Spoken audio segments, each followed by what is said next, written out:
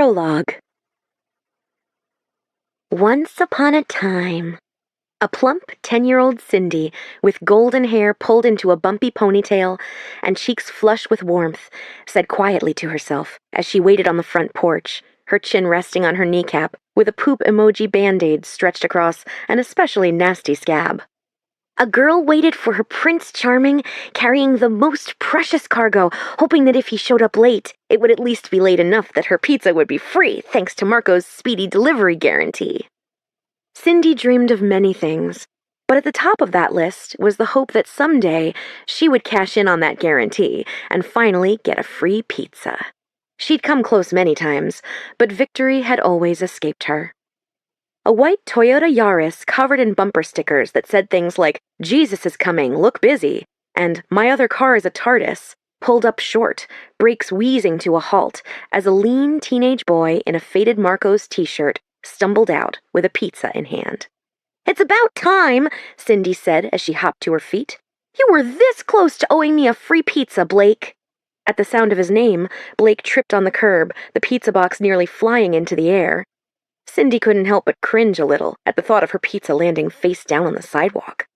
"Did I make it?" Blake asked, between panting breaths. She checked her cell phone and then held it up for him to see the time. "Barely," she said, as she handed over her dad's crisp $20 bill. Blake shook his head. "You'll get that free pizza one of these days, Cindy." Cindy's cheeks flushed with heat. He remembered her name. The cute, much older teenage boy knew her name. And the free pizza? Well, that would happen eventually. It was fate, after all. Pizza was always fated. She stood there with the warm box in her arms as he drove off down the street, and the moment his car disappeared into the hazy Burbank horizon, she ran back into her house. "Dad! Pizza's here!" Cindy and her father, whose only religion was Thursday pizza night, sat in the living room, where they ate directly from the box. Their 13-year-old Pomeranian, Mac, circled the coffee table, chuffing in the hopes of a loose pepperoni.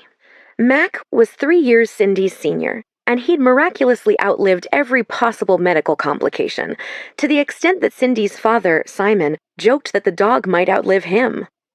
Mac had been a peace offering from Cindy's father to her mother after a disagreement about wanting children. Cindy's mother, Eileen, was ready, and her father was not. A dog, it turned out, was not the best thing to offer your wife when her biological clock was ticking. Simon saw the error of his ways the next morning when he found that Mac had not only torn through his favorite loafers, but would also need a pricey procedure to excavate chunks of the shoes from his intestines. At least a child was unlikely to eat his shoes. It took 2 miscarriages and 3 years of trying, but eventually they got their miracle. Cindy Eleanor Woods. Even King Mac welcomed her with open paws. It was meant to be, Simon swore, as Eileen held Cindy for the first time. And despite the years of disappointment and pain, Eileen couldn't help but agree. Cindy loved hearing this story.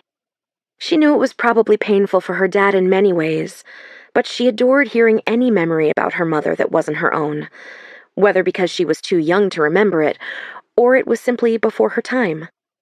They were surprise gems for Cindy to unearth. It was as though her mother were still alive in some reality, creating new memories to be treasured. "Cindy, baby," her father said as he handed her a napkin, I've got something important to talk to you about." "Okay," she said with hesitation. Adults always said important when they meant sad. "First, I need you to know that I love you very much." He shook his head and laughed to himself. "If your mother were here, she'd say I sound like an after-school special." Cindy wriggled uncomfortably, a sad but encouraging smile begging him to get it over with already. "I love us," he said. "I love the life we've made together, even if it's not how I'd always imagined it would be. And I don't want you to think that this has anything to do with me trying to replace our life or your mother. No one could replace her. I know that all too well." "Dad, just say it. It's okay. Just say it, please," she pleaded, remembering the fear she felt when her dad was so upset about her mother that he could barely get the words out. She knew her mother was gone, and all she wanted was for the news to come fast, to rip it off like a bandage.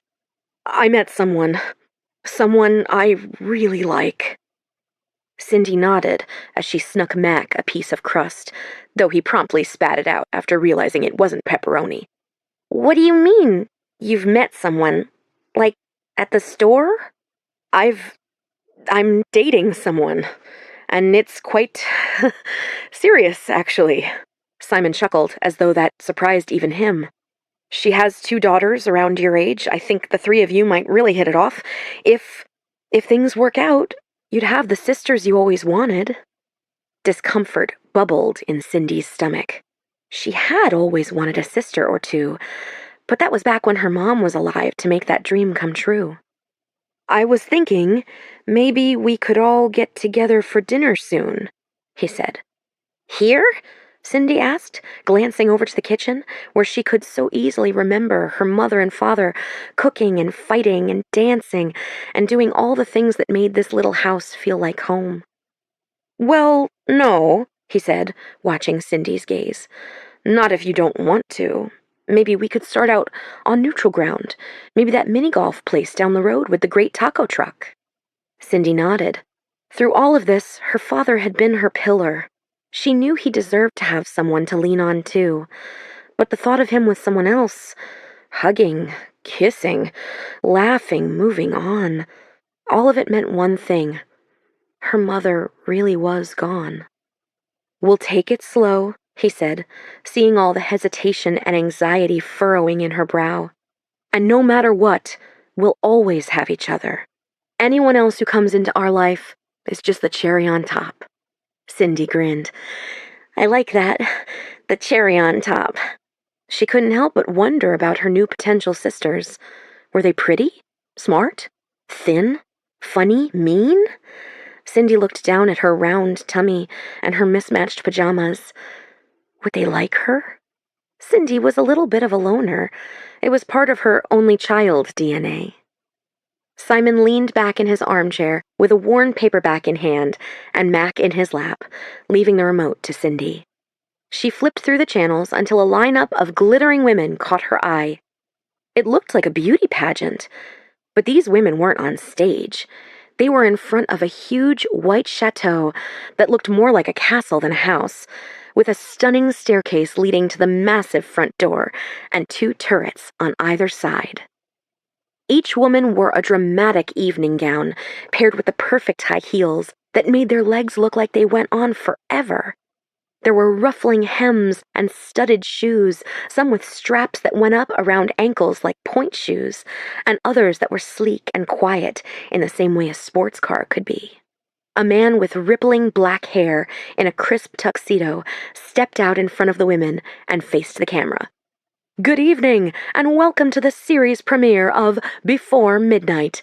I'm your host, Chad Winkle. Tonight, I'm proud to bring you a groundbreaking social experiment from groundbreaking producer Erica Tremaine." Simon looked up as Chad continued.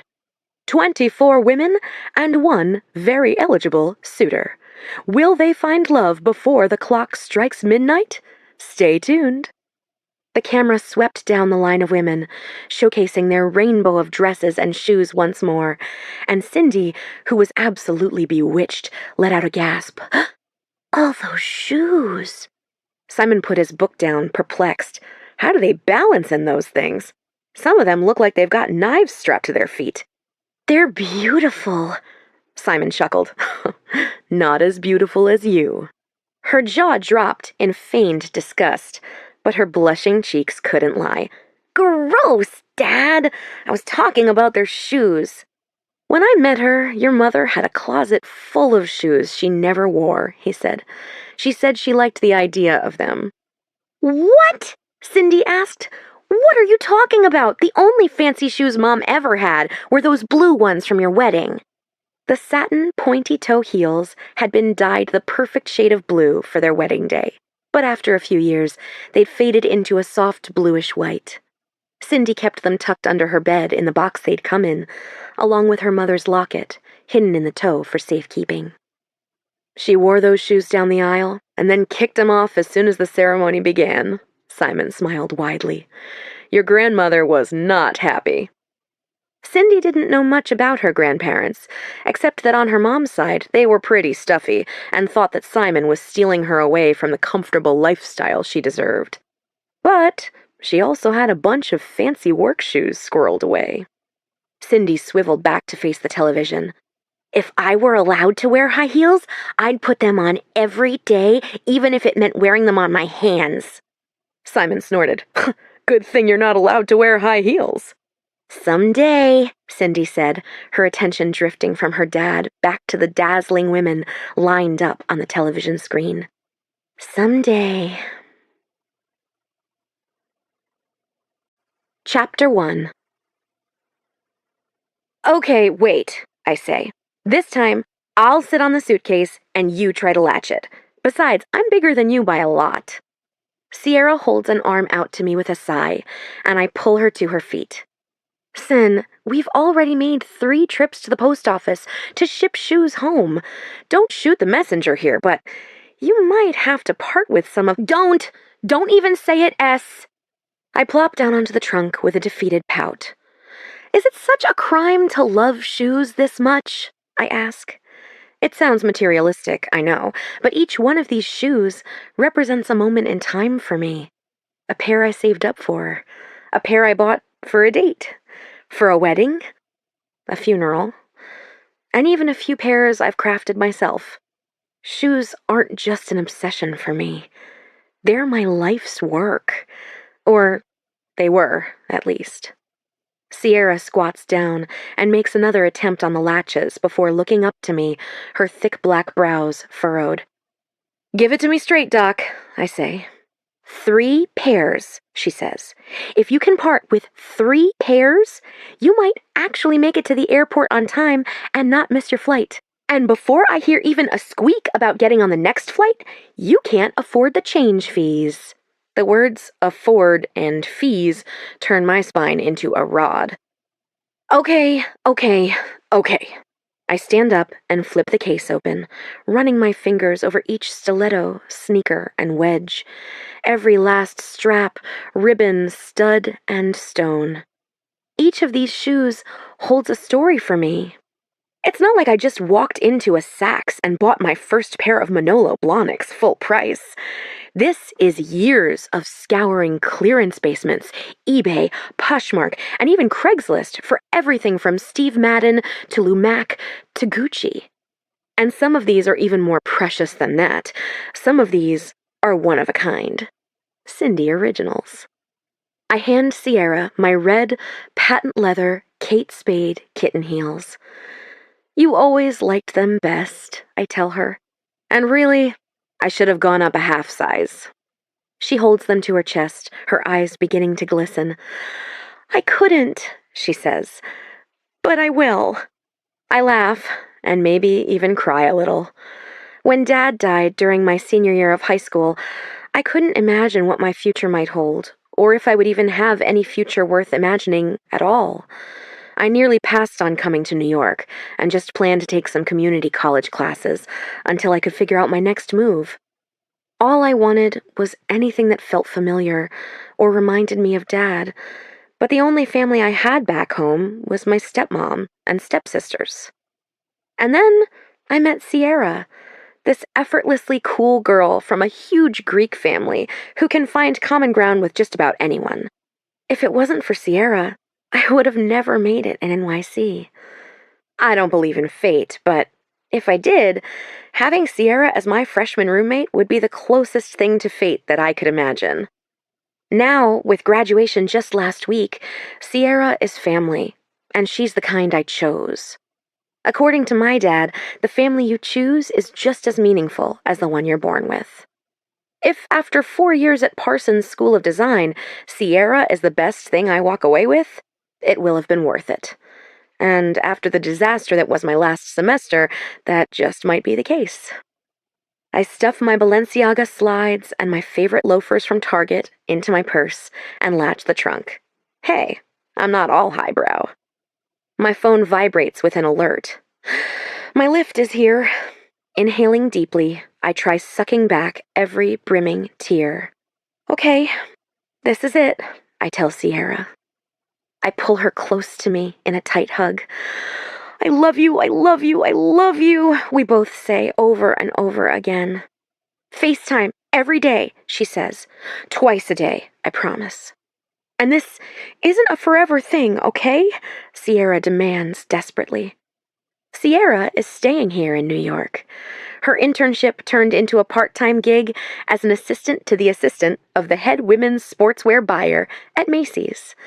When she's not doing that, she's pulling barista shifts to make ends meet. It may not sound like much, but it's bigger plans than I managed to piece together while I completely crashed and burned, barely making it to graduation. I nod into her shoulder, unable to say anything without crying. We just gotta figure out our next steps. This nannying thing is only to get you on your feet. Temporary. Temporary. We say one more tearful goodbye after loading my trunk, 2 suitcases, and carry-on into the car, and then I'm off. JFK, the driver confirms as he taps the screen of his cell phone with another phone wedged into the crook of his shoulder. I give him a thumbs up, and we're off. I want to beg him to slow down so I can say a proper goodbye to this city and all my places. The one train stop on 28th Street, my bodega cat, my favorite Peruvian chicken place, the jumbo screen outside of Madison Square Garden always flashing, my favorite Korean beauty shop with all the best face masks. But, much like the past 4 years, it all passes in a blur, and before I know it, I'm waiting to board my flight with 30 minutes to spare. I run to the newsstand in front of my gate to grab a few magazines, but the only offerings are various Kardashians and Sabrina Parker, so I grab 3 mini snow globes for the triplets and a bottle of water. Hovering around the gate is a cluster of men in slacks and sport coats, like someone might try to steal their business class seats if they don't claim them first. My stepmom, Erica, sent me enough money to upgrade to first class. It was supposed to be a graduation gift, but I used the cash to ship most of my shoe collection across the country instead. Erica probably would have just paid for that too, but there's no handbook on cultivating a relationship with your stepmother and asking her for money after the sudden death of your father. After Dad died, I spent 6 months living with my stepmom and stepsisters. Even though we'd moved in with Erica back when she and Dad got married the summer before 9th grade, those 6 months after he died felt like I'd been dropped in someone else's life. Erica and her daughters, Anna and Drew, knew how to exist without Dad. I didn't. After I left for college, Erica began to build a new house that she finally finished last year. The only place that feels like home anymore is the apartment I just packed up. My phone rings, and I expect it to be Sierra already checking in on me, but it's not. Hey, I say. Darling, Erica croons, did you make it through security okay? We've got to get you signed up for Clear. TSA pre-check is almost always more crowded than the actual TSA line these days. I really don't fly that much, I say. The triplets are chomping at the bit waiting for you. Can you believe they're turning 4 this summer? I'm sending my driver to fetch you. I can just take a lift, I say, as I tiptoe through a clump of teenagers on a high school trip. Excuse? I teeter before losing my balance and catching myself on a random person's armrest. A hand braces my arm, steadying me, and when I look up, I'm practically in the lap of a guy who could double as Prince Charming. Dark hair and deep brown eyes with flecks of amber and a hint of olive in his complexion. Our gazes lock, frozen for a moment. A lift? Erica shudders. The new rideshare pickup at LAX is an absolute disaster, an actual regression in evolution. I insist. Hey, Erica, sorry, I gotta go. I push myself back up as the heat in my cheeks flares. I'm so sorry, I tell Prince Charming. He grins back at me, and his teeth are so white they could be photoshopped, except this is real life. Ah! He quietly fake screams. Don't step on the lava! My brow furrows as I try to make sense of what he's talking about. His smile droops. You know, lava? Like when you were little, the floor's made of lava, jump from cushion to cushion. Oh, right, yeah, I was more of a reader, I guess. I read, he says immediately. No, I didn't mean that you don't, I say, trying to recover.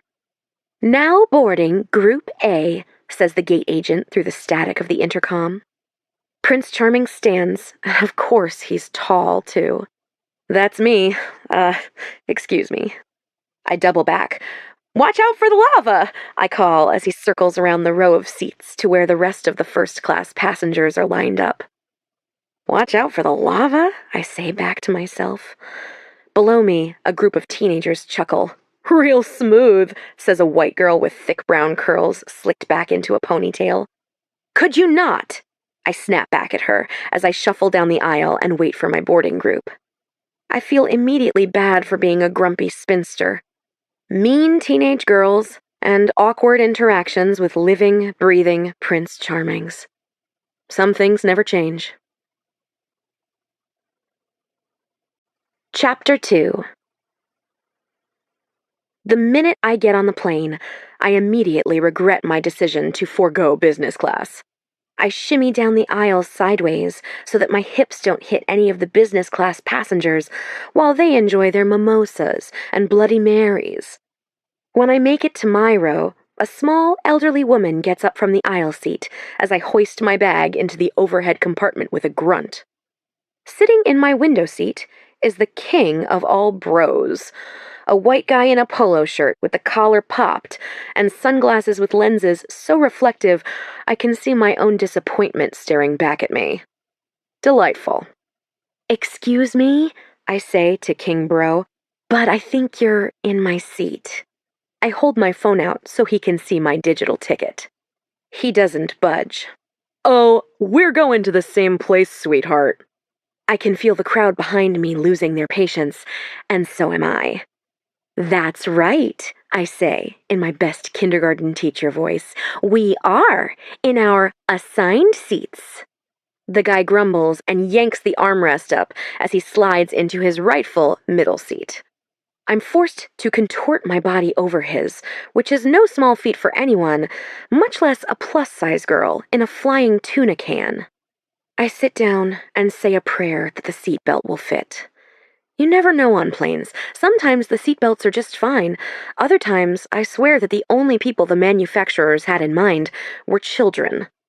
Luckily, though, this time I'm able to safely buckle up without having to ask the flight attendant for a seatbelt extender. I close my eyes and press my body into the wall of the plane. Either I'm going to sleep for the next 6 hours, or I'm going to pretend to, because I'm not talking to this man-spreader any more than I have to. Call it exhaustion or determination, but I pass out for the first 2 hours, and when I finally look out the window, we're somewhere over the sprawling plains of the Midwest. What wakes me, however, is my King Bro seatmate standing up to go to the bathroom. The woman in the aisle seat looks over to me as he wiggles past her, and we share a knowing look. I take the moment of freedom to reach into my bag for headphones and see what the airline has to offer in regard to entertainment. Excuse me, miss? A familiar voice asks.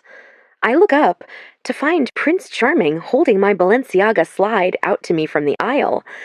He looks down to the woman in the aisle seat. Pardon my reach. And then back to me. I think you might have lost this in our kerfuffle.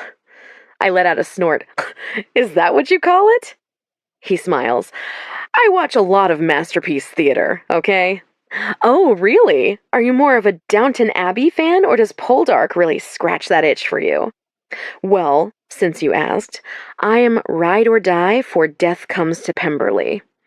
Okay, you really are an old woman. The woman in the aisle seat eyes me. And there's nothing wrong with that, I say too loudly, and find myself very grateful for the roar of the jet. Just then, King Bro is back. He looks to Prince Charming and squares his shoulders, nostrils flaring. Men like him are a species I have no interest in acquainting myself with. Hey, man, says Prince Charming. King Bro tilts his chin upward. Sup? Prince Charming points to the middle seat. That your seat? Kingbro nods once, and I'm surprised he doesn't beat his chest to claim his territory. You interested in switching? Prince Charming points back a few aisles up. I'm right there on the aisle. Extra legroom. Kingbro looks to me. This guy bothering you? I can't help but let out a chuckle. No. Kingbro eyes Prince Charming. And then, Prince Charming gives him a grin, the kind that works on every living thing. Just wanting to catch up with an old friend. Kingbro laughs. Well, bro, don't let me stop you. Excuse me, he says as he stretches over the woman in the aisle. He lifts his head to me briefly. Sorry, babe, legroom calls. You know, the excuse me had almost endeared him to me, but then he had to go and call me babe. After a quick bag switch, Prince Charming is settling in next to me, and my mind begins to sputter about all the ways my heavy-set hips might encroach on his space. I can put the armrest back down if you want, I tell him, already picturing the bruise it will leave on my thigh. Nah, I'm good. He reaches down between his legs and under his own seat, feeling around with a thoughtful expression on his face. Everything good down there? A sheepish expression passes over his face. I was checking for a life jacket. I lean a little closer and whisper, You know we're flying over an uninterrupted continent, right? We could go down over a lake, he says very seriously, or a river, an exceptionally wide river. You don't know. I hold my hands up. Fair? It's not that neurotic, he says defensively. I just want to be prepared. I check under my seat quickly. Tip-top shape here. Oh, if you think this is dramatic on my part, you should see me on a helicopter. I would rather lie naked in a pit of scorpions. That's a visual, I say, unable to ignore the warmth in my cheeks at the thought of him naked. Who would even want to fly on a helicopter? If that propeller goes, you're done. They're like the motorcycles of the sky, I say, egging him on a little. Yes, thank you. Well, now that you know my deepest fear, I can officially trust you to help me with my drop-down mask when the time comes. I swear to properly apply mine and then help all the surrounding children, yourself included. Thanks. His grin sparkles. I feel that eager twitch in my chest, like when your sense of humor perfectly aligns with someone else's. It's like scrolling through radio stations. Static, static, static, and then suddenly, click, they're on the right wavelength. We sit there for a few moments, completely silent, staring blankly into the screens on the seatbacks in front of us. Finally, the woman on the aisle snorts before putting her headphones back in and returning to her crossword. Extra legroom? Is that all? I ask. You look like a first-class kind of guy. And he really does, in his crisp white t-shirt, fitted dark jeans, olive green bomber, and a pair of sneakers from a small brand out of Australia that is about to explode. Well, since you mention it, I was in business, but missed my first flight, so I took what I could get. I groan. Ugh, there's nothing good about missing a flight. He shrugs. This isn't so bad. I have to press my lips downward to stop myself from smiling like a total goober. So what was it? Traffic? TV show filming on your street? Trekking to JFK is like a real-life hero's journey. He laughs. I was just second-guessing my trip, thinking about putting it off or just canceling altogether. I sigh, leaning back into my seat. I didn't want to leave either, but I didn't really have any other options at the moment. He taps around on his screen absent-mindedly before pointing at the logo for Before Midnight. You ever seen this show? Once or twice, I guess. I lie through my teeth.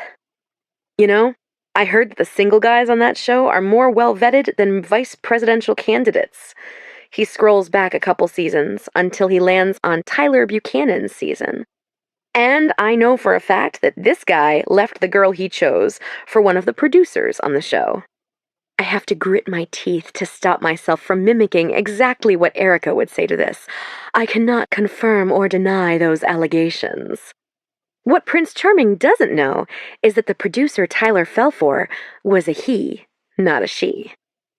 Is that true? I ask. Well, I don't know what kind of person thinks they could actually find true love on a show like that, but at least their foolishness makes for some good entertainment for the rest of us. He cracks a stiff half smile and sighs. At least it's good for something. The flight attendant strolls down the aisle with a drink cart, and Prince Charming orders himself a whiskey. And whatever she wants, he tells her. The flight attendant practically preens in his direction. I throw a hand up. Oh, I'm fine with just ginger ale. Oh, come on, he says. Okay. Just a champagne, then. The flight attendant fills my plastic cup to the top, and it might be crappy champagne, but at least they're not skimping on it. Once she moves on to the next row, he holds up his glass. To missed flights and a transcontinental trip we might soon regret. I laugh and clink my cup against his. To that. For the rest of the flight, we both have our headphones in. I settle on old episodes of The Office, and he watches Terminator 2. It doesn't count as stalking if you're sitting butt to butt with someone in economy, okay? When we land, almost everyone stands up the moment the fasten seatbelt sign is turned off. There are two kinds of people in this world, he says as he shoves his headphones into his bag. The kind of person who stands up immediately, no matter how close they are to the exit door, and the kind of person who waits in their seat like a civilized human being. Yes, thank you, I say. This is my pet peeve. I peer over the row ahead of me to see King Bro elbowing his way into the aisle. Looks like we know what kind of guy your old pal is, he says, nodding his head toward King Bro. When it's our turn to go, Prince Charming stands up and helps as many people who need it with their suitcases. He takes one look at my luggage tag, shaped like a stiletto. I'm guessing this one is yours. I laugh. I've got a thing for shoes. I work my way out into the aisle, but when I turn back to see where my new Prince Charming friend is, I see that he's stuck where I left him, still helping people with their bags. On the one hand, I find this very endearing, and on the other, I wonder how bad he is at setting boundaries in his everyday life. Once I make it up the jet bridge, I race to the bathroom because that champagne is going straight through me whether I like it or not. When I make it out of the restroom, I wait for a few minutes, hoping to catch him. I didn't even get his name. After I give up on finding him, I hoof it to baggage claim, where a row of drivers in full suits is waiting with iPads on display, reading their passengers' last names. A tall, bald white man in a black suit and sunglasses is waiting for me, with a sign that reads, Tremaine. I walk right up to him before he notices me. Tremaine? Oh, yes, Ms. Tremaine? He asks. Woods, actually, but Cindy is fine, I tell him. And you are? Bruce Anthony Colombo III, but you can call me Bruce. Good to meet you, Bruce. Are you new to Erica's team? I wouldn't say new, but newly exclusive. Erica's success has skyrocketed in the last 4 years, so it shouldn't surprise me that she now has a private driver. I've got a luggage cart, Bruce motions to the baggage claim. Shall we? I smile sheepishly. You might need 2 of those. We stand there waiting for ages. Tip for LAX first-timers, never, I repeat, never check a bag. Sadly, I had no choice. Stuck in baggage claim inferno, huh? I turn around to find Prince Charming, a little wrinkled from the long flight, and hair rumpled from fingers running through it. You too? I ask. He points to his carry-on. Just here to meet my driver. Excuse me, Bruce says. Miss Cindy, it seems that a piece of your luggage was damaged in travel. It appears to be duct-taped together, and I think we might need to speak with the airline. All these airlines are the same. Can't even get a bag to the place it's supposed to be in one piece. Damn it. I hope I didn't lose a shoe. There's nothing worse than an unmatched pair. Oh, okay, yes, I'll be right there. Prince Charming chuckles. So that's your name. Cindy. I meant to introduce myself, I tell him. Well, I'm Henry, he says. Bruce clears his throat. It appears another bag. You better take care of that, Henry says. I nod. Yeah, well, nice to meet you, Henry. Thanks for saving me from the lava and the world's worst seatmate. He nods. And don't forget the lost and found shoe service. Never. I call over my shoulder as I follow Bruce to the customer service desk. Chapter 3. Erica Tremaine is a household name in this town.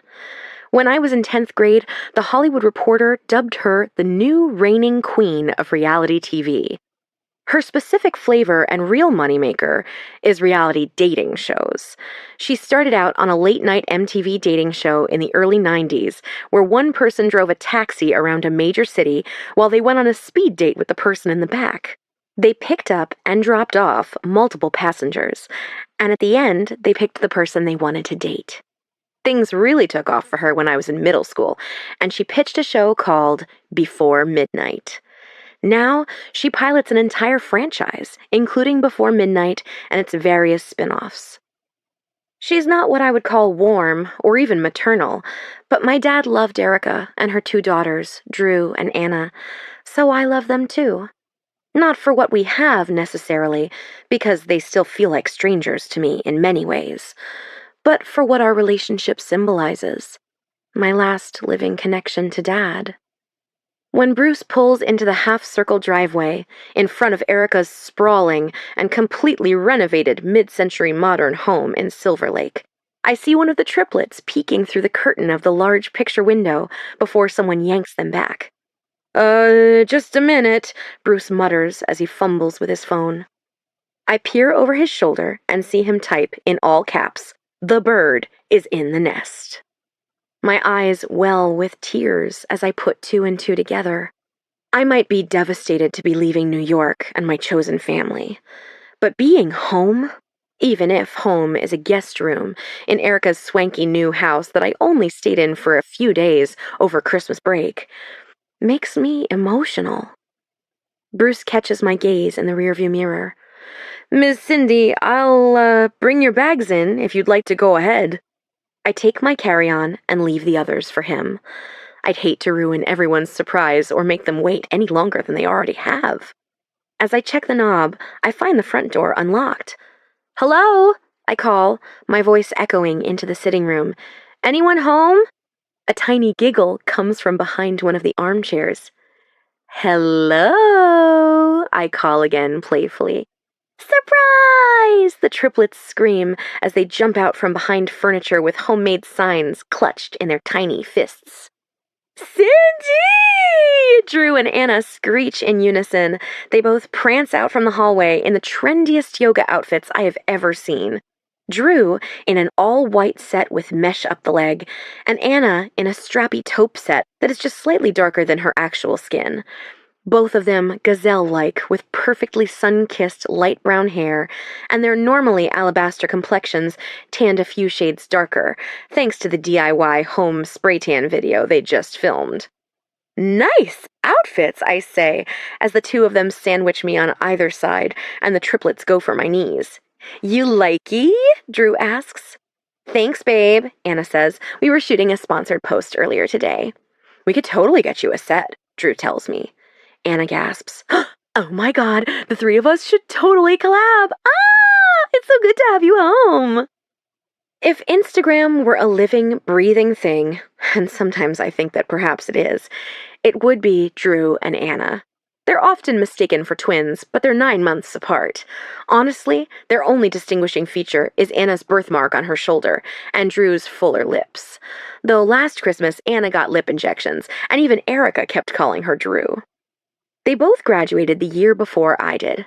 For the first few months after high school, they tried school and a couple of different odd jobs, but eventually they started a joint YouTube channel called Very Nearly Twins. And since then, they've become full-time influencers. "How was your flight?" Drew asks. "Was it warm nuts or room temperature?" "Did you ask the pilot for wings?" asks Gus, his arms wrapped around my leg and a thin line of chocolate ringing his mouth. "Oh, I totally forgot," I tell him. "Did you bring us souvenirs from New York?" sweet little Mary asks. "I might have a surprise or 2 in my bag," I say, thankful that I had the foresight to snag 3 mini snow globes from the newspaper stand next to my gate at JFK. Jack does a dance and pumps a fist into the air. "Yes!" My heart swells at their wild excitement. The triplets were born via a surrogate Erica and Dad had both picked out before he suddenly died. After some consideration, Erica decided to go through with it, and at first I was so deeply angry. But then they were born, and it was like I got 3 little pieces of Dad back. It was like we all did. No, you see, Erica walks in from the kitchen with her phone wedged between her ear and shoulder. My stepmother is the kind of woman who looks like a tall glass of water in anything, but most often opts for wide-legged pantsuits that nip in at the waist. Her silver hair is cut into a severe angular bob that perfectly highlights her sharp cheekbones. If Anna Wintour and Katharine Hepburn had a baby, her name would be Erica Tremaine.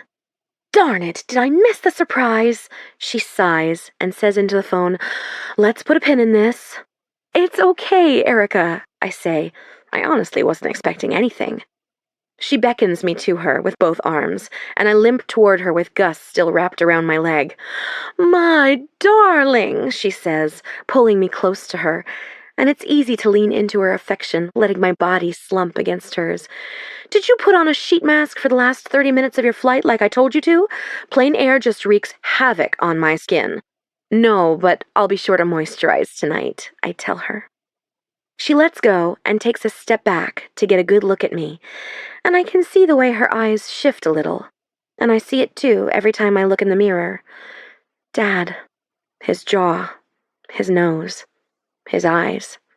He said Mom was always so jealous of how much we looked alike. "I'm so glad you're home," she finally whispers. "Okay, let's order sushi tonight. Anna, Drew, you girls better not have any plans. Family night." Anna whimpers a little, and I think I hear her say something about a date, but Drew kicks her in the shin. I'm so used to being here for holidays, for just a few days at a time, that I'm not sure what to expect from everyday life here. Is family night a regular thing? It wasn't when we were all in high school. In fact, there were a lot of nights when it was Dad cooking for the 3 of us kids and leaving a plate for Erica in the fridge. He never seemed to mind much. He knew what he was getting into with Erica, and family nights were not a regularly scheduled event.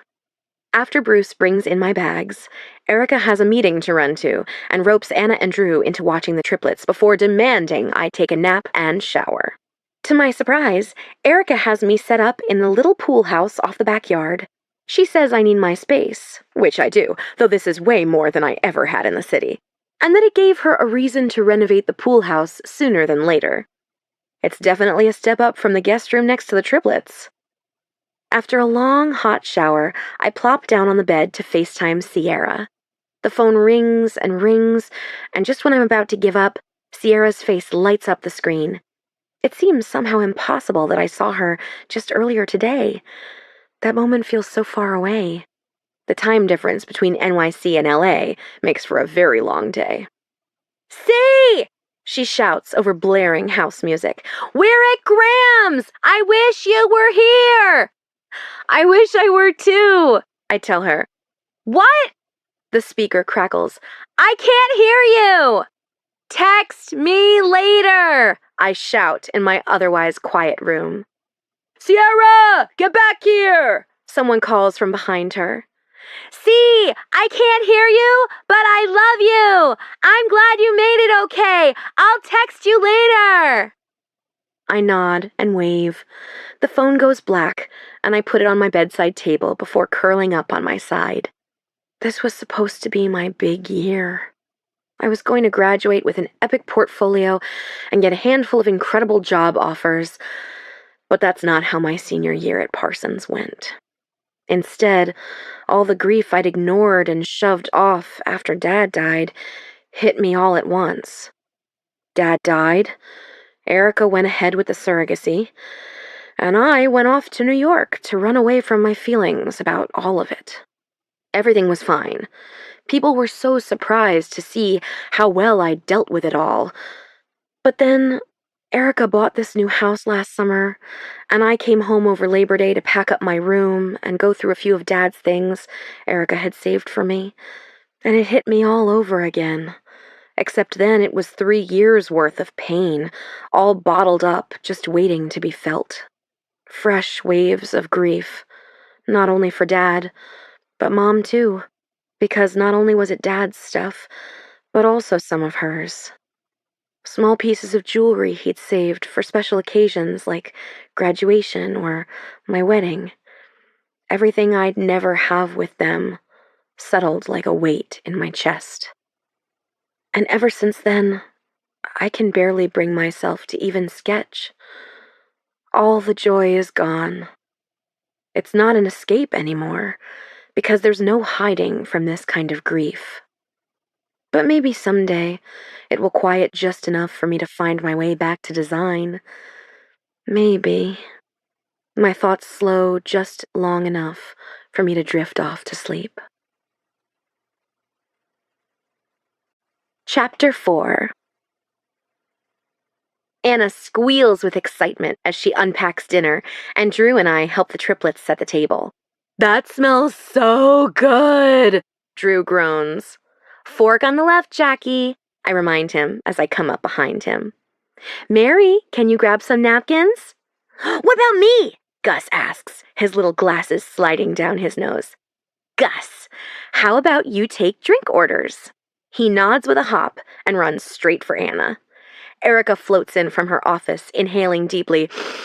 "I need a gin and tonic." "Gus, did you hear that?" I ask. He studies the little notepad he's begun to take orders on. "How do you spell that?" Drew and I laugh. "I better go help him," I tell her. I take over the adult drinks while Gus rounds up juice boxes for himself, Mary, and Jack. After a few mixed drink trial and errors, I'm no cocktail genius, the 7 of us finally sit down at Erica's long dining table. With Erica at the head and me seated beside her, Erica takes out her Bluetooth earbuds and puts them on the table. "No more calls at the dinner table," she tells me. "Wow," I say, "you've come a long way." She laughs dryly. "It's a daily struggle, but my parenting coach says it's essential." She raises her glass. "Parenting coach?" I ask. "Yeah," says Drew. "Our dear mother has hired some kind of parenting guru to shepherd her through motherhood." "Where was this guru when we were kids?" Anna asks with a snort. Erica smiles and rolls her eyes. "The chaos of your childhood bonded the 3 of us together. How many other women could say they were raised in a production trailer?" Drew shrugs. "1/3 of LA at least." She turns to me. Erica's parenting coach has her doing dinner without interruptions, bi-weekly family nights, and get this, no more on-site production duties. She's passed the torch. Wow.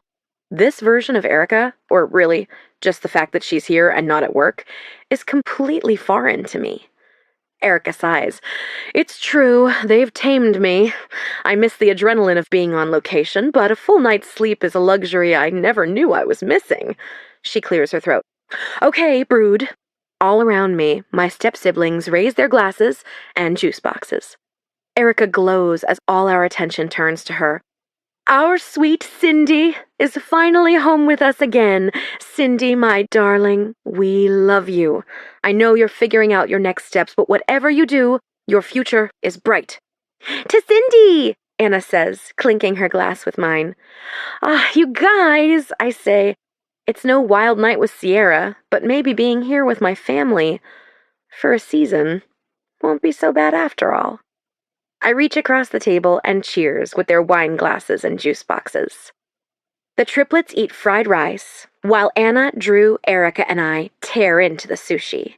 After the initial quiet that comes with the start of a good meal, Erica turns to Anna. "Is Victor coming by tonight?" "They broke up," Drew says, before Anna even has a chance to answer. "Drew!" Anna says. "If Mom knows you broke up with him, it'll be harder for you to take him back when he comes groveling." "Well, that was a truth bomb," I say. Erica reaches over Drew and takes Anna's hand. "I'm sorry, dear, but I know you'll find someone who truly deserves you and can also hold down a job." Anna huffs. "Victor had a job." "Poorly managing your Poshmark closet doesn't count," Drew tells her. Ouch. I suck in a breath through my teeth. You're better off, Anna. It honestly blows my mind that Anna or Drew would ever put up with trash guys like Victor.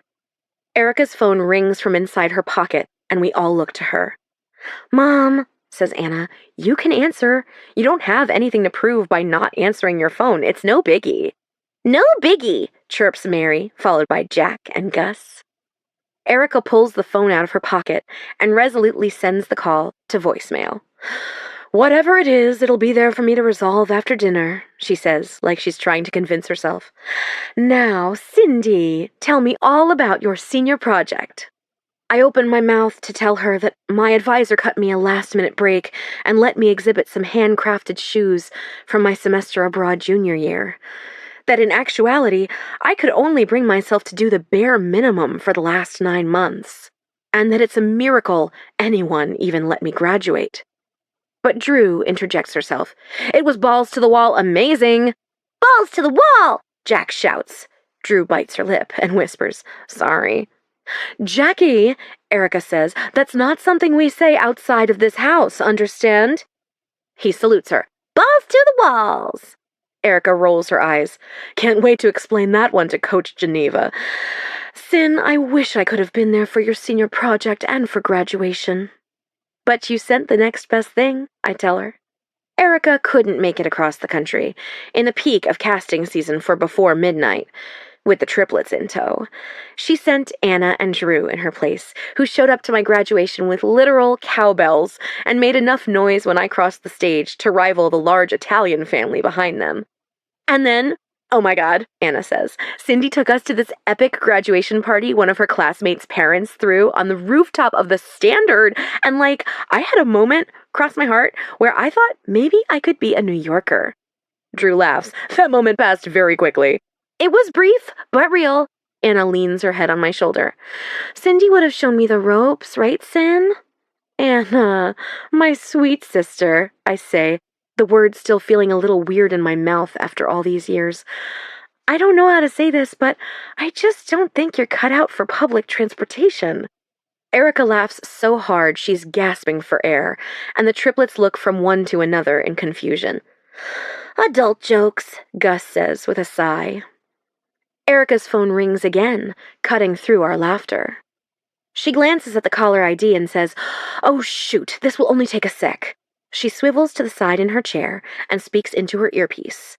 I'm telling Coach Geneva, Mary says in a sing-song voice.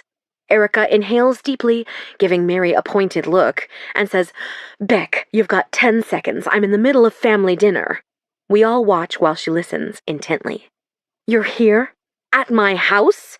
Erica sighs and turns to us. Any chance we could set an extra plate? On it, Drew says. Erica stands and heads for the door. All right, I'll buzz you in. Moments later, Erica returns with a stout white woman with half-shaved black hair, wearing combat boots and jeans rolled at the cuff, with a white tank top and thick red suspenders, which it seems are more of a necessity than a style statement. You all know Beck, Erica says. Cindy, you might remember Beck from the wedding years ago. She's sort of my... Beck plays at flipping her non-existent hair. Protégé. Then her eyes widen as she notices me. Wait, this is Cindy? Simon's Cindy? You're a woman! She turns to Erica. She's a woman! Erica smiles, guiding Beck to an empty chair. Our little Cindy is all grown up. Without a moment of hesitation, Beck reaches across the table to help herself to sushi, and with her mouth full, she says, Big problem. Who blurbs dropped out? Who? Asks Erica. Who? Says Beck, pointing at her mouth. Who? Finally, she waves 2 fingers in the air and swallows the remains of her sushi with a gulp of water. Two girls! Erica groans. There's always 1 or 2. Who do we have in the wings? I watch with fascination as their conversation ping-pongs back and forth. Beck takes another bite of tuna, and her eyes practically cross with satisfaction. You know, I can't remember the last time I ate a meal at a table. She finishes off her bite and points her chopsticks at the triplets. You enjoy this while it lasts, because one day you're 32 years old and eating a romantic dinner by yourself over your trash can so that it will catch the crumbs and save you the 3 minutes it would take to clean up after your damn self. The triplets blink, staring blankly back at this strange creature who has very suddenly infiltrated their home. I let out a low whistle. That went bleak fast. Beck grins. And that's why reality television is never real. She holds up a finger to count. We lost the virgin from Kentucky, something about her grandma being upset, or I don't know. And then, turns out the swimsuit model from Miami isn't bisexual. She's monosexual. For women. Oh, says Erica with a laugh in her voice. Well, I guess that one worked out for the best, though that would have made for some delicious television. I want to eat your brain, Beck says with complete sincerity. Mommy! Jack screams, instant tears running down his cheeks as he darts around the table to Erica. Don't let Beck eat your brain! Mary crosses her arms over her chest and says, Jack, you baby, she's not going to actually eat Mommy's brain. You're right, Beck grins, because I only eat little children's brains. She gives her best zombie growl, and Mary and Gus both squeal with delight while Jack curls into Erica's lap. Erica sighs. We don't really have the time to vet any new contestants, not fully, but... She taps her index finger against her closed lips as she loses herself deep in thought. All of us, even the twins, are completely silent so as to not interrupt any possible genius idea she might be sprouting. I've got it, she finally says. Drew and Anna. What? They both say in unison. Beck gasps. Twins! We're not twins, they both say. According to who? Asks Beck. This is perfect. Twins? Twins! Our viewership will lose their minds! Erica turns to Anna and Drew, and I can't help but notice how absolutely perfect they are, even with their messy ponytails and workout clothes. What do you think, girls? Are you up for it? You've both been begging me for years. Besides, I think you'd both have fun. And now that you're a little older, I think you've got a better grasp on how to handle something like this. I think what she means is that sending her 18-year-old daughters on the show just a month after high school graduation would have been a disaster. But now that they're older and have had some real-life heartbreaks at the ripe old age of 23, they might not be so surprised to learn that the suitor didn't fall for them at first sight. Wait, says Anna, trying her best to temper her excitement. Is this for real? For real? Drew gasps. Who's the suitor? Erica clicks her tongue. I can't even divulge that information to my daughters. But listen, if you do this, we need to keep our family connection on the down low. And hell, says Beck, we might as well throw in Cindy while we're at it. Anna and Drew both go wide-eyed and shriek, Yes, the trio back together! They both wiggle and dance in their seats, and I can't help but smile at the thought of being included with them. Oh, we're only down 2 girls. Let's not mess with our numbers, Erica says in a no-nonsense tone that not even Beck crosses. I'm so used to recusing myself, to pulling back before I can be pushed out, that my response comes naturally. Yeah, I say, I don't think I'm the right fit for something like that.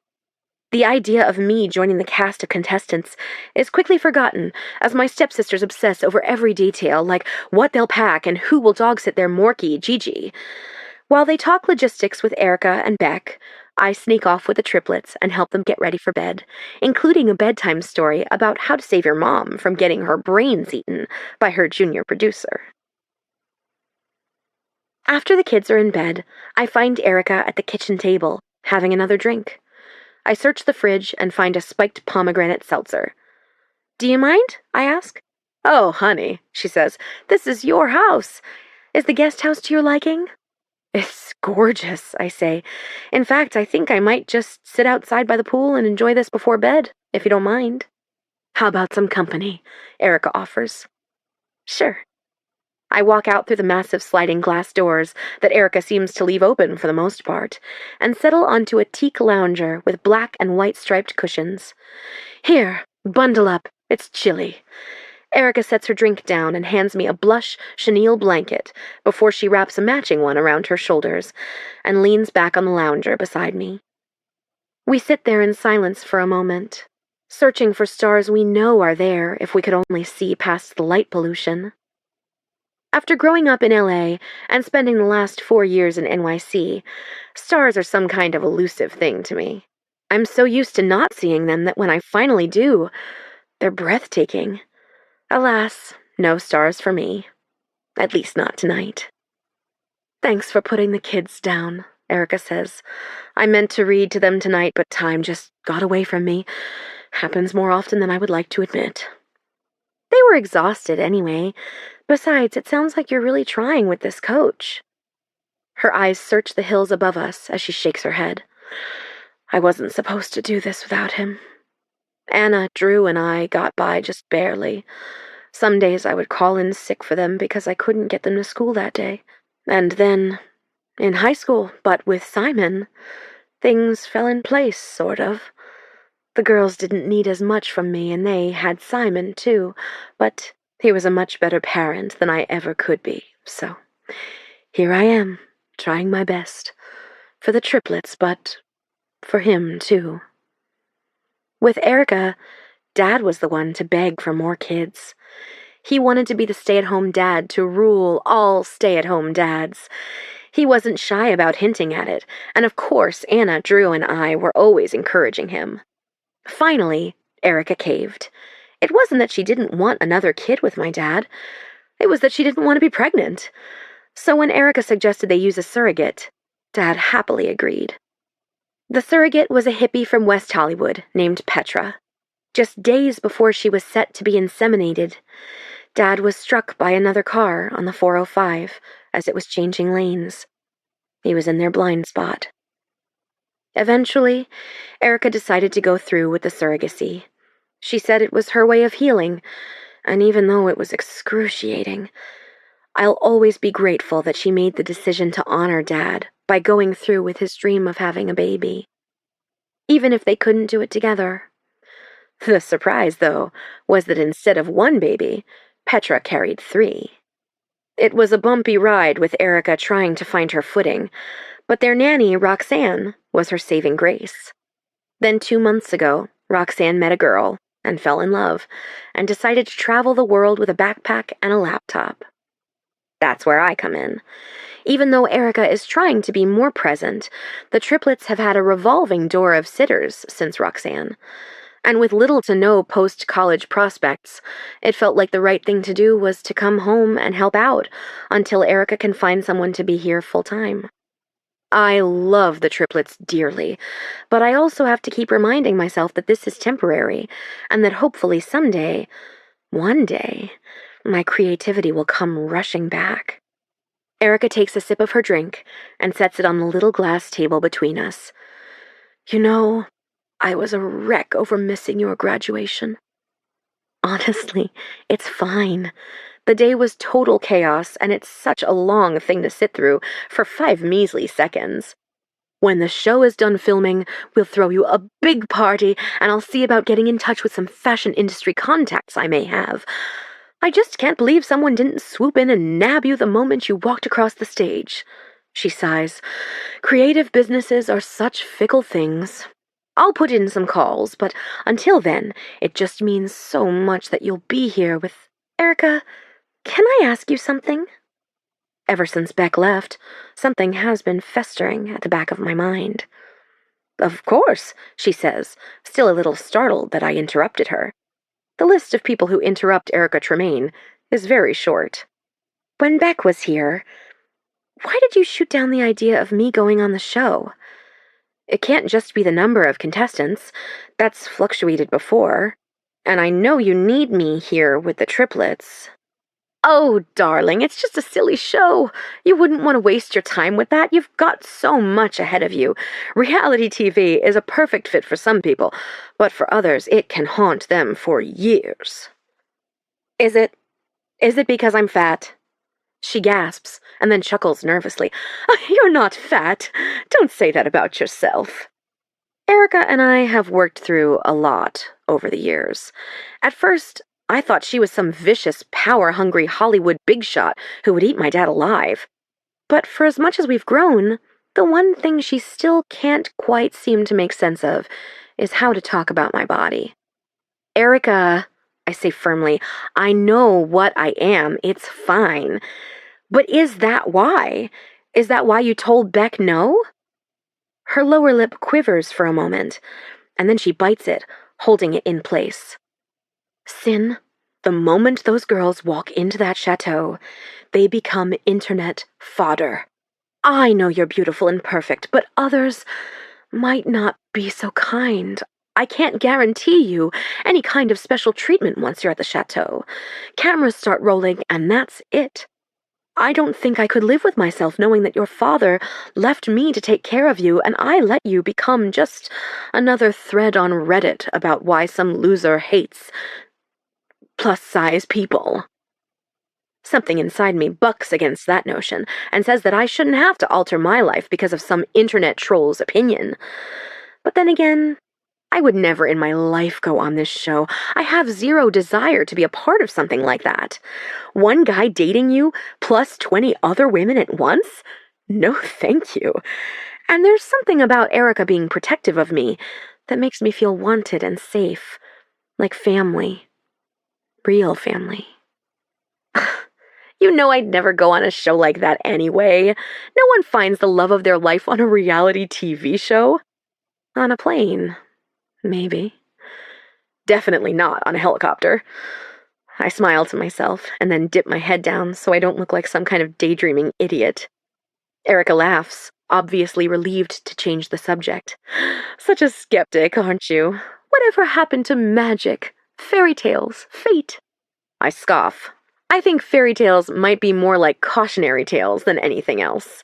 And fate is just an excuse for people to be inactive participants in their own lives. We go back and forth like that for a while longer, laughing and talking about true love and statistical probabilities and nightmarish reality TV stars. I almost tell her about my random little meet-cute on the plane, because I know she'd eat that up, but soon I'm yawning so hard that my eyes are watering, and I have to go to bed. We say goodnight, and Erica gives me a kiss on the forehead as she whispers about how happy she is to have me at home. I can't help but wonder if it's because she loves me so much, or the help I'm going to provide with the triplets. Either way, as I walk into the pool house and take a glance at the canopy of twinkling lights over the beautiful backyard, I can't help but feel like this place isn't my own. It's just another stop on a long search for home. Chapter 5. Mommy said not to wake her up, a squeaky voice says. It's almost lunchtime, another says. If we don't wake her up now, she'll sleep until dinner. I'm hungry, a third pipes in. My speech comes out all garbled, so what I mean to say is, I'll be right there, but what I do say is, right there. I force my eyes to open, but after sleeping so hard, even that simple act is dizzying. If it's already lunchtime in LA, it might as well be happy hour in New York. I think she's awake, Gus whispers. I smile at the sound of his voice. I can hear you, 3. Sitting up in bed, I let out a long stretch. Is it too late for breakfast? I was really hungry for brain cereal!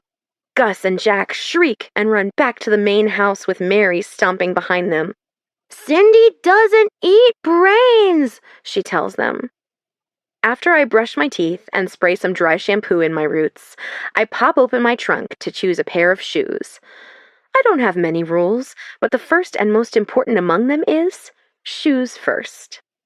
I settle on my black Comme des Garçons Converse high tops from the Play series, with a red heart with eyes creeping up the side, and grab a yellow checkered sundress from my carry-on that I managed to snag at a little plus-size resale shop in Brooklyn.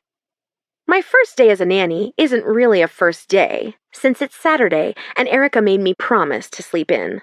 Apparently, I'm a woman of my word. What I don't expect when I walk toward the kitchen is to find Anna and Drew frantically planning an epic shopping trip while they guzzle pressed juice. Erica is sitting at the formal dining room table with 2 laptops and 3 phones. Beside her is Beck, who looks like she definitely did not sleep since I last saw her. Whoa, did I just walk into mission control? Good morning, good afternoon, says Erica. We brought you a green juice, says Anna, not looking up from her iPad as she and Drew map out their plan of attack. Ooh, thank you, I say, though I think I might need something a little more substantial than pressed juice.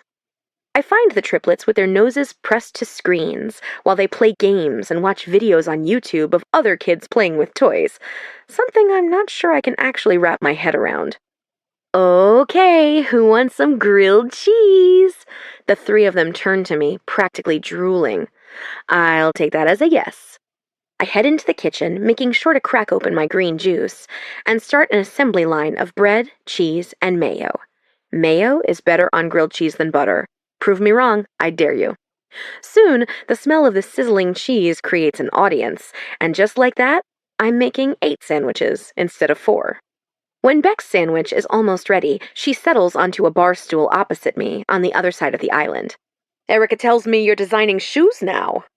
I flip a grilled cheese over and try not to scoff. I wouldn't say actively. Right this moment, I'm making grilled cheese.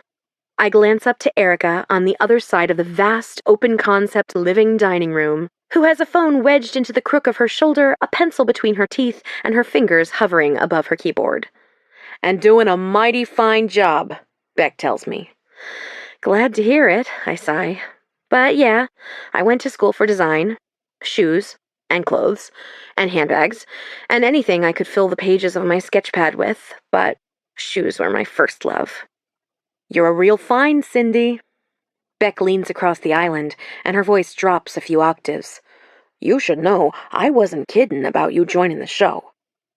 I shake my head and tuck a stray hair behind my ear. I'm not cut out for reality television. Besides, you heard Erica. Leave Erica to me, she says. You sure that's safe? I ask with a raised brow. She shrugs. Who better to convince the master than her apprentice? I slide Erica's grilled cheese onto a plate and run it over to her. Think about it, Beck says when I return. Most of the girls that go on this show don't show up for love. They're there for exposure, their big break. There's nothing wrong with that. You think the suitor's intentions are always pure? This could be huge for you as a designer. Audiences would love you. Erica seems to think differently, I say under my breath. Besides, I don't really have much to offer as a designer at the moment. Beck leans in even closer. Erica is scared, she says, as though she knows exactly what I'm talking about.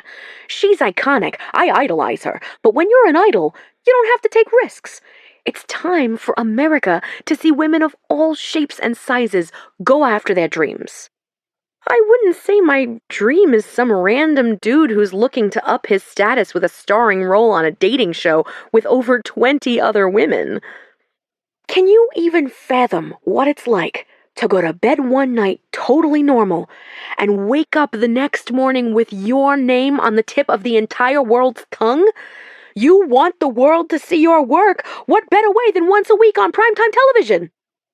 That's enough to make me pause. I've spent the last 4 years in and out of internships just praying that someone's assistant would take me seriously or that I'd get 2 seconds of FaceTime with a brand director who could give me at least an ounce of feedback.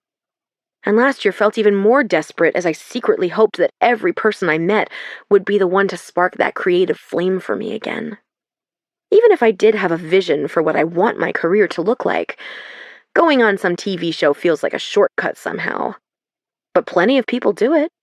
One of the girls who was disqualified one year went on to be the female suitor the next season, and now she has her own show on the Food Network. Sometimes you just have to take whatever step you can and hope it leads you in the right direction. I couldn't leave the kids, I say, forcing myself back to reality. I can have Erica a new nanny in 3 days. She's just been holding the spot for you to get you to finally accept some cash from her, and you know it's true. I'd suspected as much. If I'm being really honest with myself, I know there are plenty of people for this job, many of whom are much better qualified than I am. My only childcare experience is watching my upstairs neighbor's newborn while she took a shower, one time. Beck, Erica calls, did you ever hear back from Nick on the location scouting for the week 2 date? Are we locked in on that yet? Let me check. Beck raps her fist on the marble countertop. Think about it. Promise? Sure, I say, half-heartedly. I spend the rest of the afternoon with the triplets. We watch a show about baking gone wrong, and I keep an eye on them while they splash around in the shallow end of the pool. While I'm sitting at the edge with my legs dangling in the water, my phone rings. Sierra's face pops up on my screen. How has it only been 24 hours? Oh my God, is that really it? Who is that? Mary demands. I flip the camera around so Sierra can see the triplets, and they can see her. This is my best friend Sierra. Say hi. Hi! They scream in unison. They're so cute, she says, as I turn the phone back on me. I'm sorry about last night. It was so loud in there, but I have to tell you what happened. Her cheeks are flushed, and she looks like she might just burst. Okay. I met someone. My jaw drops. Sierra is about as interested in romance as she is in learning how to repair lawnmowers. Who? What? I lower my voice to a whisper. Are they there? Like, right now? I'm gone for a day, and you've already got a one-night stand under your belt? She laughs. Slow your roll, perv. I met the head of brand development for opening ceremony. She gave me her card, Sin. She told me to call her first thing on Monday morning to set up a lunch date. I just showed her some of my work super fast, like on my phone, and she was so into it. One thing you can trust in fashion is that no one is polite just to be polite. If someone is interested in your work, it's genuine. Whoa, Sierra, that's amazing! You'd be such a good fit there. I know, right? Totally my aesthetic. I'm gonna spend the weekend beefing up on brand history. They're gonna love you, I say with a forced smile. What about you, California girl? Any life-changing news to share? Just living my best nanny life. I might pursue my big dream of becoming a grilled cheese chef. She rolls her eyes. You can still come back. I could probably even float your rent for a month and tell Wendy your room isn't for rent anymore. Outside of Sierra, our apartment was one of the hardest things to give up. We lucked into it thanks to a lead from an off-campus housing coordinator and an alumni who took a job in Spain and agreed to sublet to us on the cheapish, while Erica helped fill in the gaps. No, Erica needs my help, and Wendy's moving in on Tuesday, you nut. You can't just bail on her like that. And she can actually afford the rent, so maybe you should try keeping her happy. She shrugs. Wendy would live, and so would Erica. She could hire a nanny in a heartbeat. We can totally figure out a way to make this work. I look past my phone to the triplets. Gus, Jack, Mary, say bye, Sierra. Bye, Sierra. They chirp back chaotically. Bye. I tell her, I love you. Call me on Monday when you hear back from them. Sierra puffs out a frustrated sigh. Bye, I love you back. After a little while longer out by the pool, I get the triplets out and dried off. Each of them takes a turn using the outdoor shower and then letting me wrap them up in big, fluffy towels. As we file back in the house, Erica stands. Sin, take a break. I'm going to stretch my legs and make sure my 3 little mice get dressed. Besides, I might need you to keep an eye on them tonight, if you don't mind. You don't have any plans, do you? I shake my head. Not a one. I'm choosing my own clothes, says Mary before she tears off toward the bedrooms. This should be good, Erica says as she follows behind Jack and Gus. I plop down across from Beck. Where'd Anna and Drew go? She doesn't look up from her laptop. Some place called Euphora for enough face masks to last them the length of the show? You mean Sephora? I ask. Sure, yeah. I trace a knot in the wood of the kitchen table with my finger, waiting for my mouth to open and just say the words. I've been hoping for inspiration, for something to get me out of my rut. What if it's here, right in front of me?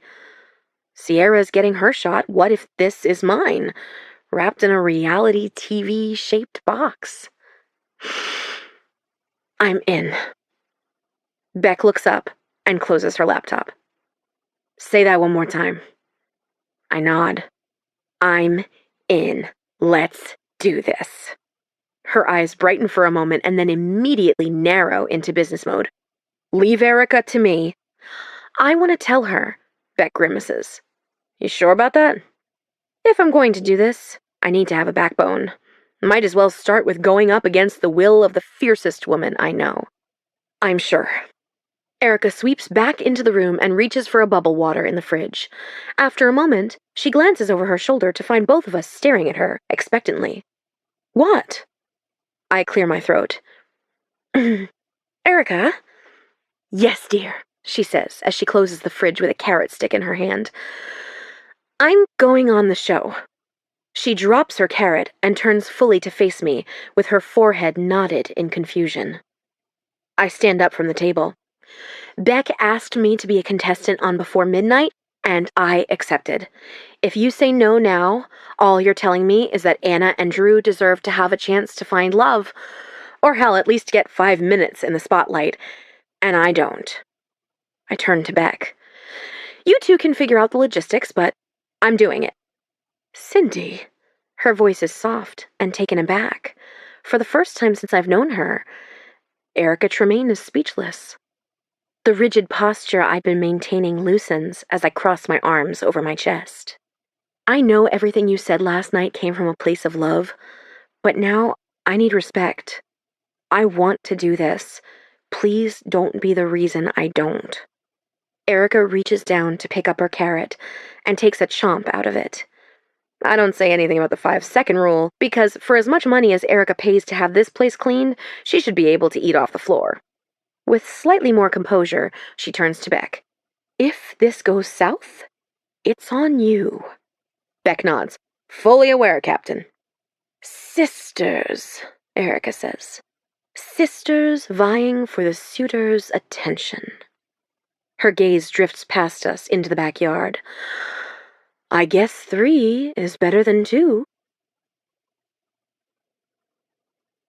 Chapter 6. Sin? Drew raps her knuckle against the fitting room door. I couldn't find the next size up. I open the curtain for her to join me and Anna, who's sitting on a giant beanbag. I told Drew that I had tried on their largest size, but she shook her head and held her phone out to me as proof. See, it says right there, now carrying extended sizes. I explained that stores like these, trendy little places that are suddenly on the body-positive train if they can make a quick buck, usually only offer larger sizes on their website, but she insisted on checking in person.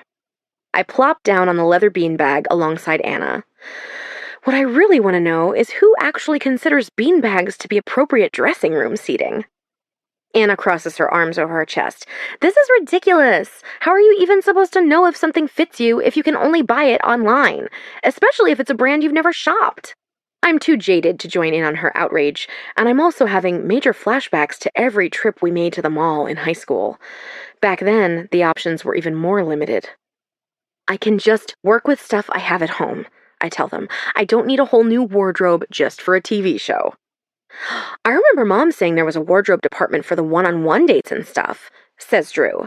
But by the look on her face, I can tell she's thinking what I already know. If we're having this much trouble shopping in this store, the likelihood of the show having my size on hand is basically non-existent. All right, let's go, I say. I wiggle my way out of the beanbag, and then Drew and I pull Anna to her feet. We file out of the fitting room, full of rejected clothing, and make our way to the front door. Thanks for coming in, girls, the shop clerk calls after us. Sorry you didn't find anything this time. We're nearly out the door, but Anna whirls back around and stomps up to the counter. Actually, my stepsister found plenty of things she loved, but for whatever reason, your company doesn't carry her size in store. The woman steps back, startled by Anna's bravado. We know that you, have no control over that, but maybe you could pass the message up the chain of command, I offer. The woman notices me, seemingly for the first time. Oh, right, of course. I think we might have some of our basics in an extra large, if you'd like to try them. Does my sister look basic to you? Anna snaps. Anna, I chide, come on. Anna walks back over and loops an arm through both mine and Drew's as we walk out together like an unstoppable Red Rover force. Anna, Drew says once we're in the clear, that was so unlike you. Anna gasps, I know! Her voice returns to its normal levels of sweetness. But it felt good. A little sexy, too. I should talk about this on my Instagram stories. I lean my head against her shoulder. Kitty's got claws. I wasn't sure what to expect when I got back to LA, but being back with Anna and Drew feels comfortable. I guess if I'm doing this reality television thing, at least it's with the two of them. I spend the week with the triplets during the day, while Anna and Drew get touched up in every possible way you can imagine. Highlights, facials, waxing, manicures. If it can be polished or shined or stripped of hair, they've got it covered. I join them for a few things as time allows, like a quick manicure and getting my split ends trimmed, but Erica's schedule is busy, which means mine is too. I promised Erica I'd at least spend the week with the triplets, and she promised me she'd find a more permanent solution for them while I'm gone. And every night, as I'm falling asleep, I have to remind myself that this is what I wanted, and then I wonder very briefly who the mystery man might be. Too bad Prince Charming won't be able to swoop in and rescue me if the suitor is just another dude bro. 3 days before I'm set to leave Erica's house for the chateau, a film crew descends upon me. I knew they would be here to do pre-interviews for the season premiere, but I'm still taken by surprise. I keep expecting there to be formal introductions to the crew, but instead they all just buzz round me like I'm a set piece. Beck told me to show up barefaced and to have several different clothing options ready, so I opted for a white sundress and my mom's old locket with a picture of my dad inside. The moment I walk out of the pool house, 3 very distinct women descend upon me. The first one, a petite black woman, wears her hair in retro pin-up curls around her face, with the rest swept into a silk scarf. She runs a hand through my hair without even asking and begins to examine my roots. Huh, not much damage. Another woman, this one tall and white, with wavy long blonde hair, and the kind of makeup that looks like no makeup but actually takes a ton of skill, holds a blush compact up to my face. Good cheekbones, she says. And the third and final woman, with olive-toned complexion and dressed all in black, stands a few feet back with a loose measuring tape clutched in her fist. Definitely meatier than Beck said she would be, she says in a thick Eastern European accent. Meteor? I ask. That's Irina, says the girl with the silk scarf. She's wardrobe and has no filter, but compared to other wardrobe people I've worked with, she's more bark than bite. I'm Ginger, and I do hair. You'll mostly do your own hair during the show, other than for one-on-ones, but I'm around for touch-ups. Same goes for makeup. The woman with the blush moves to inspecting my brows. And I'm Ash. I'm technically not supposed to touch your brows, but you've got just... She attacks with a pair of tweezers. Just one hair out of place. I let out a low hiss. Thanks, I think. The 3 quickly lead me into the main house where they have a makeshift station set up for all their prepping and primping. While Ash applies my foundation, a very fashionable woman around Erica's age steps up to us and says, Cindy, hi, my name is Tammy and I'll be playing your stepmom today. Maybe we could run lines when you're done? What? I look to Ash for an answer, but she's busy at work on my face. The woman is ushered away before I can ask for more details. Beck! Coming! Her voice calls from across the room. Cindy, she says as she approaches me from the side. You look radiant! Isn't Ash the best? The best, I say quickly, even though I'm not yet qualified on the topic. But could you please explain to me why some random woman named Tammy just came up and told me that she would be playing the role of my stepmother? And apparently I have lines? I thought reality TV was supposed to be real-ish. It is, totally. But sometimes we have to fill in the blanks a little. And Erica can't play your stepmom for obvious reasons. Do you know how many questions that would raise? It'd be a PR nightmare. Everyone would think you only got on this show because of nepotism and connections. Well, I say, that is how I got on the show. The American people don't need to know that. Sometimes we have to go above and beyond to keep the magic alive. This isn't really a lie, it's just an alternate truth. That sounds like a lie. Lips relaxed and parted, Ash demands. I let out a groan through my relaxed and parted lips as she applies a sticky gloss. And you don't have lines, Beck assures me. We just had to give Tammy some parameters to work in so she'll have some ground rules and then improvise a little. It'll be so natural, I promise. You won't even know the cameras are here. I look around at the crew running cords and staging lights all over Erica's living room. Not likely, I say through my still relaxed and parted lips. Oh, by the way, says Beck, change of plans. Anna and Drew aren't your sisters anymore, at least not on the show. So make sure the other contestants don't find out you're related, okay? That would just get messy. Wait, what? I thought the whole thing was that we were three sisters vying for the suitor. Beck shrugs. We're taking a different angle with you, and Beck! Someone calls for her. Gotta go, she says as she disappears into the tangle of crew members. Angle? I have an angle? What's my angle? But no one answers. My stomach flips at the thought of going at this alone. Anna and Drew will still be there, but any shot I had at hiding behind them is gone. When I'm done with hair and makeup, I'm guided to the couch, where some random person shoves a pillow behind my back, so I'm forced to perch on my ass. Beck sits down on an ottoman across from me and behind the camera. Okay, we're just going to have a conversation. I'll ask questions, and you answer. If something else comes up, just keep talking. We might have to pause every once in a while for noise. When that happens, Ash, Ginger, or Irina might swoop in and fix your hair or whatever. Cool? Sure. There are a lot of people here. I force myself to breathe evenly before I hyperventilate. Beck comes to sit down next to me on the couch. Listen, if we were doing your pre-interview weeks ago like we did for the other girls, we'd be able to ease you into this a little bit more. But as it stands, we're running against the clock with little time to be precious.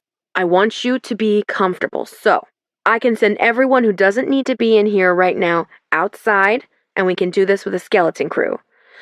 You also need to know, though, that when you get to the house, it's gonna be this, but on steroids. I am talking vein-busting, ball-shrinking steroids.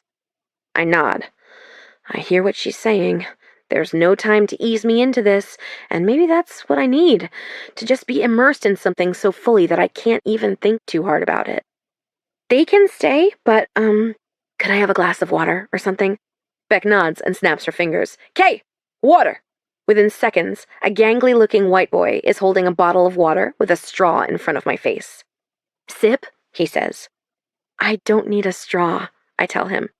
Yes, she does, Ash, Irina, and Ginger say in unison. It's paper, he tells me, obviously bored. Save the turtles. I oblige and take my sip while he holds the bottle for me, and the moment I'm done I say, well, that was awkward. Beck waves me off. That kid just got paid to serve you water. He's fine. You're hydrated. We're all good. She stands and heads back to her ottoman. How's our light? How do we look? Irina rushes in. Lose the necklace. I hold my hand over it and instinctively say, no. It ruins the shot, Irina says with defiance. We both look to Beck for a tiebreaker, and I think if Irina takes this necklace off me, I might cry, which is ludicrous, but I'm about as high-strung as an extreme couponer waiting for her grand total right now. Necklace stays. It's approachable looking. Irina mutters under her breath, and I think she and I might go toe-to-toe before all this is said and done. Quiet on set! A South Asian girl with 2 long braids and a clipboard covered in band stickers calls out. Thank you, Mallory, Beck says. The whole room goes completely silent. So silent, in fact, that I'm scared I might be breathing too heavily. And what if they can hear it on the mic dangling above my head just out of frame? Beck nods to the guy behind the camera. Rolling, the girl with the clipboard shouts. On and off for the next hour, Beck pretty much does a post-mortem of my life leading up to this moment. The only exclusion is any specific details about Erica. Other than that, she asks about everything. My dad's death, the triplets, fashion school, moving back home to California. Eventually, Erica enters, stepping in and out periodically, giving her nod of approval, and I try not to let my eyes stray. We pause a few times for planes overhead or car alarms, and sometimes I say something that I'm asked to repeat, but with more emphasis, whatever that means. When we're done, the whole room collectively sighs, and within seconds, the volume of the crew has exploded again. Beck pats my knee. You did great. You didn't tell me you were basically going to neatly display my guts for the whole world to see. She laughs. It feels like a lot, but we need options, different angles. And don't worry about all these people. A lot of them just check out while the cameras are rolling, until it's time to do their job again. And anyway, all this is gonna get cut down to like 2 minutes of actual footage. She holds a finger up and listens to something in her headset before running off. I think all that is supposed to be comforting, but going through the labor of putting my whole life on display is a little bit painful in a different kind of way. Erica plops down on the couch beside me, and crew members skitter away like little ants fleeing a destroyed anthill. They could have at least cast someone who looks like me, she says, motioning to the woman in the kitchen where Beck is setting up a shot. Sorry that I can't actually play your mom, she tells me. It must have been really weird for Drew and Anna. She lets out a dry chuckle. Their fake mom's name was Natalie. They were very into it, actually. How am I not surprised? I wish I could have been here this morning. Our suitor was having a situation. I nudge her with my elbow. Wow, talk about vague. You're lucky I even said that. I swivel, turning into her. Just tell me one thing. Do you think I'll even like him? I expect her to brush me off, but instead, she presses her finger to her lips and thinks for a long moment. You know, up until last week, I would have said no way. But people have ways of surprising you, and the two of you... She stops suddenly, returning to her poker face, like she's just realized she accidentally traded producer hat for stepmom hat. Come on, let's get you touched up. She stands. We need touch-ups! Within seconds, we're swarmed. Erica squeezes my hand before leaving me with Ash, Irina, and Ginger. For the rest of the afternoon, my fake stepmom Tammy and I bake fake cookies and do fake dishes and have fake conversations and have fake fun. The whole time, from behind the camera, Beck urges, "Smile! Act natural!" Those 3 words spin circles in my head for the rest of the day and well into the night as I pack my bags and tuck the triplets into bed once more. Smile. Act natural. Chapter 7. The next morning, I do a quick run through my room to make sure I didn't miss anything. Dropping down to one knee, I check under the bed, but I don't find a stray shoe or eyeliner. Instead, all I see is a large cardboard box. I reach forward and drag it out. Scrawled across the top in Erica's quick handwriting, it says, Simons for C. A soft gasp escapes me. Last summer, when I tried sorting through some of Dad's things, I asked Erica if she could just save some of them for me. I'd already taken one of his threadbare flannels, his favorite slippers, and a few of his Clive Cussler novels just after he died, so I felt okay leaving it to her to decide what was worth keeping, especially when the alternative was me facing all the pain I'd been hiding from for years. I let my fingers dance along his name for a moment. A part of me feels sick to know that I slept here all week, with his remaining belongings just hovering beneath me like a ghost. I wasn't ready last summer, and I'm definitely not ready now. I slide the box back where I found it, and take my luggage across the yard and into the main house. Inside, Erica is rushing around with a woman slightly older than her in a floral Oxford shirt, khaki Bermuda shorts, and thick-soled walking shoes. And this is where I keep their favorite cups. They'll use the other cups, but these are their favorites. Gus hates celery. Mary will tell you she can swim without her puddle jumper, but she's lying. In fact, it's best to assume Mary is lying more often than not. She's not malicious, just creative. And Jack is a bigger softy than he lets on. And the sound of my 2 large suitcases rolling over the tile interrupts Erica's rapid-fire info dump on this poor woman. Oh, Cindy, she says, you're ready. Let's get Bruce to take you to the Marriott to meet the rest of the girls. Maybe I should take a lift or something? Less conspicuous? Her eyes light up. Yes! She turns to the woman beside her, who is surprisingly unfrazzled. "This is Jana. She'll be taking over with the triplets for the summer." Jana smiles. "Nice to meet you." Jana was the behind-the-scenes nanny for that Nicole plus Joel plus Moore show. You know, the one with the young couple who were having fertility trouble and then ended up with quintuplets. "Oh, yeah," I say. "Didn't he cheat on her with—" Jana smirks. "With their new nanny, after I moved back to Los Angeles." I nod. "Well, I guess triplets will be a breeze for you." "That's what I was trying to explain to Ms. Tremaine," she says, gently but firmly. Erica sighs. "Sorry, mom anxiety is at an all-time high today." I nod and stand there for a moment. I hate saying goodbye, especially to Erica. Do we hug? Say I love you? The two of us weave awkwardly back and forth for a moment, before opting for a side hug. Nothing says you're my only living almost parent like a goodbye side hug. I leave my phone in the drawer in the kitchen, but before I power it down, I shoot off one text to Sierra. "I'm disappearing for a little while, but if you tune into Channel 8 next Tuesday night, you'll see why. I love you." When I arrive at the hotel, I find that the show has taken over the unopened hotel bar. There's a small check-in table with some junior assistant producers, including Mallory from yesterday with the braids and the band sticker clipboard. I line up, get a name tag, and am instructed to leave my luggage and go mingle with other cast members. "Sin!" My heart swells at the sound of Drew's voice. Her head bounces above the crowd of women, all of them tall and thin in very chic, low-maintenance looks. My hips and I part through the crowd until I see Anna and Drew. "Thank God," I whisper. "It's so good to see you," Anna says loudly, sounding more like an acquaintance than a sister. A woman who could potentially be a long-lost Kardashian, with smooth, straight black hair stretching nearly to her waist, crosses her arms over her busty chest. Pointy nude nails make her fingers look endless.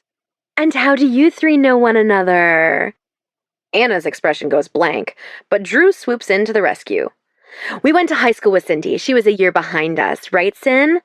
I nod. The best lie is always the truth. "Yup, high school." "Isn't that cute?" the woman says. Anna beams. "Addison, this is Cindy. Cindy, this is Addison." And then, like she's the mayor of Hottie McLegville, Anna introduces me to the rest of the girls in their little circle. Zoe, Claudia, Jen S, Jen B, Jen K, Jen with a G, Jenny, Olivia, Trina. The names keep coming. There are a few lawyers, one doctor, and a teacher, but most simply say they're in social media consultation, which seems to be code for Instagram model. "Okay, ladies, please take a seat," Beck calls through cupped hands from where she sits on top of the bar. "Orientation time, people." We crowd around little round tables, and I find myself safely tucked between Anna and Drew. I wave at Beck, but her gaze coasts right over me, and I'm guessing it's because she's trying not to play favorites. Then again, that assumes I'm her favorite. I shake the thought from my head. She's probably that friendly with all the contestants, so they warm up faster. Get it together, Cindy. This isn't real life. This is reality television.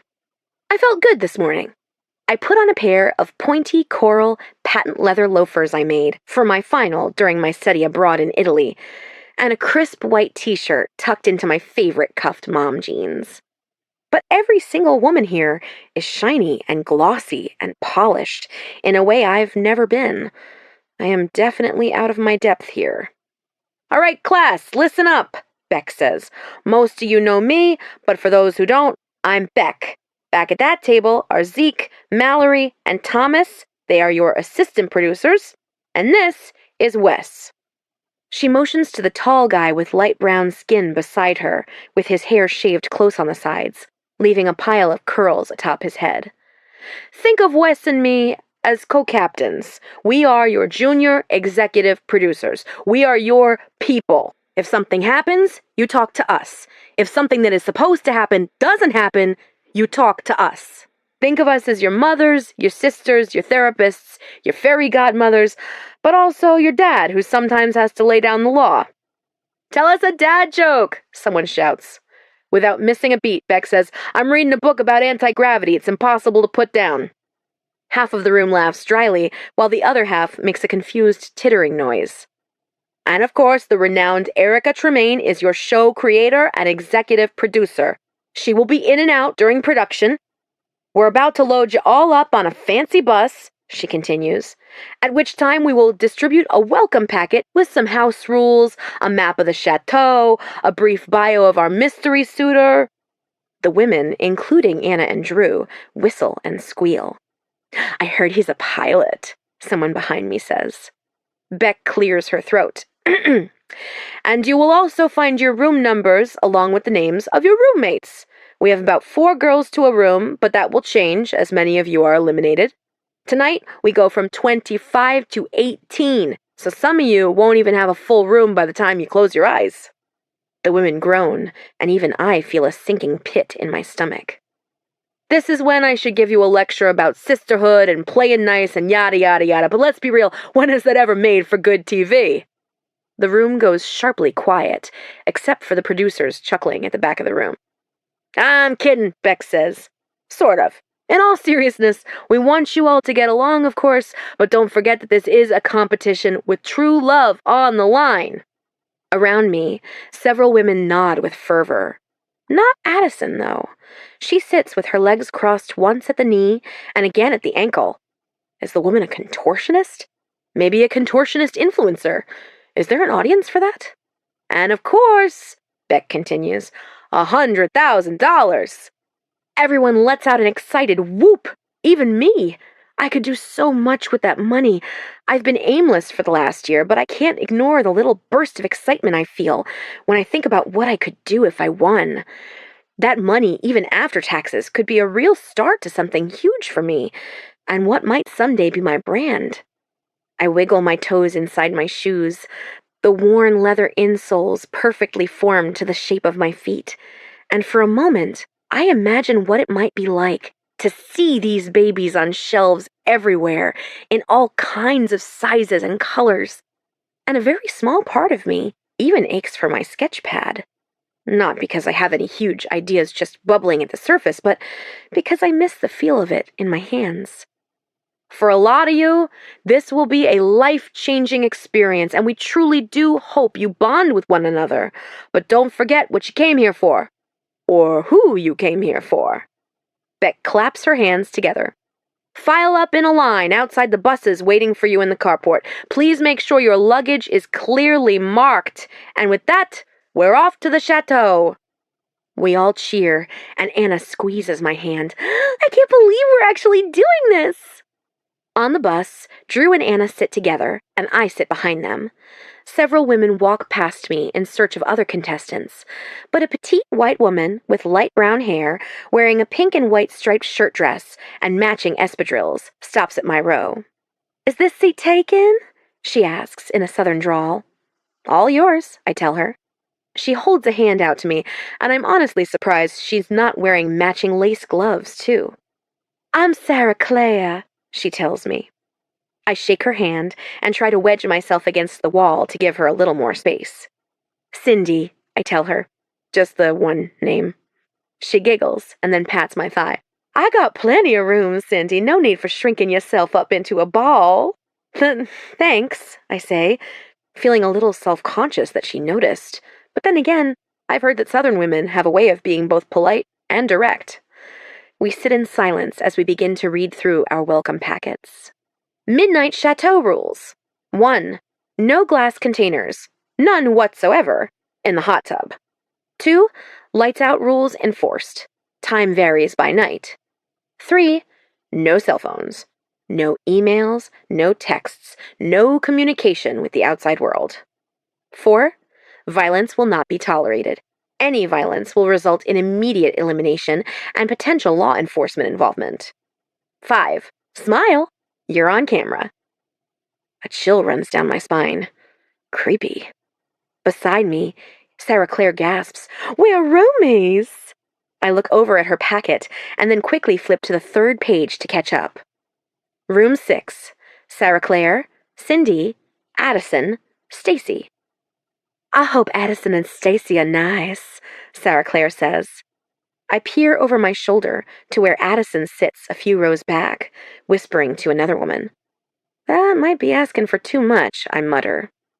I flip back a page to find it labeled Suitor Bio. This season's suitor hails from an iconic family known for their fashion empire. What? The possible heir to a fashion empire? Did you see this? I ask, pointing to the bio. Sarah Clare peers over my shoulder. I wonder what brand it is. I don't know, but the fashion industry is a smaller world than you'd expect, especially for the big luxury names. I continue to read, searching for a hint. The suitor is known for his sharp-witted humor and business savvy. He might be vicious in the boardroom, but he's a total softie with the ladies. His hobbies include sailing, water polo, high-stakes Scrabble, and returning his mother's phone calls. He's ready to upgrade from his single lifestyle and finally settle down with a woman who will challenge him and help represent the family brand. Sarah Clare taps her pink nail against the page. Playboy reputation rehab. Huh?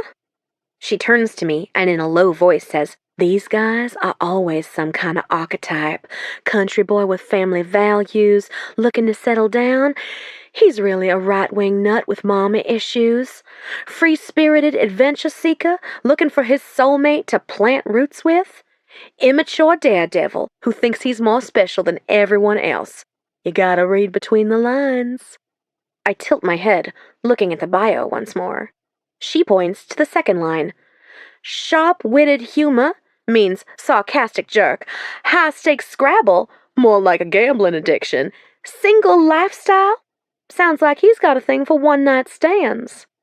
I look at her once again, trying to size her up. Sarah Clare is not what I expected. How do you know all this? I'm in the business of business. Hedge funds. Family business in Texas. Daddy calls me his BS radar. I go to meetings and look pretty. Everyone underestimates me, and I hear all the things their mouths aren't saying. Whoa, I say. That job sounds wild. What are you even doing here? She shrugs with a smile. Would you believe me if I said true love? Wait, you mean you actually buy into all this stuff? Listen, I'm 32. In Southern years, that's ancient. I've tried every app, every church singles group, every website, every friend of a friend. She shakes her head, thinking of something to herself. When the cast and scouts approached me, I figured I couldn't tell my mama I tried everything to give her grandbabies until I really had tried everything. She must notice how wide my eyes are at that statement, and she swats at my leg. You're young still, but one day you'll wake up and wonder where the time went. She laughs. Or maybe you won't. But you really want to fall for some playboy looking to rehabilitate his reputation? She waves. I've worked with all kinds of scum, and what I can tell you is that one thing we all have in common is skeletons in the closet. We drive for another hour, but the whole time, Sarah Clare's words sink in. I don't know what my skeletons would be, but I'm sure they're there. I feel fidgety and anxious without my phone, so I guess it turns out I'm more addicted to that little brick of technology than I thought. Eventually, I just press my head against the glass and watch as Los Angeles slips by us as we drive deeper into the mountains. A few girls complain of motion sickness, and I hear someone behind me whisper, I always thought the chateau was on a studio lot. Another voice replies, I heard it's on an old compound some cult used to own before they had a big shootout with the FBI. Supposedly, no one would buy it, so the network got a great deal on it. I chuckle to myself, knowing that both of those stories are a little bit true. The show started out on a studio lot, but quickly moved out to the mountains when they got a steal on the property formerly owned by Vince Pugh, a 90s teen movie star who turned out to be an actual serial killer in real life. He'd bought the property from a studio exec whose wife wanted to bring the French countryside to Southern California. When we pull through the gate of the chateau, there's a lot that looks familiar and more that doesn't. Just on the other side of a stretch of tall hedges are rows of trailers and trucks full of equipment strategically tucked away. On the other side of the hedges, a long driveway with elaborate landscaping on either side leads to the front entrance, which welcomes us with its marble staircase and stately turrets. It's a little dingier and much smaller than it appears on television, but that doesn't stop just about everyone from gasping. And I have to admit, something about the dramatic roofline speaks to me. As the bus door wheezes open, Beck jumps on board. Okay, ladies, you are responsible for getting your bags to your room. This might be the notorious chateau, but it is not a hotel. There is no valet. Pay close attention to your house map. If a door is locked, it is locked for a reason. If it's not on the map, you don't need to know what it is. And honestly, if you find a locked door, I can nearly guarantee you that the only thing behind it is old camera equipment.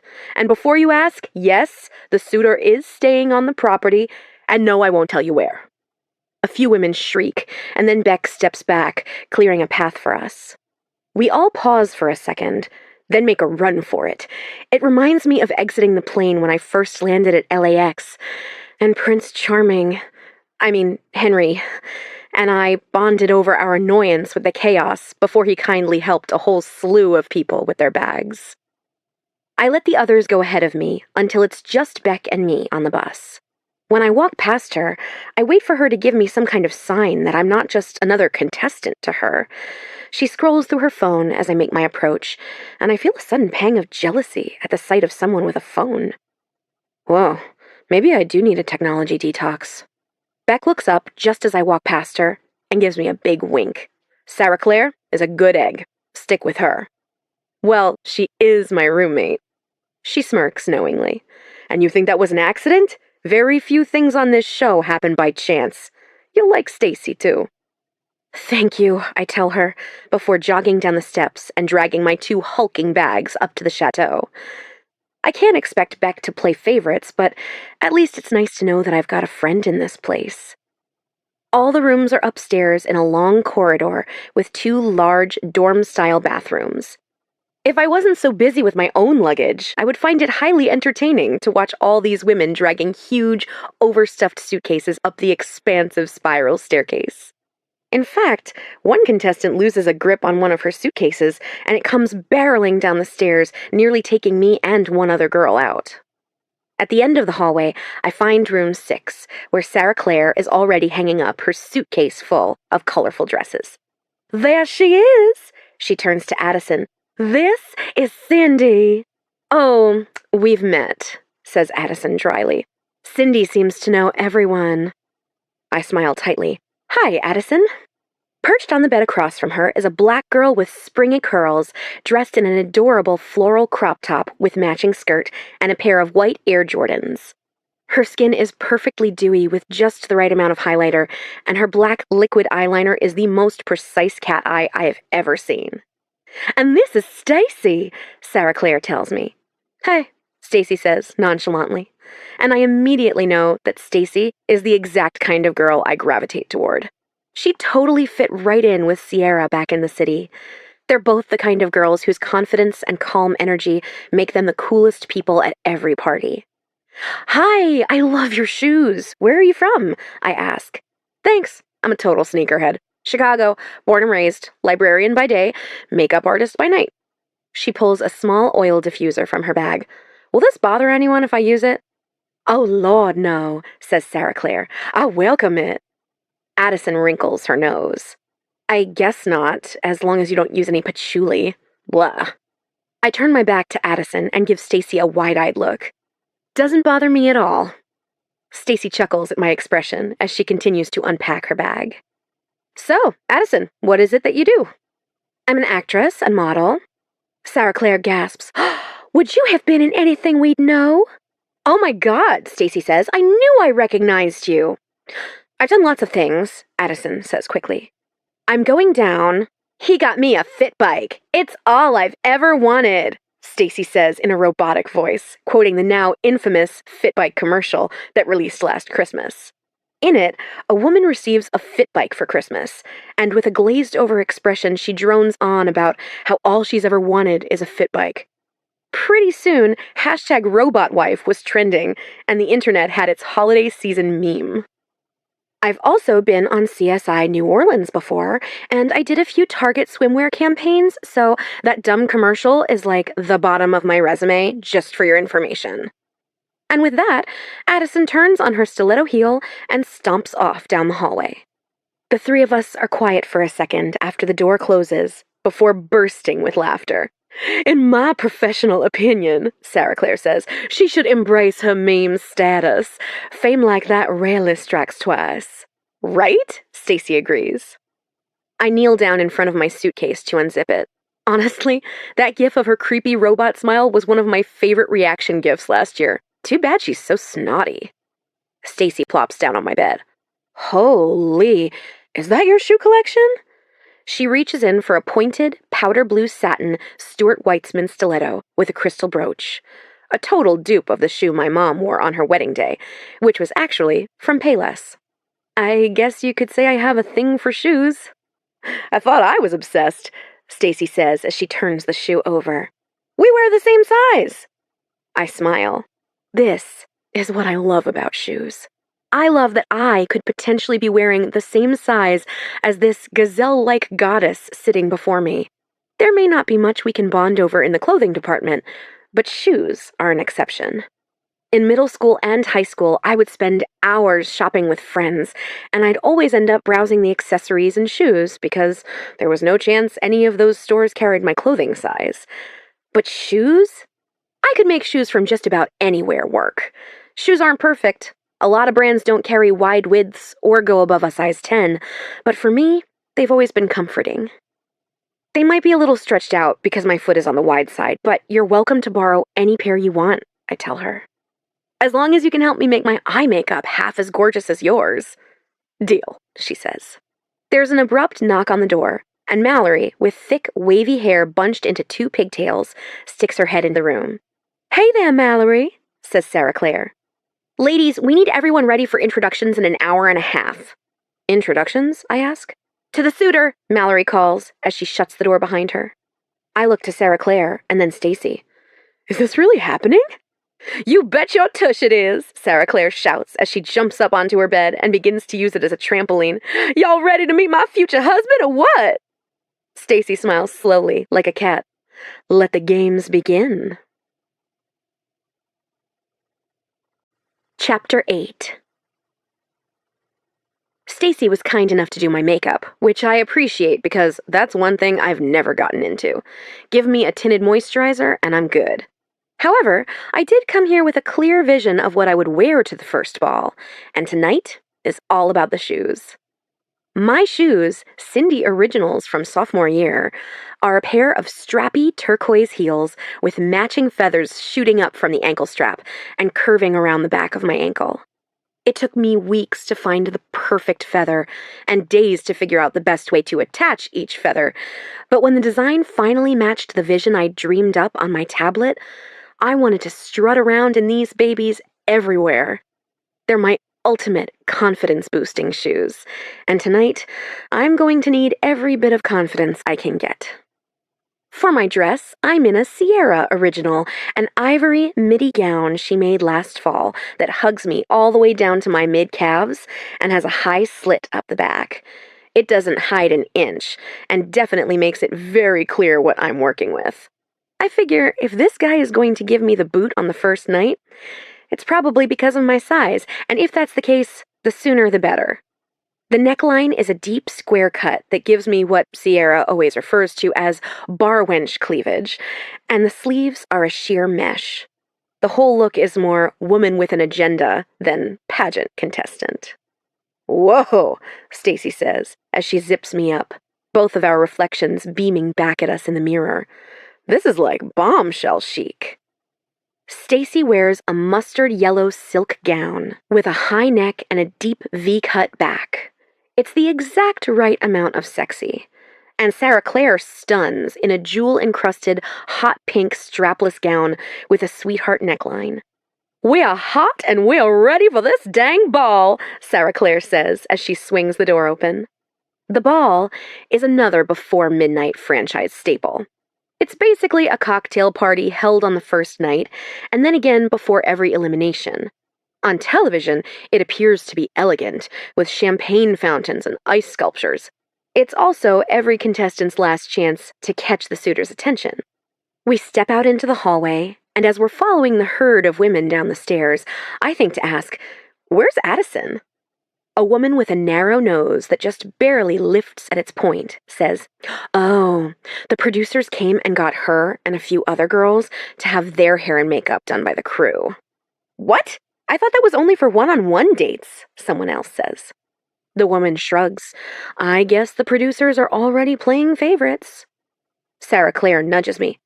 "They're just trying to get in our heads." "Who is?" I ask. "The producers," she says simply. And it's then that I'm reminded of the fact that no one here knows just how closely I'm tied to the brains behind this machine. The crazier we are, the more entertaining we are, and the more entertaining we are, the higher the ratings, Sarah Claire says as we walk out the front door and board golf carts that look like tiny minivans that take us past the front gates to where lines of tents are set up with rows of chairs. I know everything she's saying to be true in a theoretical way. I've heard Erica say countless things just like this on phone calls, but seeing the reality of it is unsettling. It's a side of Erica and her job that I knew existed, but never thought I'd have to interact with. "Ladies," Beck says through a bullhorn, "your seats are labeled. This is the order you will be going in. You'll get in the white Rolls Royce, and yes, she is our baby, a 1950 original. The car will take you through the gates, you'll meet the suitor, and then head into the house where the bar will be open to you. When we're done filming out front, the suitor will come and mingle out in the courtyard. This is your time to get to know him before this evening's elimination ceremony. Reminder, some of you will be going home before lights out tonight." Beside her, Wes crosses his arms and smirks. "Go big or go home," he yells. "Literally!" I glance around nervously, searching for Anna and Drew. I see them both sitting together in the second and third chairs beside Addison, who is wearing a gold lame gown with a front and back so low, it makes me nervous. Still, she looks like an actual goddess. I wave to them, but they're both nodding intently as Beck talks to them. I find my seat down near the end, next to a woman with red, curly hair and 3 oranges in her lap. "I'm Judith," she says as I sit down. "I juggle." "Cool," I say, unsure what to make of that. From years of watching this show and living with Erica, I know that intro night is a beloved fan favorite. There's Twitter discourse, message boards, and even drinking games. Drink every time a contestant introduces themselves with a pun the suitor doesn't get. But the point is that the most memorable women on the first night receive the most camera time when they get the public talking. Of course, the decisions are always left to the suitor, though I can't help but wonder how many of his decisions are influenced by producers pulling strings behind the scenes. The question is, what can I do or say in 10 seconds that will make me stand out among the crowd? The very beautiful and glamorous crowd. Between juggling Judith and meme icon Addison, I don't really have much to offer in such a short span of time. "Twins!" someone shouts. "You're up!" Anna and Drew stand up, and I nearly shout, "They're not twins!" But they're gone and in the Rolls Royce before I can even give them a good luck wave. "Twins!" says Judith. "Now that's a good shtick. They haven't had that before." The line moves more quickly than I expect, and with every girl that leaves, the rest of us move down a chair until it's just Judith and me. "Good luck," I call to her as she slides into the back of the limo, the oranges gathered in her arms. "I don't need luck," she says seriously. "I've got skills." "We saved the best for last," Beck says as she slams the door. I scoff at that. Yeah, right. More like this guy is going to be a total zombie from meeting 25 women back to back. Wes tilts his head, listening in on his headset. "Move it!" he shouts as he runs past someone from craft services, balancing a tray of sandwiches. "We got a breakdown happening by the pool!" He holds the walkie-talkie up to his mouth. "No, let her spiral! I need those tears!" I don't know if it's his gross reaction to some woman in crisis, or if it's just my nerves, but I feel sick to my stomach. Whoa there, says Beck, steadying me. Ignore him. I shake my head. I don't think I can do this. I need to go home. There's still time. Erica would only be a little bit annoyed if I left now. I haven't even really been on camera, and I can apologize to the whole crew that came out to the house the other day for wasting— Stop. Her voice is stern. You can do this, Cindy. You look incredible, and you're smart and funny and talented. The suitor is going to love you. The audience is going to love you. And most importantly, they're going to die over those shoes. I looked down at the feathers framing my ankles. My shoes. My beautiful shoes. Even if all I do is walk out there and introduce myself, millions of people will at least know my name and see my shoes. Even if I never design another shoe again, I'll always have that moment. I take a deep breath. I can do anything in these shoes. Wait! Ash yells, sprinting up the hill from the trailers down below. Wait! When she reaches us, her chest is heaving, but she's holding a highlighter and brush in her hands. Sorry, Wes had us so busy all night, but I wanted to get up here to check on you. Me? I ask. Ash smiles with a laugh. Yes, you, Cindy. She winks. We all have our favorites, you know. And that little piece of information steadies me even more. Thank you, I whisper. She dusts my cheekbones and the tip of my nose with rose gold.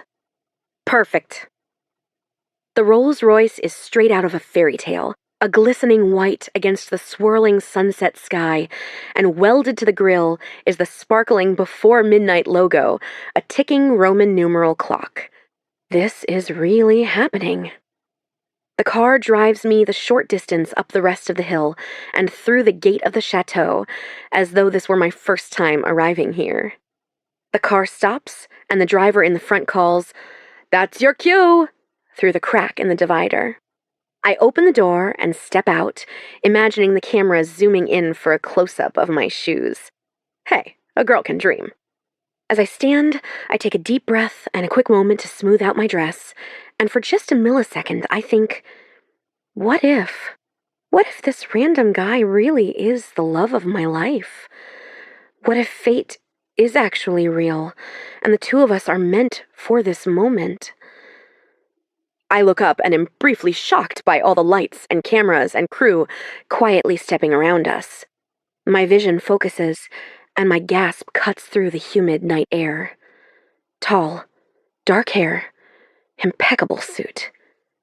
Henry, Prince Charming himself. Chapter 9. By the way his jaw drops, he's as shocked as I am. Or maybe he doesn't recognize me. After all this glam, I look like an entirely different person. Oh, wow. I can't stop stuttering. It's so nice to meet you, he says, his expression perfectly retracting back to completely even-toned coolness. I won't bite. Blood rushes to my chest and up my neck. Him, biting. Get your mind out of the gutter, girl. I'm Cindy, I blurt. I love shoes. I love shoes? He looks down, and then with admiration he says, and I can see you put your best foot forward. Aren't those striking? He asks. Just like you. At my side, a crew member waves me forward. Oh, right. Walking. I should do that. I step forward as Henry holds his arms out, and I lean in for a hug. Henry, he says, his breath tickling my neck. I'm Henry. I step back and instinctively bite down on my lip, nerves getting the best of me. I better get to the ball. See you in there? I plan on it, he says. I walk into the chateau, trying to do my best supermodel strut without looking like a wounded animal. What they don't tell you in the pamphlets is that half of fashion school is pretending you're a runway model. Sierra's walk is honestly America's Next Top Model level of fierce. I open the door, and from the other side, I hear a pained groan. What the? Anna reaches out and yanks me into the foyer. Shh! Drew holds a finger over her lips. We're not supposed to be here, Anna whispers, but we couldn't miss your entrance. You look incredible, Drew tells me. My stepsisters pull me in for a three-way hug, and it feels so good to be alone with them for even a brief moment. Did they really make you two introduce yourselves as twins? Anna rolls her eyes. They're making a bit of it. People keep calling us twins, and then we correct them and say that we're almost twins. Drew shrugs. It's annoying, but hopefully it will help us stand out. Honestly, it's a little creepy, I say. You little awkward weirdo, Anna says. Stop trying to change the subject. What was going on out there? I know that I should keep my secret about Henry to myself, but I can't help it. Not with Anna and Drew. I sat next to him on the plane, I say quickly. Their jaws drop in unison. You sat next to the suitor on the flight from New York? Drew asks, spelling it out slowly and quietly. I nod. Anna sighs with delight. Oh, I think he's super cute, and please know that I definitely want him for myself, but oh my gosh, if that isn't fate, I don't know what is. There's no such thing as fate, I tell her. Anna, stop pretending he's your type, Drew tells her. You like them a little dirty and underemployed. Anna pouts for a second, but then nods thoughtfully. Stop it, I say. Both of you. It wasn't fate. It was just a coincidence. I don't believe in fate. I can't. I refuse to believe that first Mom and then Dad dying was part of some grand scheme. If that's true, whatever's at the end of my rainbow isn't worth what it will have cost me. Anna sniffs the air. What? Drew asks. What is it? Anna crosses her arms. Smells like fate. Looks like fate. Must be fate. Zeke peeks his head in from the courtyard outside. Ladies, he says, your presence is required outside. You know, where the cameras are. Take a chill pill, Zeke, Drew says in a you work for my mom voice. Anna swats at her. Be right there, Zeke dear. Both Drew and I eyeball her as the door shuts behind him. What? Anna asks. Drew narrows her gaze. Don't think I don't see you flirting with a crew member. Mom would kill you. I laugh as we head outside, thankful to not be the center of attention for a moment. Meeting the suitor in advance of the show isn't expressly against the rules, but I'm also pretty sure it's frowned upon. A few seasons ago, one contestant had a one-night stand with the suitor at a mutual friend's wedding weeks before filming, and the rest of the contestants would not let it go. She was constantly accused of having an unfair advantage, and they made her life in the house a living hell. So if Henry wants to keep our transcontinental flight a secret, I'm on board. Besides, we're only acquaintances. I don't even know him. Which is why, when he joins us in the courtyard, I don't make any attempt to swarm him like most of the other women. I glance around to find Addison and Sarah Claire hanging back as well. Sarah Claire smiles at me, but she seems guarded in a way she didn't just hours ago. Addison, however, is sending out her usual don't even look at me vibes. The courtyard is as decked out as I remember it being on television. Sadly, it turns out that both the ice sculptures and champagne fountain are fake. Still beautiful if you don't stand too close, though. There's a small bar set up off-camera with a guy in a bow tie, black vest, and black jeans, lazily pouring bottle after bottle. I can see how this all makes for great TV magic, but in person, it just feels like a wedding reception you'd try to leave early. Over the course of the night, the house staff comes around with trays of drinks, and soon, everyone is talking louder, like we're in the middle of a concert. One white woman, who has the longest extensions I've ever seen and can't stop talking about how she drinks mimosas with every meal, falls into the pool, and Henry has a heroic moment as he helps her out and wraps her in a towel. He's met with a chorus of bitter fawning. Another contestant named Brenda, a white Spanish teacher from Nebraska with Shirley Temple curls and claw-like red fingernails, bursts into tears when someone interrupts her attempts at salsa dancing with Henry. To say emotions are running high would be an understatement. It's almost too much for me to take. I find Stacy by the outdoor fireplace, sitting next to a sobbing East Asian woman in a forest green satin gown. Is everything okay? I ask as I approach. Stacy rubs circles on the other woman's back and nods. We're going to be fine, right, Jenny? She turns to me and quietly adds, I thought it was just the white ladies losing it, but I guess none of us are immune. The crying woman looks up to me and says, I fell. Another sob hits her, and she begins to hiccup as cameras begin to swarm, her cries their siren call. Water, I say, let me get you some water. I manage to track down a bottle of water from the guy behind the bar, and when I return, a small crowd has gathered to hear Jenny's recount. I just stepped out of the car and then my heel got caught in the train of my dress, she sniffs, and I bit it. Big time. It wasn't some cute romantic comedy fall where I, tripped into Mr. Perfect's arms. I landed face first, and there was so much blood, they had to call the medic, she tells us, her words devolving into another sob. Around us, I can see the crew eating this up as Wes whispers to one of the camera operators to tighten his zoom. At least you didn't break your nose, Addison deadpans. Not helpful, I snap at her. She practically snarls, making it even clearer she's not here to make friends. Jenny wipes her tears away. No, she's right. She smiles up at Addison in a familiar way, like she's very used to playing beta to some other girl's alpha. Addison looks to me. And, Cindy, I've been meaning to tell you, I just think you're so brave. My brow furrows into a knot. For what? That dress? It's so stunning, of course, but I would just be so self-conscious. It's just really nice to see a big girl rocking her curves, you know? So body positive of you. Jenny nods, and so do most of the other girls. So brave. My blood turns to lava, and I think I might just explode. Being called brave is one of my biggest pet peeves. When someone calls me brave for going out, or wearing a fitted dress, or for some other normal thing that every other girl does, what it really means is, I would be mortified to look like you, but good for you for merely existing, even if all I can think about is how fat you are, and how I'm terrified I'll one day look like you.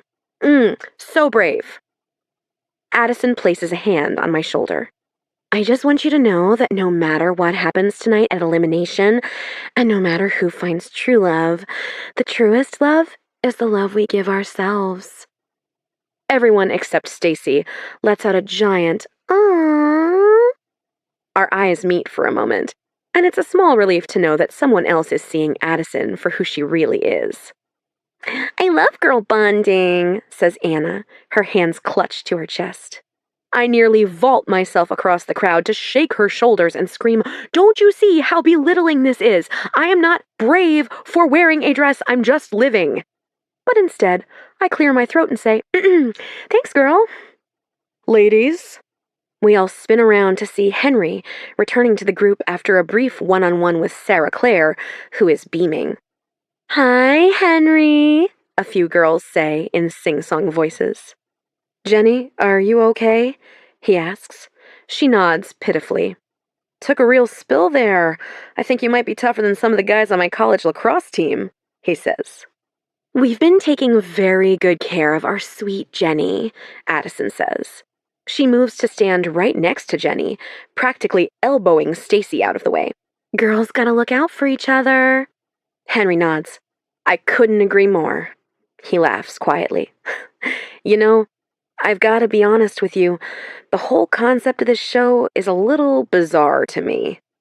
I notice a cameraman look over to Mallory, but she waves him on to keep filming. And I know that the risk is on you ladies. You're all here putting yourselves out there with no guarantees, Henry continues. And it's just really nice to see you all helping one another out. I know this is technically a competition, but for me, it's more about finding the right connection. That's not some kind of sport. So, thank you, Addison. I really appreciate seeing you be kind to the other women. My blood boils and my lip curls.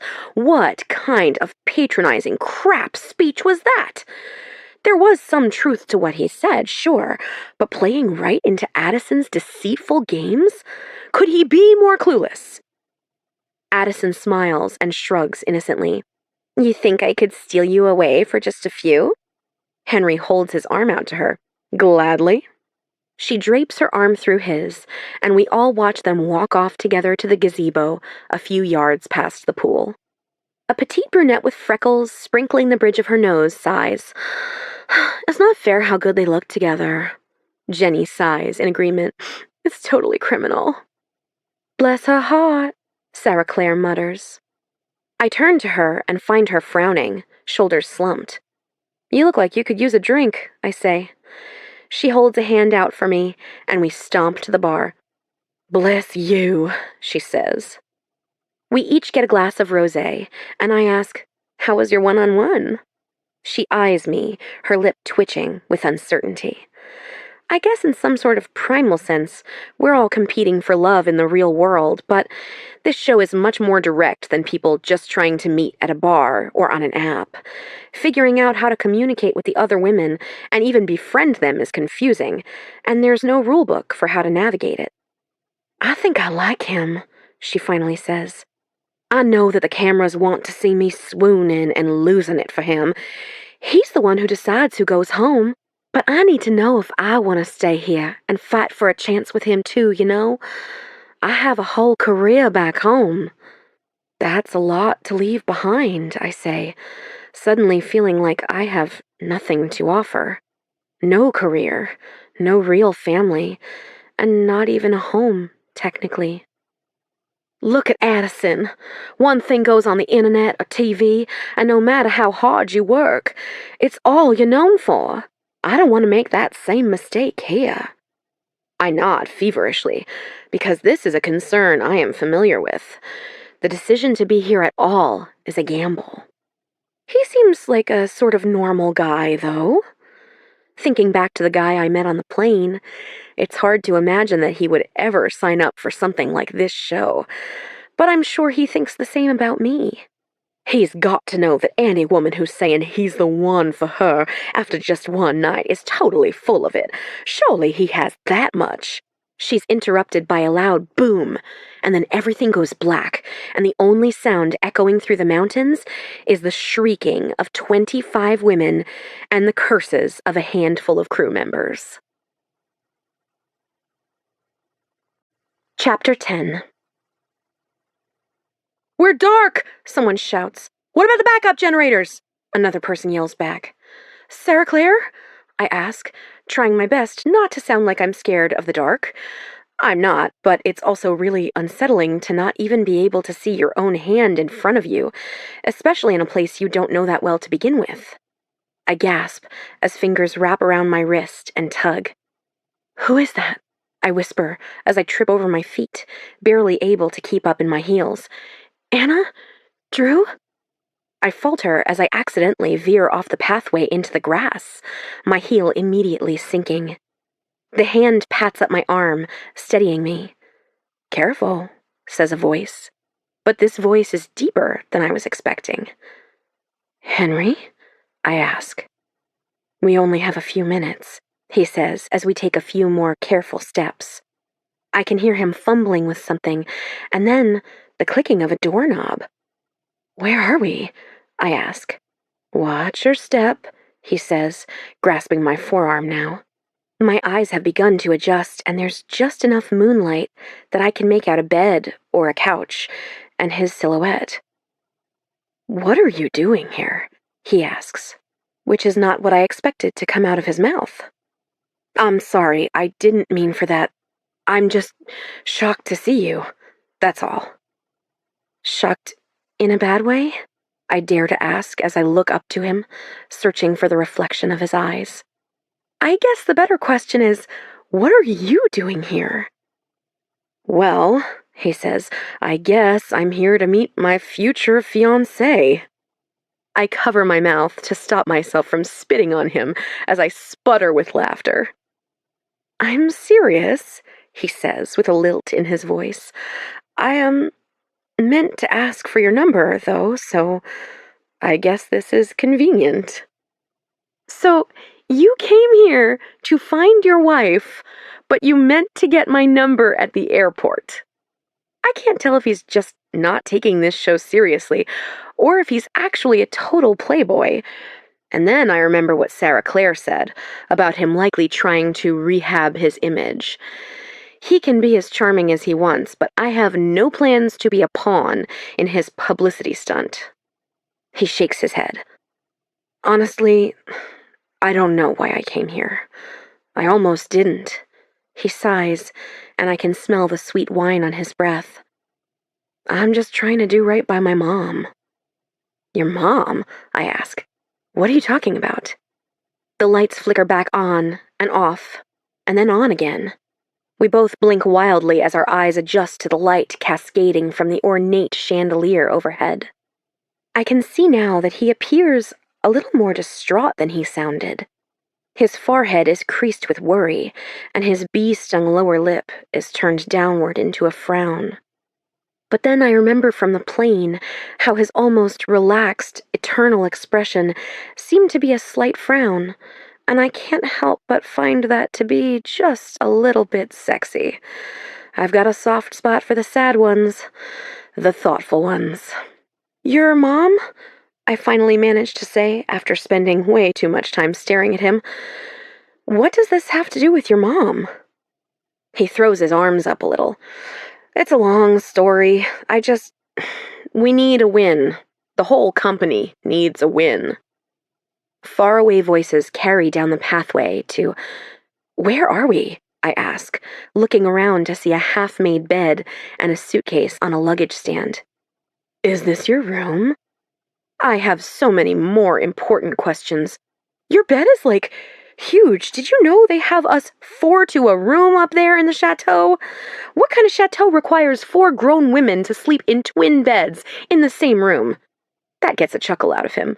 Yes, I know, I'm very lucky. But we've got to get out of here before they find us. My eyes widen. Oh, yeah. I can only imagine what kind of drama it might cause if, on the first night, the suitor went missing with one of the contestants during a blackout. He moves to open the door, but stops. Wait, we have to decide what we're going to do. What do you mean? I ask. We're going to keep quiet, right? About knowing each other? I think that would be best, he says. I press my lips together in a thin line as I think for a moment.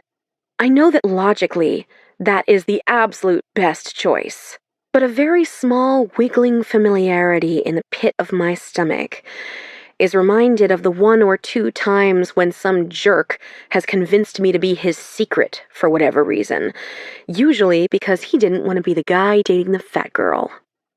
I shake the thought from my mind. That's not the case here. I'm on live TV, practically courting this guy for the whole world to see.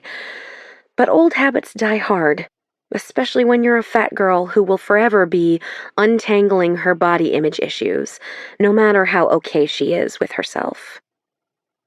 I should tell him that I told Anna and Drew, but then that might uncover my other, and perhaps even bigger secret: stepmom, sisters, and the whole shebang. Okay. It's going into the vault. As far as I'm concerned, we've never met. He turns, like he's just remembered something, and begins to dig through the hulking wardrobe in the corner of the room. Is everything okay? I ask, like I've interrupted something. He glances over his shoulder. Yes, just give me a sec. You look great tonight, by the way. I mean, you did on the flight, too, but you know what I mean. My cheeks flush immediately.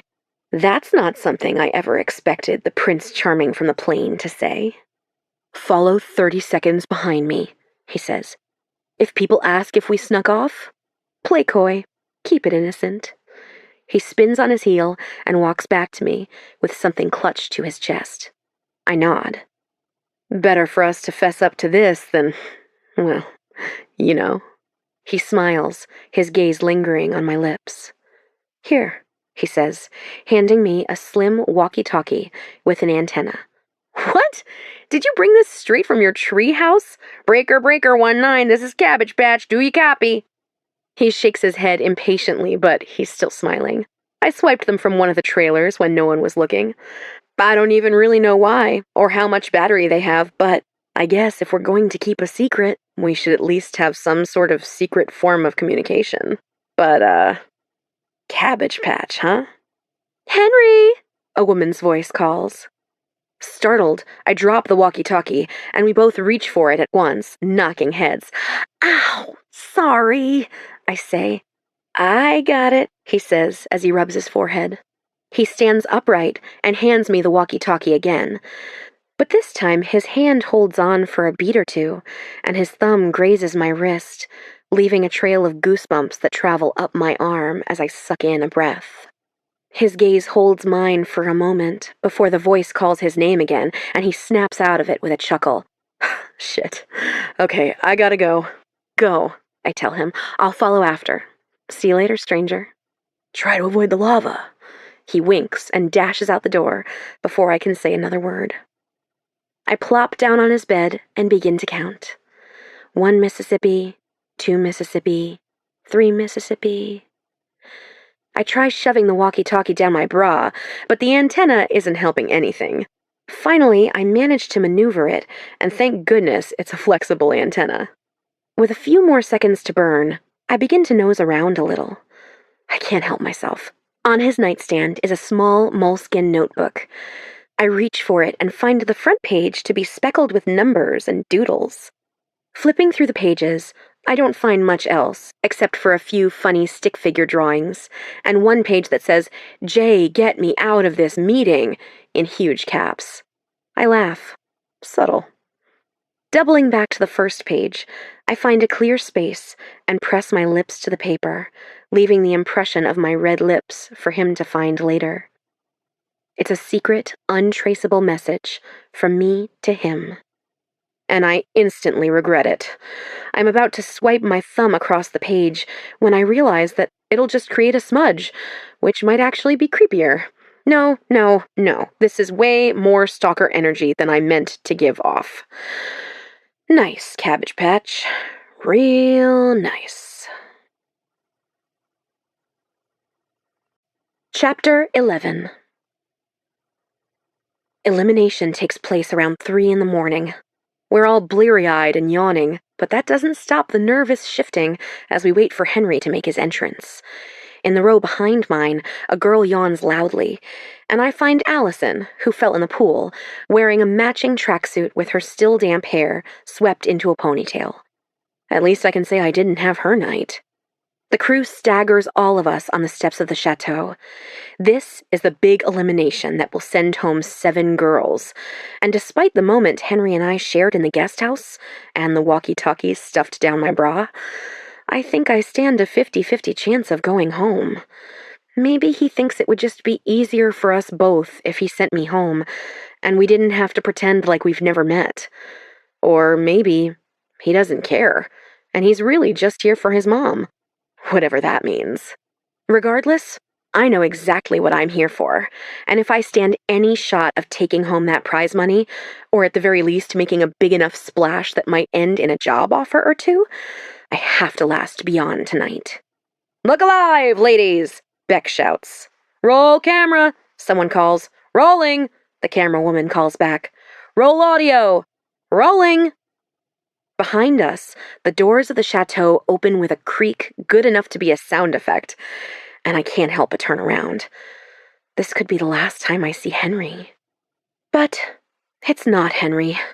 Instead, Chad Winkle, the longtime host of Before Midnight, steps out in his signature tux with sparkling deep navy lapels and a matching bow tie. He's a little more salt and pepper than I remember, but in general, Chad has aged well thanks to modern science. He lets out a chuckle as he waves to the contestants, and my stomach flip-flops as I recall the last time I saw him, a New Year's Eve party hosted by Erica when I was just a freshman in high school. It was my first semi-famous people party after she and Dad got married, unless you count the wedding. Surely Chad doesn't remember Anna, Drew, or me, and even if he does, I remind myself that he's a professional television show host and is totally capable of keeping his cool. Good evening, ladies, he says as he takes his place in front of the line of Rolls Royces, prepared to whisk away the disqualified contestants. Beside him is a column that you'd normally expect to display a sculpture or flower arrangement, but instead there's a perfectly stacked pyramid of scrolls. It seems that some of you had some very real connections with Henry this evening. What a lucky man! Let's bring Henry out! Henry steps through the doors of the chateau, and as he makes his way down the steps, a ripple of giggles follows. He shakes hands with Chad and gives us all a smirk and a nod. Ladies, you had some tough decisions to make tonight, says Chad. I did. I met a lot of really special people. Well, let's get to it. My stomach clenches into a knot. This is it. Henry clears his throat to call a name, but Wes shouts, "Cut! Hold your places!" Irina, Ginger, and Ash run out to Henry and quickly primp, tugging on his suit, tousling his hair, and powdering his forehead. Talk about ruining the moment, Stacy whispers behind me, and I snicker.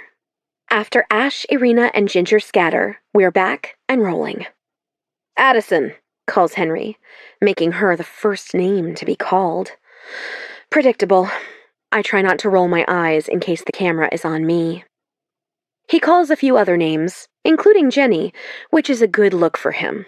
Because who wants to be the guy to send the girl who crash-landed on her face home?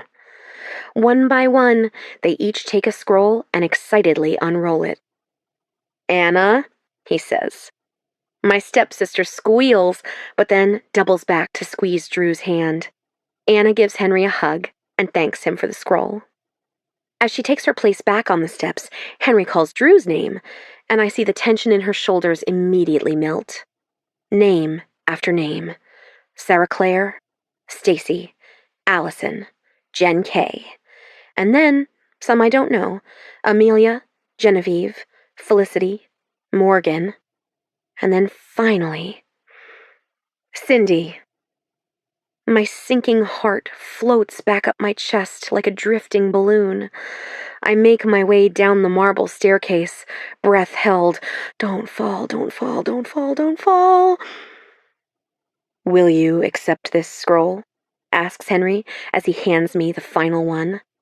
I nod so hard my head could fall off, and then I lean in for a hug, reaching up and sliding an arm around his neck as I casually kiss his cheek, feeling stupidly brave even though my heart is pounding so hard I'm scared he can hear it.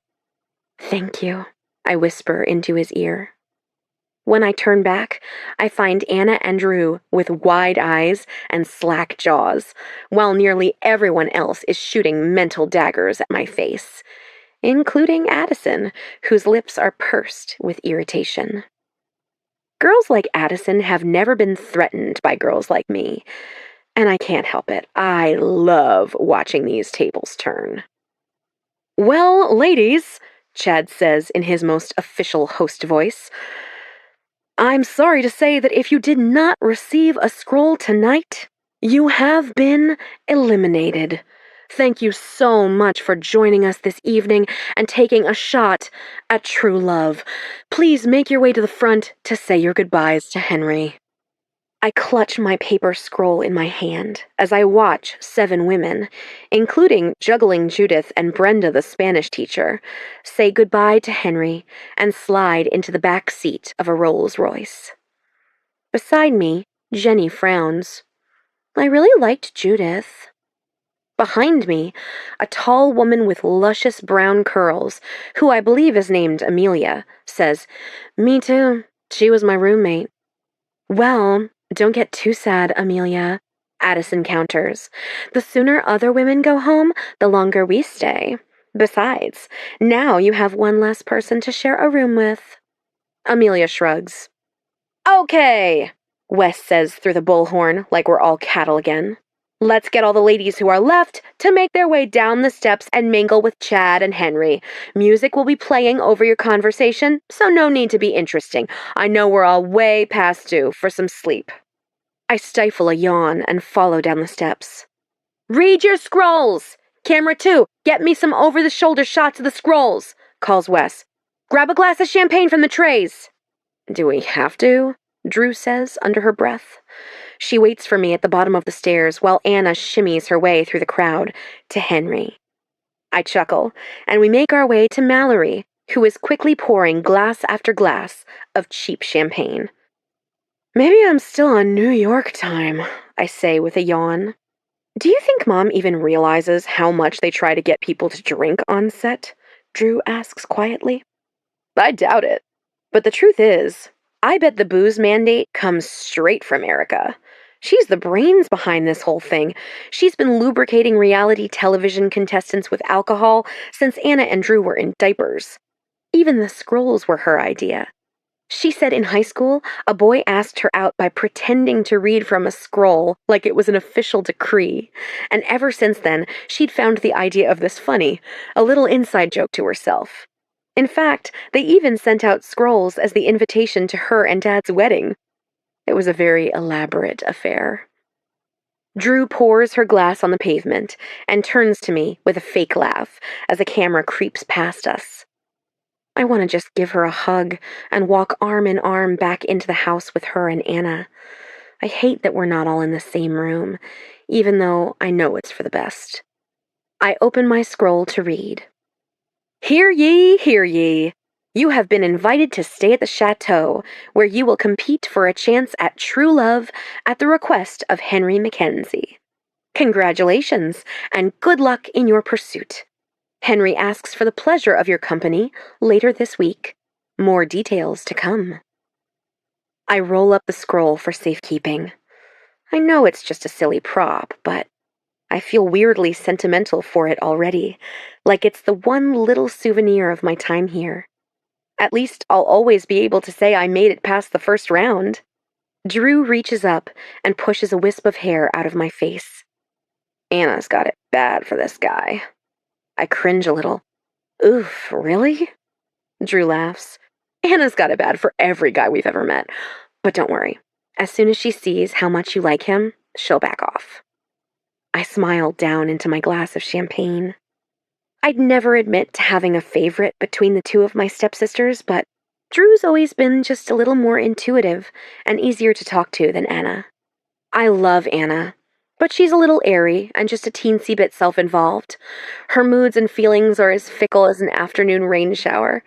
But even though she can be a little hard to pin down, she's always been good to me. I mean, mostly good. Except for those few times back in high school when I was a freshman and Anna and Drew were sophomores. The two of them were busy trying to impress the older popular girls ahead of us. And then one day, they were the older popular girls, and suddenly, when they had no one to answer to but themselves, having their chubby stepsister tag along wasn't such a social crime. Is it that obvious, I ask, that I like him? It's the first time I'm really admitting it, even to myself. Drew rolls her eyes.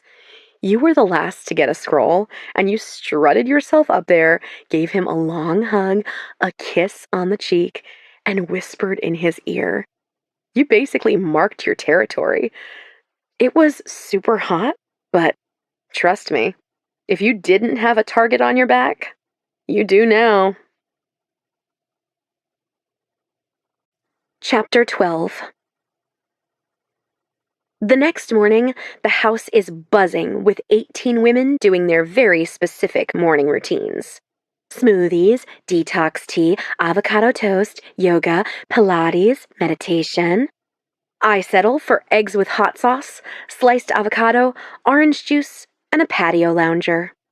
Last night, I tried to stay awake and flip through a few channels on the walkie-talkie, but after a marathon of filming, I hid my contraband gadget in one of my shoes and passed out. As I'm eating my breakfast, I can't help but overhear Addison holding court with a small group of women on the other side of the pool. Yeah, his mom was iconic, but the whole brand needs a major facelift, Addison whispers. What? I run through the mental catalog of designers who I consider iconic for anyone who would have a son around Henry's age. After all the excitement of last night, I completely forgot about Henry's mysterious fashion empire roots. I just think it's so precious that he's staying in the family business, a small redhead with corkscrew curls says in a dreamy voice. Addison rolls her eyes. I wouldn't say it's precious, Chloe. More like a last-ditch effort to save a sinking ship. Jenny frowns. I wore a Lumac dress to homecoming in 10th grade. I still have it. I love that dress. I gasp loudly. Lumac. Lucy freaking Mackenzie. Oh my God!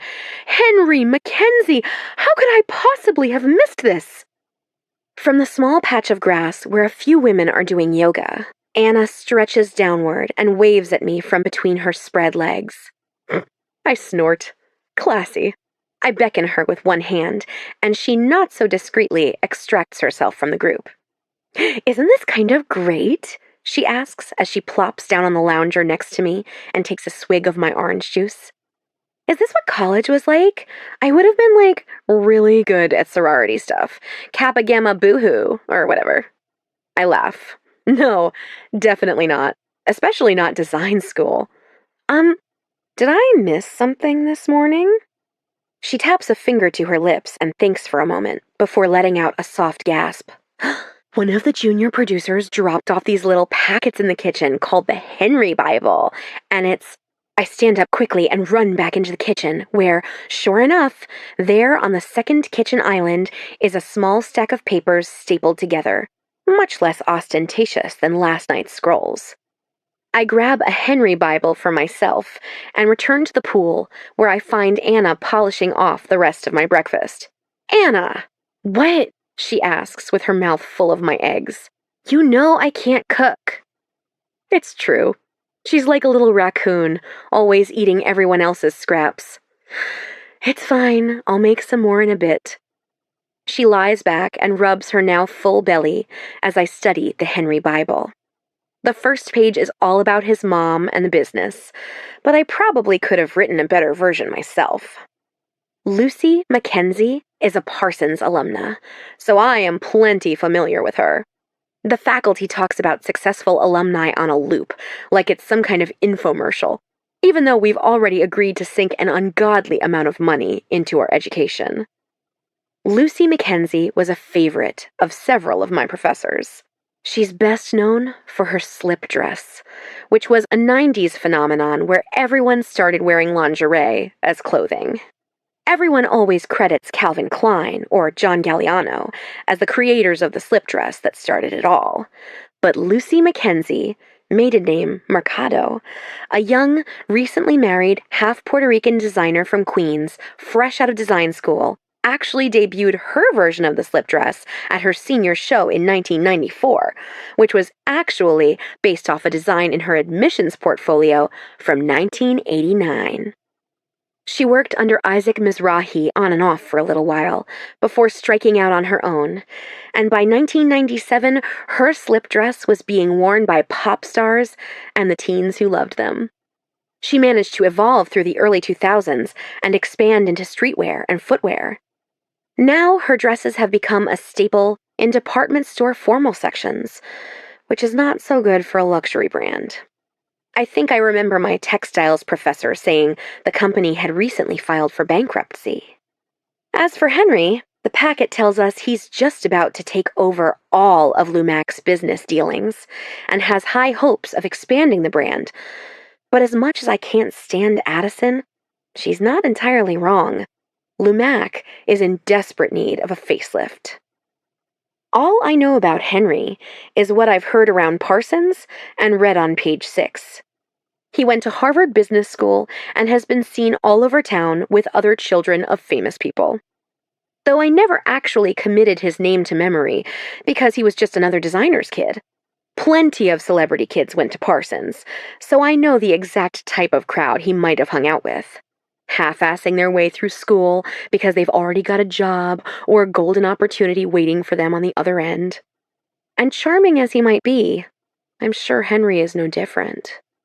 When I head back upstairs to toy with my walkie-talkie some more, I find Sarah Claire in a towel on her bed.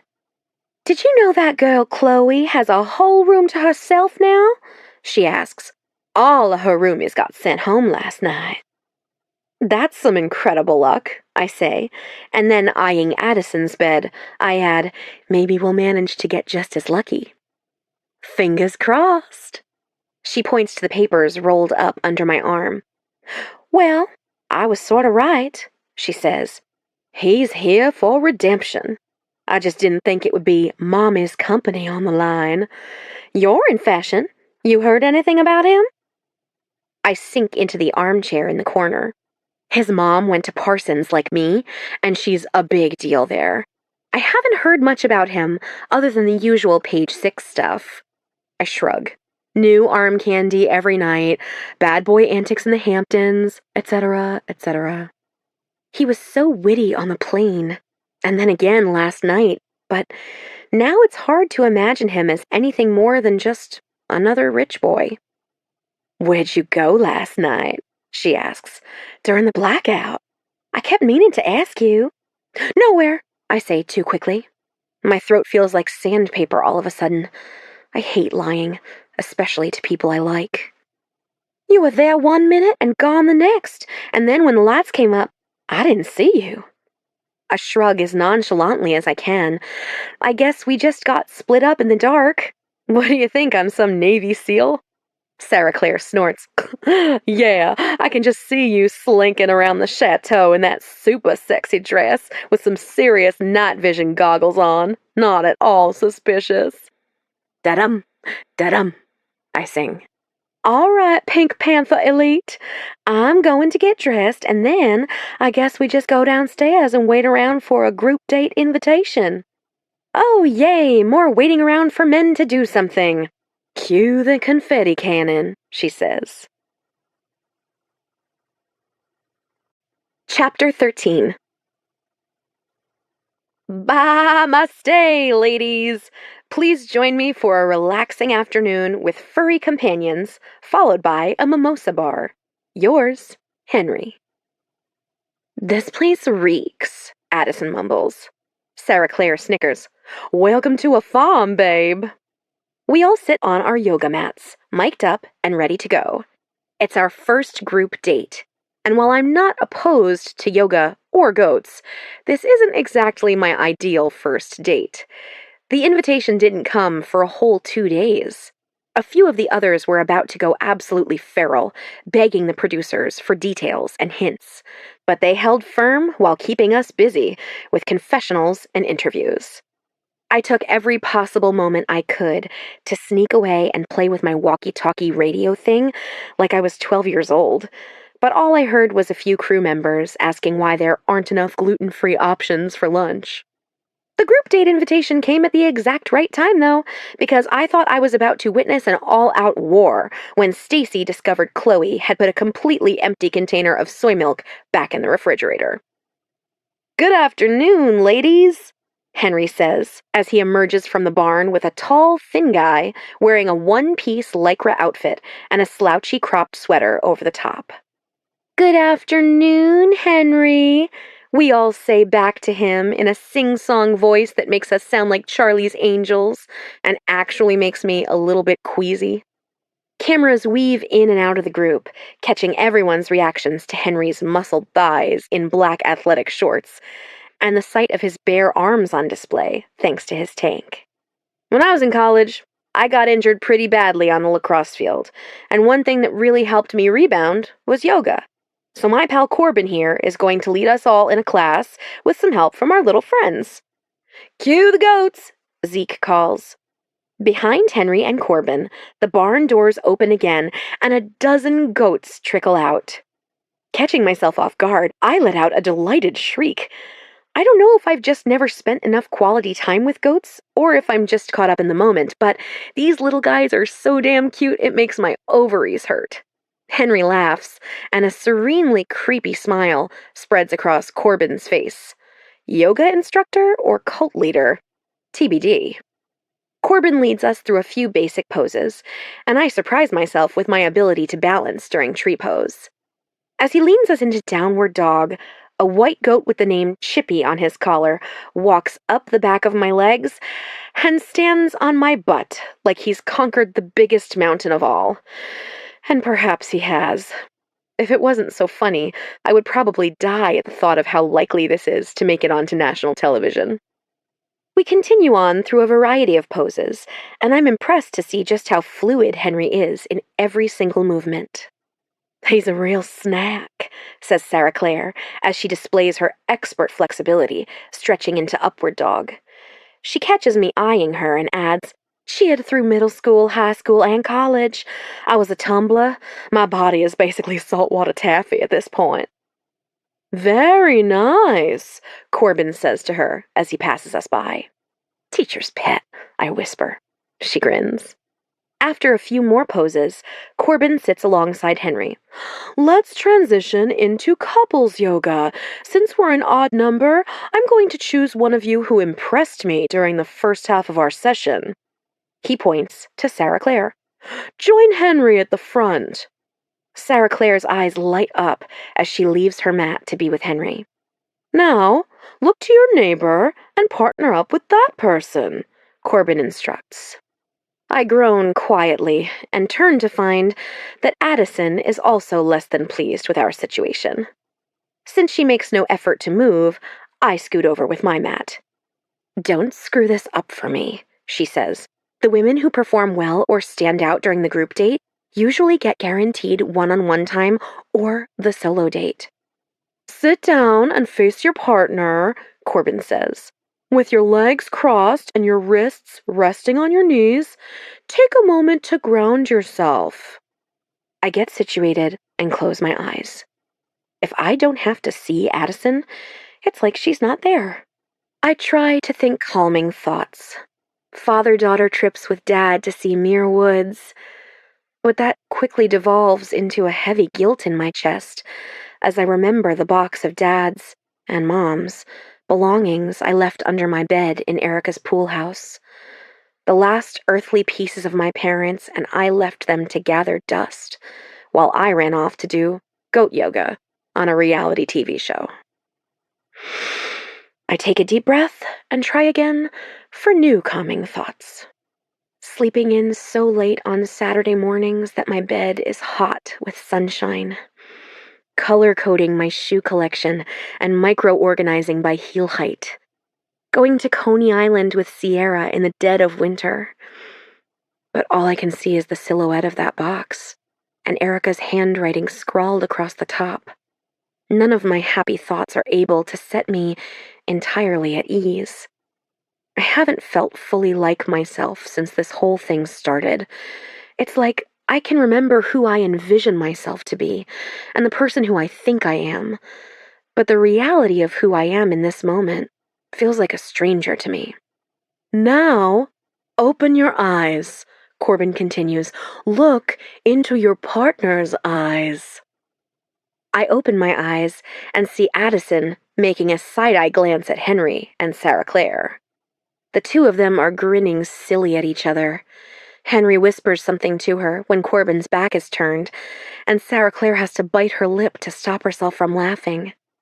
The other night, everyone made such a point of how good Addison and Henry looked together.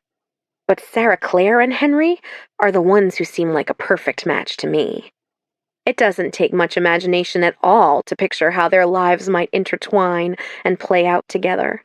A wedding, a family, picture-perfect vacations, grandkids, hand in hand until the very end.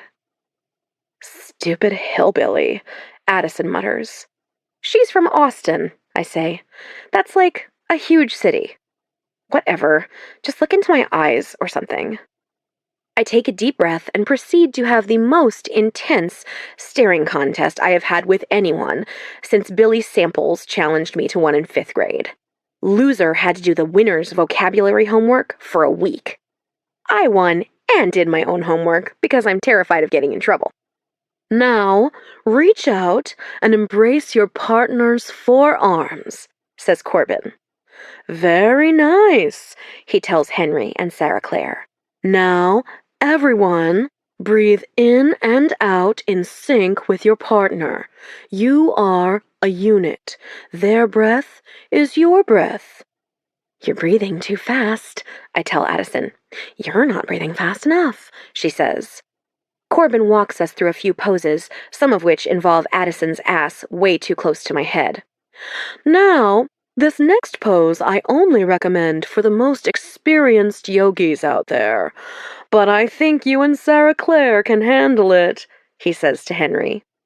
Henry looks to Sarah Claire, his brow arched in question, and she shrugs with a giggle. This is called the double plank. Henry, you'll position yourself in a plank on the ground, Corbin continues, and Sarah Claire, you'll also do a plank, but on Henry's back, facing the opposite direction with your feet on his shoulders. A quiet groan rolls through the rest of us as Sarah Claire and Henry play their little game of Twister as she crawls on top of him. A row ahead of me, Jenny sighs dramatically as she rests her chin in her hands. Is it possible for 17 people to feel like a third wheel at one time? I hear someone ask. Sarah Claire's perfect breasts brush the back of Henry's legs, and then, voila, they hit their planking pose for just a few seconds before Sarah Claire balances on one arm and touches the bottom of Henry's foot with the other. Henry kicks wildly, and they both tumble to the ground in a fit of laughter. No tickling allowed, Henry cries. My stomach flip-flops as I notice the crew eating it all up, pulling in closer to the two of them. Corbin lets out a stilted laugh. This is definitely breaking the rules of yoga. He leads us through one last breathing exercise. With your eyes closed, I want you to remember that we are all connected and everything happens for a reason. The universe is a series of reactions. Will you be the or the action? I think I'm having a reaction to this bullshit, Stacy whispers behind me. I snort with laughter and my face turns a deep shade of red. When I open my eyes, the only other person who sees me is Henry. He watches me with one eye open and a faint smile. Namaste, says Corbin. Everyone else opens their eyes, and Henry's gaze stays steady on me.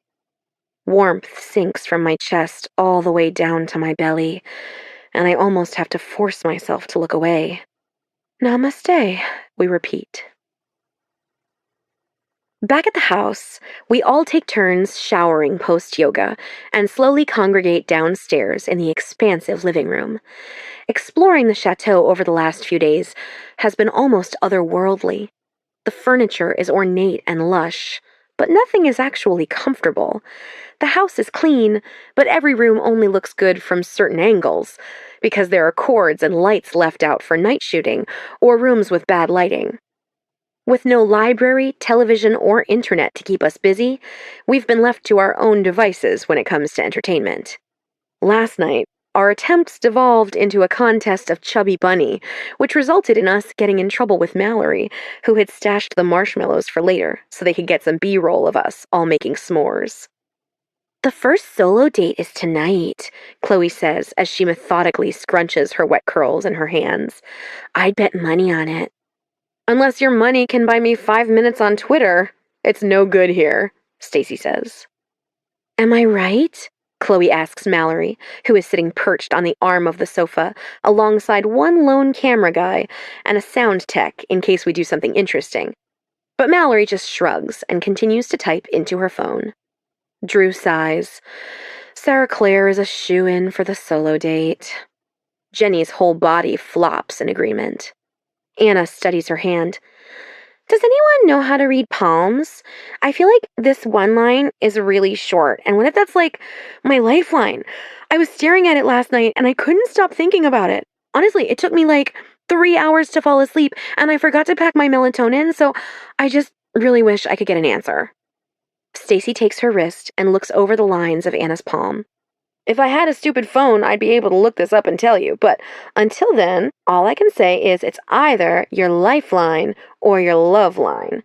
But it does shoot off into a... The doorbell rings, a deep chime, and then a high one. I'll get it, Drew says, before tearing off for the door. Mallory thumps the camera guy on the leg, and he jolts to attention as Sarah Claire joins the rest of us with freshly dried hair. Drew comes racing back, waving a gold envelope in the air. Gather round, ladies. We all pile up on the couches, and even Addison seems to be eager. Well, open it, Addison demands. Drew steps onto the coffee table and clears her throat. Ladies, she reads, thank you for spending the afternoon with me. You're all the GOAT. We're the GOAT? Anna asks. What does that even mean? GOAT, Drew spells out, the greatest of all time. Stacy shakes her head and looks to Mallory. Please tell me one of you people is writing these corny-ass messages and not this man we're supposed to be finding attractive. A few other girls giggle, and Mallory just says, It's a pun. Puns can be sexy. Sure, Jan, Stacy says. I turn to her. I think I love you. Keep reading, Addison shouts. From the top, please, Mallory says. I'd like to get one clean take. Okay, says Drew. Ladies, she reads, thank you for spending the afternoon with me. You're all the GOAT. Tomorrow night, I hope you'll all join me for the ball, but tonight, I'd like to get a little alone time with a girl who really stood out for me today. Sarah Claire, please meet me outside the chateau at 7 o'clock and wear your dancing shoes. Disappointment weighs me down as all the other girls squeal and pretend to be happy for Sarah Claire.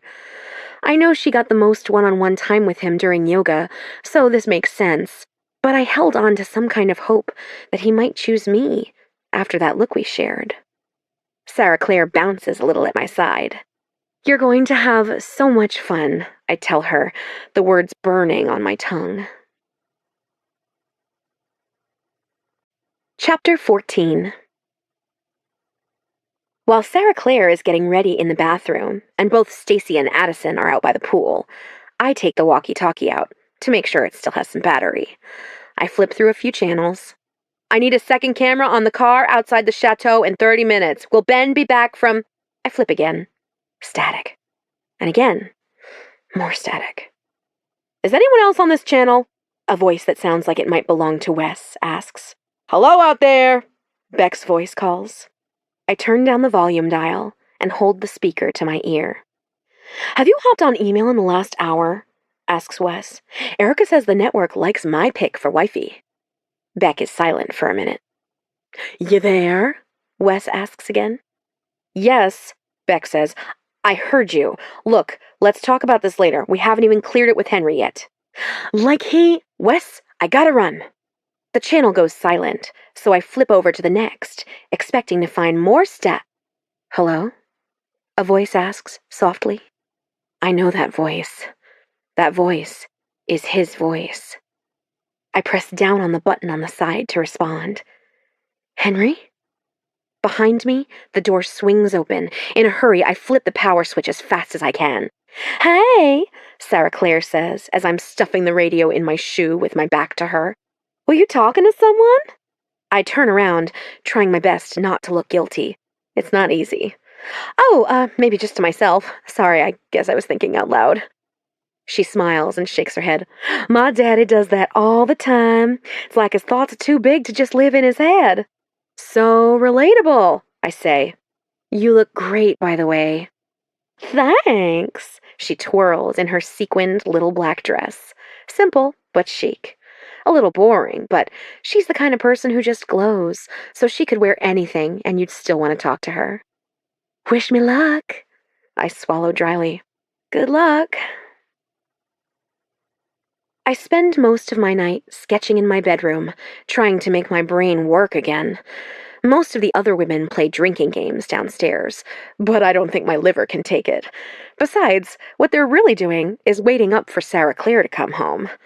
I'm already feeling a little miserable, and it's the kind of miserable that doesn't play well with others. I wish I had my tablet. Switching mediums when I was blocked was a trick I learned early on, but alas, no electronic devices in the before-midnight chateau. If anyone finds the radio stuffed in my shoe, I'll get kicked out faster than I can even zip my suitcase. The tip of my pencil snaps against my sketch pad, sending a stray line skidding across the page. Maybe I just have to let it go. Even in school, I knew that not all of us would succeed as designers. For some reason, I thought I was special. and that I would defy all odds, but my well is empty. I have nothing left to give. Deep down, I know that I could be happy doing other things. At least, I think. I could find some sort of job in fashion. Maybe I could talk to Sierra's contacts at Macy's. Maybe I don't have to create clothing to work with clothing. The thought of it is a little freeing. And yet, it pains me deeply to think of letting my longtime dream go. At around 1 in the morning, Stacy wobbles through the door and plops down on her bed. "I think this might be worse than college," she says, her last word devolving into a loud burp. "Girl, you're nasty," Addison says as she walks in behind her, strips down to absolutely nothing, and passes out in her bed. Stacy and I share a look, and she just shrugs. "At least I plan on brushing my teeth," she says loudly. Soon, I'm the only one still awake, so I throw a shirt over my lamp to dim the light. Normally, I'd just go to bed too, but I'm pretty sure they're both too drunk to care if I keep putzing around with my sketch pad. I didn't bring my whole collection of pencils with me. Shoes were my priority. But I managed to bring a few of my favorites and a kneaded eraser. The pages smudged from erasing false starts and bad ideas, one right after the next. But finally, after an hour or two, I decide to start with the basics. A shoe. A man's shoe. Something I've never really dabbled with. A laceless, deep blue suede shoe with a blocked-off square toe. And then its pants, tailored close to the leg and cropped at the ankle. I add a button-up shirt with a tiny floral pattern, a velvet tux jacket, and a matching bow tie. It's less of a design sketch and more of a portrait. Now I find myself attempting to sketch Henry's face. I've always been awful with faces. Sierra used to make fun of me for just drawing smiley faces on every sketch. With a frustrated sigh, I take my eraser to his jawline over and over again, unable to get it just right. The line of it is too soft and then too harsh. I can't find the right balance. "You're up," says Sarah Claire, while she tiptoes through the bedroom door. "Hi," I whisper as I shove my sketch pad under my pillow. "Couldn't sleep." She nods, balancing on one foot, taking off her gold slingback heels. "How was it?" I dare to ask. "Nice," she says in too high a voice, like she's finding it hard to believe. I give her a discerning look, and she caves way too easily. "It was actually really good, and I can't believe I'm even saying that about a date that was recorded for national television." She joins me on my bed, scooting all the way back so she can lean against the wall. Is Addison Buck naked?" I stifle a laugh. Yeah, she's toasted." "Oh, Lord," she rolls her eyes. "Queen of the memes over here." "So, dancing, huh?" Sarah Claire sighs. "Yeah, they had us go to some honky-tonk, and Wes had to get Irina to hunt down a pair of cowboy boots for me. I thought we'd be going to a club or something, but I guess they're painting me as the Southern Belle and wanted to play it up. They even had me change out of this dress." She motions down to her black sequined mini dress, "and put me in like a tiny little denim skirt and a gingham bustier." "A bustier?" I ask. My mother is going to die when she sees me prancing around on television in a bra made out of a tablecloth, but at least I don't have to be there to witness her demise. "Oh, God," I say. I keep thinking about what's going to happen when all the people who know me, like, really know me, see the show. "Oh, baby," she says, "they've seen. It's Tuesday. First episode aired tonight." I gasp. "You're right. I swear time is a meaningless circle in this place." I wish I could talk to Sierra and all my friends back in New York. They probably think something is legitimately wrong with me, or my life has turned into some kind of M. Night Shyamalan movie. She shivers a little. "I'm trying not to think about it. Honestly, I hope I still have a job when I get home. I might be a daddy's girl, but Daddy takes his business very seriously." She takes a deep breath. So, anyway, we went dancing, and then the producers arranged this elaborate romantic dinner for just the two of us inside this really adorable old barbecue joint. There were rose petals and candles, and I got barbecue sauce all over my face, even though we really only ate for a minute so they could get a few shots of us eating ribs. And he did that whole cute thing where he wiped the sauce off my chin, and then that was it. My shoulders sink. That's it? She shakes her head. I'm sorry. It's just that this is so weird. Like, I like you. In any other setting, we'd be friends. Actually, we are friends, but I just don't want to make it weird. I appreciate how careful she's trying to be of me and my feelings, but this might actually be worse than just knowing. I don't think there's a right way to do this. I think we just have to be honest and tell each other when it's too much, and we won't talk about it anymore. But for now, you're leaving me hanging. Give me the goods. She drops her chin to her shoulder and smiles. He is a real good kisser. I was so into it, but I kept having to remind myself that we were being filmed and that this was still for the cameras, and that I couldn't let myself get swept up in it all just yet. I've been through a lot, Cindy. I don't know how much more hurt I can handle. She bites down on her lip and leans in a little closer. But then, while the crew was packing up and we were waiting for our cars, he leaned in and kissed me on the cheek. And I don't know, but somehow it was the hottest thing. No one was looking, and you know how militant they are about leaving us alone with him. I nod. That's like a before midnight golden rule. She touches her fingers to her cheek and smiles faintly. He's funny, too. Genuinely funny. I almost catch myself verbally agreeing with her as I remember our banter on the plane. Well, maybe I'll get to find out for myself. I help Sarah Claire with the zipper of her dress, and once she's ready to turn in, I click off my lamp and slide my sketch pad under my bed. I wonder for a brief moment if Henry opened the notebook in his bedroom and saw the imprint of my lips pressed inside. After a few minutes, I'm unable to fall asleep, so I stand up and creep over to my suitcase to grab the walkie-talkie. It's a long shot, but it's worth a try. Are you okay? Sarah Claire whispers.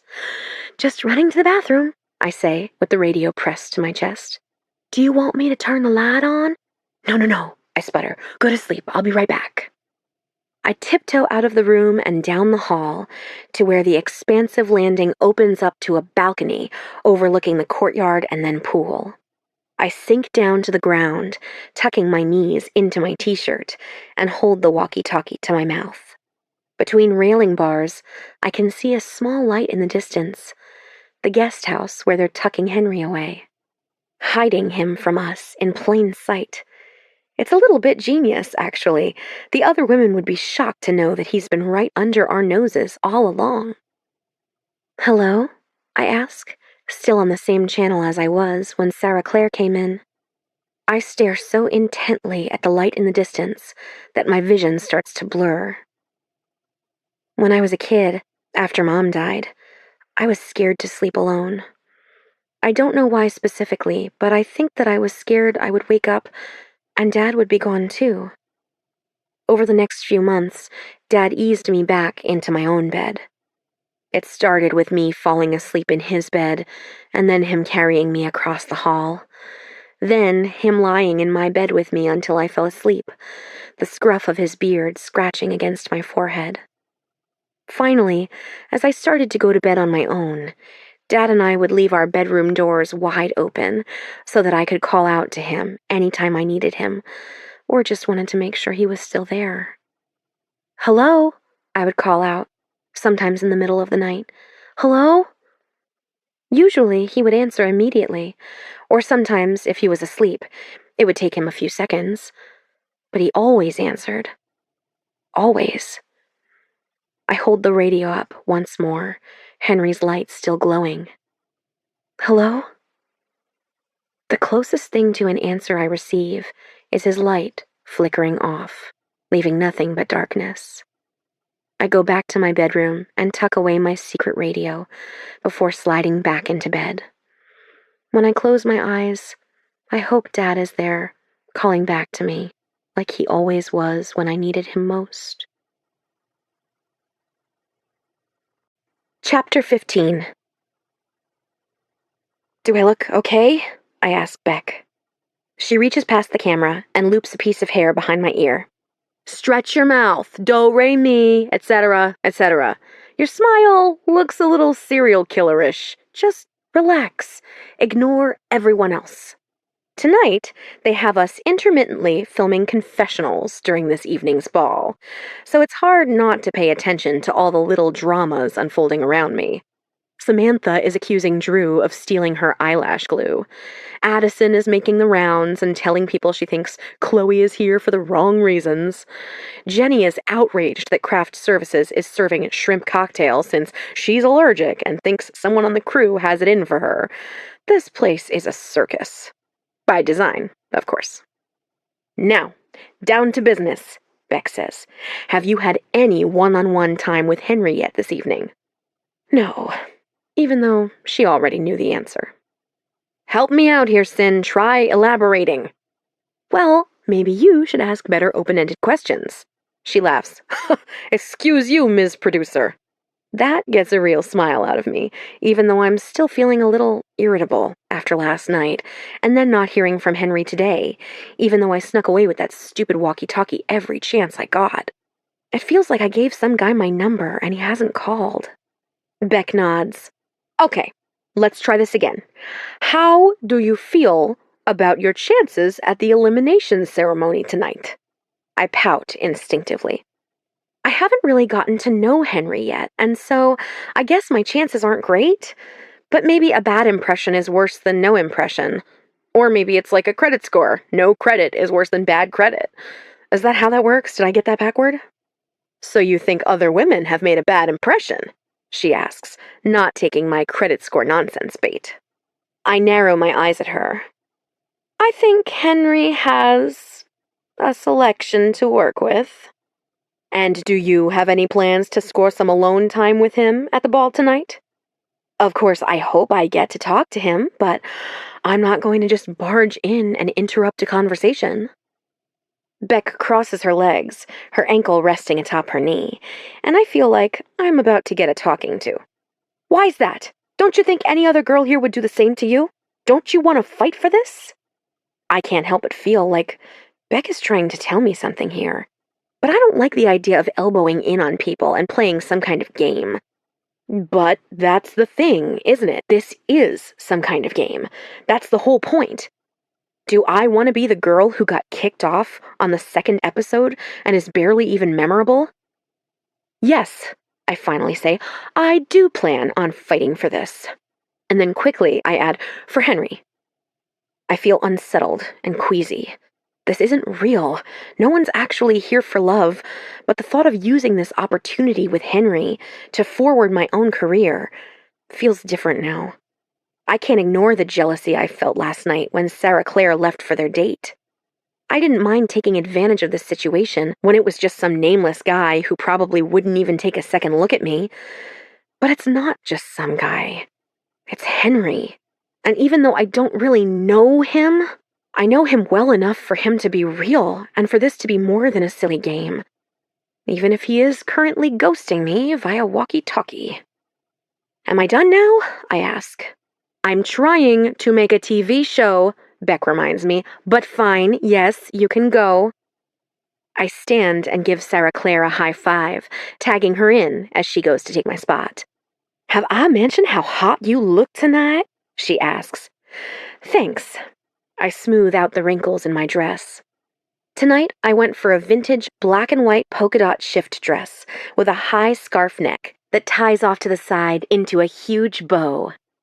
It was originally long and shapeless, but I nipped it in a little around the chest and cut it into a mini, and now with my hair swept into a high bun, I'm a 60s dream come true. Of course, my shoes are the real showstoppers. Authentic 1968 Montgomery Ward coral platform wedge T-strap Mary Janes, straight from eBay to my heart. When Addison saw me, she actually laughed and said, "You're just so quirky, like a cute little librarian." She meant it as a diss, but newsflash, Addison, librarians are hot. Look at Stacy. On the other side of the courtyard, I see Henry sitting next to Addison as he nods along and she laughs at her own jokes. I throw back a quick glass of Chardonnay and march over there. If there's any girl's time I'm comfortable crashing, it's hers. And if Beck is trying to make a TV show, I could at least give her something to work with.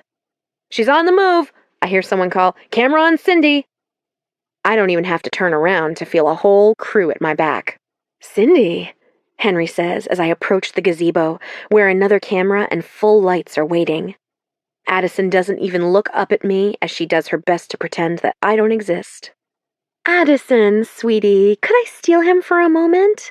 I say in my sweetest voice. "Oh," she bounces to attention. "Sure. Not for too long, though."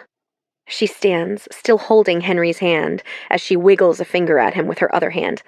"I'll be back before you know it." He gives her a smarmy grin. "I have no doubt." "No doubt," I mimic under my breath as she walks off. He clears his throat. "Excuse me?" I choke on a laugh as I remember the cameras, the lights, and the fact that Henry and I aren't even supposed to know each other that well, and people who don't know each other don't usually tease each other like that. "Nothing," I say, knowing full well that every mic picked that up. And I'm pretty sure Henry did too. I sit down beside him, and a junior producer hands me another drink, but I don't think I need any more loosening right now. Henry clinks his glass to mine. "Cheers." "Cheers." "So, what made you leave your life behind to come on a show like this?" I snort. "Starting out with the heavy hitters, huh?" I loop a loose strand of hair behind my ear, taking a moment to regain my composure. "I wouldn't say I was leaving a whole life behind. I guess you could say I'm in between things, at a crossroads." "What kind of things? Boyfriend-shaped things?" My cheeks immediately flush with heat as I shake my head. Um, I've actually been single for quite a while. I dated Jared, a poli-sci major from NYU, for half of freshman year and all of sophomore year. He was the kind of guy who always said he was fiscally conservative and was constantly exhausting people by playing devil's advocate. Sierra threw me a party when I broke up with him. What about you? I've dated, but nothing serious for a while. At least no one I'd bring home to Mom just yet. My eyes light up at the mention of his mom. I have so many questions. "Your mom, huh?" "Ah, that's right," he says. "The fashion student with a passion for shoes." Guilty. He leans back and stretches an arm out behind me. "What about fashion drew you in?" The corners of my lips twitch, as I'm unsure how to play this. There are lots of answers to this question, and I'm a little scared to share anything too precious. Not just with Henry, but with the whole wide world. My relationship with my work at the moment is fragile at best. I'm not sure it could stand the scrutiny of a television audience. But something about Henry's unmoving, stable gaze compels me. Ever since I was a kid, I loved the way that clothing could transform you. I've always been fat, plump, as my dad used to say, and people are so quick to make up their minds about me before I even open my mouth. My style is a chance for me to express myself and to maybe even make someone rethink their snap judgment. But that's just a small part of it. I love the lines. I love that it's art you can wear. I hate how inaccessible and distant art can feel, but you can walk into Target and walk out dressed as a piece of art. That's something almost anyone can do. I laugh a little to myself. Sorry, I didn't mean to drone on like that. No. He shakes his head as his thumb grazes the back of my neck, sending a wave of chills down my spine. I've been around this industry my whole life, and it's easy to feel burned out. Fresh perspective like that can be invigorating. What about you? I ask. He sighs. It's the family business. I think I definitely have a sense of style, though my mother might say otherwise. But for me, I appreciate the utilitarianism of it all. Clothing is not only an art, but a daily need. Not all industries have that same crossover, and I find it fascinating. Admittedly, I'm more involved on the business side of things, but I guess you could say I do have some design thoughts. Oh, do you now? He nods emphatically. Yes, like, who actually decided a button fly was a good idea? And is it actually safe to carry a hammer in the loop on a pair of carpenter jeans? Ah, the hard-hitting questions, watch out. You might just cause the entire industry to crumble. He smiles crookedly. I hated fashion when I was younger. I throw my head back with a laugh, also hoping it will encourage him to touch my neck again. Was that the big rebellion of your youth? Did you have a run-in with a bolt of taffeta as a child? He smirks. Really? Going after my childhood now? But there's something in his voice that tells me I've hit a sensitive spot. You should have seen me. I only wore black jeans and t-shirts in high school. The best reaction I got out of my mom was some speech about how even then I was making a fashion statement. I can't help but laugh again. She's not wrong. Your turn, he says. Tell me about your family. I'm pretty sure you already know my stepmom, I nearly say. Well, my mom had ovarian cancer and passed away when I was a kid, so it was just my dad and me until he got remarried while I was in middle school. She already had 2 daughters, so we went from a family of 2 to a family of 5, and now I have 3 little siblings too. Triplets, actually. Whoa. I've always wondered what it would feel like to be part of a big family. And your mother, I'm sure she was wonderful. I nod, my shoulders sinking. He hasn't even heard the rest of the sob story yet. Dad passed away while I was in high school. It was sudden. And then, just like that, my step-family became my only family. He flinches, and his voice is low and scratchy, almost like he wishes the cameras weren't here anymore. I'm so sorry. You must miss both of them so much. When Dad died, I heard so many people tell me they were sorry, over and over again, to the point that the word doesn't even carry meaning anymore. It's just a cloud of a word. You can hear it, you can see it, you just can't feel it. But the way Henry tells me he's sorry makes me feel like he would sacrifice something real for me to have a magical do-over and a second shot. But there's no magic to be found in this story. No happily ever after. Thank you, I say, as I turn away from the cameras to quickly wipe one stray tear. The last thing I need is to ugly cry on television. I'd be the girl who ugly cried as quickly as I'm sure Jenny became the girl who ate it big time. With one arm still behind me, Henry takes my hand in his free one and rubs soft circles into my palm.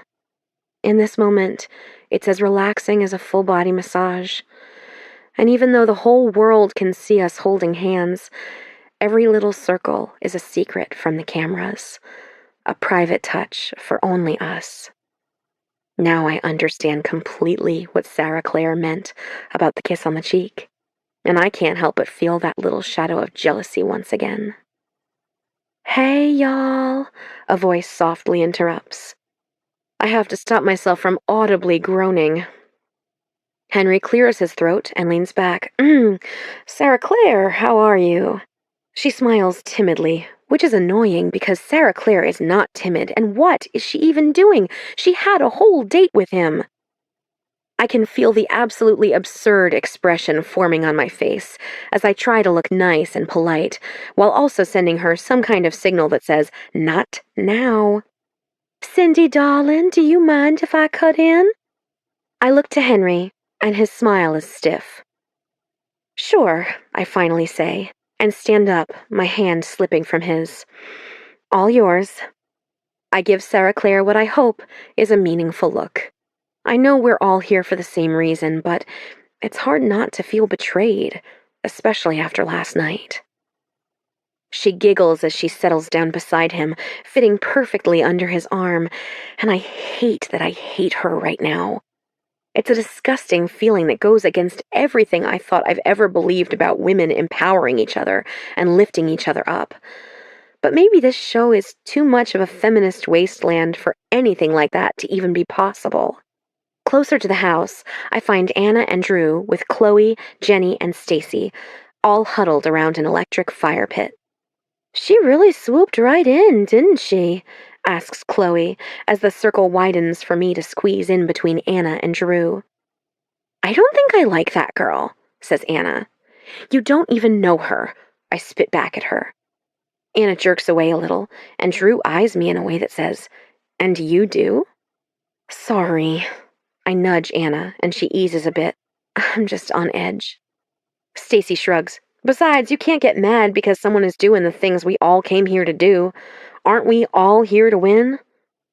A gust of wind blows through the courtyard, and a shiver rolls through me. Yeah, it would have been nice if she hadn't just barged in like that, and it was so unlike her. "I don't buy that whole Southern manners act," Jenny says. "It doesn't matter if you buy it or not," Addison says from outside the circle. "It only matters if Henry does." "Good evening, ladies," says Chad as he steps out into the center of the courtyard. "If you'll follow me to the front of the house, it's time for elimination." "What?" asks Jenny. "We've barely even seen Henry tonight." "Henry has made his decision. He's ready for the elimination ceremony." As we walk through the house to the front, where lights and cameras are already set, Drew takes my hand. "Something's up with Anna," she whispers. "Doesn't she seem off to you?" "What? No, I haven't noticed." But then again, I wouldn't notice after being so wrapped up in myself. If anything, I'm the one who's off. Drew shakes her head. "I can't put my finger on it." As we step out onto the marble staircase, we're directed in opposite directions. Our hands drift, but Drew links her pinky to mine. "Good luck, babe." My relationship with Anna and Drew was so difficult to navigate in high school. Imagine living with the older, most popular girls in school and trying to just be yourself around them. Things shifted their senior year when they became the ultimate queen bees, but I was still always their oddball stepsister whose fashion sense was a little offbeat and who found her solace in the drama costuming department. But after Dad died, they were there for me in a way any other friend just couldn't be, because they loved Dad like he was their own father. The pain I felt was different from theirs, but it was a pain we bonded over. Just getting to see their warm smiles while I'm here in isolation with 17 other women and a television crew is a comfort I don't take for granted. Tonight, Mallory lines me up in the front row between Chloe and Addison, with Anna directly behind me. "Welcome to the midnight ceremony. This evening is our last big elimination," Chad announces with a line of Rolls Royces at his back and the huge before midnight clock towering over us all. "Tonight, this group will go from 17 to 10. As the group grows smaller, it will be more important to make an impression on Henry. True love is on the line, and the clock is ticking." He turns to Henry. "Let's get to it." Henry's stance is broad, with his hands clasped in front of him. For someone who thinks clothing only serves a utilitarian purpose, he looks painfully handsome in a flawlessly cut deep blue suit. His dark eyes flit up toward us. "I've had a great few days getting to know each of you, and it's given me the chance to decide who I need to spend more time with, and whose journey here ends tonight." He pauses for a beat. "Sarah Claire, will you accept this scroll?" I glance behind me and watch as she floats down the stairs, her cheeks flushed. "Of course," she says, and when she reaches him, she stands there as they share a silent moment together. "Thank you," she whispers. I get a sick feeling in my stomach as it hits me. She's really falling for him. She really is, and I want to hate her for it, but isn't that what we're all here to do? Fall for this guy? I remember when we first got here and how she said this felt like her last chance. I know that can't be true, but what if it is? And what if I'm just standing in the way? Addison, Jenny, Chloe, Anna, Gretchen, Samantha, Stacy, Valerie, until only one scroll remains. Cindy, he says. I bite down on my lip to stop my smile from turning goofy. Thank you. I hold the scroll to my chest as I stand off to the side. Chad steps forward. If Henry didn't call your name, then that means you'll be leaving us tonight. I look up to see Drew still standing there without a scroll, and suddenly it feels like the rug's been pulled out from under me. No, Anna says. What about Drew? Henry looks up to where my statuesque stepsister, in her beautiful lavender silk gown, stands, her expression hollow. I knew this would happen and that one of us would have to be the first to go home, but I was absolutely certain it would be me and that I wouldn't have to watch one of my sisters go. Drew glances to Anna and then me and shakes her head, trying to smile through her disappointment. The rejected girls make their way down the steps to say goodbye to Henry, and Drew bypasses him altogether, heading straight for Anna. One less girl in your way, she says to Anna with a wink as she pulls her in for a hug. My chest tightens, and I can feel tears brimming for the second time tonight. A cameraman pulls in tight on the two of them, and I have to remind myself that we're technically not supposed to be sisters. We'll miss you, I say quietly, my voice cracking. Drew pulls me into their hug. Watch out for her, she whispers into my ear. Hug Mom for us, Anna begs her just quietly enough for only us to hear. And Gus, Jack, and Mary. Our tearful goodbye triggers more tears from the other women, like it's contagious. I guess we're all tired and a little bit drunk. After the cars with the eliminated women pull away, Beck emerges from the cluster of crew members and yanks me aside as all the other women trickle back into the house. Follow me, she grunts. Stay quiet. I follow Beck around the side of the house. Where are you going? I whisper. She doesn't turn around, but just waves me up a metal ramp into an 18-wheeler full of sound equipment. She peers out the trailer once more before grinning maniacally and shaking me by the shoulders. Cindy, they freaking love you! They? Who's they? The audience! The American people! You're a hit! And what you said tonight to Henry about your love for fashion. Pure gold. Slowly, it dawns on me. It's impossible to forget the cameras, but being so secluded all the way up here, it is somehow possible to forget about the rest of the world. How? Is all I can manage to stutter. And thank goodness you weaseled in on some Henry time tonight. You were on the maybe list, and we pull most of the strings here, but Henry has the final say on eliminations. Sort of. My heart sinks. What? The maybe list? She waves her hand. Forget that. He kept you. That's all that matters. Well, that and the fact that you're a damn American sweetheart. But there's a list, and I wasn't on the right one? She sighs loudly before rattling off a response. Before each elimination, the suitor starts making a list, sometimes even before the group date, and the production staff has a girl or two they're really championing, and we might have a teensy bit of sway, but really, it's his choice, so all we can do is control the things that might help him decide. I lean back against the inside of the trailer, remembering the conversation I heard between her and Wes about wifey. I want to ask her, but I also don't want to lose my walkie-talkie privileges.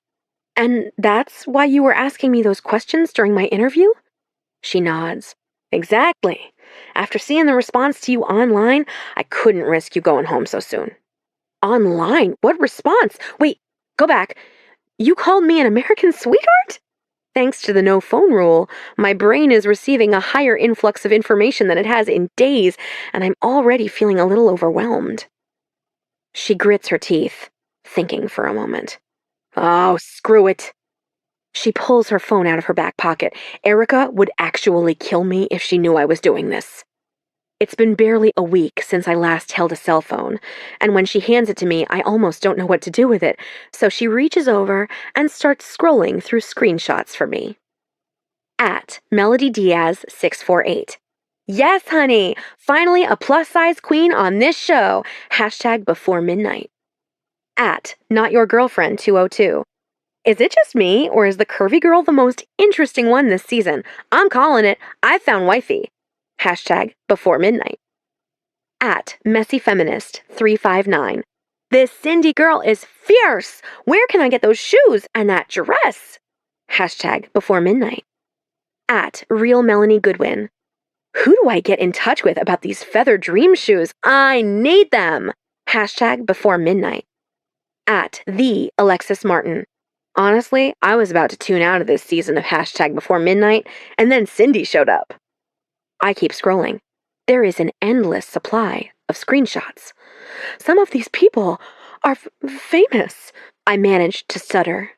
Like blue checkmark famous Melanie Goodwin is tweeting about me? Every single one of the famous model's tweets becomes an instant viral sensation. Seeing my name next to hers is surreal. Yeah, says Beck. Everyone is hyped on you. There are GIFs, hashtags, and people even published a piece with their picks for the top 5, and you're in it, baby!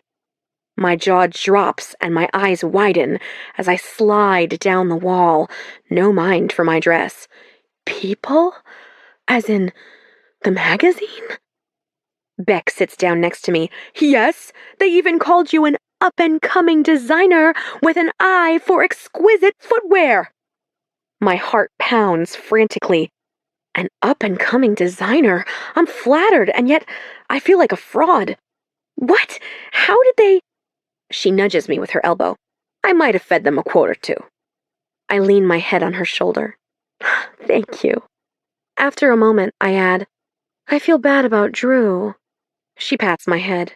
Drew is going to be just fine. She'll wake up tomorrow morning with an extra 100,000 Instagram followers and some brand deals in waiting. Really? I ask. The magic of television. Her walkie-talkie beeps. Beck? Does anyone have eyes on Beck? Wes asks. I sit up and she talks into her walkie-talkie. Beck here. Oh good, he says. I was about to put an Amber Alert out on you. I'm coming. Beck stands and then holds out a hand to help me to my feet, which is no easy thing to do in a mini dress and platforms. Do you think he even likes me? I ask. She shrugs. Enough to keep you. That's what matters. But is that enough? Is that all I want? For him to like me just enough so that I get my full 15 minutes in the spotlight? We walk out of the trailer, and Beck points me to a side entrance where I can easily sneak in. Good night, up-and-coming designer, she quietly calls to me. Chapter 16. When I make it back to my room, I'm exhausted, and I guess so was everyone else because my 3 roommates are sound asleep. The room is definitely more lived in than it was when we first got here. Shoes and makeup on every surface, and bras hanging from doorknobs and headboards. After I get out of my dress and put on some shorts and my holy sleep shirt, my hand hovers over the radio, hidden in my suitcase. For a moment there tonight, it really felt like Henry and I got lost in each other. The cameras and other women sort of just faded away. But in that moment, he didn't even know if he was going to send me home or keep me here. I grab the radio and sneak out to the balcony after slipping on my hoodie. I have questions. Questions I would like Henry to answer. When I walk outside, Henry's light is already out. Deflated, I sink down to the ground with my back to the railing. I hold the walkie-talkie up. Hello? I wait. 1 Mississippi, 2 Mississippi, 3 Mississippi. Hello? I ask again. Nothing. Henry? Nothing. Is this place making you as nuts as it's making me? I ask into the void. Maybe if I just talk, he'll hear me eventually. It's it's like being so far away from everyone and then dropped into this social blender. It like strips everything away and all that's left is the worst. Cabbage Patch? Is that you? A semi-groggy voice asks. I gasp and hold the walkie-talkie to my chest as I scream in delight with my mouth closed. I press the talk button. Cabbage Patch, over. I guess I should confess that I've never used a walkie-talkie, and so I hadn't really thought through any of the logistics when I handed you one. I grin as I maneuver around so that I've got a view of his guest house.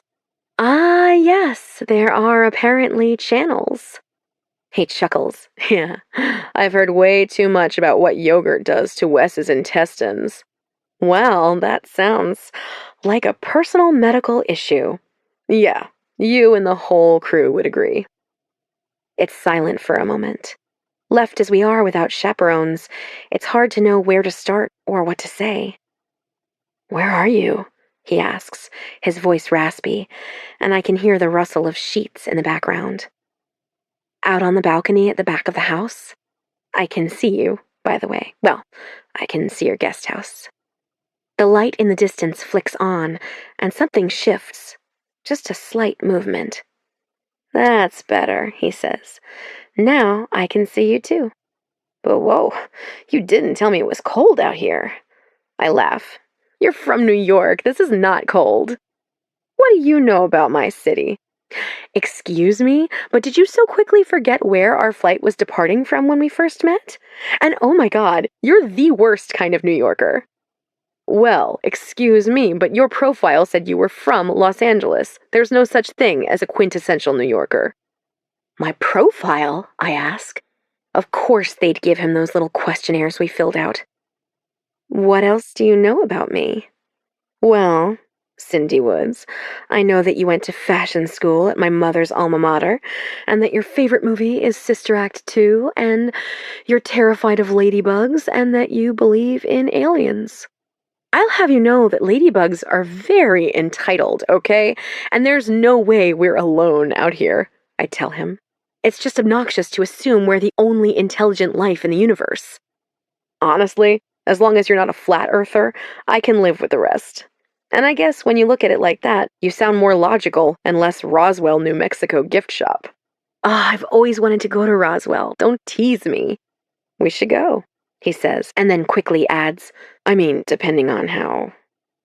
Depending on if you pick me? I ask. It's so hard not to ask him outright why he's here, and if he sees himself with any of these other women. Without anyone else around, it's hard not to feel like we're playing by a silly set of made-up rules for no reason. Wow, this is weird. You're the one who chose to date 20-plus women on a television show. Well, you are one of those 20-plus women who chose to be here. Touché. So, triplets, huh? He asks. Your little siblings, you said they were triplets, right? Yeah. You know, I thought seeing my stepmom raise triplets would make me never want to have kids, but now I just want a really big family.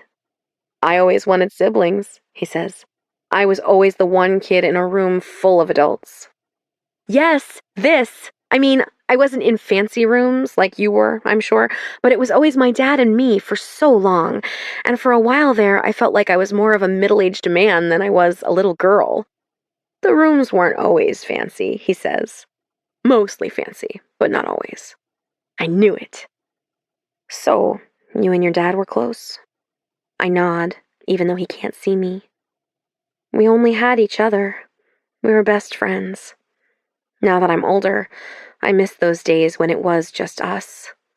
I always remember how quiet it always was with just us. And then after he got married, there was always noise. The house felt full. Quiet was nice, but the noise was comforting in a different way. Like white noise, he says softly. Not in a bad way. No, not at all. Kind of like New York City. Yes, I honestly have a hard time falling asleep if it's not to the sound of sirens. God, yes, I need my city noise. Except on my block, it's the doorman across the street saying, "Hey, boss," on repeat, followed by honking horns. I chuckle. Well, I didn't have any doormen on my block, but I did have a bodega lady who communicated entirely in grunts. My roommate was fluent. For a moment, there's a lull, but it's enough to remind me that we're almost strangers.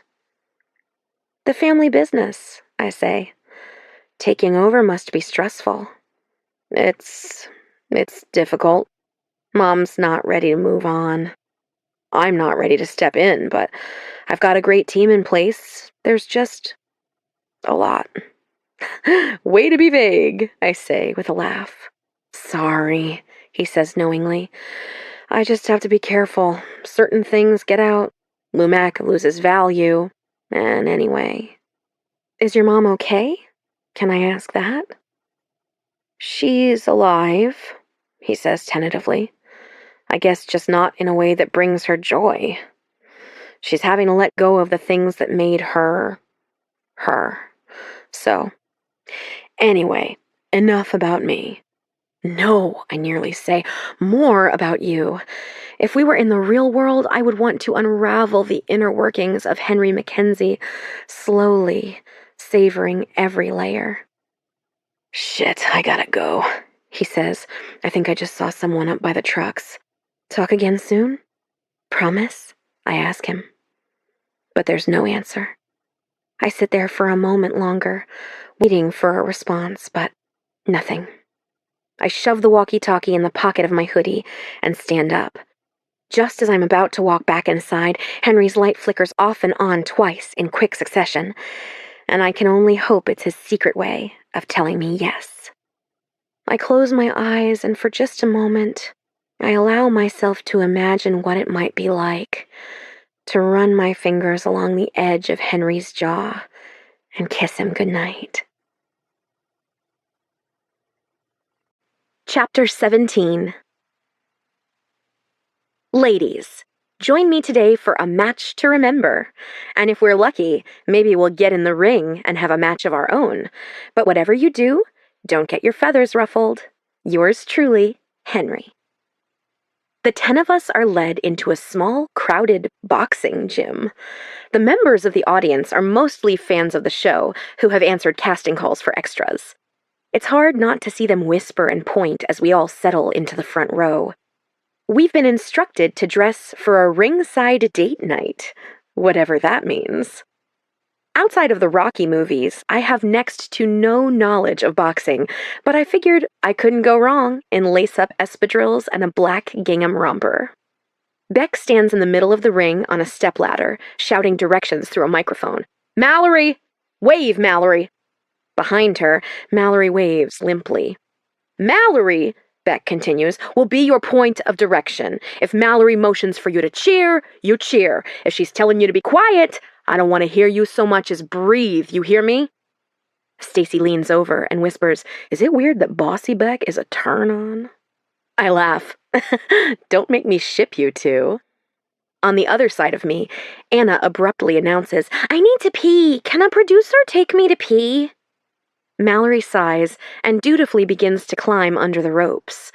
On the way here, Wes gave us a very serious lecture about trying to talk to extras or anyone else we saw while we were out, and we were expressly told not to go anywhere alone. "I got her," says Zeke, jogging toward us.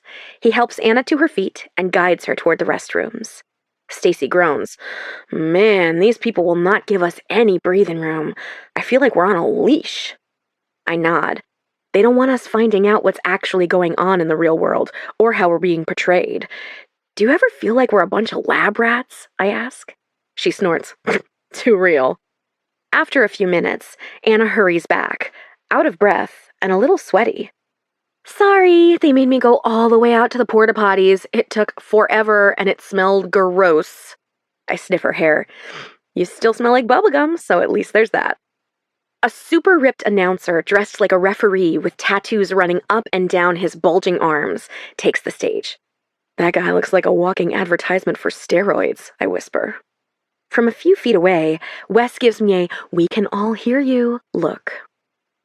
Ladies and gentlemen, the referee announcer says into a microphone hanging from the rafters, my name is Tony Danger, and I'll be your MC and referee for the evening. Tonight, we've got two fierce competitors. First, though, I'd like to bring up my special guest, Henry Mackenzie, to introduce them. Mallory throws her arms up in the air, and the whole crowd cheers as Henry jogs up the aisle in a snug pair of jeans, a gray t-shirt, and a leather jacket. Good evening, everyone, he says as Tony Danger steps aside. And thanks, Tony. You got it, man. I would like to introduce you to two women who could single-handedly kick my ass, Drusilla the Destroyer and Holly Go Bite Me. Henry steps aside and out of the ring to sit next to Addison at the end of our aisle. Two women, both covered in tattoos and wearing padded headpieces, mouth guards, shin guards, tiny metallic spandex shorts, and matching sports bras, race down the aisles to cheers and boos as they bounce into the ring. A whole crew of hype people with water bottles and first aid kits race behind them. Anna leans over. Is that guy rolling out a cart of pillows? Behind the women and their posses, there is indeed a scrawny-looking guy with a whole pile of pillows. On the other side of Stacy, Sarah Claire gasps, "Oh my lord, is this an actual pillow fight?" "Like a slumber party pillow fight?" I ask. Stacy leans back and nods. "Some girls on my roller derby team do pillow fight matches during the off-season." "You play roller derby?" I ask. Sarah Claire shakes her head in awe. "Yeah, could you be any more badass?" My eyes flick up to Sarah Claire. It's the first time since the elimination 2 nights ago that she and I have shared a conversation outside of the occasional "excuse me" and "good night." Anna's jaw drops. Is this pillow thing like some kind of weird internet thing? I choke on a laugh. Stacy smiles widely. I mean, I guess it could be. "Hell," says Sarah Claire, "people will pay for anything these days. You know, I worked with a client who was a state congresswoman, and she had to start cropping her feet out of photos because they kept popping up on websites dedicated to feet." Anna giggles and then muses, "I bet there's some good money in that." We spend the next 30 minutes watching two grown women beat the crap out of each other with pillows. I'm about as subtle as an elephant in a library, as I try to catch glimpses of Henry sitting down at the end of the row next to Addison. She laughs way too loudly at everything he says, and paws at him shamelessly. At least I'm not alone, though. With our numbers dwindling, every girl in this row is wondering if she'll be next. After this, eliminations will only be 1 or 2 people at a time, but it's impossible to feel safe, especially after knowing I was so close to the chopping block the other night. With every glance in Henry's direction, I hope for some sort of nod or smile, some kind of sign that tells me I didn't make up our late night/early morning conversation. I guess my brush with elimination and talking to Henry made me sure of one thing. I want to be here, and it's not just for the money or the connections. That terrifies me, but it's true. Feathers fly, drifting slowly down as the two women in the ring absolutely wallop each other. In the end, Holly Go Bite Me lands the final blow and drops down onto Drusilla the Destroyer, pinning her to the mat.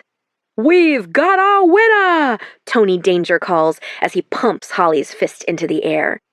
"Now, it's time for a little bit of audience participation." He looks to all of us in the front row. "Ladies, any volunteers? Which of you will fight for Henry's love?" We all look from one to another, and I get the feeling that no one is too eager to take on this challenge. Suddenly, Addison bolts to her feet. Maybe it's the adrenaline from just having watched two grown women beat each other senseless with pillows, or maybe it's the memory of what Beck told me last night about how much people are really rallying around me, or maybe it's simply Henry. But whatever it is, I'm on my feet and challenging Addison before any other woman can even raise her hand. "We've got our challengers!" Tony echoes into the microphone. "Cut!" someone shouts. Before I know what's happening, Zeke and Mallory are ushering Addison and me outside to where the trailers are parked. I glance over my shoulder to see Anna holding up 2 thumbs, and Henry watching us with a furrowed brow. Irina is waiting for us in a dressing room trailer with a rack of nightgowns and lingerie. Really? I ask. She shrugs. If you're going to have a pillow fight, you should at least wear a nightie.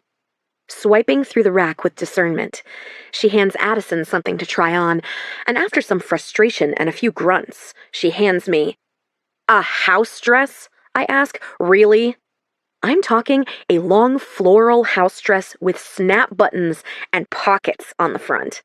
Now, I'm a human girl, so of course I appreciate pockets on a dress, but every other thing on this rack is cute and sexy. I can't walk out there in this muumuu, which I'm pretty sure still has crumbs in the pockets from the last person who wore it, and expect to win against Addison. This isn't just about who can take who out. This is about who can charm the crowd. And subsequently, Henry. Addison emerges from behind the dressing curtain in a pink silk pajama set with black piping around the legs, arms, and collar. The top is buttoned down low enough to show just a hint of her lace bra, and the shorts show the very bottom of her ass cheek. To be honest, it's more skin than I would want to show, but how is there not any middle ground between sexy silk pajamas that you wouldn't actually want to sleep in and your grandmother's favorite muumuu? I look down at Irina's offering once more. This is really all you have? She nods. You know I'm on the show. You've known since you met me at my house, and you couldn't at least prepare for the possibility that you might have to clothe me? She shrugs, her lip curled.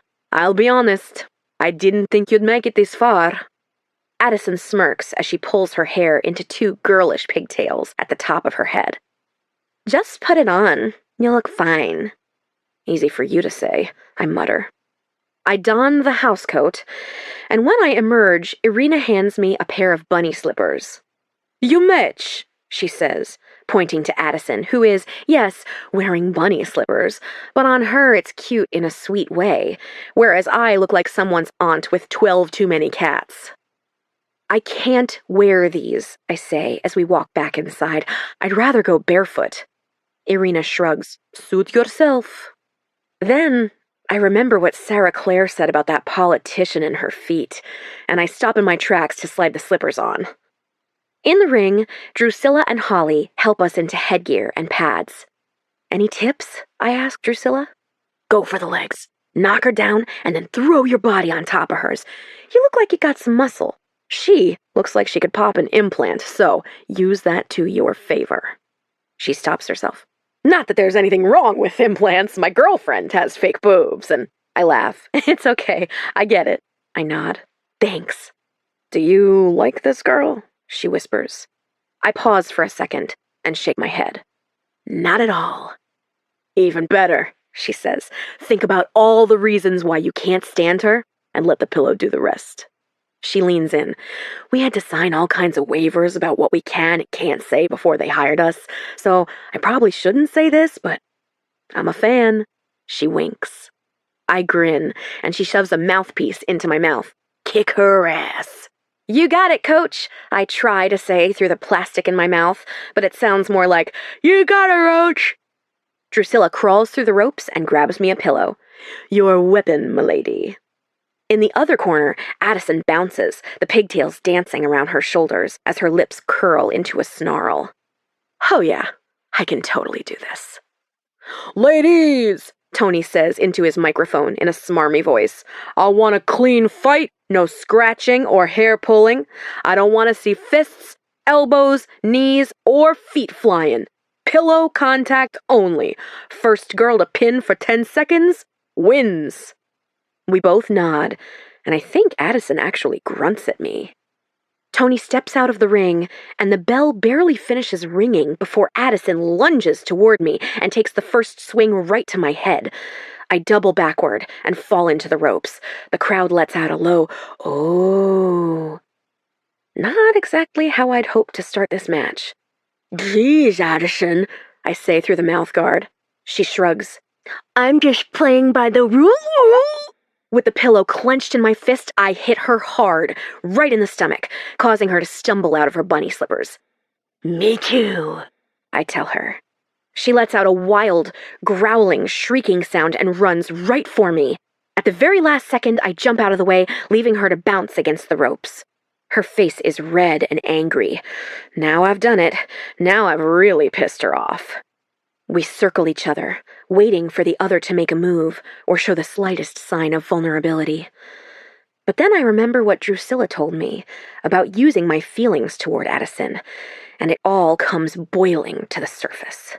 The way she called me brave, like I deserved a cookie for having the nerve to be a fat girl in a pretty dress. The way she uses all the girls in the house like chess pieces. The way she acts like this competition was over before it even started. I let out a guttural, Viking-style scream and run at her full force. She ducks a moment too soon, thinking that I'm going for her head, but instead, I slide across the mat and take her out at the knees, just like Drusilla said I should. Before she has a second to move, I throw my body down on top of her. She wiggles beneath my weight, but Tony is already mid-count. 7, 6, 5. Get off me, you cow! Addison says, just loudly enough for me to hear. I grin down at her as I take out my mouthpiece. Just playing by the rules. Moo, bitch, moo. We have a winner! Tony Danger calls. He pulls me to my feet, and I hold out a hand for Addison, but she ignores me. I bounce with excitement. I feel like I could punch a hole through the roof. What's your name, girlie? He whispers. Cindy, I tell him. Ladies and gents, he says in his announcer voice, I give you Cindy Clawford. Cindy, Cindy, Cindy, Cindy, the crowd begins to chant. Henry steps up into the ring with a dozen roses in his arms and pulls me in for a hug. You're quite the wild card, he tells me as he hands me the flowers and presses a kiss to my cheek. I turn my head so that his lips graze mine. You like the granny look? I ask breathlessly. I feel on top of the world, like I've just solved global warming, fixed the healthcare system, and I still have time to read a good book and put on a face mask before bed. I am invincible. Very subversive, he says, his eyes tilted down toward mine, and my body still pressed against his. I'm not a first move kind of girl. Not because I don't want to be or because I think there's anything wrong with it, but because I've never been courageous enough. The fear of rejection has always pinned me in place, waiting for the guide to go out on a limb first. But I have come all this way, and if I go home tomorrow night without having kissed Henry Mackenzie, I'll wonder for the rest of my life what could have been. I tilt my head just a millimeter closer, and just like that, our lips are pressed together. His mouth moves effortlessly against mine, and he pulls me in closer to him, wrapping his arm around my waist. My mouth opens for a brief second, and it's just enough for his tongue to dance against mine. The crowd cheers, and we pull away from each other slowly, our lips touching until the very last second, like we're two intoxicated teenagers, drunk on each other. Back at the house, I take a shower while Addison announces that she's moving into Chloe's room. I guess she couldn't handle the heat, Sarah Claire says when I return wrapped in my towel. Guess not. Pretty steamy moment there with you and Henry, huh? You know, she says, it's a competition and I want to stay here for as long as I can, but I want us to be friends too. I nod as I sit down on the edge of my bed. I want that too. We just gotta be real with each other about the fact that we both want the same thing. God, this is so weird, I tell her. She's about to respond when the doorbell echoes through the house. The date invitation. It's here. We both run out the door and down the stairs, and I nearly slip on the last step, but I'm still first to the door. I swing it open and find Mallory waiting there with an envelope. I take it and slam the door in her face, immediately feeling a camera at my back. Rude, I hear her say on the other side. Sorry, I call. Well, I hope being on television straight out of the shower in a tiny towel is on the before midnight bingo card, because here I am with 2 cameras on me and a crowd of girls circling me. I rip past the wax seal in the shape of a scroll to read the invitation. Come on, Chloe says, read it aloud. Addison slinks down the stairs, her hips swiveling with each step. I pull the card from the envelope and begin to read. My heart sinks. Dear Addison. Chapter 18. Shit, shit, shit. I hear someone mumbling as they stomp down the hallway outside of my bedroom, as I lie curled in my bed with a fresh blank sketchpad page teasing me. Although I can see Addison out of the corner of my eye, I refuse to acknowledge her standing there in the frame of my bedroom door. She clears her throat. Hi, Addison, I say, without looking up from the page, like I'm actually working on something. Is there something I can help you with? She walks in and hovers above me. I hold the sketchpad to my chest because it turns out pretending to work on a totally blank page is deeply embarrassing. Yeah, actually, she says in the most normal voice I've ever heard her use. I heard you went to, sewing school or whatever? I wouldn't call it sewing school, but yes, I know how to sew, if that's what you're asking. What's the problem? She pouts, and her eyes are a little glassy, like she might actually cry. Pulling her long, perfectly straight hair over her shoulder, she turns around to show me that the zipper of her curve-hugging champagne mini dress is split right up the back. Irina dressed me in this super expensive dress, and I guess the stupid zipper was, defective, and now the whole crew is waiting outside, and so is Henry, and... Why don't you just go ask Irina for help?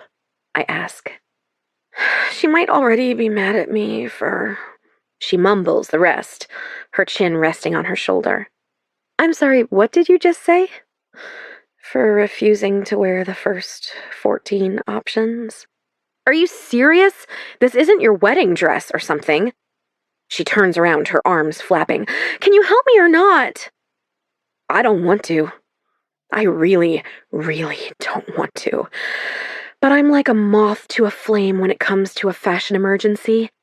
And even though I truly doubt that karma is real, ditching awful manipulative Addison in her hour of need is pretty mean. Even for her. Take off the dress. I can't promise anything. It could need a whole new zipper, and I only have a travel sewing kit with me. She obeys and strips down, tossing me her dress as she sits on her old bed in her strapless bra and smoothing undergarments, watching me nervously. Watching me won't make me go any faster. Just do whatever you have to do, sew me into it if you have to. I take a quick look at the zipper, which luckily for Addison is an easy fix. The zipper just got off track, so all I have to do is rip a few stitches, retract the zipper, and sew it back in place. That, however, doesn't stop me from making some very thoughtful and unsure noises, just to keep Addison on her toes. It's only been a month or so since I last had my hands on a needle, which is an eternity if you look at the last 4 years of my life. But something about the process of threading it and holding it between my teeth as I use my seam ripper makes me feel at ease. Calmed. Soothed.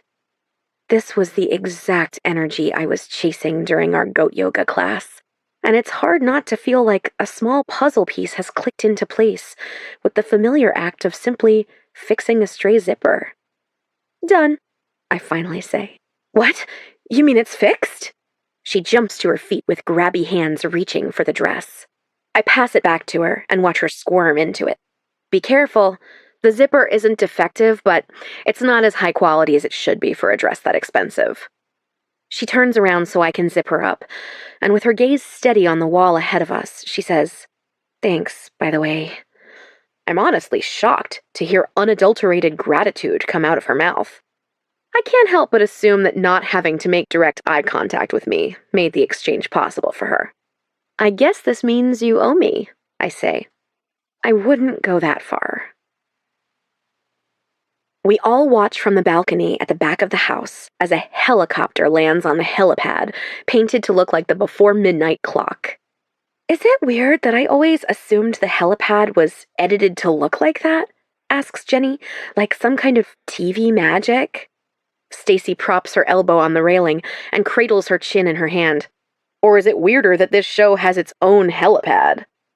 Addison's Date is a before midnight classic, the helicopter date night, and I can't help but take just a sliver of joy thinking about how miserable Henry will be. Below us, a cluster of crew members escort Henry, dressed in a slick suit with a black tie. He glances up to us, and everyone crams up against the edge of the balcony to get a millisecond of FaceTime, like we're all at a concert, and Henry is the headliner we've waited hours for. "Evening, ladies," he says, tipping his chin to us, his eyes bright with terror, something only I seem to notice. My eyes widen, and I give him a slight thumbs up. All I can hear is him telling me he'd rather lie naked in a pit of scorpions than fly on a helicopter. He inhales deeply, and I can see all the ideas running through his head, trying to figure out how he can get out of this at the last minute. Fall and break an arm? Fake a death in the family? He's heard it off quickly, and I can feel the energy of all the other women ease, like they've all been sucking in for the camera. Blech.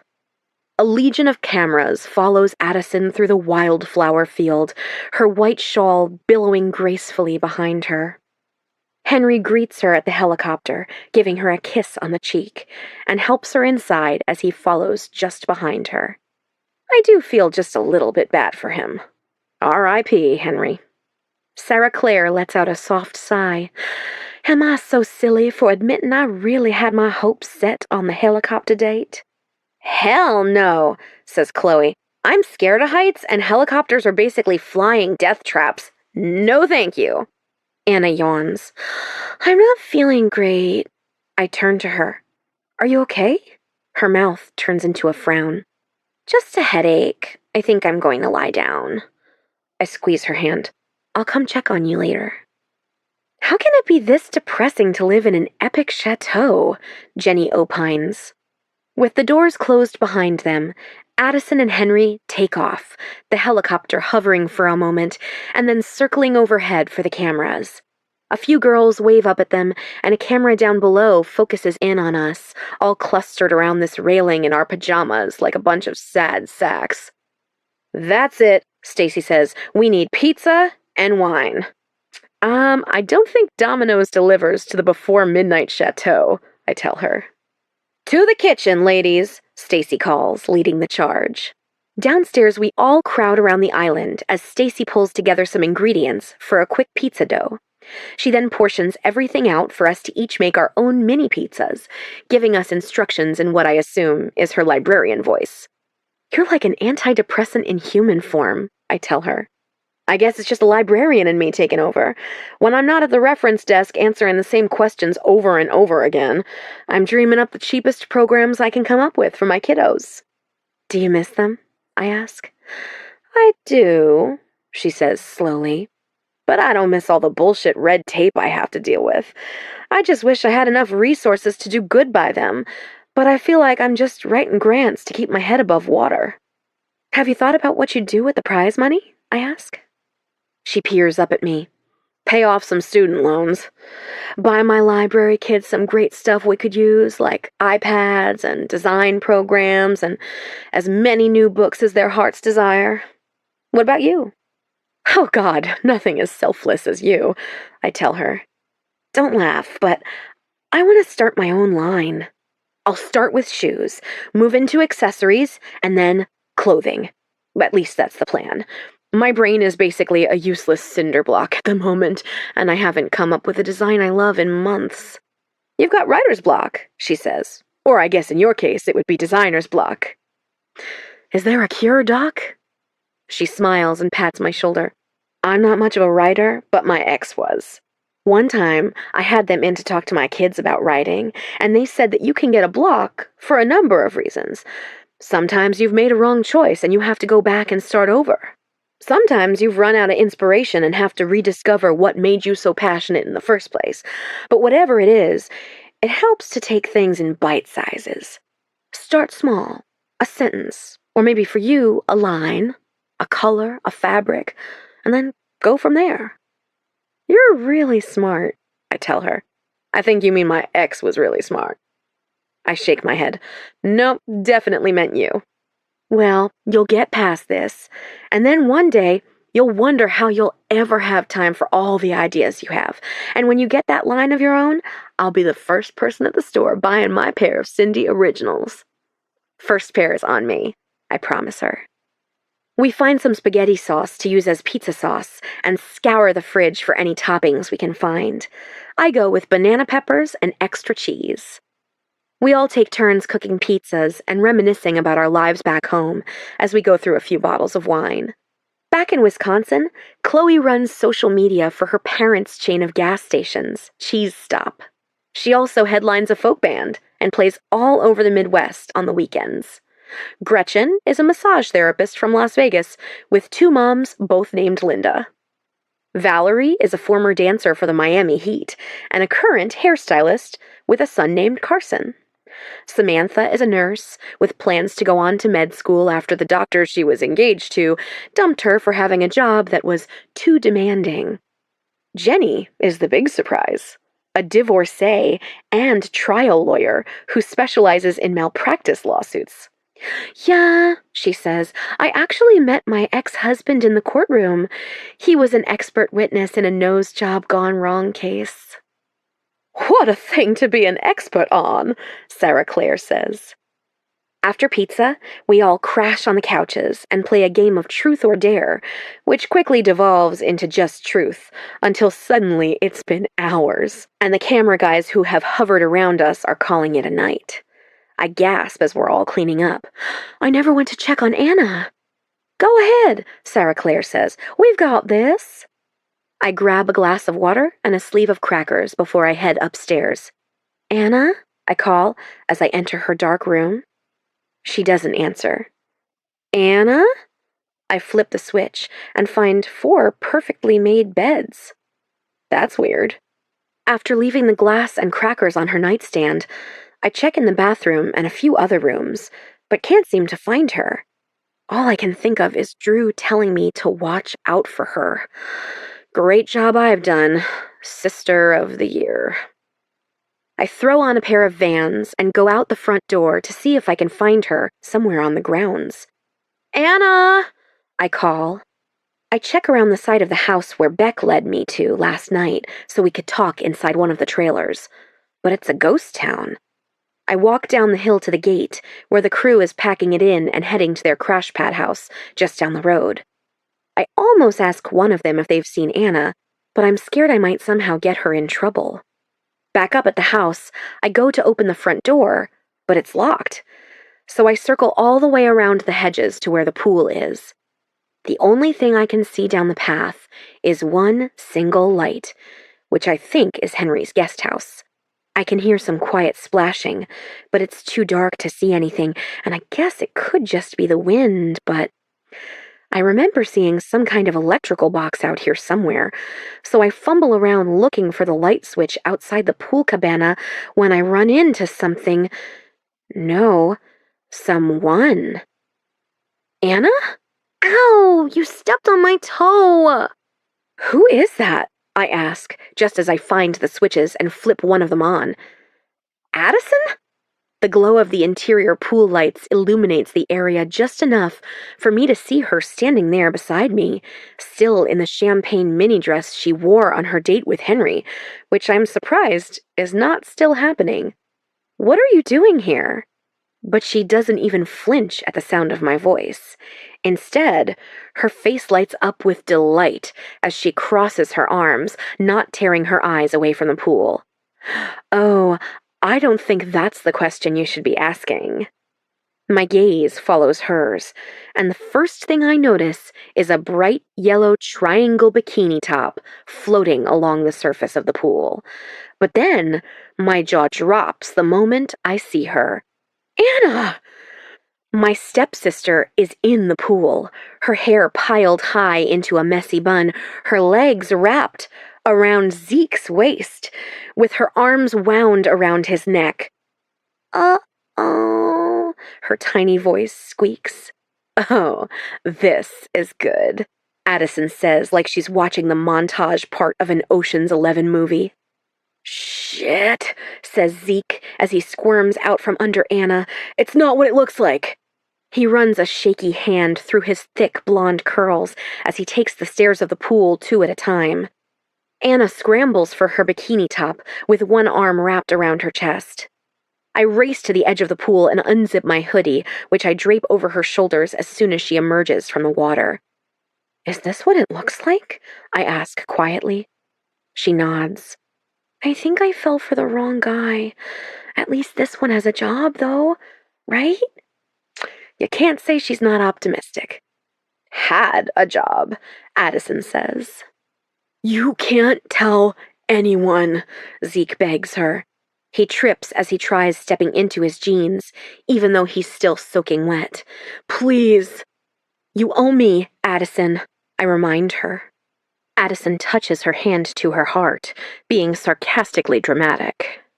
How could I possibly let someone betray Henry like this? Cut the crap, Zeke tells her. The cameras aren't rolling. What do you want?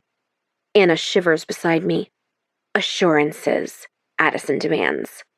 Zeke looks to Anna, and then me. Take her inside, okay? I'll deal with this. I give Addison a sour look. Guess you got home early from your date. Must not have gone very well. Her mouth curls into a grin. Oh, I think I got here just in time. Chapter 19.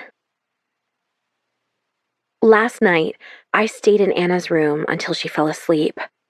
I definitely missed out on precious walkie-talkie time, but I couldn't abandon Anna.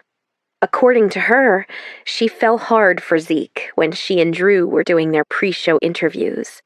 She made the first move that day by slipping him her number. They texted day and night for the week leading up to production, and she planned on backing out of the show, but she could never find the right time. She had hoped to get sent home the first night, but instead it was Drew who was sent home before both of us. It wasn't getting sent home that Anna was worried about. It was Zeke losing his job for cozying up to a contestant. I brushed her hair and rubbed her back and had every intention of talking to Addison before she went to bed, but by the time I left Anna, every light in the house was off. In the morning, Anna is crouched beside my bed, waiting for me. I gasp at the sight of her chin resting on my mattress just inches from my face. I have to tell Henry, she says. I sit up slowly, propping myself up on my elbows, and look around for Stacy or Sarah Claire, but they're both already up and gone. Wait. Shouldn't you talk to Zeke first? At least find out what he promised Addison? She shakes her head. It won't be anything he can actually deliver on. He's a junior producer, she whispers. He can't even get craft services to remember that he has a nut allergy. Addison will figure that out soon enough and she'll rat him out. If I send myself home, she loses all the power. You have to help me find Henry. I sit up completely, my head spinning a little from waking up too quickly. Okay, give me a minute to get dressed and then we'll figure it out. She sits there on the floor, her whole body slumped, as I put on a pair of frayed denim shorts and a t-shirt that reads, I do not care about your diet. We walk downstairs and manage to sneak out the back door and down the path to where the guest house is. In the light of day, the guest house is covered in vines and has a beautiful rose garden just outside the window. I knock on the arched door with a bronze doorknob in the center. How do you know where he's staying? Anna asks as she peers over my shoulder. Does that matter? Yeah, actually, it does. I guess I'm not the only sister with secrets. I roll my eyes. Trust me, my secrets aren't nearly as salacious as yours. When I try knocking again and there's no answer, I turn the doorknob, which is unlocked. Do we just go in? Anna asks warily. Do you want to beat Addison to the chase or not? She nods, and I swing the door open, but it's totally empty. No one. Nothing. The bed has been stripped of all of its sheets, and every sign of Henry, from his suitcases to his cologne to his notebook, is gone. Maybe they moved him, Anna says as we trek back up to the house. I guess so, I say. There they are, Jenny calls from the balcony. Come on, hurry up. They just announced an elimination ceremony. Right now? I yell back. Yes. Aren't we supposed to have another one of those balls? Anna asks. I take her hand and we run the rest of the way through the grounds and into the house. Beck is in the foyer, shuttling girls out to the front of the house. Move it, move it, move it! Where's Zeke? Anna asks her immediately. Beck just shakes her head. Do I look like a lost and found? Come on, move it! That's good, I whisper to Anna. If Beck doesn't know, then Addison probably hasn't spilled to anyone yet. Anna looks around nervously, but everyone is already lined up, so I lead her to a spot on the stairs and take the one just behind her.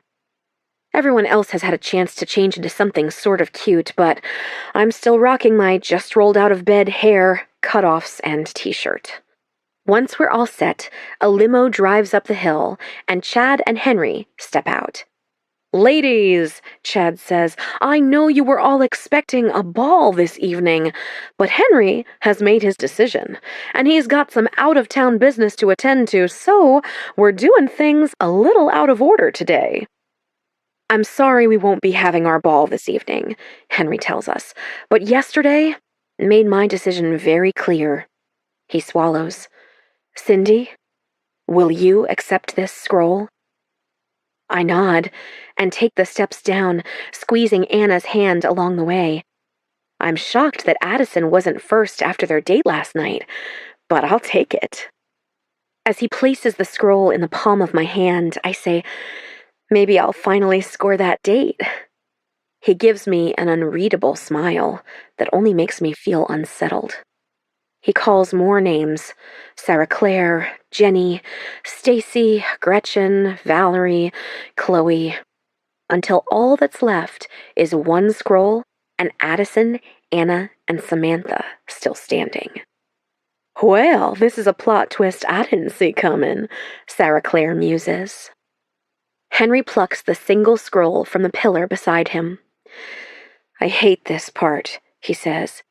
But I think spending time with someone can not only reveal who... Henry, says Addison, her voice more frantic than I thought possible. I have to tell you something. I give her an infuriated look, nostrils flared, that I hope says, I hope every zipper you ever zip breaks. Henry looks to Chad, who nods. Can we talk privately? Addison asks. Anna steps forward. No, you can't, because I have something to say, and I want to say it right here in front of everyone. Anna, no, I whisper. I have feelings for someone else, she declares dramatically. I'm sorry, Henry. I know we've only started to get to know each other, but I can't stand the thought of deceiving you. With all eyes on her, I can't say my stepsister isn't enjoying this. Valerie lets out a low whistle. This is like telenovela levels of intense. Addison crosses her arms with a loud huff while still trying to appear shocked. You have feelings for someone else? Henry asks. Anna nods. I thought it would fade after meeting you, but now I miss him. And I'm so sorry, Henry, but my heart's just not in it. He takes her hand, the tension in his forehead easing a bit. Thank you for being honest. So, I guess this is it? She asks. He nods and holds up the scroll. You mind if I give this thing out real fast? She stumbles back clumsily and takes her place back on the steps between Addison and Samantha, both of whom look like they've seen a ghost. Oh, right, of course. Henry eyes the scroll in his hands. Well, that was unexpected, he says. He closes his eyes and shakes his head. Addison, his voice cracks on her name. Will you accept this scroll? She lets out a brief squeal before collecting herself and walking coolly down the steps. "Thank you," she says. "I can't wait for a chance to show you who I really am." "Who she really is," Stacy whispers. "Who she really is actually hiding in plain sight," I say.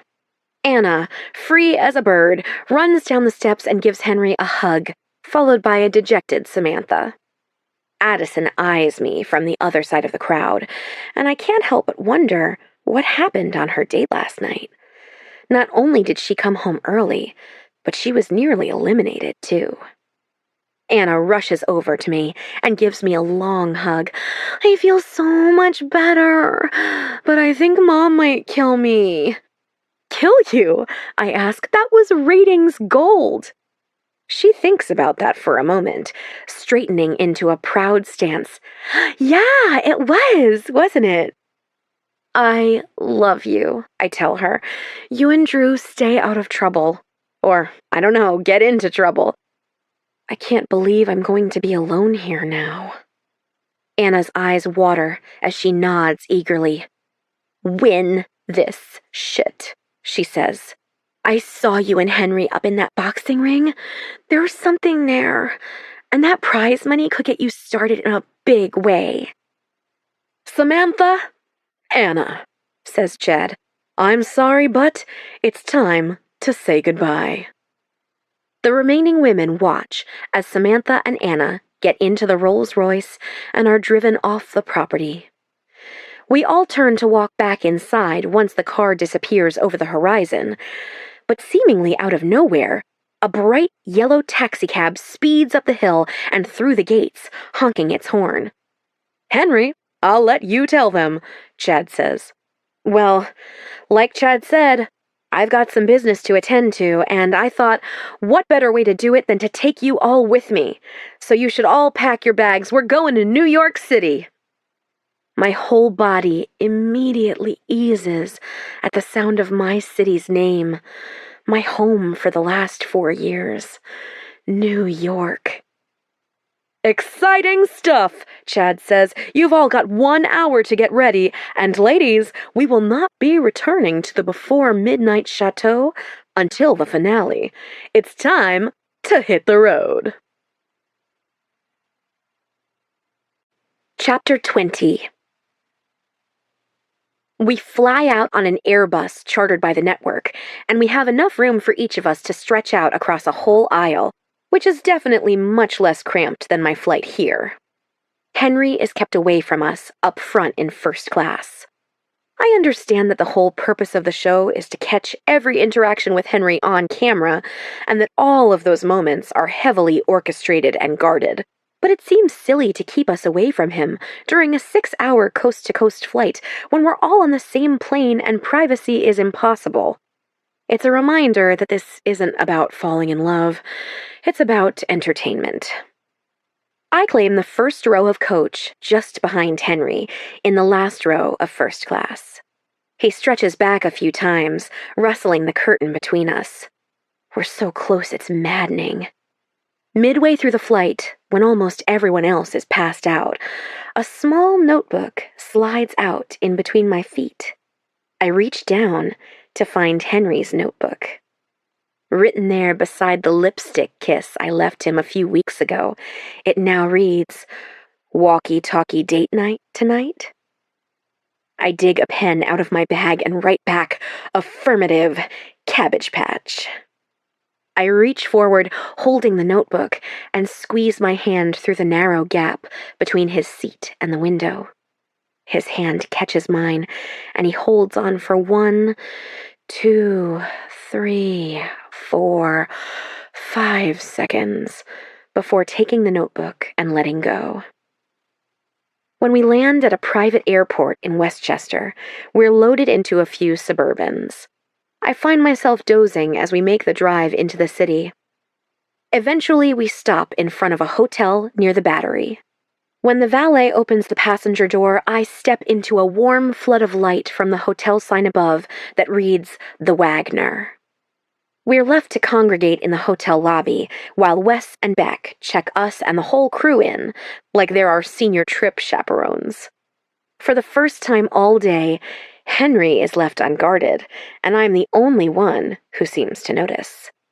Every other woman is either trying to look like an Instagram model for one of the camera guys grabbing some B-roll, or they're crowded around half a copy of yesterday's contraband newspaper someone left out beside the fruit bowl.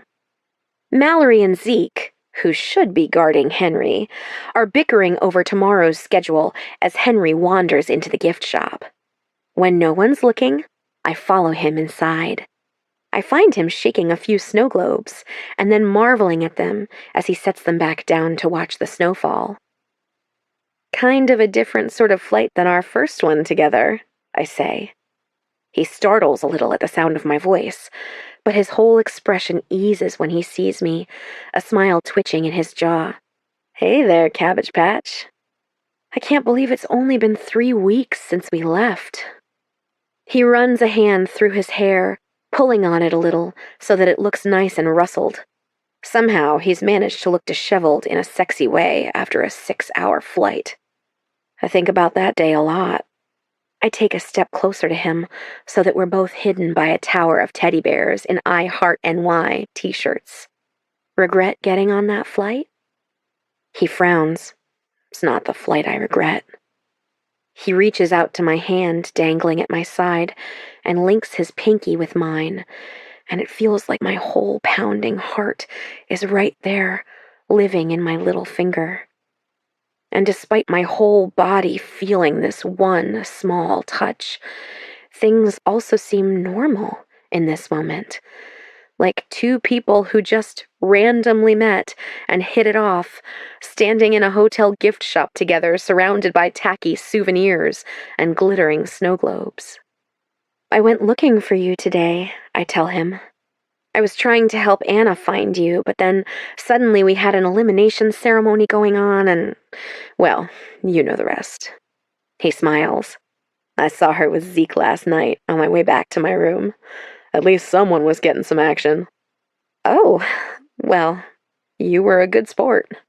What else was I supposed to say? The premise of this whole show is... He stops, and something seems to dawn on him, like the fact that he doesn't really know much about how I feel about this show and what reasons I'm here for. It's ridiculous, I say. You can say it. I was going to say ludicrous, actually. Henry, a voice calls. It sounds like Mallory. We've got you all set up in a suite. Shit, he mutters. I duck around the corner of the display and shoo him forward, and here I am, hiding once again. He doubles back and bends down, pressing his lips to my forehead and murmuring, what I wouldn't do for 10 minutes alone with you.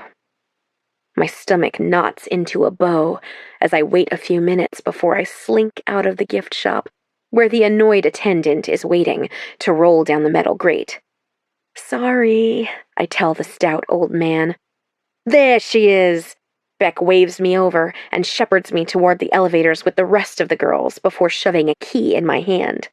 I glance down at the shiny red card. Who am I bunking with? No one, she tells me. Don't thank me. Thank the hotel. They messed up on the reservation and comped us a few extra rooms. I scoop her into a hug and let out an ecstatic yelp. Oh my God, are you serious? She pulls away from me and steps onto the elevator, rubbing the ear that was closest to the pterodactyl excitement screech noise that came out of my mouth. Yes, I'm serious. In fact, all of you get your own room. The whole elevator full of women shrieks. I think Sarah Claire might actually cry, she's so happy. And don't get any funny ideas. We're all taking turns monitoring the halls. The televisions have been removed from your rooms. You can order off the room service menu, and if you're the kind of nut who needs to work out all the time, the hotel can bring you an in-room workout kit with weights and yoga, something or another. Oh my God, someone behind me says. Chloe, maybe? I'm ordering a huge plate of French fries and chocolate ice cream to dip them in. Addison coughs into her fist. Heifer! You are awful! My brain sings. Beck rolls her eyes. I need you all camera ready by 10 in the morning. We'll be dropping off group date envelopes and filming reactions. Other than that, She glances down at the time on her phone. It's about midnight now, so you're all free till then.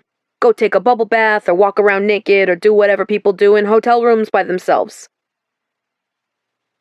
I walk into my room and go straight for the window without even turning the light on. Pushing the curtains aside, I drink in my view. Across New York Harbor, all lit up on a muggy summer night, is the Statue of Liberty against a deep velvet sky with only the brightest stars in sight. I'm home, even if it's just for a few nights. I'm home, and it took leaving to know that. No matter what happens, even if I'm still creatively floundering after this show is done, I am coming back to New York. I'll make sure Erica is comfortable with the new nanny, and I'll sleep on Sierra's bedroom floor if I have to, but I need to come home. After standing there for a moment with my nose practically pressed against the glass, I turn the lights on and check out the expansive bathroom with a huge walk-in shower, a ginormous jetted tub, and a separate water closet with a phone mounted just above the toilet paper dispenser. For when duty calls, I suppose? This whole room is almost twice the size of Sierra's and my entire apartment. Even the towels are huge, which, as someone who has never been able to wrap a hotel towel around themselves without a massive gap showcasing the goods, is an extravagance. In the closet, I find 2 oversized robes, and one of them is even big enough to nearly fit me. Just as I'm sliding my arms through the armholes, a bell rings. These rooms have doorbells, I ask myself. I swing the door open, expecting it to be housekeeping or maybe someone from the front desk, but instead, I find Beck, in sweatpants rolled at the ankle and 2 bottles of beer dangling from her fingers. I thought you might like some company. She holds the beers up. And a drink. No cameras? I ask with a smile. I want to turn her away, especially since I have a walkie-talkie date waiting for me. But how am I supposed to explain that? I guess I can at least have a drink, and then feign exhaustion. No cameras. I offer Beck the other robe, and we post up on my massive king-size bed. I have plenty to ask her about the show, but it occurs to me that I don't really even know Beck. And honestly, she's the only person left here who I feel like I can really confide in. You don't strike me as the kind of person who would enjoy working for before midnight, I say. She takes a swig of beer. Oh yeah? Gruff workaholic lesbian producing a dating show with misogynistic and anti-feminist leanings come as a big surprise? I wouldn't say gruff, I tell her. She kicks her boots off and stretches out on the bed with her legs crossed. When Erica found me, I was producing live bi-weekly wrestling shows. It was a grind. We went from city to city, and I was sleeping for maybe 4 hours a night. I didn't have an apartment because I was on the road so much, so literally everything I owned could fit in a suitcase and a backpack. Not that my work balance here is what I would describe as healthy, and I wouldn't say the show is in line with my own personal agenda, but Erica is the biggest name in reality television. I grew up watching shows like The Real World and Road Rules on MTV. I'm sure it sounds ridiculous to say those shows changed my life, but it's true. It was the first time I saw a gay person on television, and it opened me up to a whole world that I didn't see in my little Northern California town. It's easy for me to think of shows like that as brain-eating time sucks. Not that I don't obsessively watch Teen Mom, but it never occurred to me that shows like that could be a revelation for someone. So is this job like a stepping stone on your way to bigger things? One day, she says. But for now, this show is the big thing. I know it seems ridiculous, but there aren't many opportunities out there that guarantee you loyal viewers every week. And the people who are watching this show aren't always the kind of people who would just invite someone like me over for dinner. But they sure as hell watch my show. So I like to think that bit by bit, I'm showing people there's a whole world out there bigger than themselves. I mean, take last season, for example. That was our first interracial couple. Maybe that's not a big deal for a lot of people, but in parts of this country, they still look at you like you're an abomination for something like that. Wow, I say. I hadn't thought of it like that. Sometimes you gotta sneak people their vegetables. Give 'em the good stuff with a little bit of what they need but aren't ready to digest. And hey, it pays better than wrestling TV. Plus, when we're not filming, I get to go home to my girlfriend and our cat, Horace. You have a girlfriend? I ask. And a cat?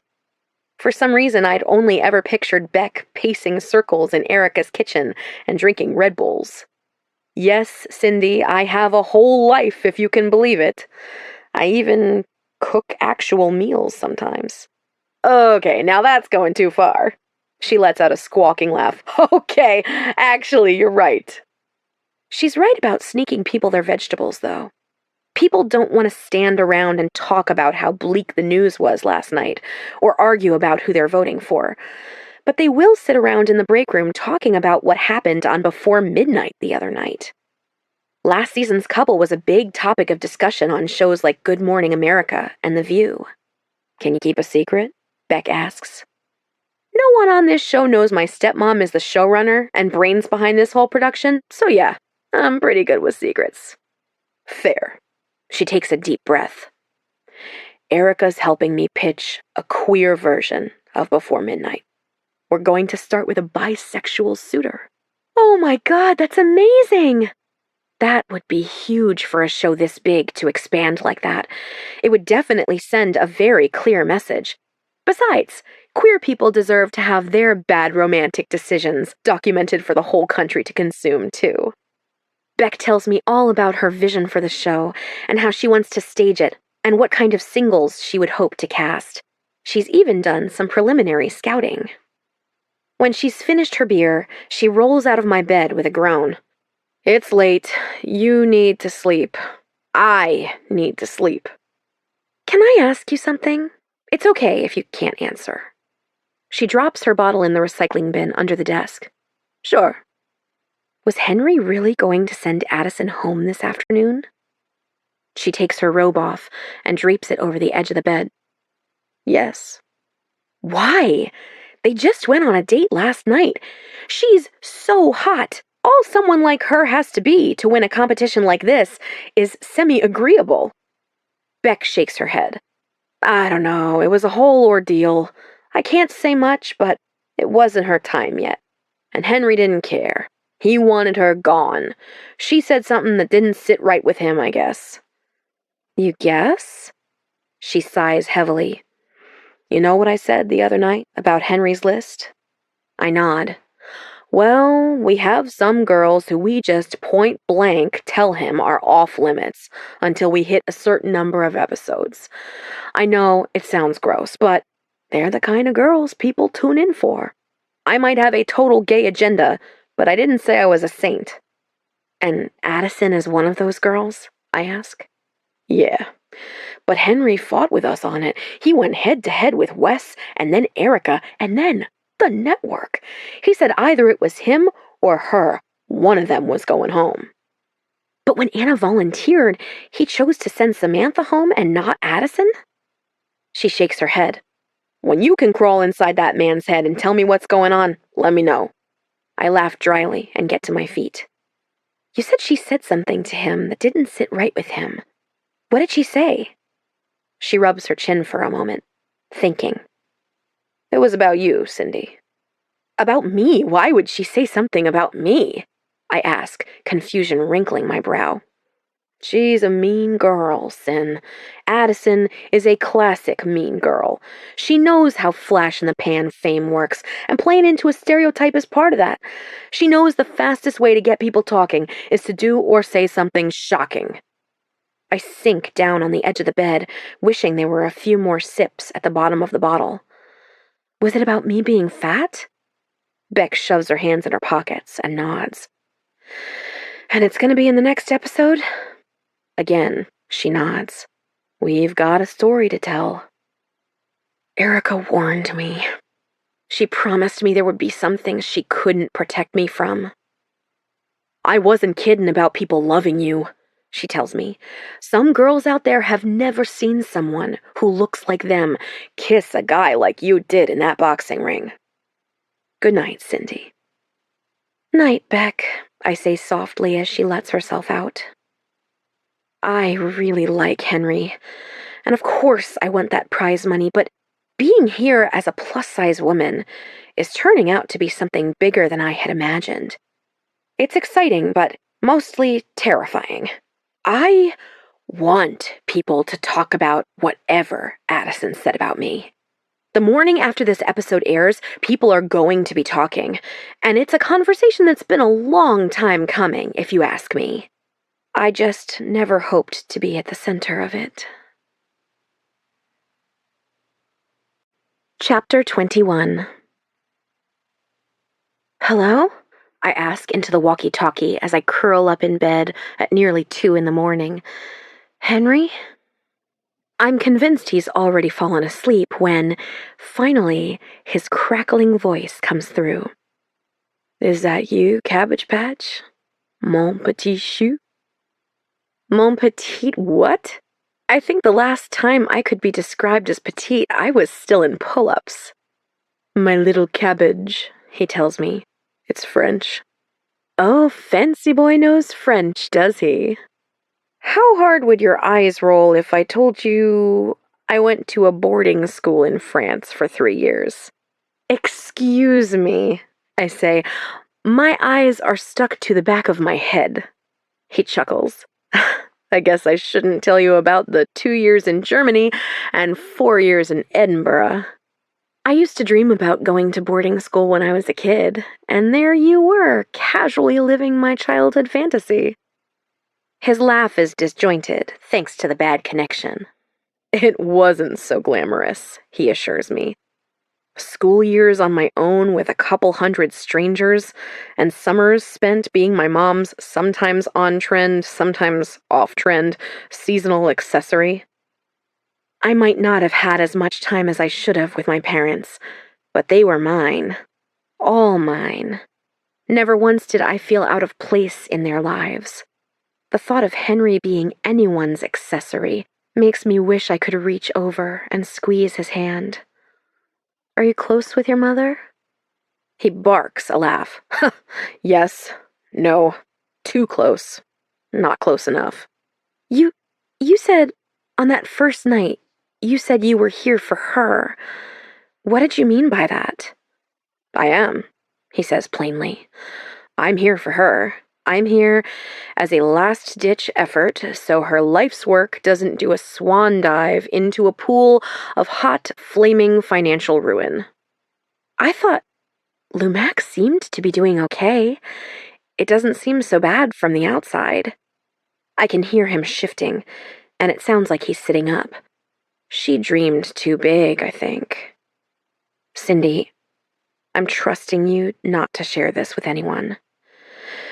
My mother was diagnosed with rheumatoid arthritis. My jaw drops, and for the first time, I am so glad to not be in the same room. Arthritis is an awful thing for anyone to have to deal with, but for those of us who very specifically rely on our hands, it's a death knell. That's really awful. I'm so sorry. I guess you can understand why it would be bad for business if word got out. We're publicly traded at the moment, so stocks would plummet, accounts would bail. It would be devastating, and things are already bad. She was diagnosed a few years ago. We thought she could power through and just sort of lead without being so involved, but I guess once a workaholic, always a workaholic. Wow, that's so much to deal with, I say with a yawn as the city lights blur in the distance and I pull the blanket up over my shoulders. So, what does all that mean for the show? No offense, but if things are so bad, shouldn't you be there and not here?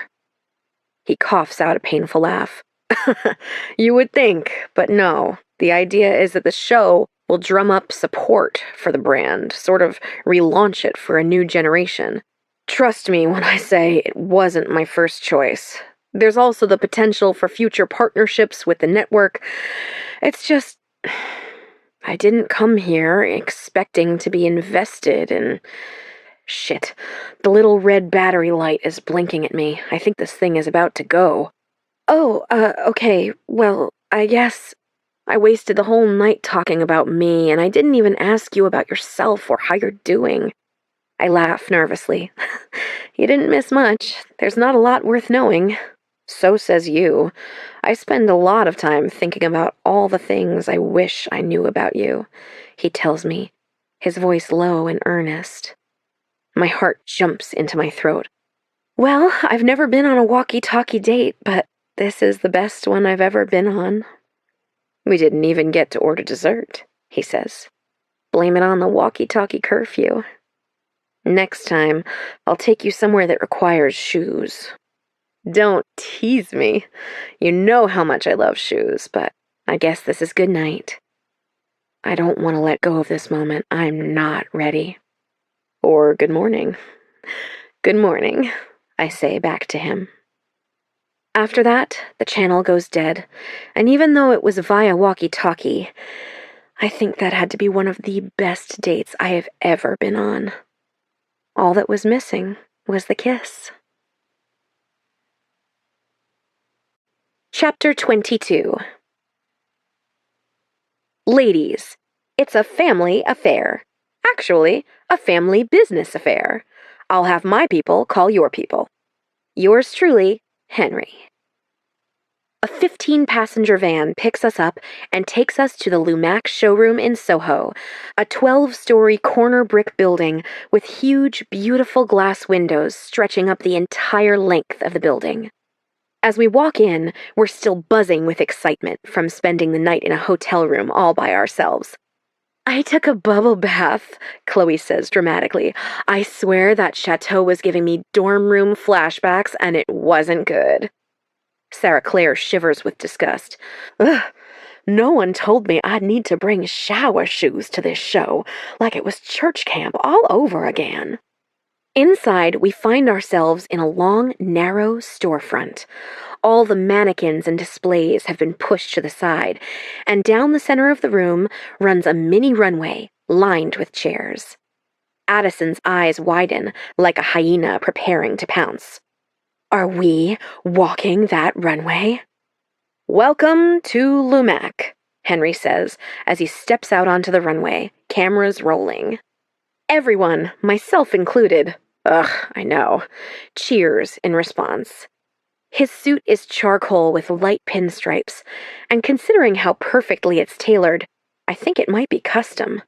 He's foregone a tie and undone his top button, and a crystal blue silk pocket square peeks out of his breast pocket.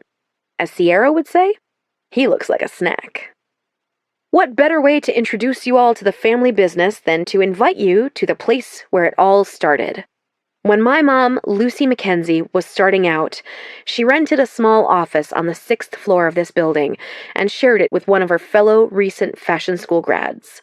She'd won a small grant at her final student fashion show and had just enough to rent out a small space for a workstation.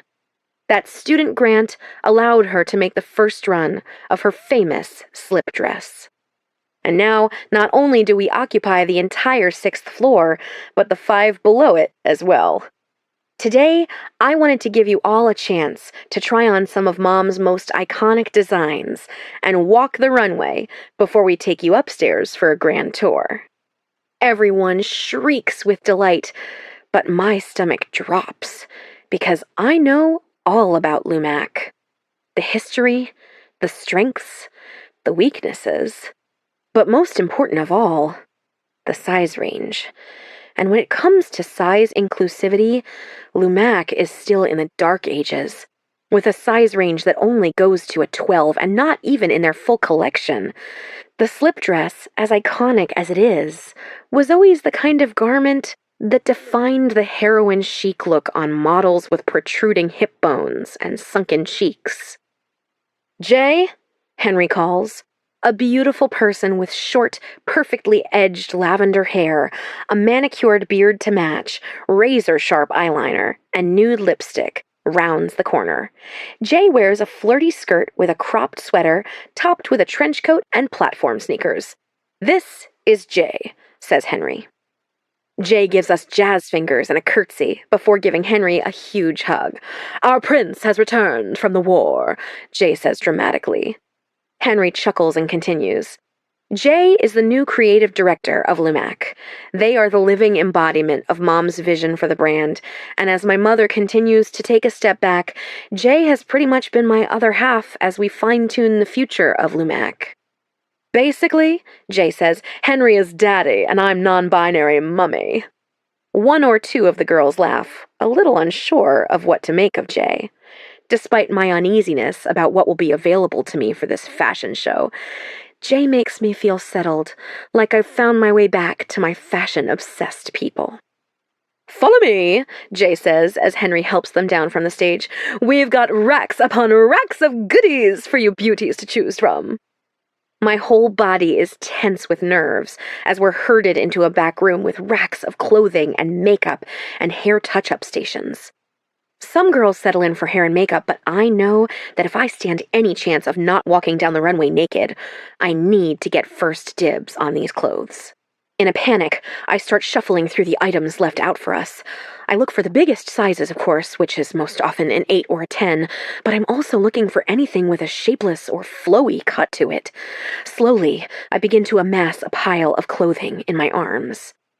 Addison clears her throat from the other side of the rack. You only need one look, she tells me. That's not really fair to just start taking all the other perfectly good stuff just because you want options. Wes, she calls, are there rules to this? Cindy has like a whole damn rack in her arms. Wes! I roll my eyes, but otherwise ignore her and continue my efforts, even though the other women are also starting to show signs of concern. A storm of anxiety swirls in my chest, and it's the same panic I feel when I attempt to clean out my closet. I'm so used to finding that I have zero options that it's almost impossible for me to part with my clothing. Each piece is something I hunted relentlessly for, or customized to my exact taste. I can't exactly walk into a Forever 21 and snag a dress I've personally doctored to be a Badgley Mishka dupe.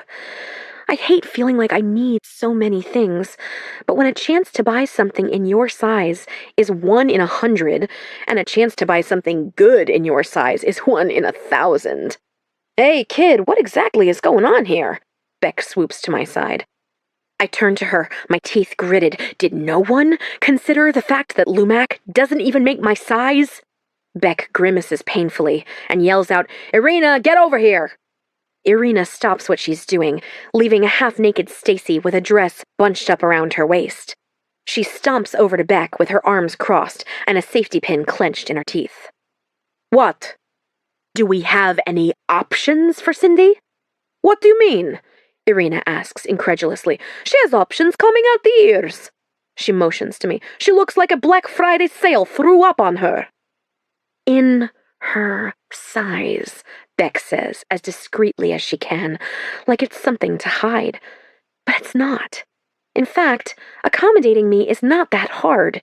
If you want me on your damn show, make it possible for me to be included. That's it. It's that simple. Irina throws her arms up. I can only work in the framework of the episode. This is on you and Wes. You two are... Stop, I say firmly. Stop it. Both of you stop. You're both to blame, but bickering isn't going to fix anything. I need scissors, safety pins, and fabric tape. And maybe a sewing kit. Beck motions to Irina. You heard her. Once Irina has disappeared into the chaos, Beck turns back to me. I'm so sorry. What can I do? Buy me time. She bites down on her bottom lip, and I'm pretty sure I've just asked for the one thing she can't guarantee. She nods and marches off in the same direction as Irina. I drop to the floor with all the items I've accrued, and immediately begin to put any items back that I definitely can't use. A trench coat, a sweater dress, a neon yellow slip dress. My eye lands on a shift dress with huge nude sequins. The fabric is some kind of synthetic satin with stretch. I pull it across the widest part of my hips, and I think it might work. Irina returns with my requested tools and begrudgingly asks, Is there anything I can do to help? Yes, I tell her as I stand up and begin to strip down with no mind for privacy. I step into the dress, and even though it's meant to be oversized, it feels immediately too narrow. "That's a dress," Irina points out. "Not on me, it isn't," I tell her, yanking it up to my waist in what is now a skin-tight pencil skirt. "I need you to snip out these straps and tape down the freshly cut fabric so it doesn't poke out."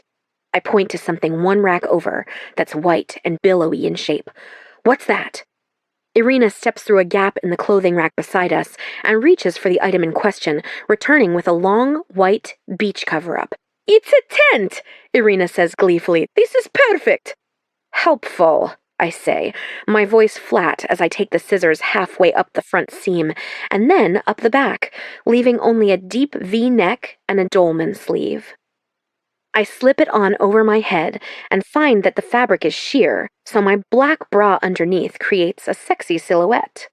Pulling the 2 panels of fabric I just cut, I tie them in a knot in front of me and let the long pieces hang, creating a nice long line down the center of my body.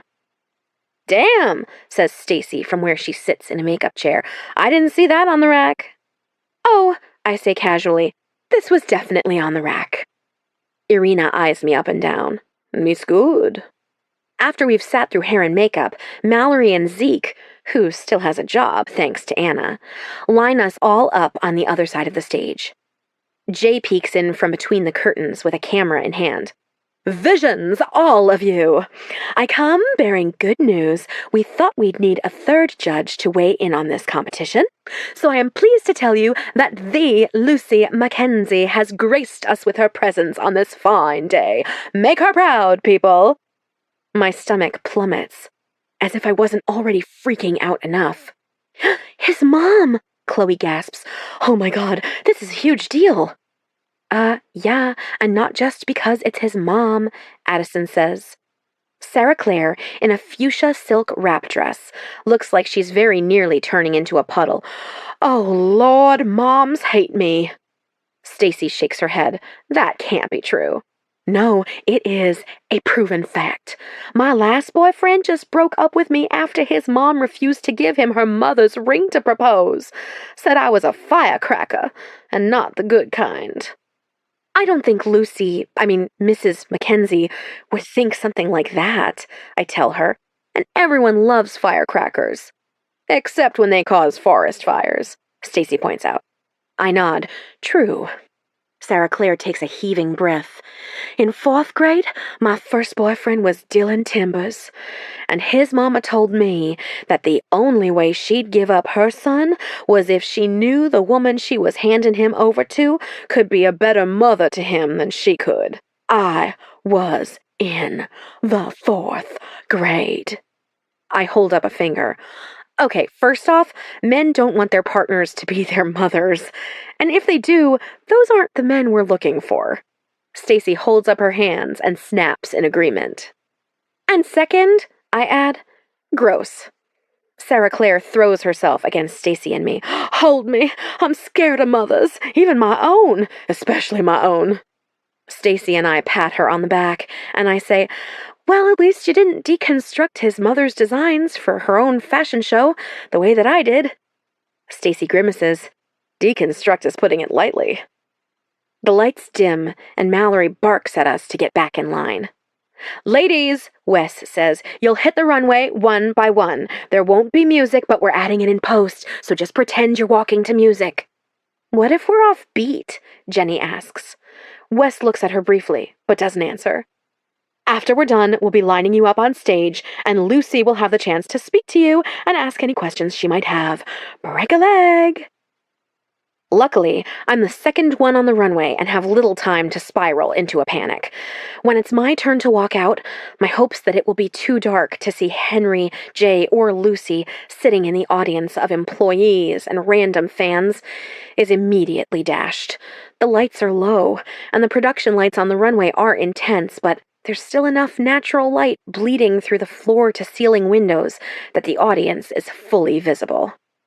I may have walked in a handful of student runway shows as favors to friends, but this is instantly nausea-making.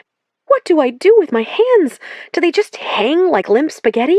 How do models manage to look cool doing this? Maybe I just need to do the Zoolander pout. Tyra Banks's voice telling me we were rooting for you rings in my ears. I begin to walk, and I do my best to make each step nice and elongated while also swishing my hips, but I also think I might just look like one of those dashboard hula dancers. Keeping my eyes straight ahead for the most part, I glance down and risk a quick smile at Henry, which unfortunately means I see Lucy Mackenzie's scowl. Well, lady, it was either this or walk the runway naked. Maybe start making clothing in my size, and I won't have to take a pair of scissors to your work. Henry offers me a wink, and I do my best not to beam and to maintain my coolish model swagger. When I step backstage, Jenny, Chloe, and Sarah Claire give me high fives and thumbs up while Stacy takes the runway. My heart pounds in my chest, and I can barely even remember what I just did. It's all a blur, like when you zone out at the wheel and immediately wonder how it is that you even got home. After we're done, the lights come up, and we're all led out on stage like cattle, where Lucy Mackenzie is waiting for us.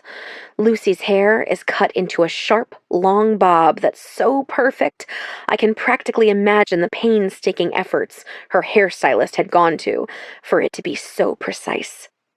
She wears a baggy black linen tunic with matching pants and a chunky neon yellow necklace. She's the kind of designer who doesn't wear the type of clothing she produces, and it's the kind of disconnect in fashion that I've never quite understood.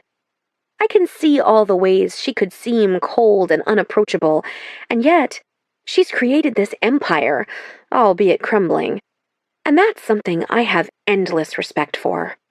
Even if, after getting to know Henry better, I can't help but wonder what kind of expense her success has cost her. "You're all such lovely girls," Lucy says as she eyes us discerningly. "Though I think some of you let the clothes wear you." She looks directly at Sarah Claire, one beautifully shaped eyebrow raised. Jay nods knowingly, and I'm trying my best not to be just a little bit annoyed.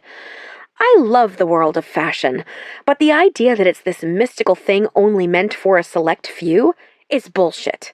And Lucy Mackenzie, a department store staple, should know that better than anyone else. Yes, clothes can be art, but they're also a necessity. So many people in this industry act like clothing is for everyone, but fashion is only for a select few. The truth, though, is that clothing is fashion, and fashion should be for everyone because clothing should be for everyone. And clothing for everyone is a first small step to equality for everyone. Getting opportunities and access is a whole hell of a lot easier when you look the part. "But I see one of you has taken liberties with my work," Lucy says. "Step forward." I step forward, and my stomach bubbles, and I truly hope no one else heard that. "Cindy," Henry supplies. "Mother, meet Cindy."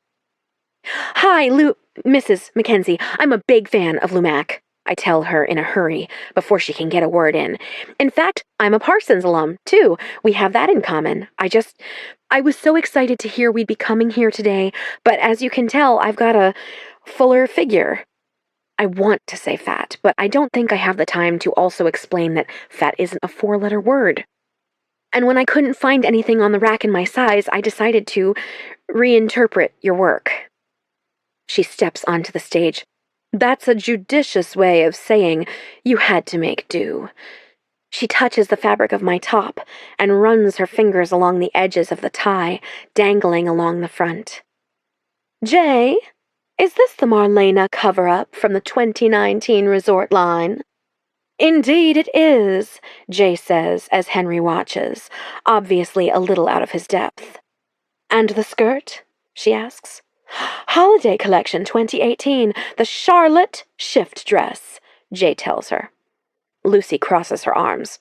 You wear it well, my dear, and I like to see a bit of resourcefulness. The curves suit you." "Thank you," I say quietly, even though what I really want to say is that I shouldn't have to be resourceful, and that it's my body, so of course it suits me. I didn't realize this was Project Runway, Addison mutters from the other side of Jenny. I step back into line as Lucy talks to a few other girls, and on brand for Sarah Clare, Lucy seems a little unsure as she asks her, "May I?" Sarah Clare nods, and Lucy touches her hair. "Bottle or natural?" Uh, a little bit of both, Sarah Clare says. I'm starting to get the feeling that Lucy Mackenzie was not an easy woman to grow up with. Once Lucy is done with her inquisition, she steps back down and whispers to Jay, who nods in agreement. "Ladies," Jay nods, "you all did a fantastic job here today, but here at Lumac, we always have a soft spot for rule breakers, so the winner of today's runway challenge is Cindy!" I straighten at the sound of my name as my hand flies up to my chest. What? Me? I won something! I've never even won an Instagram contest, and now I've won a before midnight challenge. I clap giddily while trying not to gloat. A few of the other women pat me on the back, and sitting beside Lucy, Henry smiles widely as he tilts his chin down to congratulate me. "Good job," he mouths. I do a little curtsy in response. Keyword, little. This pencil skirt isn't budging. In this moment, it feels so silly to be here with all these ridiculous games and rules, when just last night we stood in the gift shop like two completely normal adults who weren't pseudo-dating via a reality television competition. After we share a glass of champagne for the camera, this show will literally toast to anything, we're instructed to get dressed in our own clothes so we can film a tour of the office with Jay and Henry. We all wave bye to Lucy, none of us brave enough to actually approach her, and when she steps out the back door and into a black SUV, there is a collective sigh of relief from everyone. Even Henry. Especially Henry. Chapter 23. Upstairs, we're led into a bright and open office with tons of real plants and a huge reception desk in the shape of the blocky Lumac logo, with an LU running up the side of a very square M. Lumac is an independent brand, and while many have tried, Lucy has resisted the urge to merge with a larger conglomerate and maintains majority ownership. This independence is what sets Lumac apart, but it also means that every decision counts in a very big way, Jay says, as we weave in and out of workspaces. Henry nods grimly and raps his knuckles on a door with his name on it. "And this is my office." Addison lets out a dramatic, "Ooh, genius at work." Miraculously, I don't puke. As the group moves on, I hang back and peek my head inside. I don't know what I expected, but this is not it. The office furniture is sleek and minimal, with a bright white desk and ergonomic desk chair. A low-sitting mid-century sofa in a soft-looking camel-colored leather sits in front of the window. By the wall is a console with an old record player, and beneath that are crates full of records. It's easy to imagine Henry sitting there on the couch, zoned out during a conference call as he combs through the records. There are papers covering every surface and file boxes placed haphazardly all over. It's the kind of office someone actually works in. On the desk is one single framed photo. Little Henry on his father's shoulders, with his mom laughing hysterically as a wave crashes over the three of them. "I would have cleaned first if I knew you'd be snooping," Henry whispers, his voice tickling my ear. I jump back a little and find my back pressed against his torso as the rest of the group turns the corner. Instead of stepping away from him, I lean my head back against his chest and look up, allowing myself this indulgence. It's nice to know you actually work here and aren't just cashing a check. His laugh is bitter as he presses his hand to the small of my back and guides me forward so that we can rejoin the group. Trust me when I say I'm not cashing many checks here. Before I can manage to ask Henry more, he's swiftly rejoined Jay at the front of the line.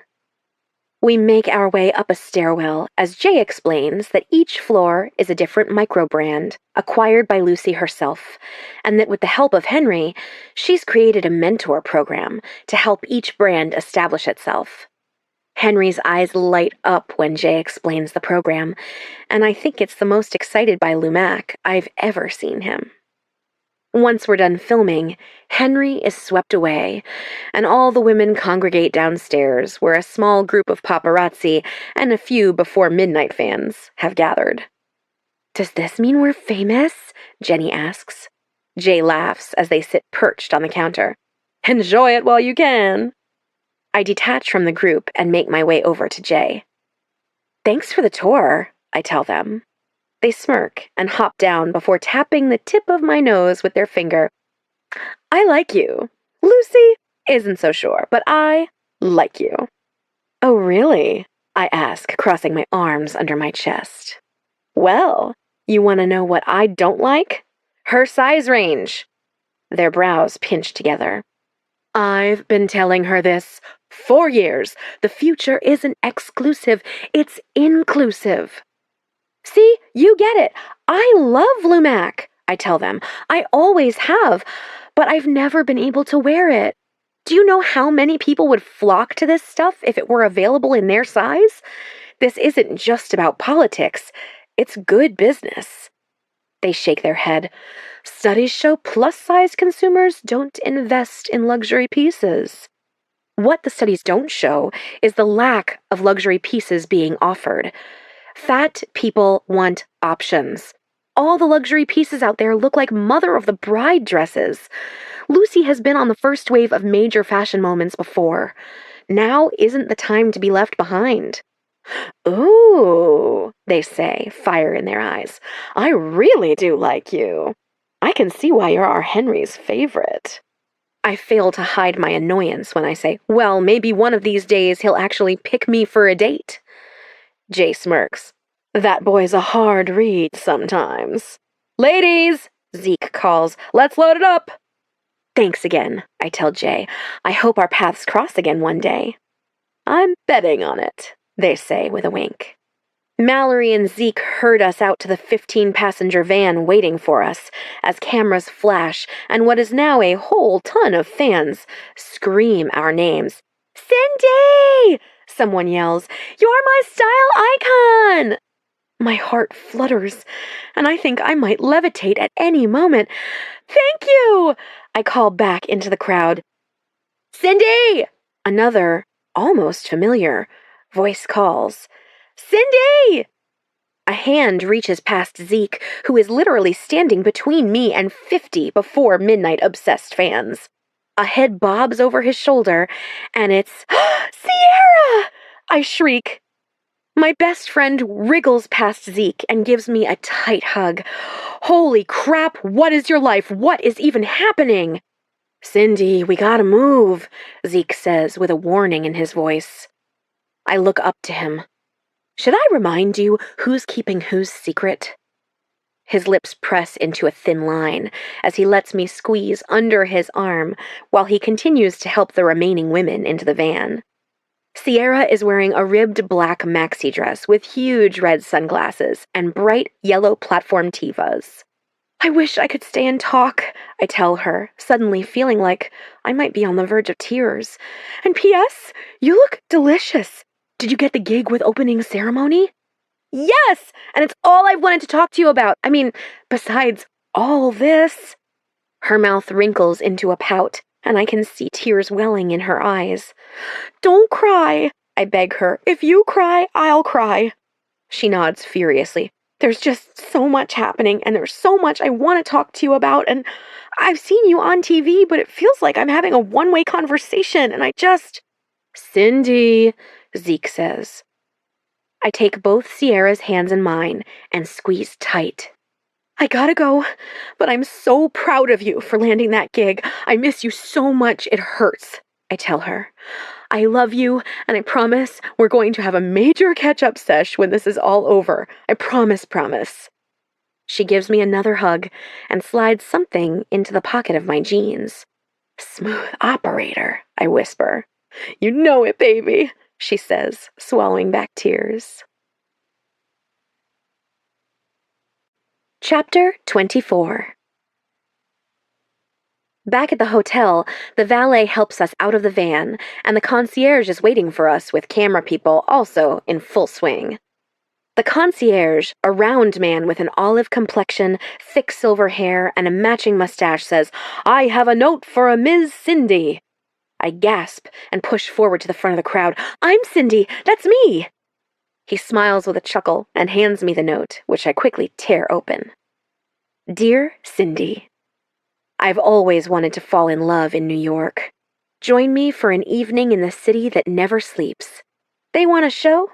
How about a show they'll never forget? Love, Henry. Is it a date? Sarah Claire asks, peering over my shoulder. Of course it is. Addison pushes through all of us and storms off into the hotel lobby. Stacy rolls her eyes. Forget her. She is the temperament of a 13-year-old. She shakes her head. Actually, scratch that. My 13-year-old niece would never. I croak out a laugh, but I can't get to my room fast enough. A solo date. Henry and me. And about 15 crew members. I didn't expect to be this anxious, but my nerves are more frayed than a Canadian tuxedo. Upstairs, I have a few hours to myself, so I pace the length of my room until all I can do is crash face first into the freshly made bed. There's nothing I can do to prepare for this. No homework or studying. All I can do is the hardest and most terrifying thing of all. Be myself. I didn't expect to be invested in this. I wasn't prepared for this guy to be someone I can't get out of my head. I'm full of jittery energy, and I've got to do something to occupy myself, or else I'm going to be bouncing off the walls by the time I go on my date. I reach into my suitcase for my pencil bag and sketch pad. Lying down on my stomach with the view of the city spread out before me, I open my pad and just let myself doodle. Everything from flowers to patterns to just signing my name over and over again. The last few times I've attempted sketching, this insurmountable pressure hung over my head. But today, I decide to just let my pencil lead me. This morning at Lumac, when I had no other option but to act, felt freeing in a way. My choice was to innovate or walk down the runway naked. Backed into a corner and left with no other alternative, I created something. Something that, it turns out, I was quite proud of. And for the first time in a very long time, I'm sitting down to sketch. Not because I have to, but because I want to. An hour before my date, Irina, Ash, and Ginger descend upon my room, armed with everything they need to turn me into a princess. And I'm still sketching. I hide my sketch pad away with my nearly dead walkie-talkie and let them groom me. After this morning's near catastrophe, Irina even scoured the city for size 18 and up options. Even still, I scroll through the rack of dresses she's rolled in, fully expecting to have to wear the backup dress I ironed just moments ago. I appreciate her efforts, but nothing on the rack is what I would call striking. I bring you every dress in the city, and still nothing to your liking? She asks incredulously. It's not that, I say, and don't give me that every dress in the city crap. Surely you can at least admit that the options out there in my... There are 3 quick knocks on my door, and Ash rushes over to answer it. Beck is standing there, sweaty and short of breath. I got it, she tells Irina. Irina gives a sly grin as she takes the dress bag from Beck. What is it? I ask anxiously. Irina's only answer is to hang up the dress and unzip the garment bag for me to see. Wow, is all I can manage to say. My fingers brush against the most luxe silk I have ever felt in my life. I pull the dress fully out of the bag to find a dramatic high-low gown in ice blue. Ah, says Irina with satisfaction. The Dolce & Gabbana. I eye the tag. A D&G dress is guaranteed to run small, even though it's probably part of their recent extended sizes. It's still a European-based designer who is more interested in dressing plus-size starlets who are just a size 10 with big boobs than in dressing actual human beings with normal lives. Beck shakes her head. Irina had me clear across the city in the middle of rush hour trying to get these people to let us borrow it for the night. She turns to Irina, which, by the way, is definitely the job of an assistant or a junior producer. But Beck, you are so convincing. Never send a child in to do the job of a professional. Beck shrugs. It did require all the network television wooing I could muster. Apparently this thing is a sample for next season. It's not even available for purchase yet? I ask. Will it even fit me? Irina tilts her chin as she pulls the dress from the rack. It could work. I shrug, trying to sound nonchalant, like I'm not completely in love with this one-of-a-kind find. Can't hurt to try. After sitting for Ash and Ginger to do my hair and makeup, I take the dress into the bathroom as Irina retreads the floor I'd paced just hours ago. As I'm shimmying out of my jeans, a piece of paper falls to the ground. Sierra. After getting the date today with Henry, I completely forgot that not only did I see my best friend today, but she shoved a note into the pocket of my jeans. I'm struck with the absolute bizarreness of my current life. One day this will all feel like a surreal dream. I open the letter with my name scribbled across the top in Sierra's curling handwriting. Sin. I have about 1,001 questions, and since this is a letter instead of a text thread and you can't give me the gratification of an immediate response, I'll just tell you what I think you need to hear and save my questions for later. I don't know how or why you landed on this show. I mean, Erica, obvi, but you know what I mean. However, I do know this. If you're going to be there, you have to let yourself stand in the spotlight. Don't be meek or shy. You tried that sophomore year and it didn't work out so well. Remember? Julian and Elise took all the credit for your big group project. Be the Cindy I know and stop doing this halfway. Be a showstopper. I can see your little brain going into overdrive every time you're on camera. It's the overthinking tailspin I know and love. But you've got to trust yourself. It's what I've been telling you all year. You've made it this far in one piece, right? You're there for a reason. I love you. XOS. P.S. I definitely added my BFF is Cindy on Before Midnight to my Twitter bio.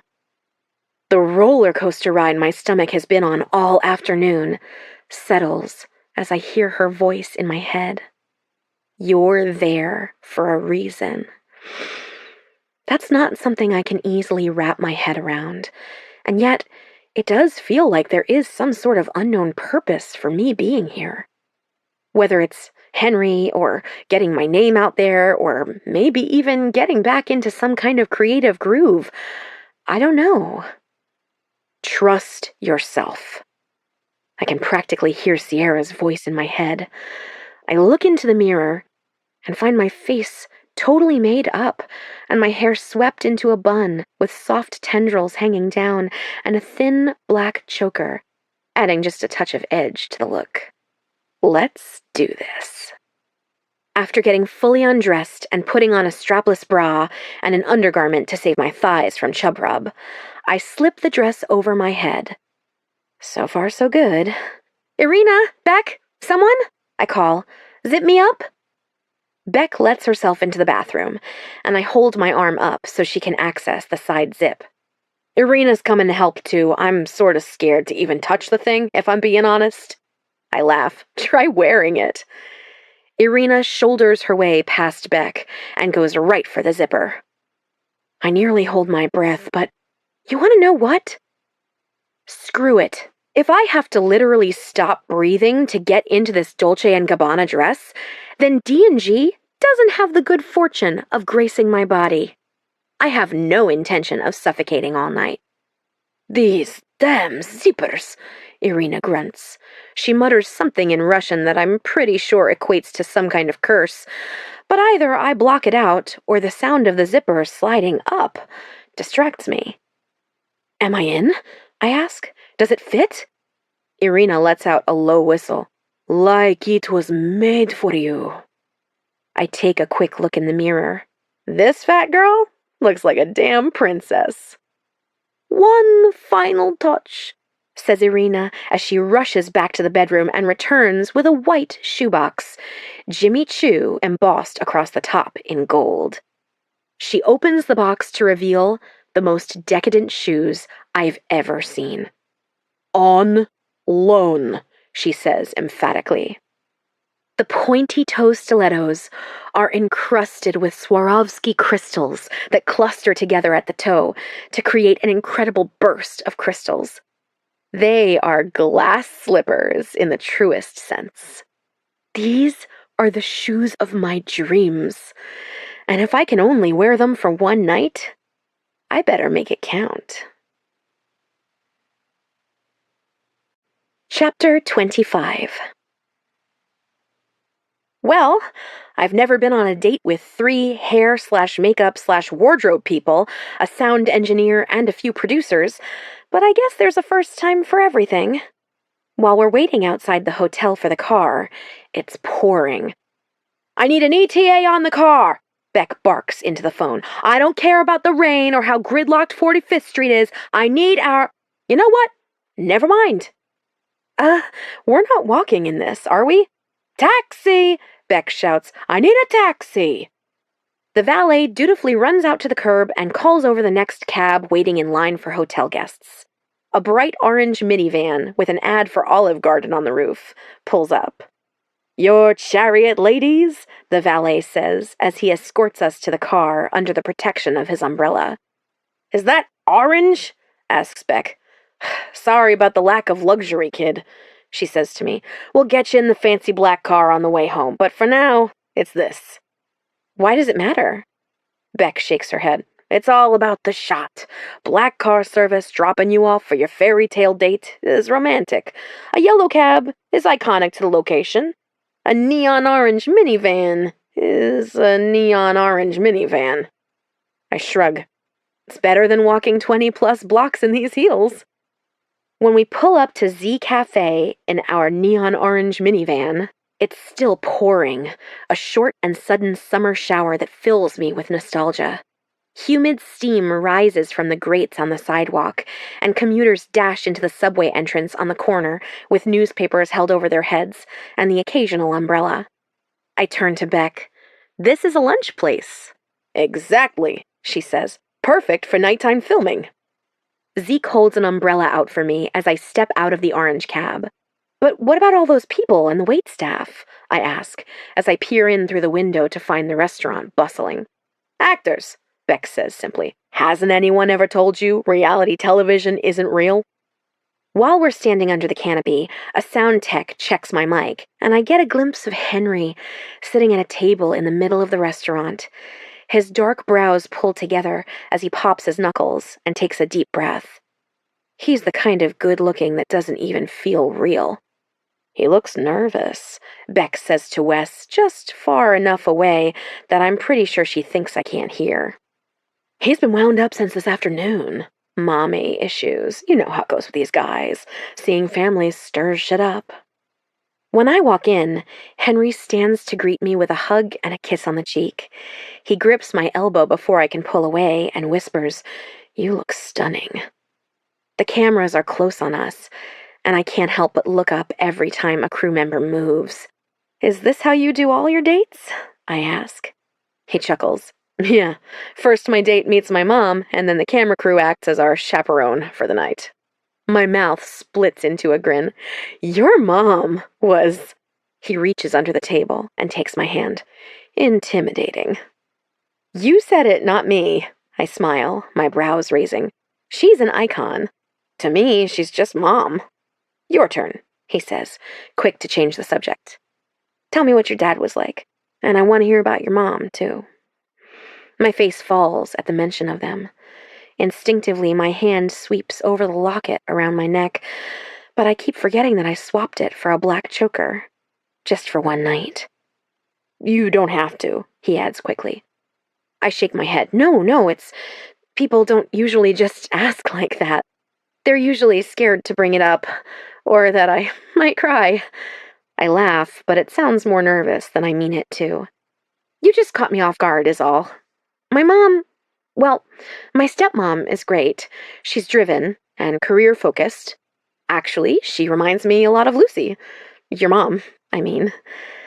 My mom was a little wild. Dad would always say he didn't know where she got it from because her parents were like die-hard country club people. She grew up going to all-girls schools. She and my dad met in high school when she was trying to steal a tape from the Blockbuster where he worked. Henry gasps through a laugh. No! What movie? Did she get away with it? I smile, and I know that it is scientifically impossible, but I wish I could have been there. I've heard the story so many times, but I'll never know what the store looked like, or if Mom was wearing cherry lip balm, or if Dad's uniform shirt was tucked in. I want to know every small, little detail, the meaningless ones that died with them. I swallow back the tears I can feel building. Pretty woman, and sort of, I say. He bought her a copy and wrote his number on the back of the receipt. Whoa, your dad had some moves. He did, I say. He really did. He, died when I was a senior in high school. He bites down on his lip, like there's more he might say if it weren't for the cameras. Again, Do you hate when people say they're sorry? I'm sorry. I shake my head. I feel bad for people mostly. No one ever knows what to say or how to talk to me. It's like dropping a bomb on any conversation, the ultimate mood killer. I laugh a little. I wonder if my dad would just love to know that even though I am 22 years old, he's still crashing my dates from the grave. I dated very rarely in high school, and Dad was never the type to be overbearing, but he did always ask for the license and registration of every car I got in, whether it be friend or a date. At that, he laughs, and I can feel the tension deflating a little. Well, if he's anything like you, I'm sure he was great. My throat closes a little at the memory of him. He was so kind. Always stopping to help people on the side of the road, even though he didn't know anything about cars. And he loved building stuff, but he was awful at it. He spent like 10 years making me a treehouse in the backyard, and even then it was only a shoddy platform that couldn't support both our weights at once.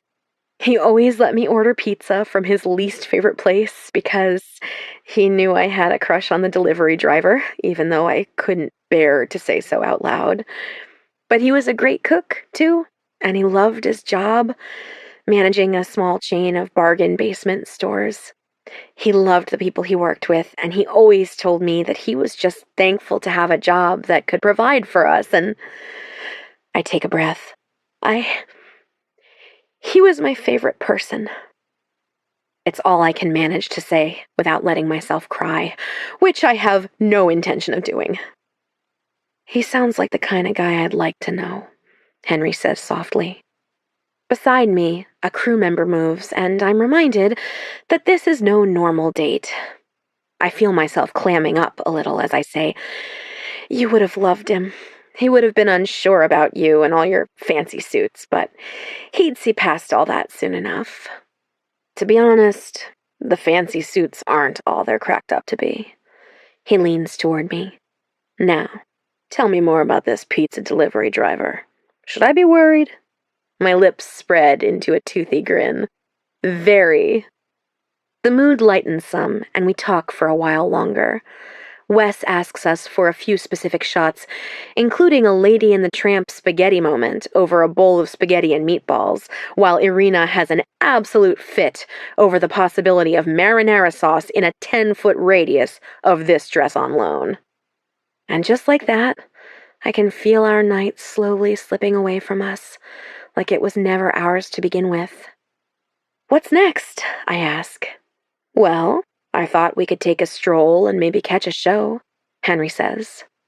As we stand to leave, Beck says, "We just want some B-roll of you two walking around the city, so we'll follow at a distance, but your mics won't pick anything up. We'll come grab you after a few blocks and then drive over to the theater." I nearly tell her thank you for the brief privacy, but think better of it. Outside, the two of us crowd under an umbrella and step out into the drizzling rain. "New York smells the most like New York after a fresh rain," Henry says. I can't help but laugh. "You say that like it's a good thing. What kind of New Yorker are you? Do you even take the subway?" He scoffs. "I've been known to take a subway or two." "How cultured of you," I tell him. "Do you think they really can't hear us?" "I don't know, but I don't really care either." He holds his hand outside the protection of the umbrella. Rain stopped. He closes the umbrella and drops it in a souvenir store umbrella stand for someone else to find. Besides, I've been waiting to do this. In one swift motion, he takes my hand and holds it to his mouth, inhaling deeply before kissing my open palm. My breath hitches at the touch of his warm lips against my skin and the unexpectedness of it. My brain feels foggy at first, but if he's going to catch me off guard, I'm going to do the same to him. "Is this real for you?" He glances over his shoulder. "Coming in with the big gun questions, eh?" He thinks for a moment before saying in a very matter-of-fact way, "It wasn't, but now it is. At first it was a joke, sort of. I was newly single when the producers approached me. What better way to rebound?" "Newly single?" I ask. I only have vague memories of him in a few local gossip mags with a thin model on his arm. "Sabrina," he says, his voice low. "Sabrina Allen?" I ask. "You were dating Sabrina Allen? She's like huge now. She's a household name." "Not when I first met her." He takes a deep breath. "We met at a Labor Day party." He laughs. "It was a white party, and she showed up in red. Mom loved her immediately. It got serious fast. She closed out Mom's next show, featured in print ads, and I loved her. Or at least I loved that my mom loved her." He shakes his head. "Wow, that sounds awful.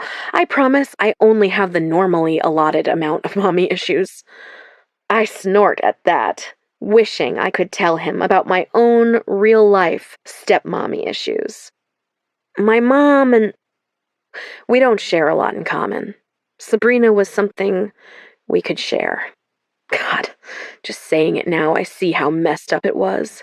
He sighs. "I proposed. In Paris. She said no, and the next day, she'd signed a 1-year exclusive contract with Victoria's Secret.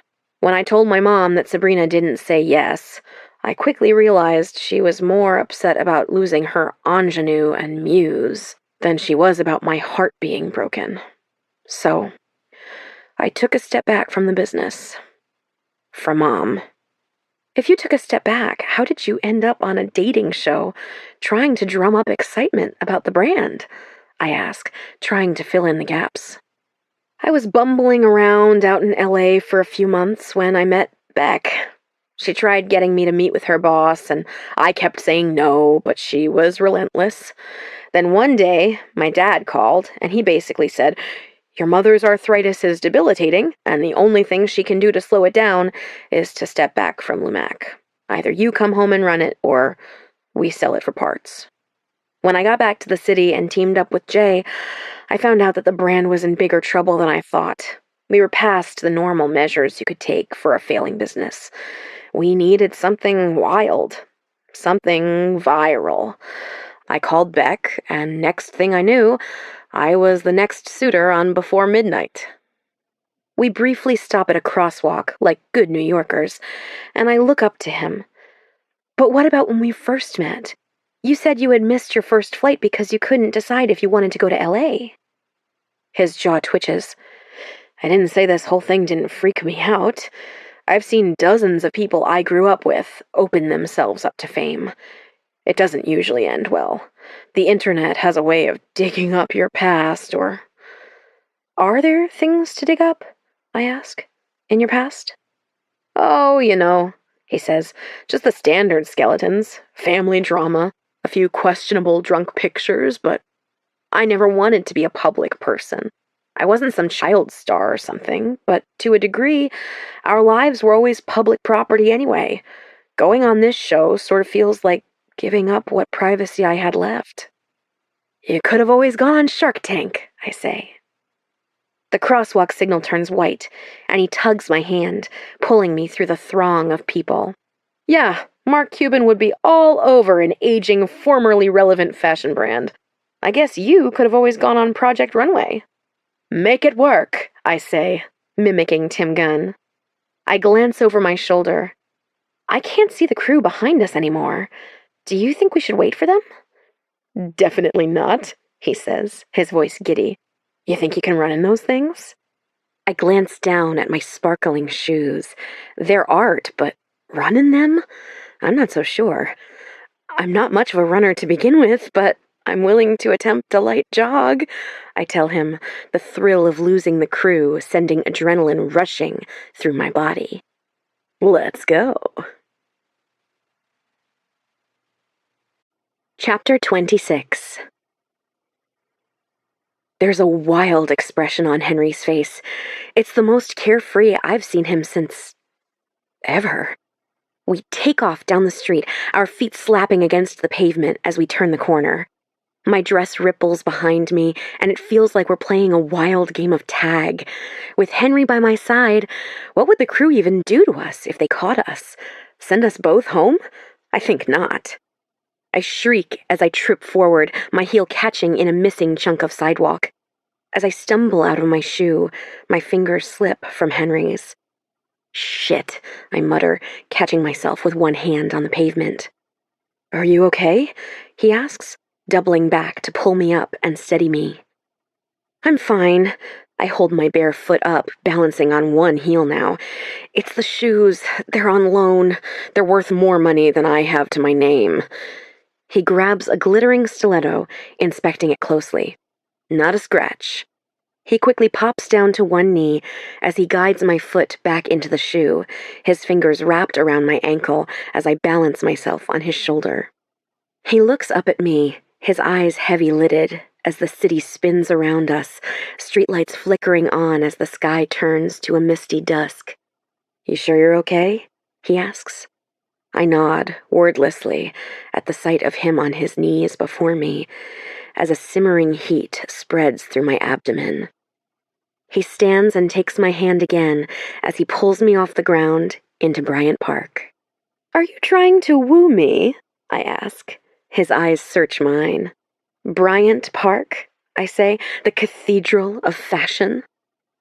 I should lie and say this was totally on purpose, but I'm just trying really hard to lose our wardens. Clear from view of the street, we slow to a stroll. Sierra and I spent the last 4 years lurking around Bryant Park like it was some hallowed space. It might not be the home of Fashion Week any longer, but we couldn't help but feel like we might catch a glimpse of one of our idols just strolling around, reliving their Bryant Park glory days. But today, the park is just a park full of normal people doing normal things. Constantly looking over our shoulders for signs of the crew, we walk right into a ballroom class for senior citizens. Come on, says Henry, pulling me farther into the class, run by a petite, middle-aged couple using nothing but their iPhone and a plastic cup to amplify the music. It's a class, I say, as I kick off my shoes and let them dangle from my fingers to stop my heels from continuously sinking into the grass. We're not students. I don't think they'll mind. He leads me to the back of the group and pulls me to him, his hand spread across the base of my spine. I lean my head against his chest and let myself be held. Let's pretend for just a moment, he says. And he doesn't have to be any more specific than that. I know just what he means. Let's pretend we're two normal people on a normal date, taking a normal stroll in a normal park that I haven't been dreaming of since I was old enough to know what Fashion Week was. Looking around, there are all sorts of couples, some spry and others who are a little slower these days. Some men with men and women with women. Sometimes, I whisper, I look at older people and wonder what my parents would have looked like at their age. He rests his chin atop my head and pulls my hand to his lips, kissing each one of my knuckles. We sway quietly to music we can barely hear, but that's okay because this city is our soundtrack. Honking horns, conversations about little things and big things, flocks of birds descending, and the sounds all slightly dulled by the trees surrounding us. Do you think Beck and Wes are losing their minds yet? They've probably already hired private detectives to find us. His chin moves from its perch on my head. But I think the instructors have found us out. He takes my other hand. Excuse us, he calls, as we weave through the rest of the class and exit back out the way we came. Currents of electricity flow between us, and I think I'm catching feelings for him. The kind that burn. Dutifully, we walk in the direction of Times Square, like a couple of kids preparing themselves to face the music. Our whole history thus far is just a series of these bite-sized moments, and I wonder what we could even become with time that was our own. It excites me and frightens me in equal measure. But instead, we're constantly racing against the clock, always running out of time. In the distance, I spot Mallory spinning in circles, hands waving as she talks into her Bluetooth headphones, not yet noticing us. There's Mallory, I say, and she doesn't look happy. Henry groans. I'm not ready. I shake my head. Me neither. Follow me.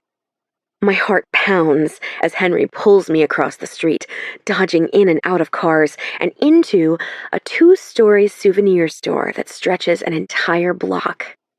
The clerk barely even looks up from their book as we rush to the back of the store. Henry's chest is heaving as he curls an arm around my waist. The cameras can't follow us in here.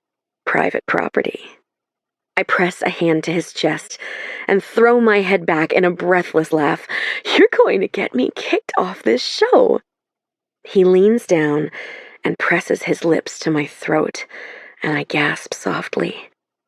Goosebumps trail up my arms as he wraps another arm up my back, pressing our bodies as close as two bodies can be, while still fully clothed. I don't even have time to think about how sweaty I feel, or if I need deodorant after our little run. All I can manage to think about is his arms around me and his lips on my neck and all the things we might do if we weren't standing in the middle of a dusty Times Square souvenir shop. His hand finds the back of my neck, and my fingers run up his arms to his shoulders as he tilts his head up to meet my lips. Hi, I whisper. Hi, he says, studying my lips. I feel intoxicated with want as we both dance around this moment for a second longer, his nose grazing mine until finally, he presses his lips against mine like I am the only oxygen he can breathe. My lips part against his tongue, and it's these moments of just the two of us that trick my brain into thinking that we're just a couple of lovesick nobodies, slowly falling for each other. Someone loudly clears their throat, and it takes 2 more times before we manage to disentangle ourselves. I peer over Henry's shoulder to find Mallory standing there with her hands on her hips. Just behind her is Beck, outside with her inhaler in her mouth and the crew fuming beside her. "I think we're in big trouble," I whisper. "It was worth it," he tells me with a quiet growl to his voice. We walk outside like two defiant teenagers with Henry's hand cradling my hip. After our little runaway situation, we're loaded into a black SUV and driven just a few blocks to the Minskoff Theater for a showing of The Lion King, where we're seated in a private box that is not at all that private, if you count our entourage. As we're sitting in our plush chairs away from the horde of tourists waiting for the show to start, Henry leans over and says, "If you haven't guessed, they don't actually let me plan the dates."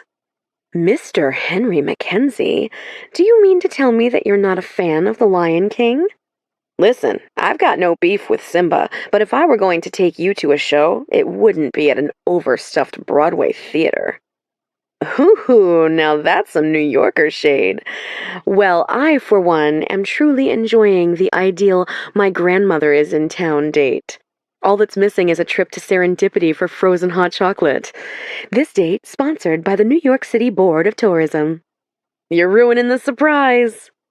The lights around us lower, but I can still see the brightness of his smile as he says, "One day I'll show you my New York." I lean my head against his shoulder. "I'll show you mine if you show me yours." And even though we briefly pretend we're both a little immune to the touristy parts of this city that out-of-towners so often flock to, the show is incredible, and we're both taken with a little boy, about the age of the triplets, sitting below us, who stands in his seat to sing along with Timon and Pumbaa. In the middle of the show, Henry stands and returns with his suit jacket, which he'd hung up just outside of our box. He drapes it over my shoulders to protect me from the icy air conditioner, and while I'm not drowning in it in that annoying way where girls think it's so cute to flop around in oversized suit jackets or their boyfriend's boxers, I still appreciate the gesture. "Thanks," I whisper. "I think we might actually wear the same size." He shrugs. "Looks better on you than it does on me." "Well, I don't know if you've heard, but I'm sort of like a big deal model now." He clutches his heart. "Too soon." I gasp. "No, I meant this afternoon, not In the next box over, someone shushes me. Henry reaches into my lap and takes my hand. I know. We hold hands like that for the rest of the show, and afterward, we're taken backstage to film a segment with a few members of the cast. I gush over their incredible talents and costumes, and once we're done, we're loaded into another SUV. This time, Henry and I sit as close together as two people can, and I find myself praying for a traffic jam. Anything to slow us down. But on this sticky summer night, with the clouds rolling back behind the bridges into the boroughs, we hit every green light, and there's not a single reason to slow down, not even a honking cab driver. It's a New York City miracle. At the hotel, we walk as slow as we can to the elevator, with Henry's arm wrapped around my waist, his hand again resting comfortably on my hip. With a cameraman close on our heels, Beck announces, "Time to say goodnight, lovebirds." I turn into Henry, and I want to kiss him, of course, but with the cameras on us... "Oh," says Wes, "so you two are okay with getting hot and heavy in the back of a souvenir store, but you can't give us a little kiss goodnight?" He throws up his hands and leaves Beck on her own. "Ignore him," she says. "And us," she adds quickly. "But I gotta be in bed before midnight. We got an early morning, and I'm fading." "Don't want you to turn into a pumpkin on us, Beck." Henry shrugs. "I guess we should give the people what they want." I nod and close my eyes as my lips melt into his for a long but chaste kiss that leaves me wishing for more. His hands wrap around me in a tight hug, holding me close to his chest, and I can hear the thumping beat of his heart. It might be my new favorite sound. One of his fingers traces a pattern into my bare back over and over again. My head is foggy, so it takes me a moment to realize he's telling me something. He's giving me a message. His finger continues to trace over and over again until he pulls away with an innocent, barely there smile on his face. I can still feel his finger dragging across my skin in a familiar way, leaving a trace of heat, and I hope to God I got exactly what it was that he was trying to say. Chapter 27. 8, 2, 6. 8, 2, 6. 8, 2, 6. 8, 2, 6. 8, 2, 6. Three numbers that could only mean one thing: Henry's hotel room. As soon as I walk through the door of my room, Irina is waiting for me. I let out a yelp. "What are you doing here?" She holds a hand out. "The dress," she says simply, not looking up from the game on her cell phone. I hold my arm up. "The least you could do is unzip it." She unzips and gets a whiff of my armpit. "Ugh, I've got to get this thing dry cleaned. It smells like a sports bra. A sad, lost and found sports bra at the YMCA. Not even a nice YMCA, the kind with a drained pool and one of those jiggle machines from—" "I get the point," I tell her, as I step out of the dress and into a pair of leggings and an oversized men's undershirt I cut into a crop top. "The shoes, too?" I ask, the memory of Henry kneeling before me sending a chill up my spine. "The shoes especially," she says. I pick up the Jimmy Choos from the floor and give them a quick kiss on the side of the toe. "Goodbye, beauty." Irina sighs. "They are very, very good shoes." I nod. They were good to me. She takes them from my hands, and for the first time, I think Irina and I have found common ground. At least the woman can appreciate good taste in shoes. "You might be smelly," she says, "but you were really something tonight. I perhaps have to put money on you." "I'm not a racehorse," I tell her, as she slinks out of the room with the garment bag over her shoulder. "Tell that to Wes. He won the pot last year and went on a 2-week trip to Bali." "What?" I ask. But she's already gone. "What pot?" "Well, that's just great. Not only am I dating a man who's dating 7 other women, but I guess the crew is betting on us too. Delightful."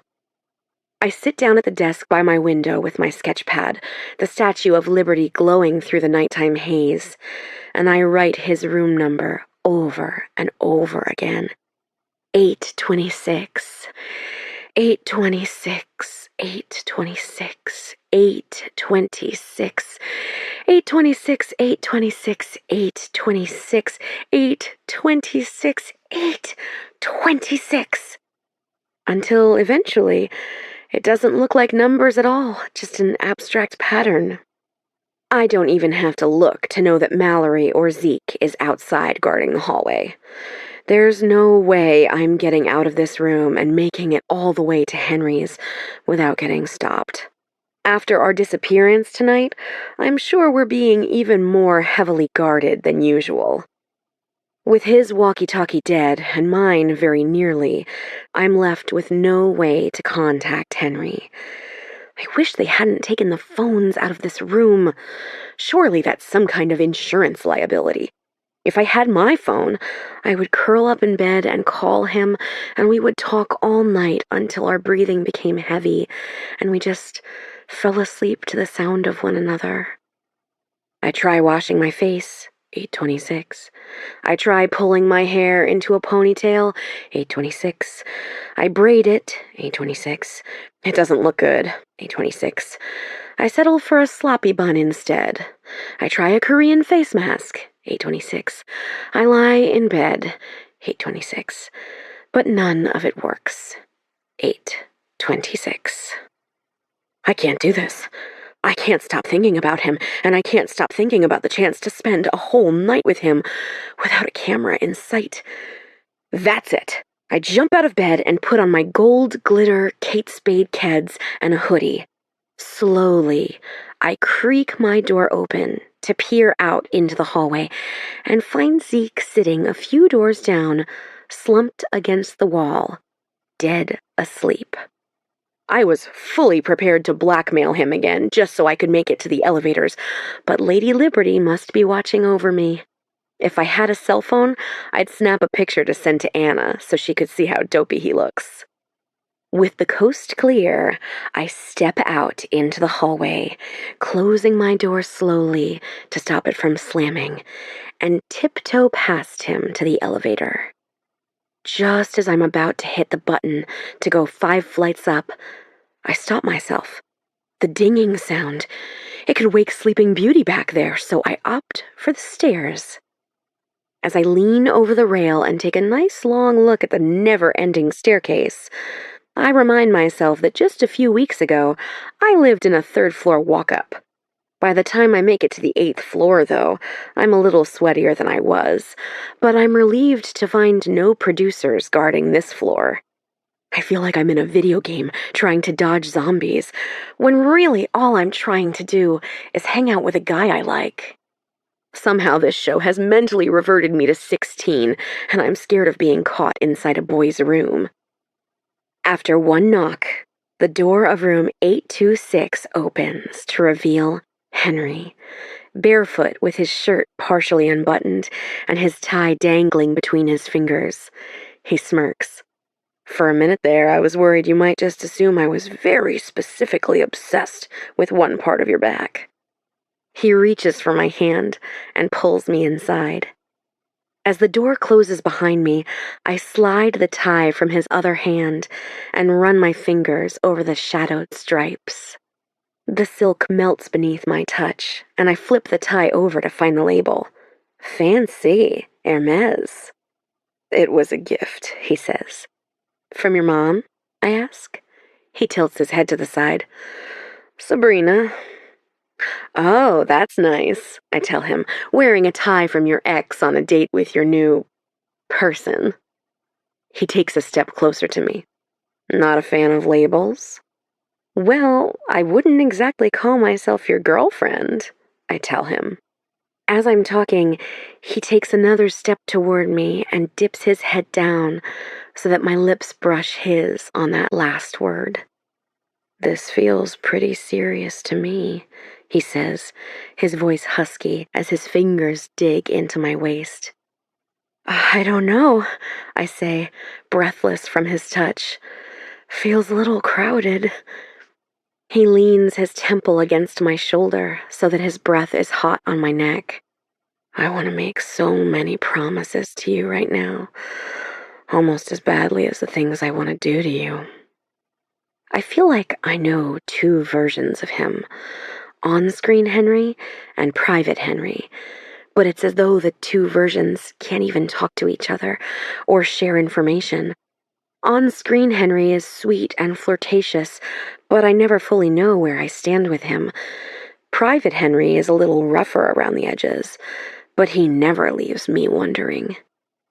I know what I should do. I should ask him where I stand. I should ask him if he feels just as strongly for Addison or Sarah Clare or one of the other women, and if this is all just some dance we have to get over with, and if in the end we're going to give this a real shot. But for once, I want to stop worrying. I want to let go of all the things I can't control and just be here in this moment with Henry. I wrap my arms around his waist. How would you have made it different? I ask. He picks his head up, his deep brown eyes lingering on my lips. What do you mean? You said tonight wasn't the date you would have planned for me. What would you have done differently? He checks the sleek black watch on his wrist. We can still find out. Chapter 28. Bingo starts in 10, the waitress says as she slaps our bingo sheets on the table alongside a chubby-looking marker. Dot markers are extra. Food will be out soon. I think we just ordered enough dim sum for a party of 6, I say. I could put away enough dim sum to feed this whole place. I'm so tired of TV food, Henry moans. TV food? I ask. He shakes his head. Didn't you notice how tasteless the food was tonight? They take me to closed restaurants for these dates and basically feed me cold spaghetti. I miss real food. It's like eating airplane food every night. I think that might be my own personal hell, airplane food for eternity. Oh, I think my actual personal hell is a party that I can't seem to leave. Like every door I go through is just a door that takes me back to the same party, and no matter how hard I try, I can't get out. So I guess a surprise birthday party is your worst nightmare? He shakes his head. I hate them. My mom threw me one for my 13th birthday, and it was mostly adults who came. Didn't she invite your friends from school? Well, yeah, but I had 4 or 5 friends. Not nearly enough for the kind of party Lucy Mackenzie intended to throw. There were waiters on roller skates and ice sculptures. Ice sculptures? I ask. Of me. My jaw hits the floor. I'm sorry, did you just say ice sculptures of you? Make fun of me all you want, but we were competing with bar mitzvahs so intense that TLC filmed a pilot for a guy in our building called My Ballin' Bar Mitzvah. Whoa. My 13th birthday party was at the neighborhood pool. We rented a picnic table and ate nachos from the snack bar. That's the kind of party I would gladly attend. I laugh at the image of Henry at my dingy old neighborhood pool with all the teenage lifeguards who I thought were so hot, but in reality had bacne, just like me. See, parties aren't all that bad. And hey, you met Sabrina at a party. Aren't parties sort of a way of life in the circles you run in? Of course, I wish our relationship wasn't playing out on this TV show, but even if all this was stripped away, our lives are still worlds apart. The elite NYC parties Henry grew up attending are just one example of that. Maybe I should be more thankful for our little reality television bubble. Exactly why I hate them, he says. And I met Sabrina because I'm always looking for the person who can help me escape the party. The person who wants to take a walk or go back to your place? I ask playfully but fully serious. The corner of his mouth turns upward devilishly. I guess that, too. Back when I had time to meet people, and I wasn't trying to dig my family's company out of the Mariana Trench. Nice, a marine biology reference. Cape Cod Marine Biology Camp. 3rd grade through 6th grade. Sleepaway camp? I ask. First boarding school, now sleepaway camp? That's rich kid shit. Well, you gotta dump your kids somewhere while you're trekking across the globe, bouncing from one ayahuasca retreat to the next. Whoa, I didn't realize Lucy went that hard. Yeah, she's real hip, until the camp nurse is calling because her son broke his arm trying to dive out of a tree because he thinks if he just believes hard enough that he's an astronaut, gravity will cease to exist. The only adult sober enough to talk was my mom's assistant's assistant, and he thought my name was Carson. Okay, I have a lot of questions, but how does anyone get Carson from Henry? I wish so hard that I still had my dad in my life, but at least when he was alive, he was the kind of dad that Father's Day was made for. What about your dad? I ask. He's still around, right? I remember seeing the picture of the 3 of them in his office, and it felt so far off and distant that I almost wondered if he was even still in Henry's life. He nods. Roger Mackenzie is Lucy Mackenzie's #1 fan. He hates clothing, and to this day, she sets an outfit out for him every morning. His parents died when he was young and still living in Edinburgh, so he took what inheritance they'd left him and moved to New York. He fell in love with my mom on the subway before he'd even made it to his hotel. They haven't spent a night apart since. Neither of them really had family, so they were, and are, everything for each other. That's a good love story, I say. It's no blockbuster meet cute. I smile. I think usually when people have kids, they prepare for their lives to change. Sometimes they leave the city or give up going to the bar on weeknights, but my parents had no such intentions. They just kept on living and brought me along when they could and then shipped me off for boarding school when I was old enough. The first one was just outside of London. No one really knew what to make of the half Scottish, quarter Puerto Rican kid from America. Anyway, if it's possible to be the third wheel with your own parents, that's me. That's not fair, I say. It's like the one place you should always belong. He shakes his head. I don't think I've ever said this out loud, but sometimes I think I proposed to Sabrina just to say I'd found my person. I'd found my family without them. But now suddenly, they need me. And how do you say no? I couldn't. I guess I need them too, in a way. I reach across the table and take his hand, offering him the comfort of shared silence. I bet you have shitty parent stories too, he says, watching our linked hands. Not really. Even though I could think of a few, they would all involve my teenage angst over Erica trying to assert herself as my mother. That was a rocky transition, to say the least, but guilt twinges in my stomach as I remember all the things I've kept from him. He knows my parents are dead, but after all he's shared, I feel so wrong lying about Erica. My stepmom she's there for me when I need her. Not perfect, but she tries. And my mom and dad, it's not that I think dying made them some kind of saints, but I miss them, especially Dad, even when he was at his worst, which was rare. He swallows and bites down on his lip, thinking for a moment. I think that's love, the real stuff, when you love someone at their worst, when you believe they can be better. Is that how you feel about your mom? He sighs. She's better now, calmer. She doesn't treat me like as much of a set piece as she used to, but sometimes I wonder if that's her actively changing or if it's just age wearing her down. Or maybe, in the end, with the show and me taking over the company, maybe I'm more her set piece than ever before. That's not what I see, I tell him.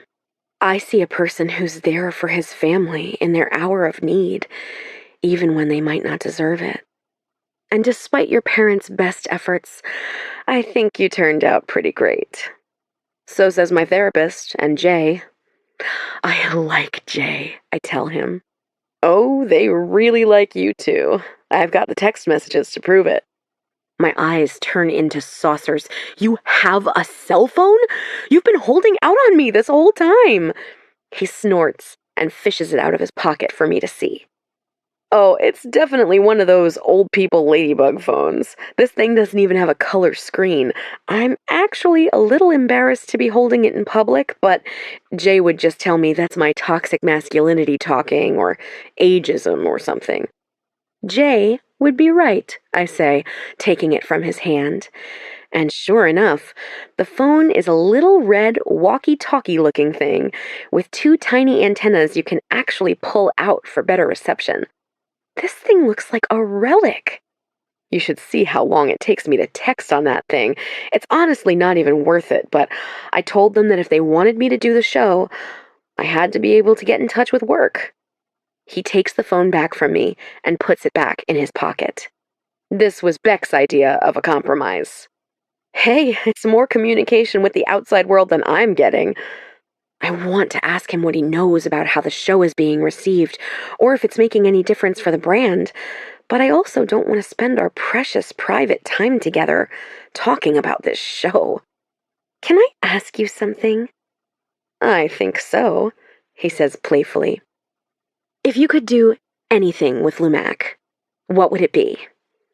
He nods, and I know he already has a very clear answer to this question. There's this program that we've got going for up-and-coming brands. We foster them and help them release a micro line. They pay back their loan to us slowly over time, but we just don't have the resources to really dig in and do it up big. I would love to see us launch exclusive collaborative items as part of their lines and vice versa. I mean, we have the future of fashion just sitting right there in our offices. We should be doing so much more, making connections, building relationships. We just don't have the money or the people to make it happen. At least, not yet. Mom calls it my pet project, but I think it's the path forward. I can't even begin to tell you what an opportunity like that would mean to a fresh out of fashion school newbie. I love fashion. I love this industry. But sometimes it feels like the only way to succeed is to know someone. Well, if your wardrobe is any indication, I am positive you're deeply talented, Cindy. Can I get that in writing? I joke. Without a word, the waitress places our tower of dim sum steamer baskets on the table and takes 2 sets of chopsticks from her apron for us. Bingo's starting in just a minute. Are we doing this? Henry asks from the other side of the dim sum. The food or the bingo? Both, he says. Oh, it's on, I tell him. How do you feel about sitting on the same side of the booth? He asks, seemingly out of the blue. What do you mean? Are you one of those people who looks at people sitting on the same side of the booth together and thinks they're ridiculous? Or are you pro same side of the booth? My brow furrows, and the smell of the dim sum is so good it's almost hard to concentrate. I think I used to see people do that and feel like they just had something to prove. Like they had to show the world that they were so in love and couldn't even stand sitting that far from each other. But now... Me too, he says. I used to think that too. But I think I've found someone who I want to share a booth seat with. Henry Mackenzie, are you asking me to sit next to you? Mainly so I can cheat off your bingo card, he says. But yes. I slide out of the booth and squeeze in next to him. The booths are old and tiny, with a few tears in the cushions, and my butt sinks in so deep that my feet barely even touch the ground. Henry opens the first layer of the steamer, and we both tear open our chopsticks. With my bingo daughter in one hand and chopsticks in the other, I pick up a perfectly made dumpling. Cindy? He asks. I look up to him, fully prepared to chastise him for blocking the one-way dumpling ticket to my mouth. But he tilts his head down, and his nose brushes mine. And I just let myself sit in this moment.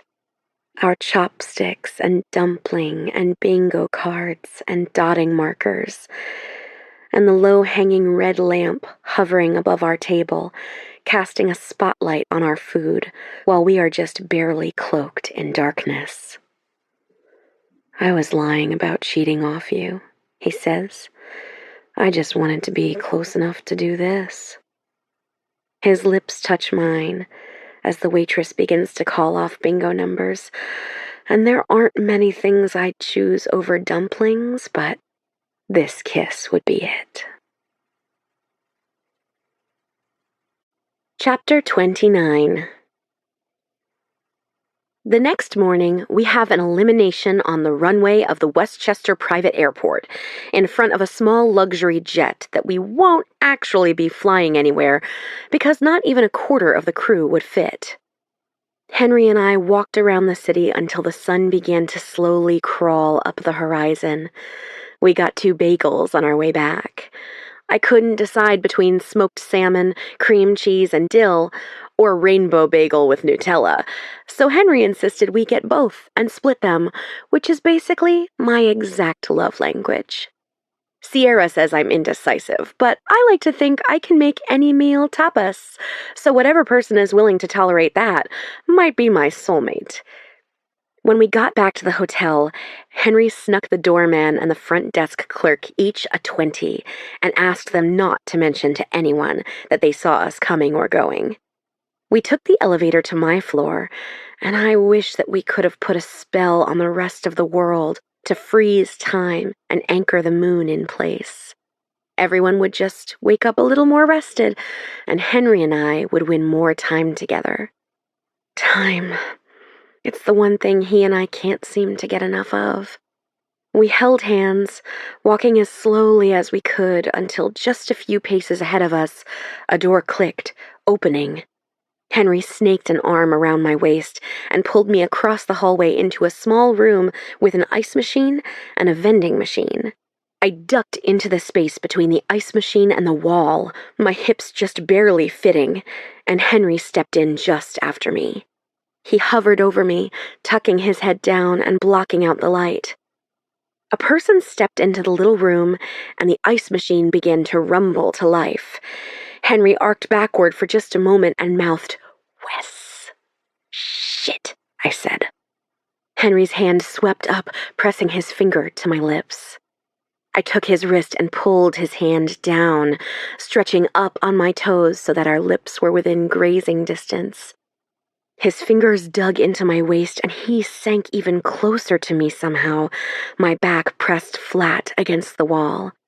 Our mouths hovered, breath hot, as Henry's hands drifted upward, grazing the band of my lace bralette. I gasped at the feeling of his touch so close, and his lips crashed into mine, silencing me. His mouth was urgent and tasted like hazelnut. All I wanted was to drag him into my room and then to wake up beside him and ask him all the questions my brain can't stop asking. And now, just hours later, standing on this runway, I can still feel the weight of his body against me and his hands traveling up my torso. After I went back to my room, I slept for an hour and a half and woke up with my heart racing. Something happened last night between us, and suddenly, when I picture my future, I picture Henry there with me. I can imagine us, sleeping in late on Saturday mornings, eating ramen together in the wee hours of the night, going to little rundown hotels just so we can stay as close to the beach as possible. All I want is time with him. Just a little more time. Henry calls my name, and then Sarah Claire, and before long, Gretchen and Valerie are the last girls standing, both of whom are sent home.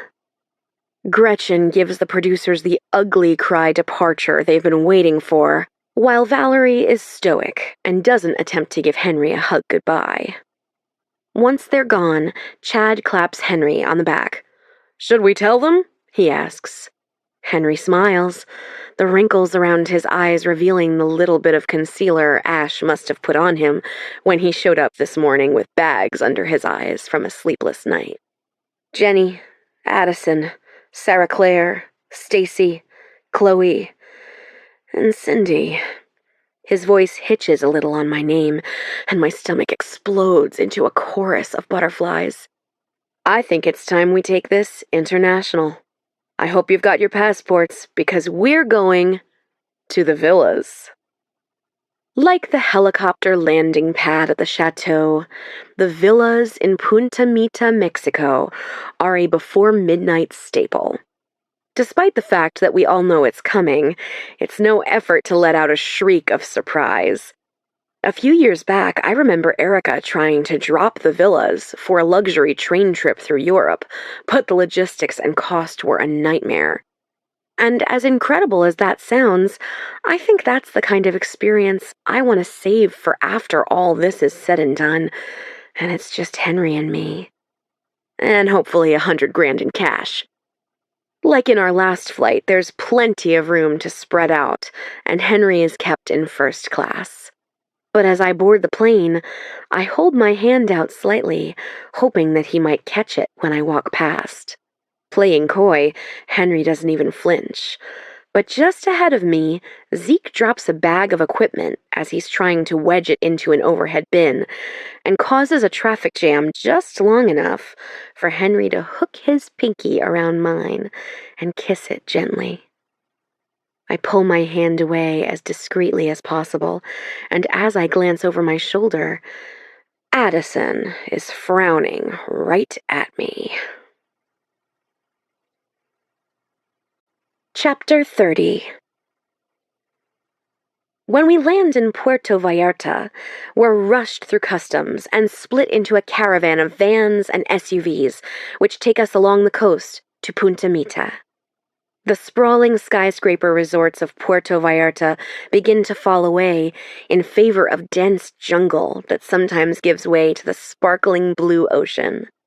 The only time I've ever gone to a place like this was when Erica took all of us to Cabo for our first Christmas without Dad. Erica spent the whole week sleeping on the beach, while the three of us skipped around the resort until Anna and Drew ran off with some older boys they'd been flirting with. I ended up rejoining Erica, who felt a little bad for me, and ordered me enough margarita swirls that soon enough, I was asleep on the beach too. The villas are a chic and modern cluster of efficiency apartments grouped along the beach, with one main house at the center and an infinity pool that stretches the entire length of the property. The smiling staff dressed in all white greets us with fresh cucumber and lime water. "I could get used to this," Sarah Claire says. Stacy chuckles quietly. "Yeah, eliminate me all you want, Henry, but I plan on haunting this place from now into eternity." I swat at her. "He's not eliminating you." Even though, actually, I do hope he does. "I haven't had a one-on-one yet. I'm just here for background noise at this point." Sarah Claire and I look at each other, waiting for the other to comfort Stacy, but we both know that nothing about that would be genuine. In New York, it felt like the crew was racing against the inevitable as they tried to hide any and all technology and media from us. But here, everyone is so relaxed. Even Wes seems at ease. And with how secluded we are, I can see why. Of course, the televisions have been removed from our rooms, but in these gorgeous villas, they don't seem to leave a gaping hole like they did in our NYC hotel.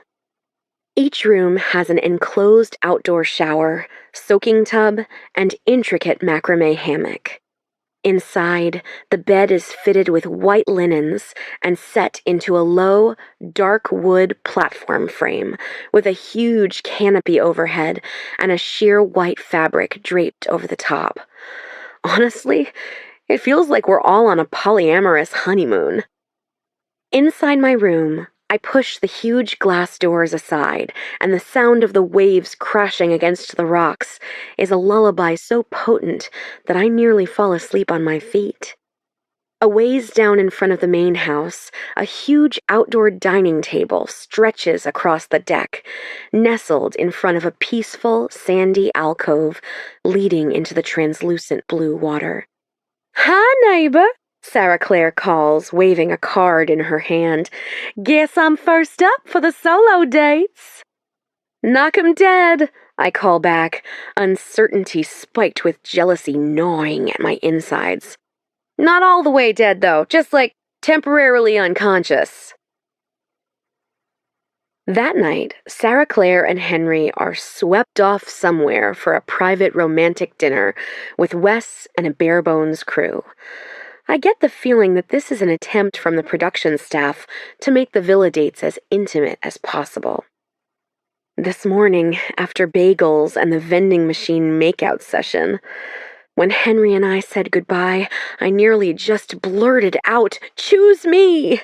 We could go along with this whole charade, and I would be a good contestant and wait it out until the very end, if he could just tell me here and now that, in the end, he would choose me. But I couldn't seem to get the words out. I couldn't manage to expose that much of myself and risk him rejecting me. But most of all, I didn't want to spoil the absolute gift that last night turned out to be. I wanted to freeze that moment like one of the hotel souvenir shop snow globes, so that any time I was feeling sad or unsure, I could just shake the globe and see us squeezed into that booth with our dim sum and bingo cards. Stacy, Addison, Chloe, Beck, the rest of the crew, and I all gather on the deck of the main house for an epic buffet. It's the best food we've had since the start of the show. Tamales, flautas, gorditas, street tacos, every veggie you can imagine, from fresh pico to grilled cactus, and rows of fresh fruit carved in the shape of flowers. "Trust me," Beck whispers, "we're eating way better than those two." Despite Addison's permanent scowl, the evening is delightful. The crew takes turns telling stories about former contestants, and there's everything from the woman who pooped her pants skydiving to the man who was scared of worms. Some mention Erica and how she used to live on set in the early days. They tease her in the way you can only tease someone who you simultaneously fear and admire. Even though I can't let on how true all their stories and memories ring, I still feel a twinge of pride at simply knowing her. After dinner, Stacy and I each take a mango on a stick and kick our sandals off before settling onto a beach bed. Behind us, the drunken crew sets up a karaoke machine, and their songs and laughter bounce off the water like skipping stones. I have to think that the villas are a sort of celebration for them after slogging through the rest of the season. "Can you keep a secret?" Stacy asks the moment we're settled. "My 5 favorite words," I tell her. She downs the rest of her margarita and plants the cup in the sand before leaning back onto the beach bed. "My ex has been watching the show." How do you know he's been watching? Though what I'm really thinking is that I'm pretty sure everyone's exes are watching. She. "Oh, sorry, I just assumed," I say, feeling incredibly foolish. She leans her head toward me and takes a bite out of her mango. "I like who I like, and just FYI, if you weren't totally in love with Henry, you'd totally be my type." Wait, wait. I have so many questions, but first off, I think if I were in love with Henry, I'd know. She gives me a look that says she's not willing to contest her point. "Fine," I say. "We can hash that out later. But first, can we go back to how exactly you know that your ex is watching the show? Do you have secret ties to the outside world that you're keeping from me?" She laughs wildly. "I wish my life was that scandalous." I cringe a little. If she only knew. No, she got wind from some gossip blog that we were headed to New York for filming, and she took the overnight train from Chicago to New York and showed up at our hotel the morning of the fashion show challenge. Holy sh... I know. I was a little bit freaked out, but also weirdly endeared by the whole thing. Who doesn't love a grand gesture? "How did she even find you in the city?" "Her brother is a concierge at the St. Regis. There is not a New York City question he can't answer or find the answer to. Admittedly, as a librarian, I find concierge back channels deeply sexy." "That is so very specific." She moans dramatically. "That's sexy, sexy information." I nearly choke on a chunk of mango as I snort out a laugh. "Okay, so what exactly did your ex say?" "She said she'll be waiting." "That's it?" "Well, when we left this morning, she was still in my bed." She bites down on her bottom lip. I gasp and shoot up right to my feet, so I'm hovering above her, standing on the beach bed. "Stacy, you naughty, naughty librarian!" She hides her face in her hands, and her squeal of excitement turns into a groan. I sink back down to my knees. "Are you freaking out?" She nods wordlessly. "Does it feel like your insides are screaming?" I ask like a doctor listing off possible symptoms. God, yes. And the thing is, I haven't gone on a solo date yet. Chloe hasn't either. We're definitely the next to go. Top three is without a doubt you, Sarah Claire, and Addison. But I just didn't want to be the girl who left because of her ex. The internet would slut shame me the same way they are doing with Anna. Oh no, I say. Did your ex say if it was bad? She nods. Taylor said the Twitter buzz was harsh. Selfishly, I nearly ask her what she's heard about me. The bits of information I've received from Beck have only made me hungry for more, but Stacy is a woman in crisis. Anyway, she says, back to you and Henry. It's pretty obvious that you two are all moony for each other. I make a scoffing noise. Nothing here is obvious. Trying to decipher who has genuine feelings and who doesn't is harder than scoping out a fake pair of Louboutins from 2 blocks away. Even Addison, who is absolutely batshit, might be acting the way she is because she's lovesick. There's no way to know for sure. Did you hear Sarah Claire on the way here? She asks. She sat there the whole time making a pros and cons list, trying to talk herself into falling for Henry. He's not even her type. How do you know her type? I ask. Her type could be Stanley Tucci for all we know. Actually, Stacy says, Stanley Tucci is everyone's type. I nod in solidarity. Amen. But really, Sarah Claire's type is a guy who grills and wants to take care of a pool and wears cowboy boots with tuxedos. Henry probably owns a grill, I say. She arches a single brow. But does he introduce himself as the grill master to guests? Important distinction. I shake my head. No, definitely not. You two? Makes sense. Thrill pulses through me at that. Henry and I could make sense. Someone else sees it. It's like the most fashionable happily ever after, TV gold and IRL gold. But that's not what's important. Do you like him? It really seems like it. I lie back on my side and face her with my hands tucked under my cheek.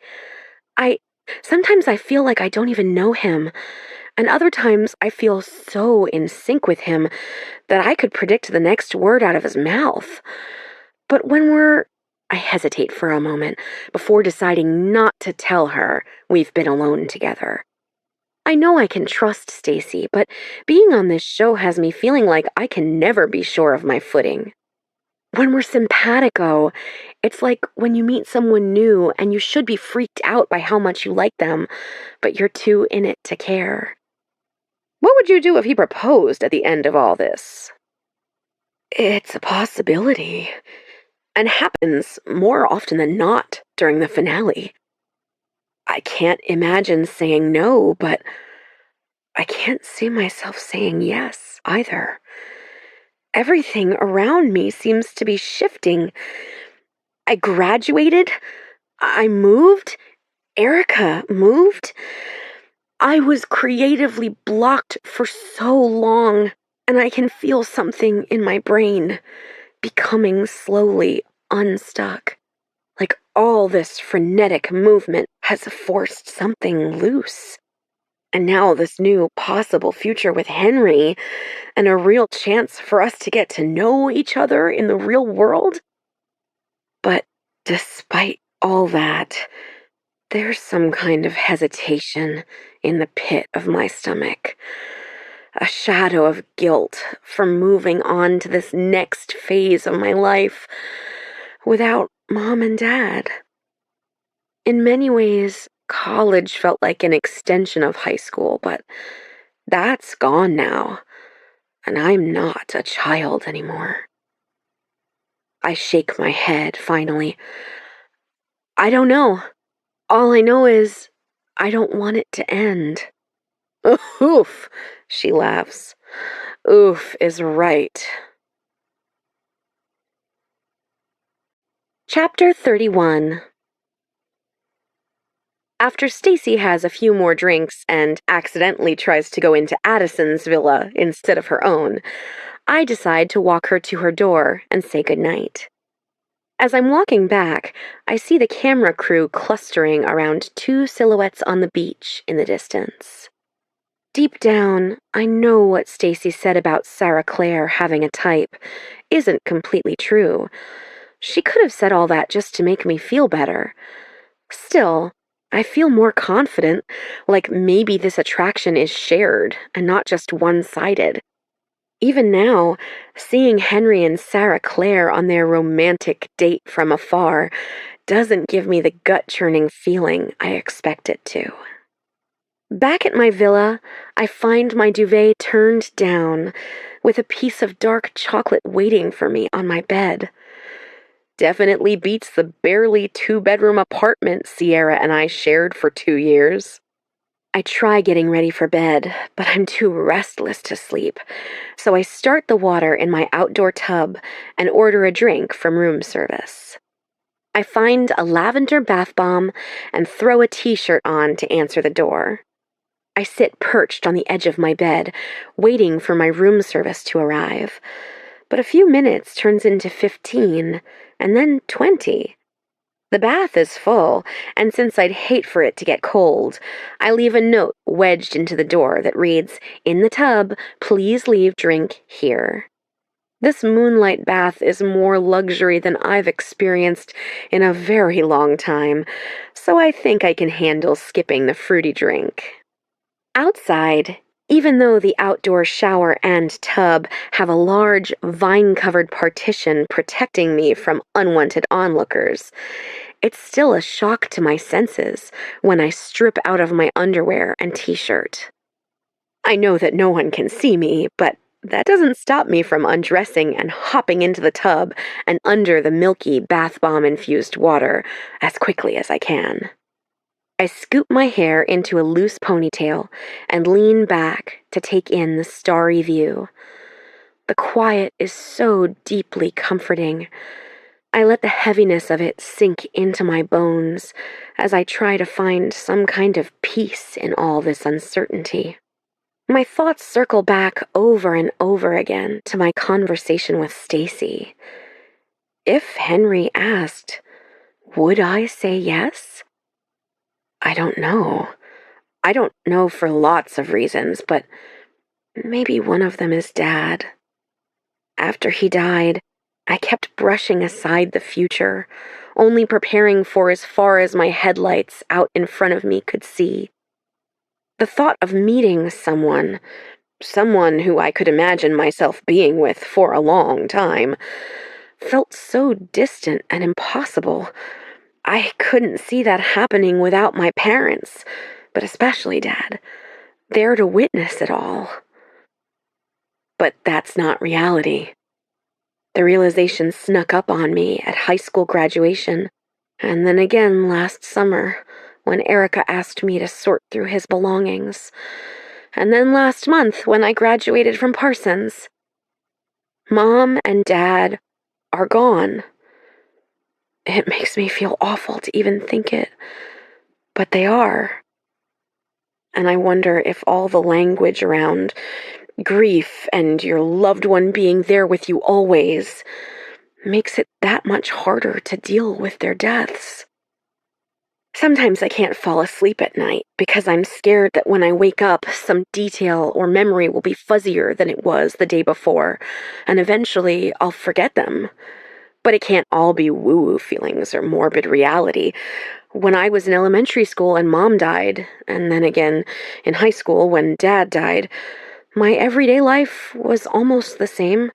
I still went to school and took the bus home. But this adult version of my life, it's my second act, my sophomore collection. And neither of my parents will ever be in the audience. I have to find a way to move through all these new experiences without forgetting them. And I have to find a way to create again. All the pieces are there inside me. They've just been lying dormant for the last year. Hello? A voice calls, interrupting my thoughts. Yes, I say. You can leave it on the doorstep, thank you. You don't want it to melt, do you? There's no mistaking that voice. My heart skips, and my limbs splash as I frantically sink down lower into the bath. "Henry, don't come in here, I'm naked." He chuckles. Was that supposed to be a deterrent? "Yes," I say with uncertainty. "Did it work?" "Sadly, yes. Don't worry," he says. "I'm staying right where I am. I guess I just wanted to see you." "Well, I guess you'll have to settle for talking." It's been less than 24 hours since our steamy makeout session in the early hours of the morning, and somehow it feels like years ago. "You mind if I eat the cherry out of your drink?" he asks. I pretend to gag. "Ugh, please, I hate those things." "Excuse me?" he says, his voice steeped in shock. "You hate cherries? How does anyone hate cherries?" "In fact," I tell him from the other side of the partition, "just take the whole drink. It's been cherry tainted." Wow. Okay, well, now that I know where you stand on cherries, I might as well take myself and my cherry-infested drink back to my room for a quiet night in. "No," I laugh softly. "Don't go." Silence hangs in the air for a moment as I hold my breath. "Okay," he finally says. I can hear the sound of his back sliding down the wall as he sits down in the grass. "Making yourself comfortable?" I ask. "Well, I'm not open-air tub in a Mexican villa comfortable, but this isn't so bad either." "How was your big date?" I ask, even though I know I shouldn't. He groans. "That bad or that off limits?" "You know it's just part of being here, right? This isn't real." "It's not?" I ask, and I know it's too big of a question for either of us to answer, so I quickly change course. "Olives, too," I tell him. "Can't stand 'em." "Okay, well, you've left me with no choice. I choose Zeke." "Oh, I'm pretty sure someone's already called dibs on Zeke." I clap my hand over my mouth, and then remember that he saw them in the pool that night. Yeah, he and Anna make a pretty cute pairing. Neither of them is very good at sneaking around, though. If he only knew.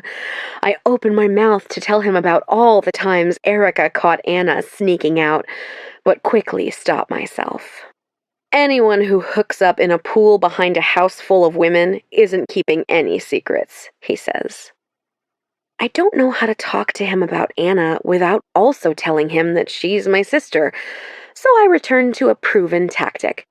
"It's not that I don't like olives and cherries, but they have to be fresh, like with the pits in them. None of that canned or jarred stuff. Though on my 21st birthday, I ate 21 moonshine cherries." He coughs, choking on his drink a little. "Did you say moonshine cherries? Are you from some kind of Appalachian dynasty? Is that what you're not telling me?" I fight back a chill as my bath begins to cool. No Appalachian blood, just happened to meet some guy from Queens who brewed moonshine in his bathtub. My 21st birthday was epic, thanks to Sierra. She has this belief that Seminole birthdays should be a quest, so we went on a multi-borough hunt for the best baklava money could buy, and ended up in some guy's bathroom eating moonshine-soaked cherries. I have so many questions, but first, how did he shower? Huh, I hadn't thought of that, and I think I don't really want to. His laugh fades into the quiet darkness, and for a moment, it's just the sounds of bugs and breathing. "Henry?" I ask. "Cindy, do you regret coming on this show?" He's quiet at first. "I think going back to real life and constantly wondering if people actually take me seriously, or if I'll just always be that guy who went on a reality TV show and then let his mother's company flop. And when I was on my way here, I thought I was already regretting this whole thing. But now, no matter what happens, I don't think I'll ever regret this. That flight, you being here. I wonder if maybe it's all fate. You don't actually believe in fate, do you? I don't know. I think I just might. What else do you call being on the same flight and then the same television show? Coincidence, I offer. Oh, come on, he says. It's hard for me to believe that something is orchestrating all of these specific moments so that our lives end up just as they were always meant to. I can't help but think that if the universe is playing by the rules of fate, my parents died for a reason. An ovarian cancer, a car accident. There's no sense in things like that.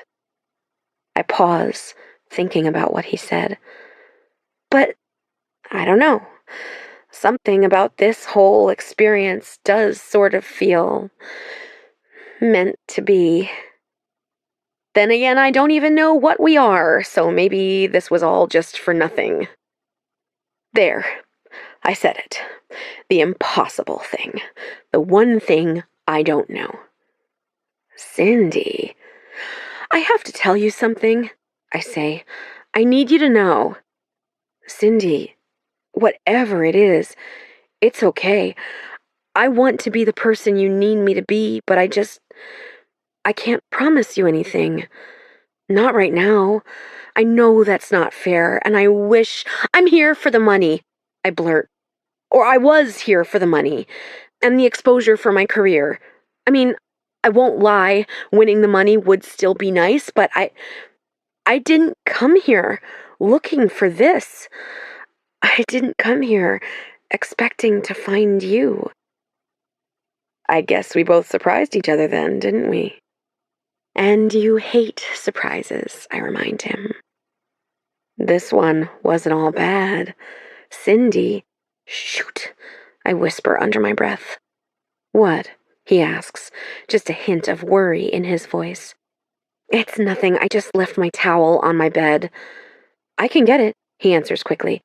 I can already hear him standing. Oh, okay.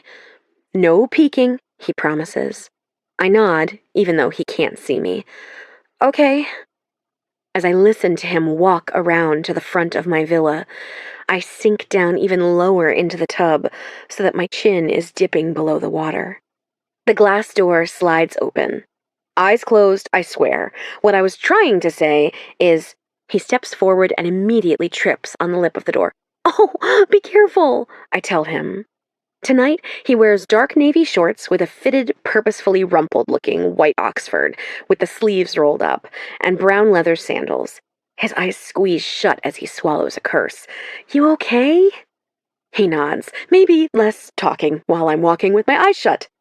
Okay, one step forward and then one step down, I tell him. He follows my instructions cautiously. And then 2 steps forward, follow my voice. Gladly, he says. And suddenly he's looming over me, eyes still shut, with a fluffy towel spread out for me. I don't want to get you wet, I say. His voice is gravelly. I won't melt. I hoist myself out of the tub carefully, feeling deeply vulnerable as I stand completely naked before him. I'm not looking, he reminds me, as though he can read my thoughts. I wrap the towel around me, and of course it barely covers anything, and suddenly I'm wishing for the very large, very luxurious towels at our New York hotel. But my thudding heart begins to slow, and the queasiness in my stomach isn't a result of being so nearly naked with him only inches away, but instead at the thought of him leaving. You can open your eyes, I whisper. He does so, and there's something immediately heavy about his deep brown eyes as they linger on my wet, bare shoulder and then down the length of my body. Hi. Hi. Would it be completely crude of me to say that I love your outfit? He asks. I lick my lower lip before biting down on it as heat spreads down my chest and into my abdomen. He holds a hand out for me as I step out of the tub, but the drop down is higher than I expect, and I stumble forward. In a split-second decision, I decide to hold my towel rather than break my fall. "Whoa there," Henry says as he catches me by the elbow. "We can't have two clumsy people in one relationship." I let out a breathless laugh. "With a shoe collection like mine, I can't afford to be clumsy, so I'll leave that title to you." "I'd walk into a brick wall for you," he tells me. "Fall into a manhole. My accidental tendencies are at your service." I look up to him, his broad hands still bracing my forearms. "Was that a pledge of allegiance?" I ask. He tilts his head farther down as his arms snake around my waist. I stand on my toes, my towel thankfully staying in place as I wrap my arms around his neck and playfully nip at his lip.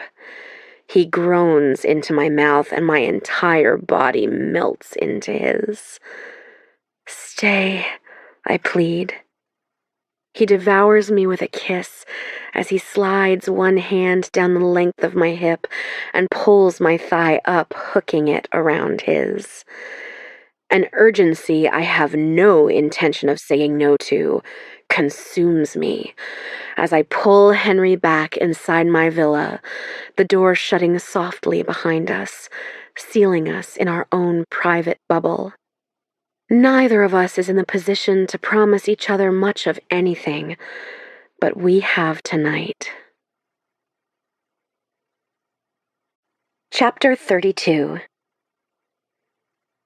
The next morning, I wake up in a half-made bed with a pink hibiscus on the pillow next to me and a note written on a scrap of paper in scraggly handwriting that definitely does not match all the various notes we received from Henry at the chateau. "Couldn't bear to wake you. See you soon. X.H." Last night, I fell asleep to the sight of his chest rising and falling as he slept soundly beside me, with his arm pulling me to his side. I was scared to fall asleep because I knew in the morning he would be gone, unless we wanted our secret hookup on national television. Today is my villa date. One last chance for Henry and me to have alone time before I leave for home the moment our date is through. I'll be sent back to LA to wait and find out if I'm in the final three. If so, I'll be invited back to the chateau for the season finale. I'm thankful to be going on the second date night because even though this place is a slice of heaven, I don't think I'd survive watching Henry go out with a new girl every night. I walk outside to find the cleaning crew descending on Sarah Claire's room, and my chest twinges with regret as I realize she's gone, and I didn't even get to say bye. After a late lunch, Ash, Irina, and Gretchen get to work, and for the first time, I don't micromanage Irina to death as she attempts to dress me. I let them primp and buff and moisturize me until my hair is tossed into loose beach waves, and Irina is buckling the strap of my wedge, an espadrille with baby blue bows over the toe. The dress she's picked out is a sleeveless Swiss dot white sundress. It's the exact thing you'd wear after lounging on the beach all day. The only thing I semi-fought them on was the spray tan, but Ash insisted. "You haven't been here long enough to get a glowy tan, and the sun will kill you anyway." So by the time Mallory arrives at my door in a little golf cart, I look like I'm in full-on vacation mode, even if I don't entirely feel it. As Zeke drives, Mallory sits on the backward-facing second row and looks over her clipboard. "We're looking for lots of moony shots tonight, lots of staring into each other's eyes, and maybe some kisses." "Wow," I deadpan. "That sounds so romantic." She waves me off just as we hit a massive bump, the three of us popping up into the air. "Sorry," Zeke says, even though he doesn't sound like it, and I'm pretty sure he's having a little too much fun manning the golf cart. "It'll be like we're not even there," Mallory tells me. Oh, you mean I've been filming a TV show this whole time? I hardly noticed. Zeke makes a hard left, and Mallory slides across her bench seat. This is not the Fast and the Furious. You are not Vin Diesel. Zeke chortles into his fist. We wind around the property until we pull up to a small private dock where a massive sailboat full of camera crew is waiting. There are actual boat crew, too, in white shorts and white polos, but my eyes immediately search out Henry, who is watching me despite Beck talking directly to him. I give him a little wave, and he winks. Was that some off-camera action I spied? Asks Zeke. Immediately, my brain goes into middle school mode, and I'm scared I'm in trouble. What? No, I mean, maybe. We're supposed to like each other, aren't we? Isn't that the whole point? Chill, says Zeke with a laugh. Maybe don't tell women to chill, Mallory says as she storms off down the ramp. You think she likes me? He asks once the coast is clear. I look at him with utter disgust. Did you really just ask me that? It was a joke, he calls after me, but I've already filed it away in my sister vault. Don't tell Anna. Beck runs up to meet me and takes a quick look at Ash, Irina, and Gretchen's work. In the immortal words of Jim Carrey, smokin'! I heave in a deep breath. Thanks, I think. You ready for this? You'll be mic'd up, but it's going to be pretty loud out there, so really we just want some Mooney shots, I finish for her. Mallory already told me. She claps a hand on my shoulder. You're a pro. I'm not acting, I mumble, as she turns to lead me down the ramp, already a few steps ahead of me. Henry is waiting for me with a life jacket in hand. He gives me a long hug and whispers, Good morning. Chills run up my spine. Is that a flotation device, or are you just happy to see me? His laugh tickles my neck. I've been told we have to go over safety procedures, and then we'll be rewarded with cheap champagne. Cheap champagne is key. He steps back and holds the life jacket open for me. Ahoy, matey. I take safety very seriously, I inform him. You joke now, but when this ship goes down, you're going to wish you'd paid attention. I'm going to be backstroking to shore with my life jacket on. This is taking a serious Titanic turn, he says, and cups his hands together. Bloop. Bloop? I ask, what is bloop? You know, bloop. There goes the heart of the ocean necklace thing. That's like the ultimate Titanic reference. I think not, I tell him defiantly. Maybe Kate Winslet's hand on the steamy window, or Draw Me Like One of Your French Girls, Jack, or the band playing as the ship goes down, or even the door that Jack makes Rose float on. But not bloop. That is not high on the list of Titanic pop culture references. I feel like there's a need for more nuance in this conversation than you're willing to allow. Quiet, people! Listen to Captain Jorge! Beck shouts. Henry leans over and in a loud whisper says, For the record, there was definitely room for two on that door. Jack died in vain, and I stand by my case, Your Honor. I gasp. Oh my God, yes! Justice for Jack! Justice for Leo! I shout. Everyone around us is completely quiet as Captain Jorge clears his throat at the sound of my interruption. Sorry! I screech as I try for an apologetic smile. Ooh, Henry says, just loud enough for me to hear. No room on my door for you, I tell him. After the safety procedures, Beck and Mallory lead us to the front of the boat, where a blanket, chocolate-dipped fruit, and a bucket of champagne are waiting for us. Told you there was a bottle of cheap champagne at the end of the safety briefing, Rainbow, Henry whispers into my ear. For a while, the boat crashes against waves until we settle out at sea without any land in sight. We are posed like dolls with a lavender and orange sherbet sunset at our backs, and Gretchen curses under her breath at my hair's unwillingness to obey. Henry and I have nothing left to say in this moment with the cameras rolling, so we say nothing at all.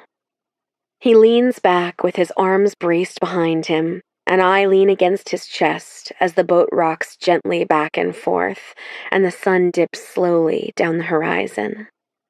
We share a soft, chaste kiss or two, but for the most part, Our silence is comforting and lived in. I resist yelling over to Beck to ask if we're moony enough for her. She must be happy with whatever footage she's getting because she doesn't interrupt us or give us any direction at all. My eyes flutter shut for a few moments, and even though I can't distance myself enough from the cameras and crew and boat staff to actually fall asleep here against Henry's chest, I'm able to let my mind drift just enough that for a few brief seconds I can trick myself into thinking it's just the two of us, floating on the Titanic door. Because there was definitely room for two. And maybe, just maybe, fate isn't a total crock. Maybe the fairy tales aren't all wrong. Chapter 33. The crew follows us as we walk back to my villa, our fingers intertwined as our hands swing between us. Was that awful? Henry asks. I shake my head. For a TV date, it was decidedly not awful. In the distance, the waves crash, and there's enough noise for me to feel comfortable asking, "I'll see you soon, right?"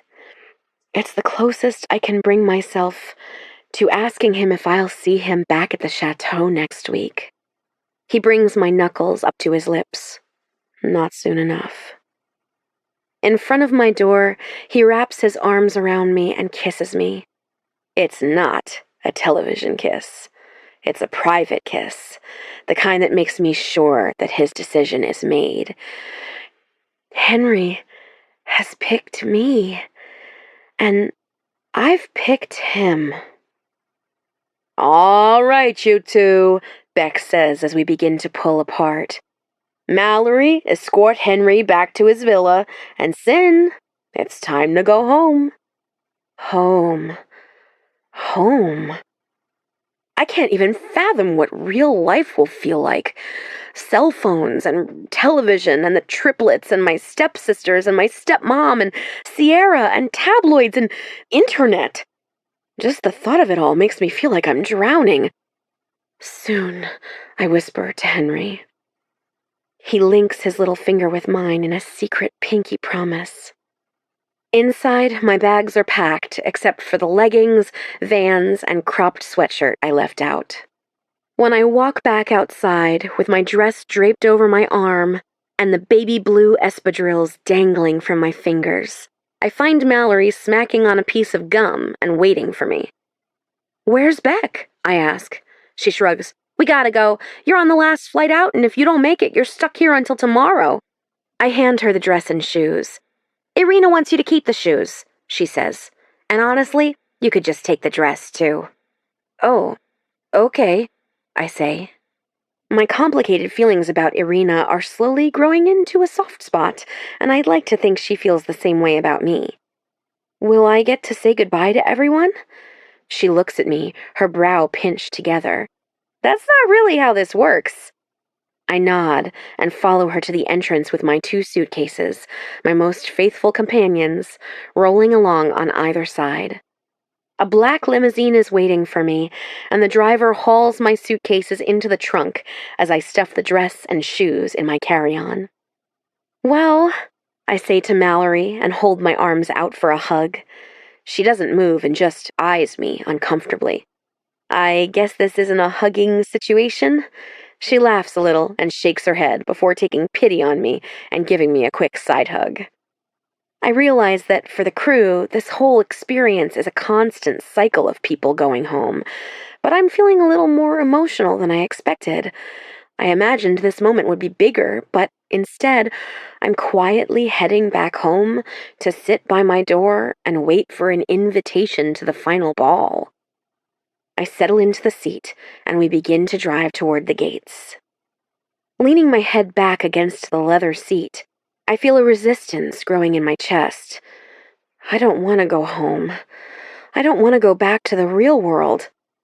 I also don't want to compete with other women for Henry's attention, but I'm not ready for whatever comes next. There were times in the last few weeks when I couldn't even imagine this moment finally arriving, But it's here and gone, and now so am I. Behind us, I hear a muffled rumbling and a faint scream. Sir? I ask the driver. Do you hear that? The driver looks over his shoulder quickly, but I can tell from his expression that we have a language barrier to contend with. I roll down the window and stick my head out.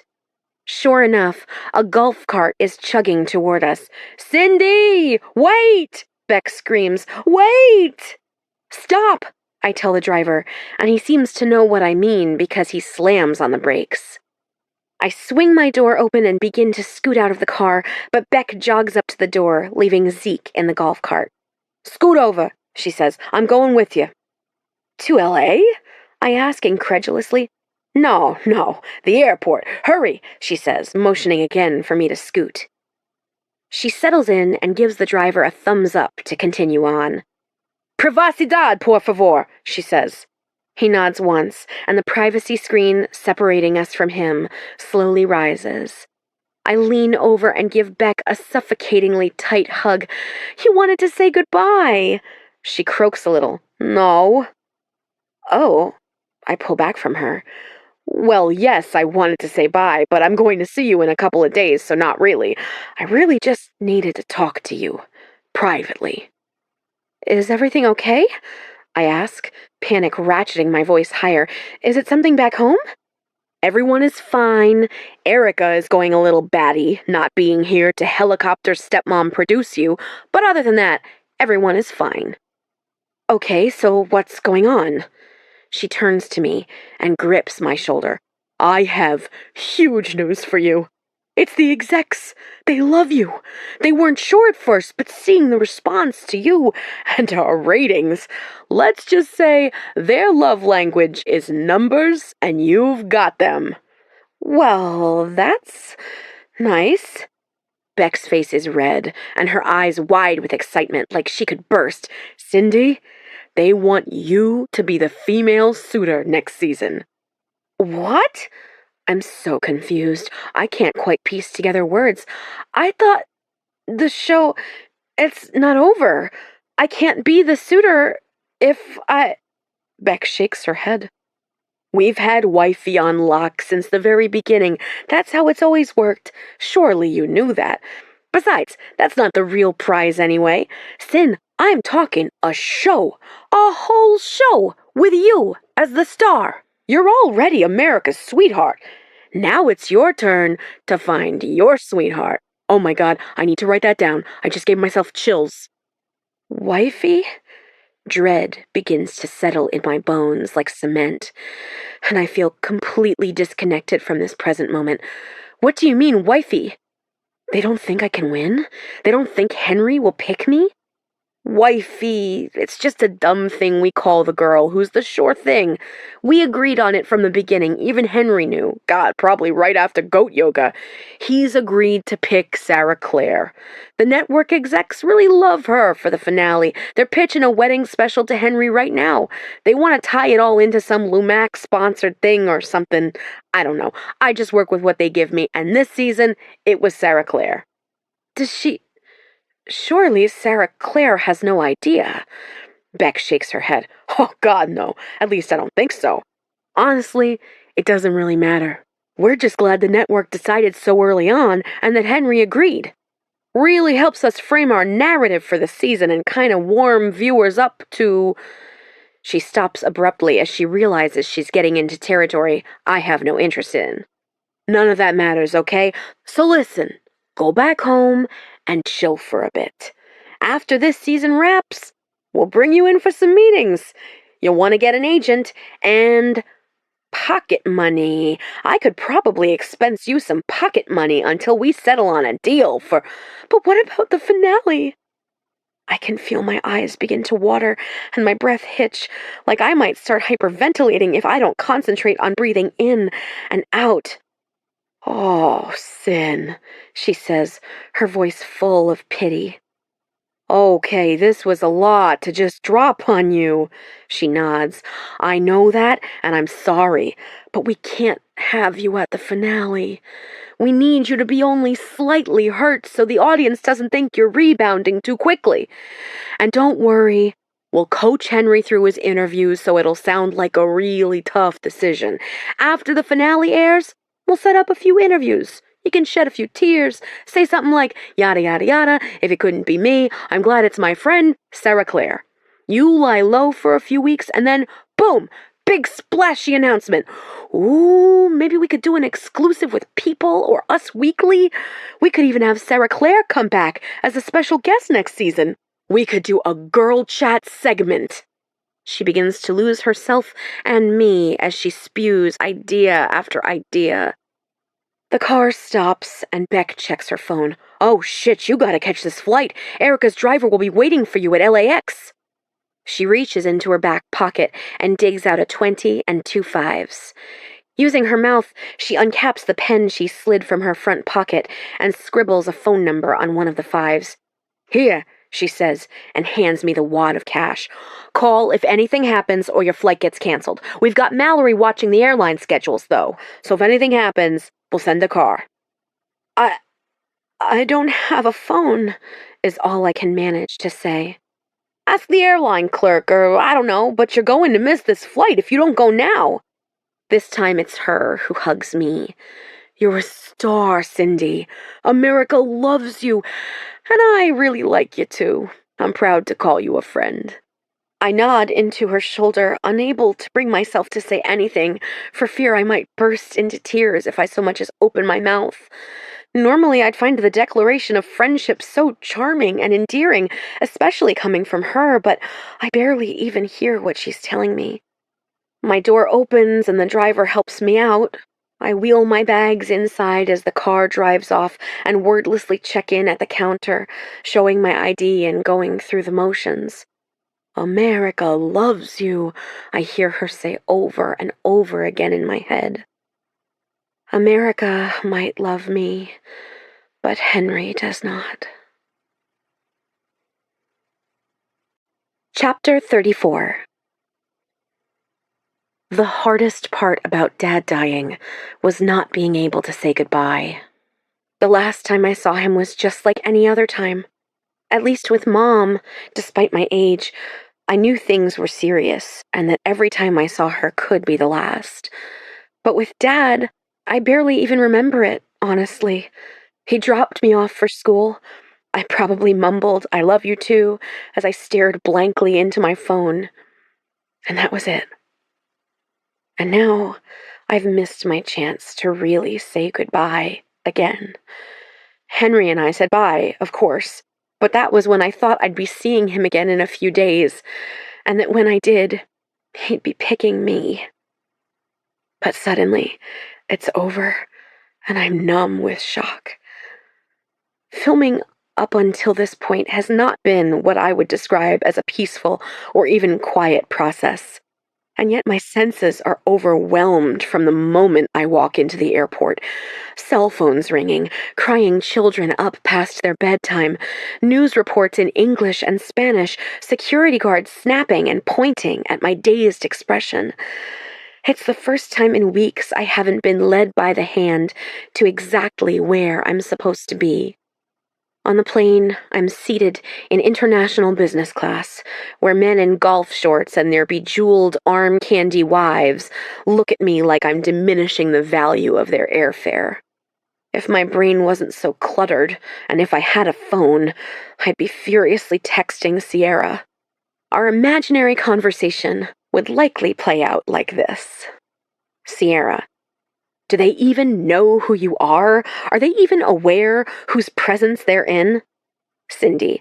You mean a recent fashion school grad with no job prospects and only a brief stint on a cringy reality television show? And then Sierra would say something inspirational and I would send her a series of poop emojis. But I don't have my phone, and I don't have the mental energy to stew over what my fellow passengers think of me. So I plop down in my seat, drink a cup of tea, and pass out. Just like when I flew in from New York after graduation, Bruce is waiting for me. But he's not the only one. A few photographers are circling the security exit like vultures, waiting for any semi-famous person catching a late flight in. But Bruce is a pro. He swoops in, shielding me with his body from the constant clicking of the cameras.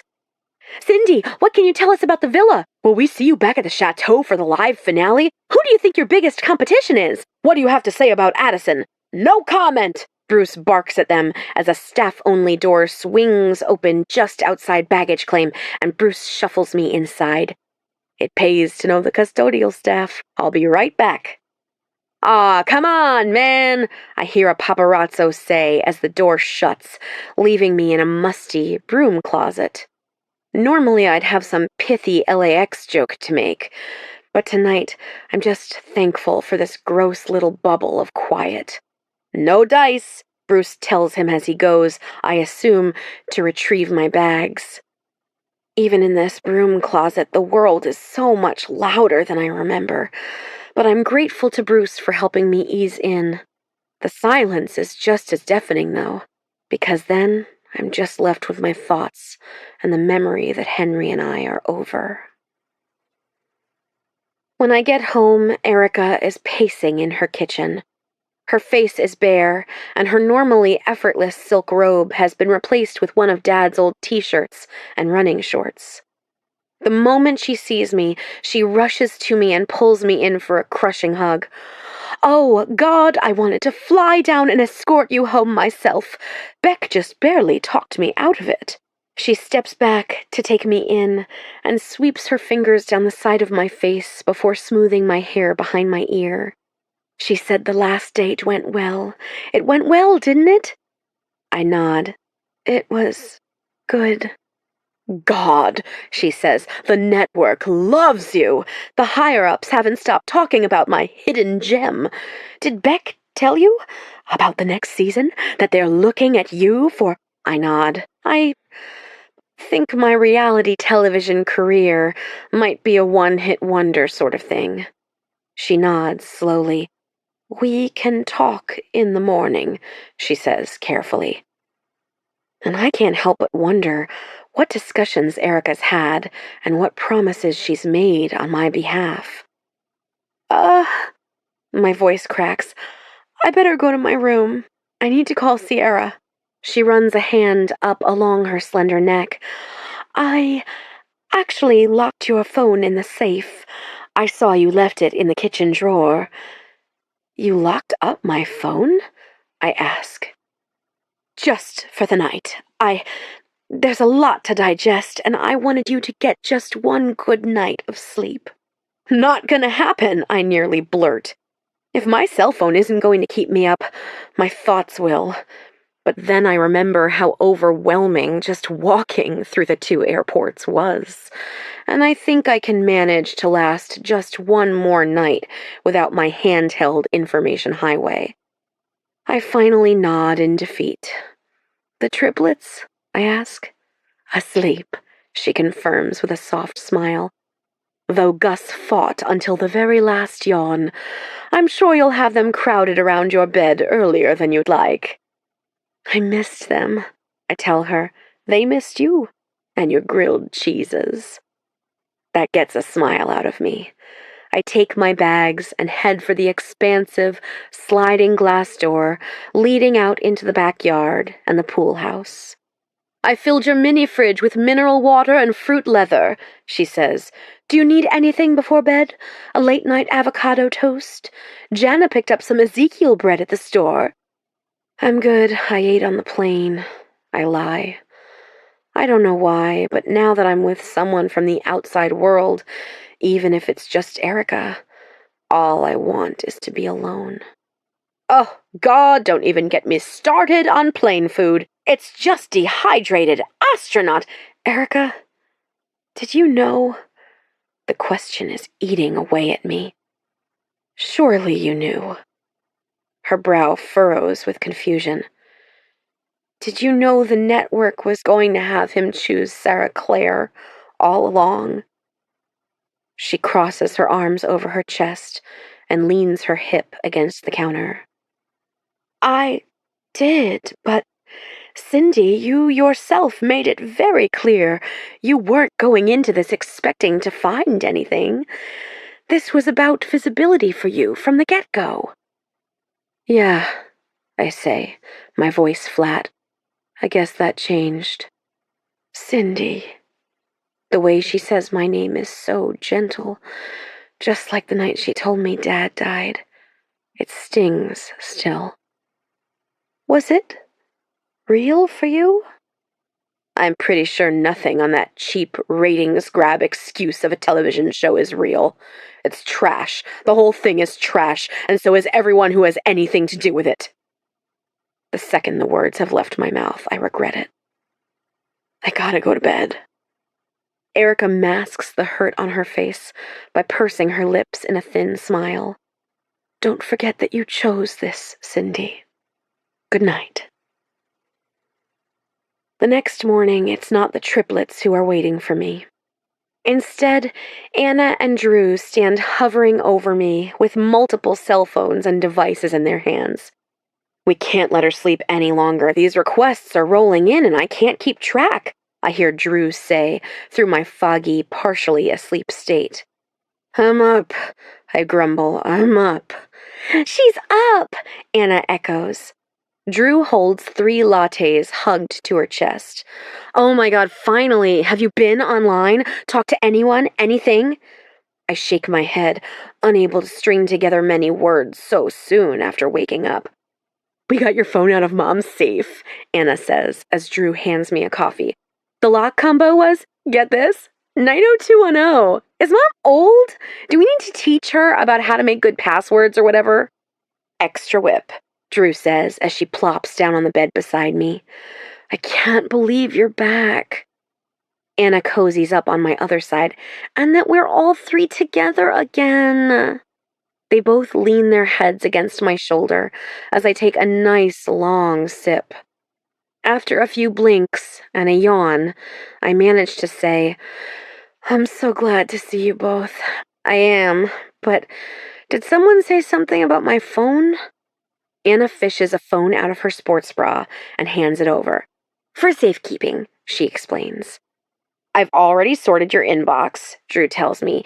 Interview requests, old friends trying to creep in on your newfound fame, job offers, famous or semi-famous people reaching out to say hi. Apparently, James Vanderbeek is a before midnight stan. Who knew? And managers and agents looking to pitch themselves to you. Wait, how did you know my passcode? She coughs up a laugh. All of that and you want to know about your passcode? She shrugs. Your old apartment number was my 6th guess. Speaking of apartments, Sierra called dibs on being the first friend you talked to. Noted. I take another swig of coffee and can feel the light board of my brain start to slowly come to life. Go back a sec. Did you say something about job offers? Yeah, there are a handful. The media interview folder is bursting at the seams, honestly, and I think we should really be strategic about who we give access to. My thumb begins to scroll through the endless emails. There are so many, my hand starts to cramp, and Anna must see the horror on my face because she softly pats my thigh. Turns out Drew's calling is publicity. When I got home, everyone wanted to interview me about leaving the show. I guess I caused some waves in the before midnight universe. Drew was basically my own personal and really well-dressed bouncer, but politer and with an email address. I feel like I've found my calling, Drew says as she leans back against the headboard and crosses her legs. Well, I tell her, I officially dub you my publicist and agent and manager and whatever else you want. Oh, good, Drew says. Honestly, I wasn't really waiting for you to offer. What are you going to do before the last ball? Anna asks as she bounces up from the bed. Go shopping? Get your hair done? Go to the beach? Get a spray tan? I'm not getting an invitation. I look up from my phone to find them both awaiting further explanation. Beck said so on the way to the airport. I guess Henry knows what he wants, and it's not me. And all I really want to do is just veg out and watch old movies. He's dead to me, Drew says. Like a switch has flipped in her brain. Scorched earth, dead to me. Anna nods. His pulse is non-existent. The doctor is pronouncing the time of death as now o'clock. They're calling the morgue. He's dead. She sighs lightly. You get dressed. Not really dressed, just like daytime pajamas dressed. And Drew and I are on snack duty. Meet you in the main house in 5? Deal, I say. Drew presses a soft kiss to the top of my head, and they both meander to the door as I down the rest of my latte and slither out of bed. Oh, I say, stopping them just before they walk out into the backyard. Thank you both for being here first thing this morning. I hold my phone up, and for dealing with this. Of course, Drew says, like there's no other place they could possibly be. Chapter 35.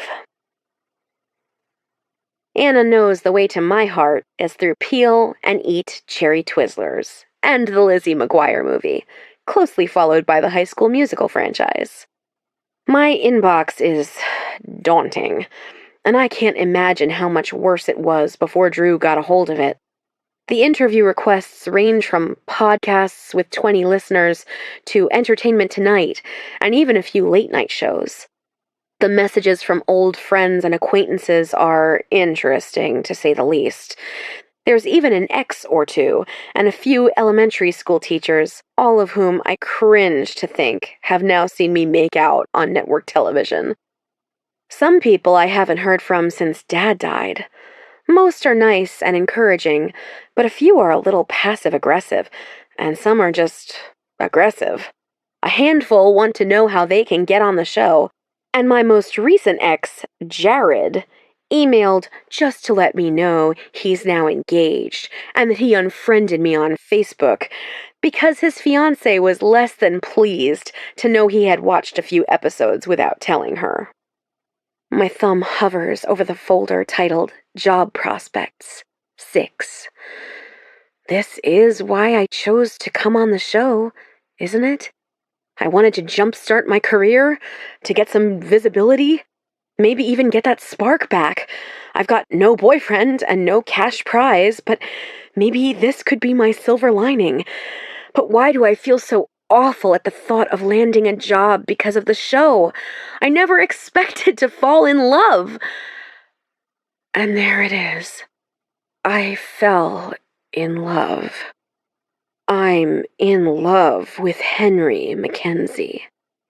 I always assumed I would have a difficult time knowing if I was in love.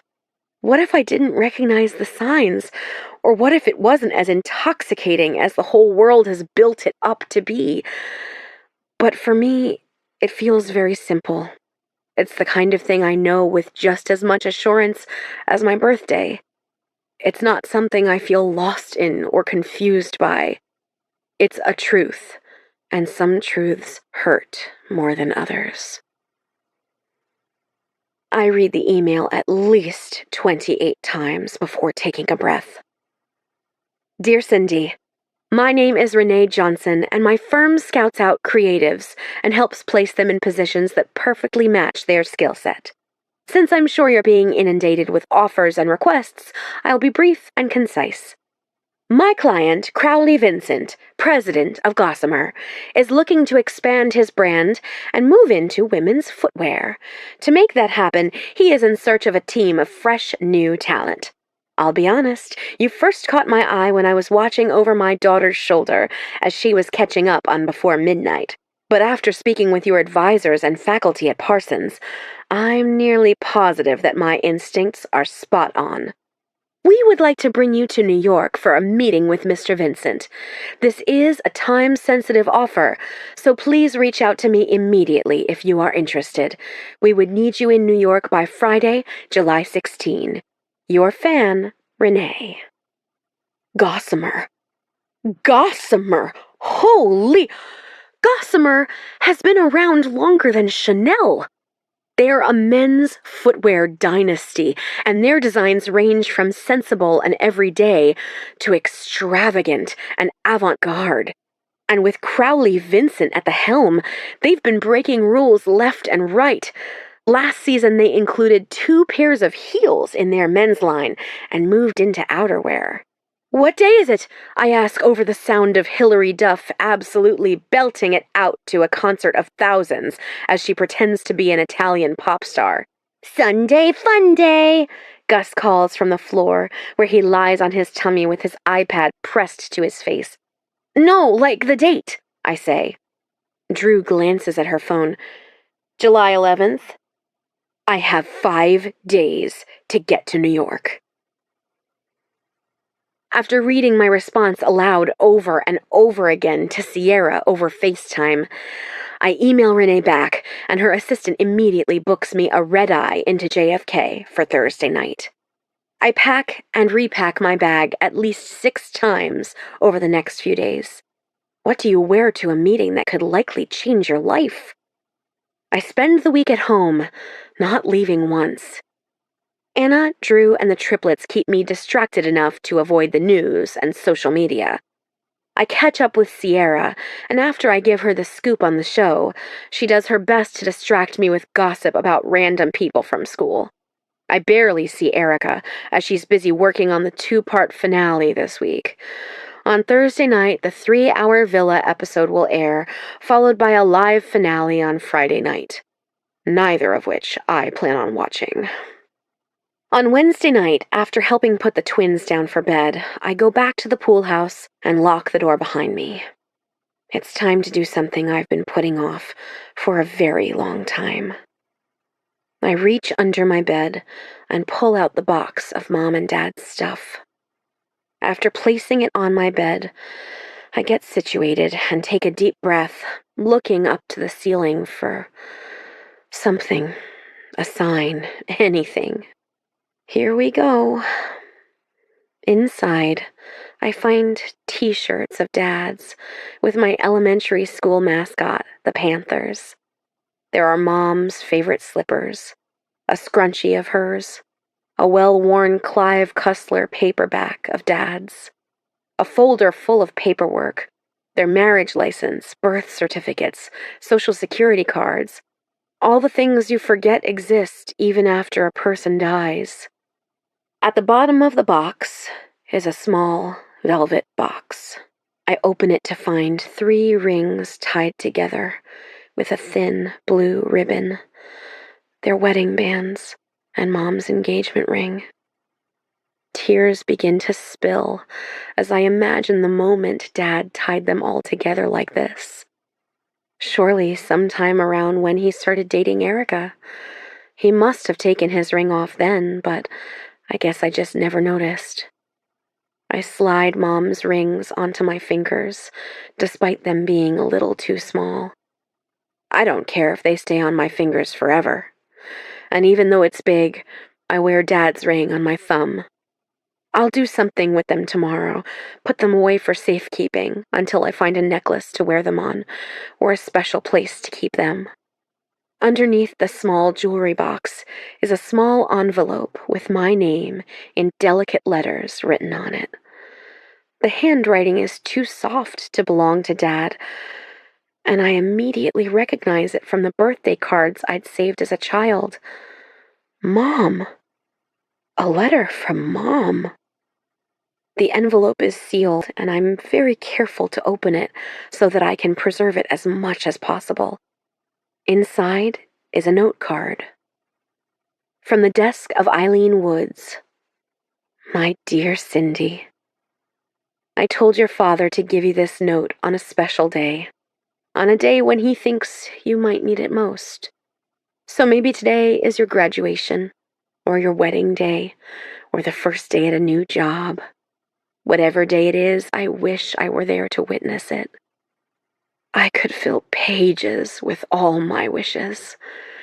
But instead, I'll just say to you, my lion-hearted girl, that you are my wildest dreams come true. And if I had to choose from a full, long life without you, and only 7 sweet years with you, I'd choose you every time. My greatest hope for you, my love, is that you choose yourself as well. Choose what makes you happy. things, places, people.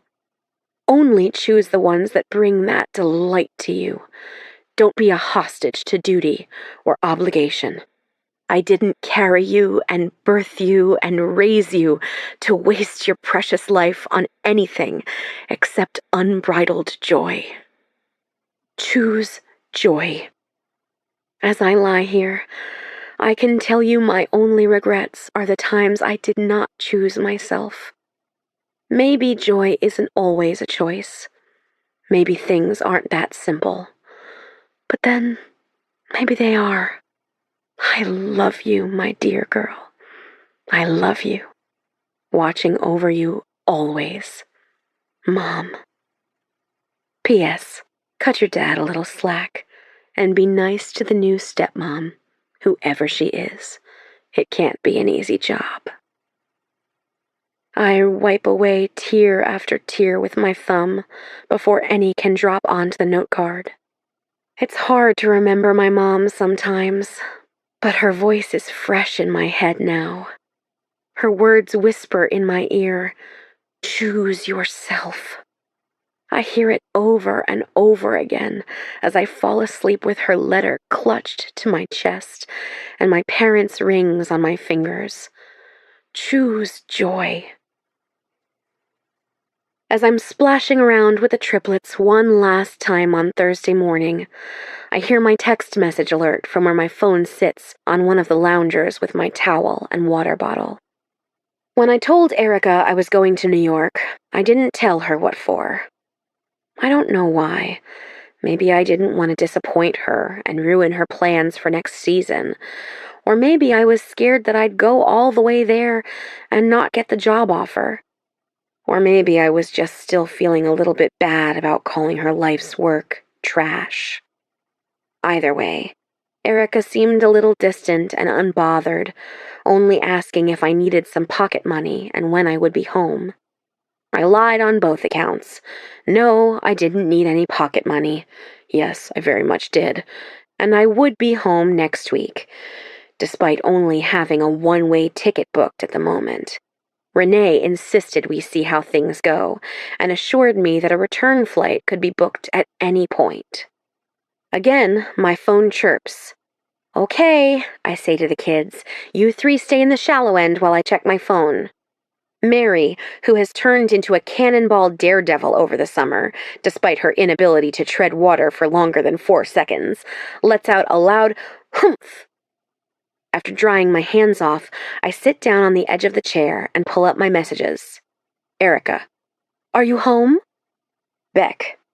"Back in LA. Coming by. Get pretty." After shooting off a quick message to Erica, I flip back over to Beck, and my lips curve into a soft smile. Beck might be one of the best things I got out of the whole experience. I've been trying to think of how to break the news to her that I'm not interested in my own season, and if she's coming by today, I'll be happy to get it over with before I leave town. "All dolled up over here," I respond with an upside-down smiley face. After another hour of pool time, I herd the triplets inside and send them to get changed, while I whip up some goodbye grilled cheeses. I asked Erica to give Jana the day off so I could spend one perfect day with the kids, which was much needed after the reaction I got when I told them I was leaving again. Gus cried, Mary called me a traitor, and Jack asked if I was leaving again because he'd wet his bed. In terms of guilting, they're all three very gifted. I toss one sandwich in the pan while I turn around to prep the other three, and the doorbell rings. "Great," I say, looking down at my ensemble, still in my damp swimsuit and a Dora the Explorer towel that doesn't actually wrap around my whole body. "Coming!" I call. At least it's only Beck, I mutter as I swing the front door open. "You want a grilled cheese? Good afternoon, Cindy," says Chad Winkle, in his signature tux with an entire camera crew at his back. Beside me, a man dressed as a herald blows into a trumpet with a flag embroidered with the Before Midnight logo. "I told you to look pretty," Beck barks from behind him. "Let's reset. She calls, "Keep rolling in case we get anything. Hair, makeup, give her that no makeup just out of the pool look. Can we get her a real towel, Irina?" "I don't think towels constitute wardrobe," I hear Irina's voice say from somewhere. "This is a real towel," is all I manage to say, "and I sent you an upside-down smiley face. Wait, what are you doing here? What are you all doing here?" "What does an upside-down smiley face even mean?" asks Beck. "That's just a smiley face, but upside down." "It's like the eye roll of smiley faces," I tell her as I cross my arms over my chest. Beside her, Mallory sighs. "Do you only answer doors in a towel?" "A lot of people answer the door while they're wearing a towel," I say defensively. Bruce's car pulls into the half-circle driveway, and Erica is stepping out before he can put the thing in park. "Did they tell you?" she asks, and then turns to Beck. "Did you tell her?" She looks back to me. "I thought you told her to look pretty." I throw my arms up and my towel falls down, revealing my mismatched bikini, roses on top and stripes on the bottoms. "Why do I need to look pretty? What does that even mean?" Beck turns to me. "If someone in television tells you to look pretty, it means you're going to be on camera." "Just say I'm going to be on camera," I say, the frustration raising my voice an octave. "That ruins the surprise," Beck says. "Being on camera should never be a surprise." Chad checks his watch. Beck, I've got a thing across town that I need to—" "Just give it to her," she blurts. "Forget hair and makeup," she calls over her shoulder, and Mallory runs off to relay the message. Chad stretches his mouth in that way very serious actors do, and clears his throat before plastering a sparkling smile across his face. "Cindy," he says in a debonair voice, "it is with great pleasure that, on behalf of Henry Mackenzie, I invite you to the final ball. Please join us at the chateau tomorrow morning, where we will be filming the live finale later that night with a live audience. You've made a lasting impression on our suitor, but will it be enough to win his heart?" My jaw drops as he holds a scroll out for me. When I don't move, he reaches for my wrist at my side and awkwardly places the scroll in my hand. "Does it smell like burnt grilled cheese?" the herald asks. I blink over and over again, waiting for someone to tell me this is a joke. Behind Beck, Erica nods. This isn't a joke. This is very, very real. As real as the red-eye to New York I'm booked on tonight. Chapter 36. Erica shuts the door behind the last of the crew members. "Well, that was exciting," she says. I don't even know what to say. "I thought—" She shrugs. "Beck says he was adamant about you being at the finale. Text Beck and tell her to have Mallory call my travel agent. She'll deal with the airline ticket you booked." I open my mouth to say why that's not possible, but she beats me to it. "We can fly Sierra out here when filming wraps, if you like. A girls' weekend, or maybe we could rent you to a place in Malibu for a few days." She pouts a little and touches her fingers to her temples. "I've got a migraine. I'm going to lie down for a bit. One of the execs is hosting a get-together tonight in honor of the Villa episode, and I've got Jana coming in to do bedtime with the kids, so you can get packed up for the finale. Bruce will pick you up at 11 tomorrow morning." Still partially wrapped in my Dora the Explorer towel, I make my way back to the pool house, where my fully packed suitcase sits on my bed, alongside the dead parents' box. I plop down in my armchair and scroll through my messages, thankful that Drew deleted every single social media app before I could get my hands on this thing. I want to call someone. Sierra, Beck, Anna, Drew, even Sarah Claire or Stacy. Just someone, so that the burden of this decision isn't entirely my own. I need some sort of nudge so that whatever decision I make, and whatever the outcome, I'll be able to look back and in some far corner of my mind not take full responsibility. I know that if what Henry and I share is real, then we are bigger than some silly television show. But I also know that ditching him on live TV to jump across the country for a job interview sends a very clear message. All he needed to say was, "I choose you. You win. We'll still play their little game, but you win." In some quiet, stolen moment, just a whisper would have sufficed. But no matter how many times I dreamed that he would, Henry never said that. He never chose me. After putting my life on hold since graduation, I don't think I can put it off any longer if all that's waiting for me is a maybe.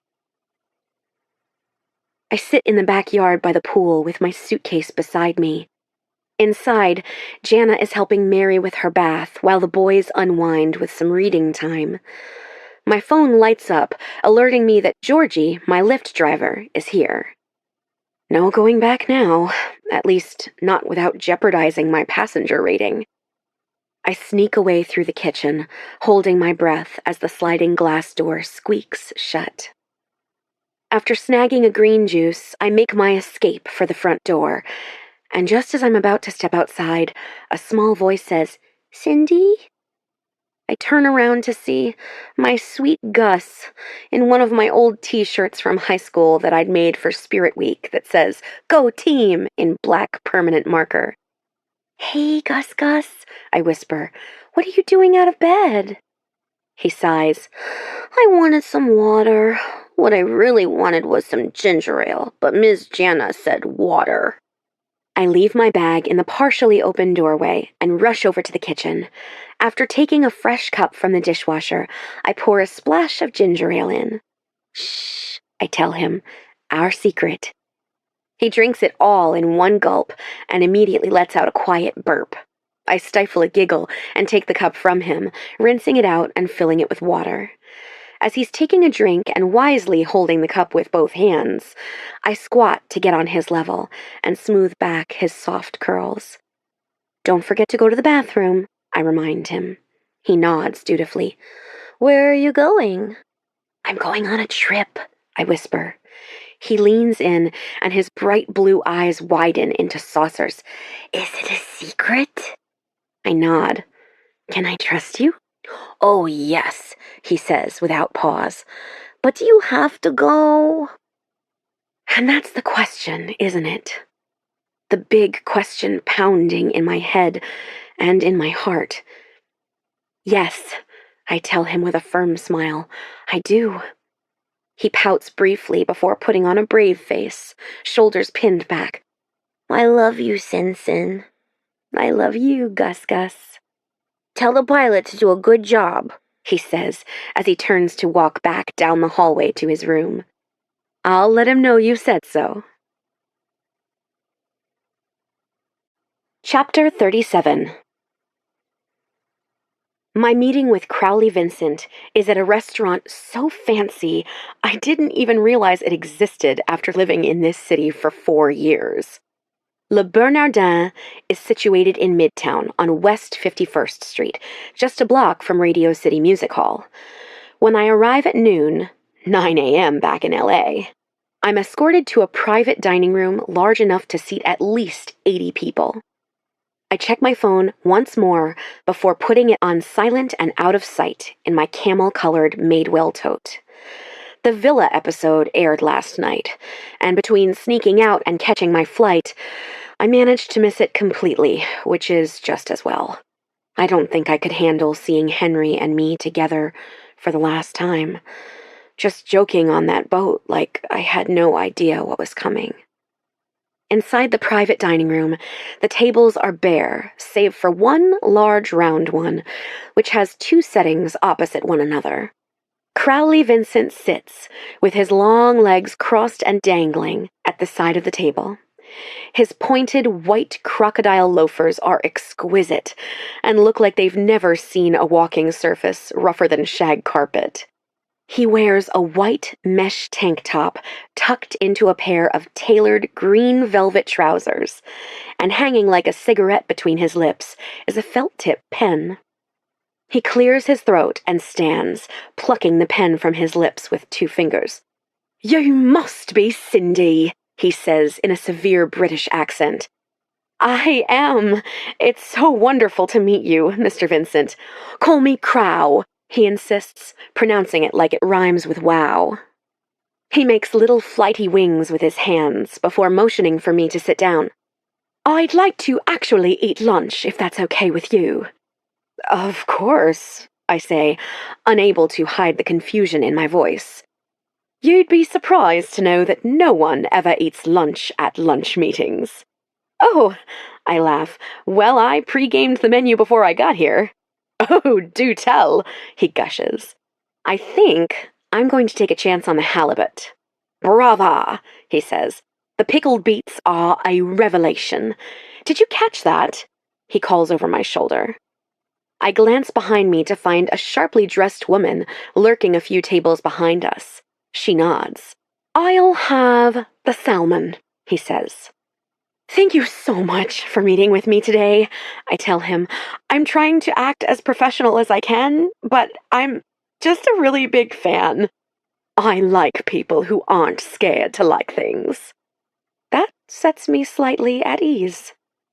So, Renee tells me you're straight off a television show. He says the word television like it's a foreign word he's only just trying out for the first time. I am. I hope that's not a problem. He nods and puffs on his pen, and I get the feeling he's recently kicked a smoking habit. I saw a highlight reel of sorts. You've got good taste. Thank you, I say, trying not to pump my fist in the air. In fashion and men. My cheeks warm with blush, and even though I try to keep my expression neutral, I can't help but think of Henry and where he might be right this moment. A sinking feeling settles in my chest. He's probably at the chateau, on the verge of finding out I've ghosted him.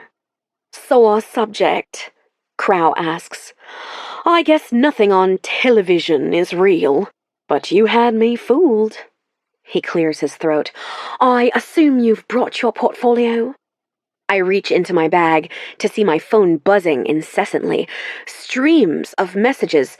Beck, Erica, missed calls, Drew, Anna, even Sierra, who knows I'm here and is probably fielding calls from everyone else. I flip my phone over and reach for my iPad and a large portfolio resting against my chair. Digital or hard copy? Oh, Lord, he says, I do love a woman prepared. Give it to me old-fashioned. I pass the leather portfolio across the table. Those are a little rougher than my digital versions. I like rough.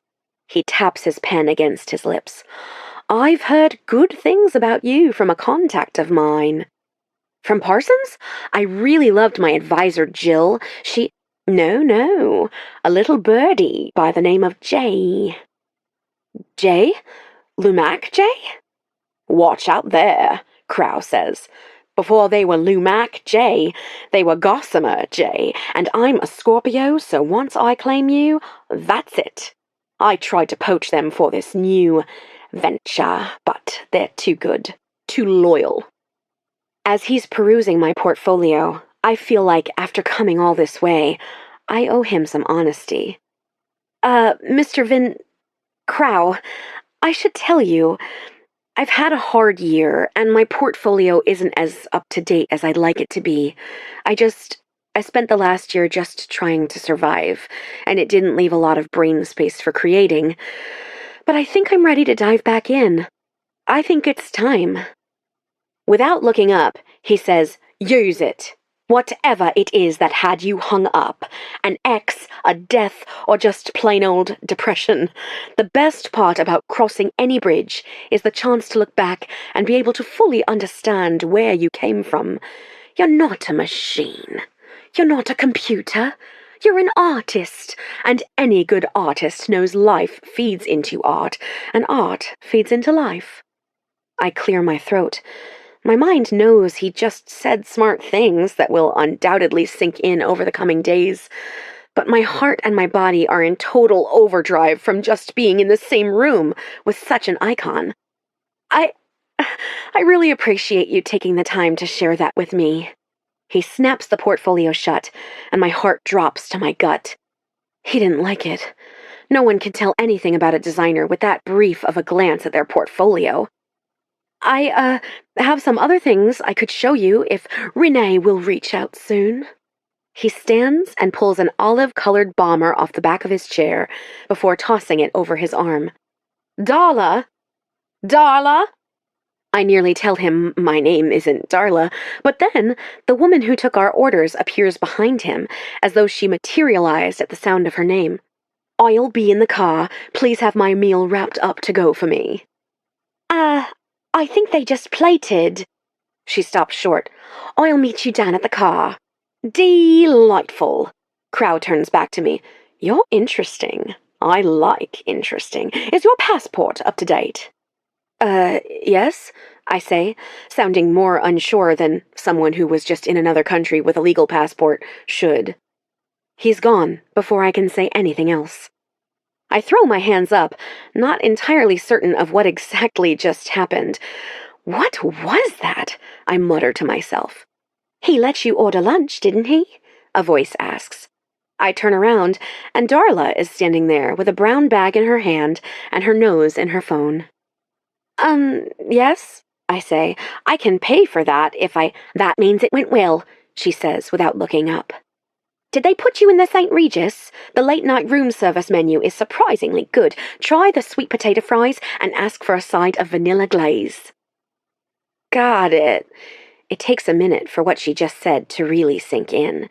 She's nearly gone when I say, I'm sorry, did you just say this went well? She slides her cat-eye sunglasses on and glances over her shoulder. And it so rarely does. Stay and finish your lunch. We have the room for another hour. As I sit back down in my seat, a waiter brings out my first course. I don't actually know what it is, but it's orange and I'm starving, so I scarf it down in one bite. The only time my lunch has had multiple courses is when I've gone back for a second grilled cheese. I scoop my cell phone out of my bag to face the music. Normally, in a restaurant like this, I'd be embarrassed to even reach for my phone, but considering I have a whole banquet hall to myself, my etiquette is flexible. My finger hovers between Erica and Beck in my missed call list. Both of them are going to kill me, but I just can't decide whose wrath will be less. It doesn't matter, though, because right that moment, my phone vibrates, choosing for me. Hi, I say, after the second ring. Well, I'm glad you're alive, Beck says, but could you please explain to me why I'm standing here with an empty limousine? In the background, I can hear people asking her questions. I've got her, Beck calls out. She finally answered. A distinct voice, definitely belonging to Erica, barks. For Christ's sake, where is she? Is she okay? Where are you? Beck asks me, her voice slightly nicer than Erica's. I'm sending a car. I don't think it would get here in time, I say quietly. The helicopter then, whatever, we're live in 5 hours. Honestly, I couldn't even get there by plane if I wanted to. I'm in New York, I finally blurt. As in, the state on the exact opposite side of the country? The one and only. You're kidding. This is a joke. Ha-ha, Cindy, so funny. I'm not. I'm sorry. I need you to get your ass to the airport. Pronto. We'll stall. I'll helicopter you in from LAX. It'll be great. The drama of it. Beck, no. I'm not coming. I'm done. But what about Henry? He got his wifey, I say, my voice more venomous than I wish. You said yourself that he wasn't picking me. Why should I show up just to come in second place? Cindy, she says quietly. Beck, I have to go. I'm sorry I let you down. Tell Erica that I love her and I'm sorry. I'll explain everything later. I hang up before she has a chance to say anything else. Guilt racks me completely. I knew this would hurt. I knew giving up the possibility of Henry would be excruciating, but I wasn't prepared for what it would do to Beck and Erica. Chapter 38. We don't have to watch this, Sierra tells me for the 57th time. If I don't watch it now, I'll just watch it later, and if I'm going to watch it at all, I'd rather it be with you. Oh, babe, she says, rocking back against the leather headboard as she touches a hand to her chest. I'm honored to witness your pain. After crying through one of the most delicious meals I've ever eaten, I showed up on Sierra's doorstep with 6 pieces of pie and my lucky baby blue Louboutins that Erica gave me for my high school graduation, dangling from my fingers. It takes a certain kind of desperate to walk through a New York City apartment building barefoot, but I did not need to add climbing 4 flights of stairs in the tallest heels I own to my growing list of struggles today. After we devoured the pie, and I had given Sierra every awful and wonderful, juicy detail about my meeting, I explained I had a room booked at the St. Regis for one more night. I had yet to tell her I would be crashing with her in her bedroom after tonight, until further notice, but surely that was implied, right? Sierra quickly packed an overnight bag, and we splurged on a cab to take us back uptown. I don't, by any means, consider myself to be famous, but after the brief airport run-in with the paparazzi and the live finale airing tonight, I didn't want to take my chances with public transit. At 8 o'clock on the dot, the opening credits begin to play, and I see Chad's familiar face. Tonight is a very exciting night for our before-midnight family, he says with that fake charm. Tonight, we learn which of these lucky ladies will have won Henry's heart. And $100,000. But first, let's get a recap of the villa dates to see who sank and who swam. Is this like the weirdest thing ever? Sierra asks as a montage of Henry on different dates with each of us begins to roll. It's so bizarre to see him with Addison and Sarah Clare and even Stacy. But then I see Henry and me, the wind gusting on that sailboat, and my heart stops. My wild hair ripples behind me as I laugh, tossing my head back against his chest. That was just last week, and somehow it feels like a distant memory that I can barely hold on to. It feels like I'm at my own funeral, honestly. Sierra snorts. For what it's worth, I can't imagine that Addison chick at your funeral. Oh, you don't even know. She'd be there with her fake tears and telling everyone we were best friends. Ugh, what a leech. Yes, thank you. I loop my arm through hers, and if nothing else, I'm glad I get to endure this with my best friend at my side. After a commercial break, Chad returns with Henry as they both stand on the steps of the chateau. Henry wears a deep navy 3-piece suit with a matte black tie and matching wingtips.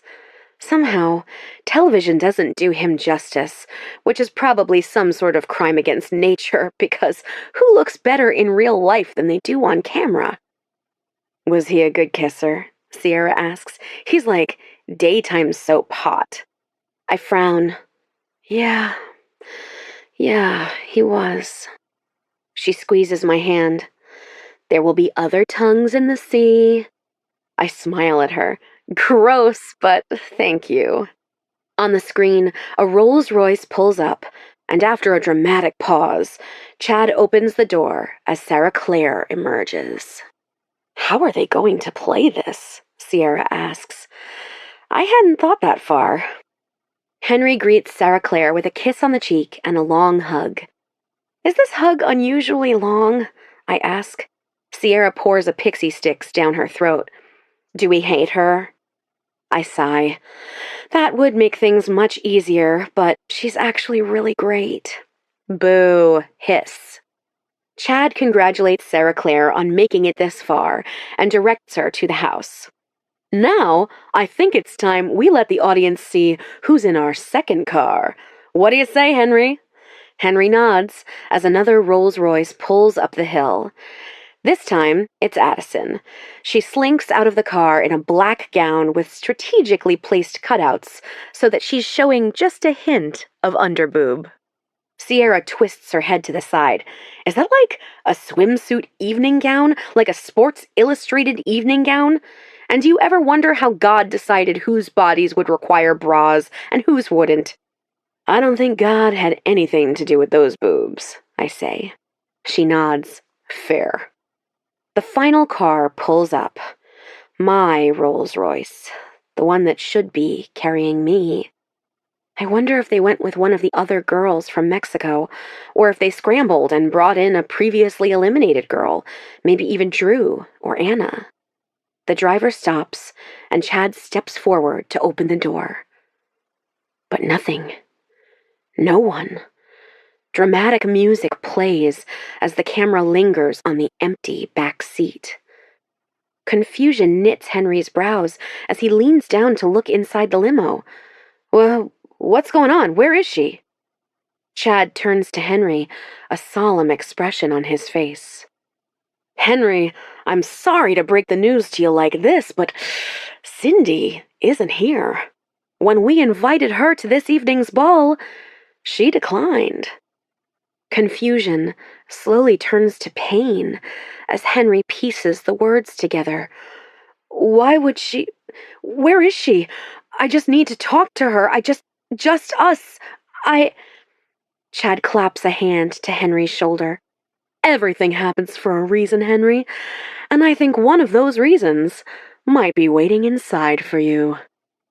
I hate seeing this unguarded version of Henry exposed on television.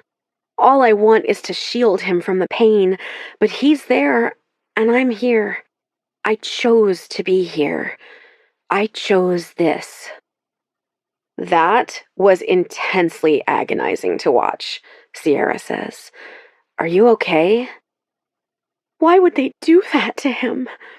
My chest tightens, and tears begin to well. They knew since this morning. They didn't have to tell him on live TV. Talk about brutal. After the commercial break, Chad returns. He sits in an armchair in the middle of the courtyard with Sarah Claire and Addison sitting across from him. We're back with Sarah Claire to talk about her emotional and deeply meaningful time with Henry at the villa last week. But first, Sarah Claire, I'm sure you've now heard about Cindy standing Henry up this evening. Sarah Claire gives a measured nod, and I can see that she's trying her best not to look too excited. She wears a beautiful ivory gown that has just a touch of a train to it. It's very sexy while also very clearly saying, marry me. Poa, Henry. I bristle at that, even if I do share the sentiment. Breathe in, breathe out. Sarah Claire is a perfectly good option for Henry, and she's supposed to be the one he chooses anyway. I chose to be here. I chose myself. They'll be happy together, and all I'll have to do is ignore all pop culture news for the next year. Maybe two, so that I don't have to see any evidence of their love ever again. That's all. Simple, right? Chad and Sarah Claire talk for a while, reminiscing over the villa and her first big date earlier in the season.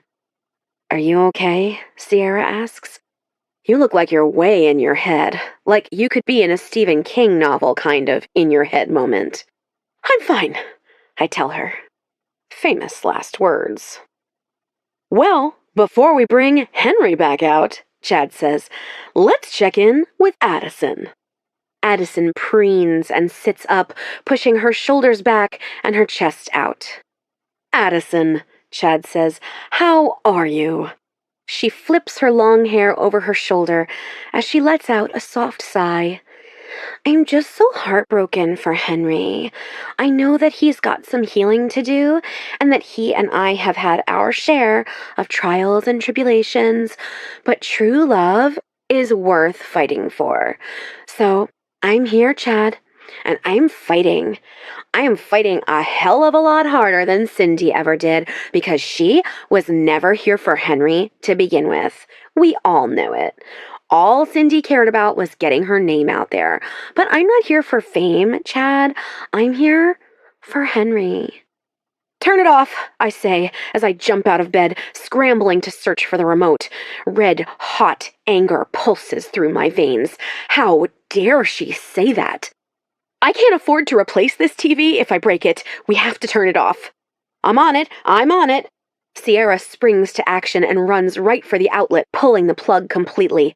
It's off, she says, holding the plug up in her fist. I let out a shaky sigh. Okay, I'm fine. We both fling ourselves back onto the bed. What now? I ask. Room service? Sierra offers. I hear the sweet potato fries are good, and ask for a side of vanilla glaze. She rolls over and reaches for the phone on the nightstand. You got it.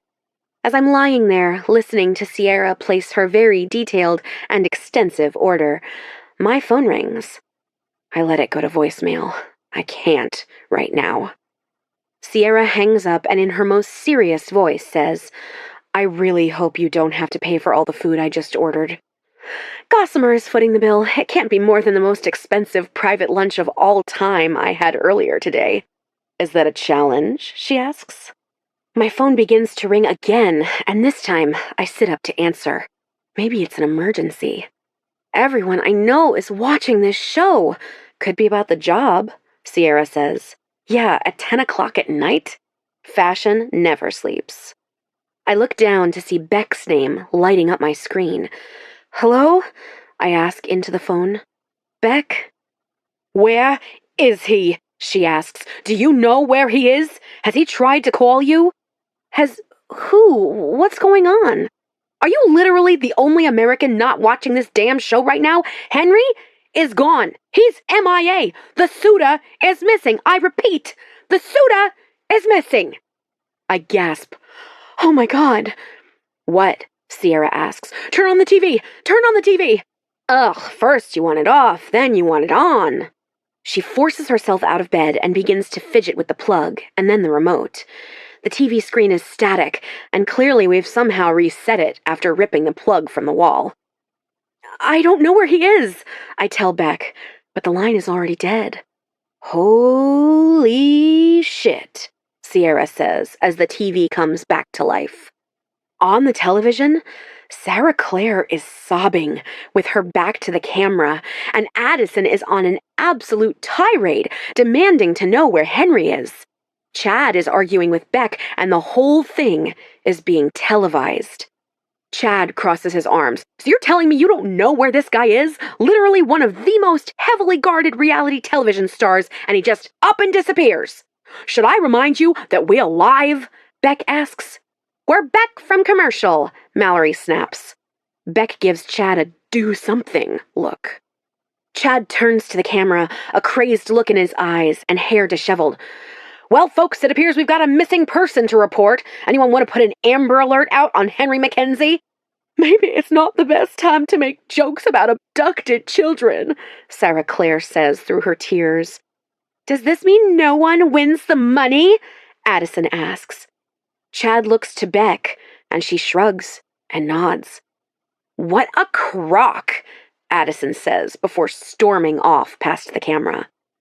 Chad begins to laugh maniacally, going from American Dad to American Psycho in record time. Sierra turns to me. I think you just broke Chad Winkle.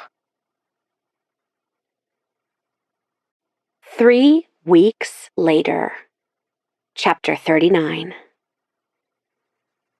At first, Henry was on every tabloid and gossip website.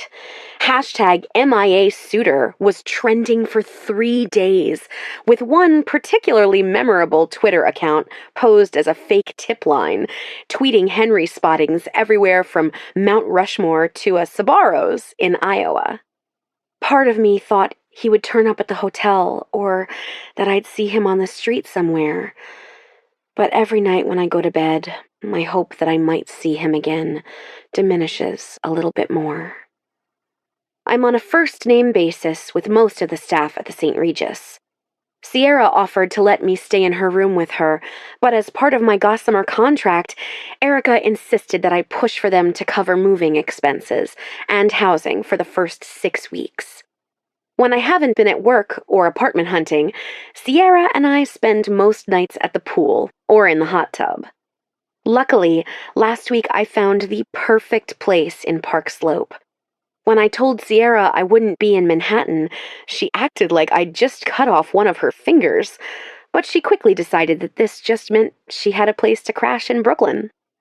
I do a quick lap around my hotel room to make sure I haven't forgotten anything.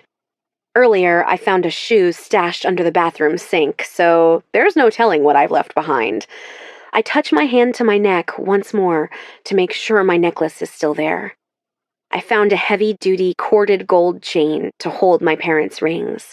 I wear both their wedding bands around my neck every day on a long chain, along with my locket, and I left my mother's engagement ring back at Erica's for safekeeping.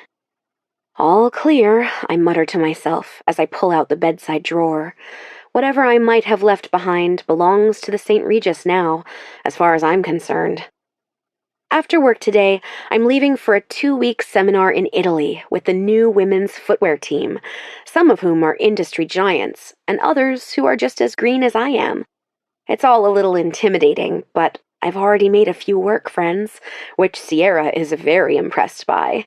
Of the two of us, she was the only one who ever attempted to expand our friend group. As I step into the elevator, my phone vibrates. Hello? Oh, Cindy, I wasn't expecting you to answer. I was just going to leave a voicemail, Erica says in a hurry. I'm just now leaving for work. What's up? Isn't it like 5:30 in the morning there? I'm trying a new hot yoga class with Drew, and the only time we could get in was the 6:15 class. Anyway, I'm in the car, so apologies for the road noise, but what was the apartment number again? 134, I tell her. Oh, darn, I could have sworn it was 11:34. I'll have my assistant call and fix it. I've got a delivery company all set to deliver your wardrobe when you return home from Italy. I'm planning on coming out that weekend so we can go furniture shopping. Erica, you really don't have to do that. Sierra and I can take her uncle's truck out to an IKEA. Erica clicks her tongue. I'll not have you furnishing your first adult apartment with Scandinavian particle board. Thank you very much. I sigh into the receiver. You know you can just come visit. You don't have to use furniture shopping as an excuse. The day after the finale, I called Erica to apologize, and slowly, over the last few weeks, she's warmed back up to me. It doesn't hurt that the show has been the talk of the town since that night, but we're still trying to find out how our relationship functions before midnight. She was also impressed to know that I'd run away from home for the sake of a job interview. Erica is silent for a moment. Thank you. Noted. Have you heard from him? She asks, interrupting me. No, I say glumly as I step out of the elevator. Any word on your end? Only from his lawyers, she says matter-of-factly. Is the network really that upset about him disappearing that they need to involve legal? It's probably some of the best ratings they've ever seen. You're not wrong, she whispers, as though someone is spying on her in her own car. To be honest, it's the highest finale numbers we've seen since the first season. How's Beck recovering from her prime-time debut?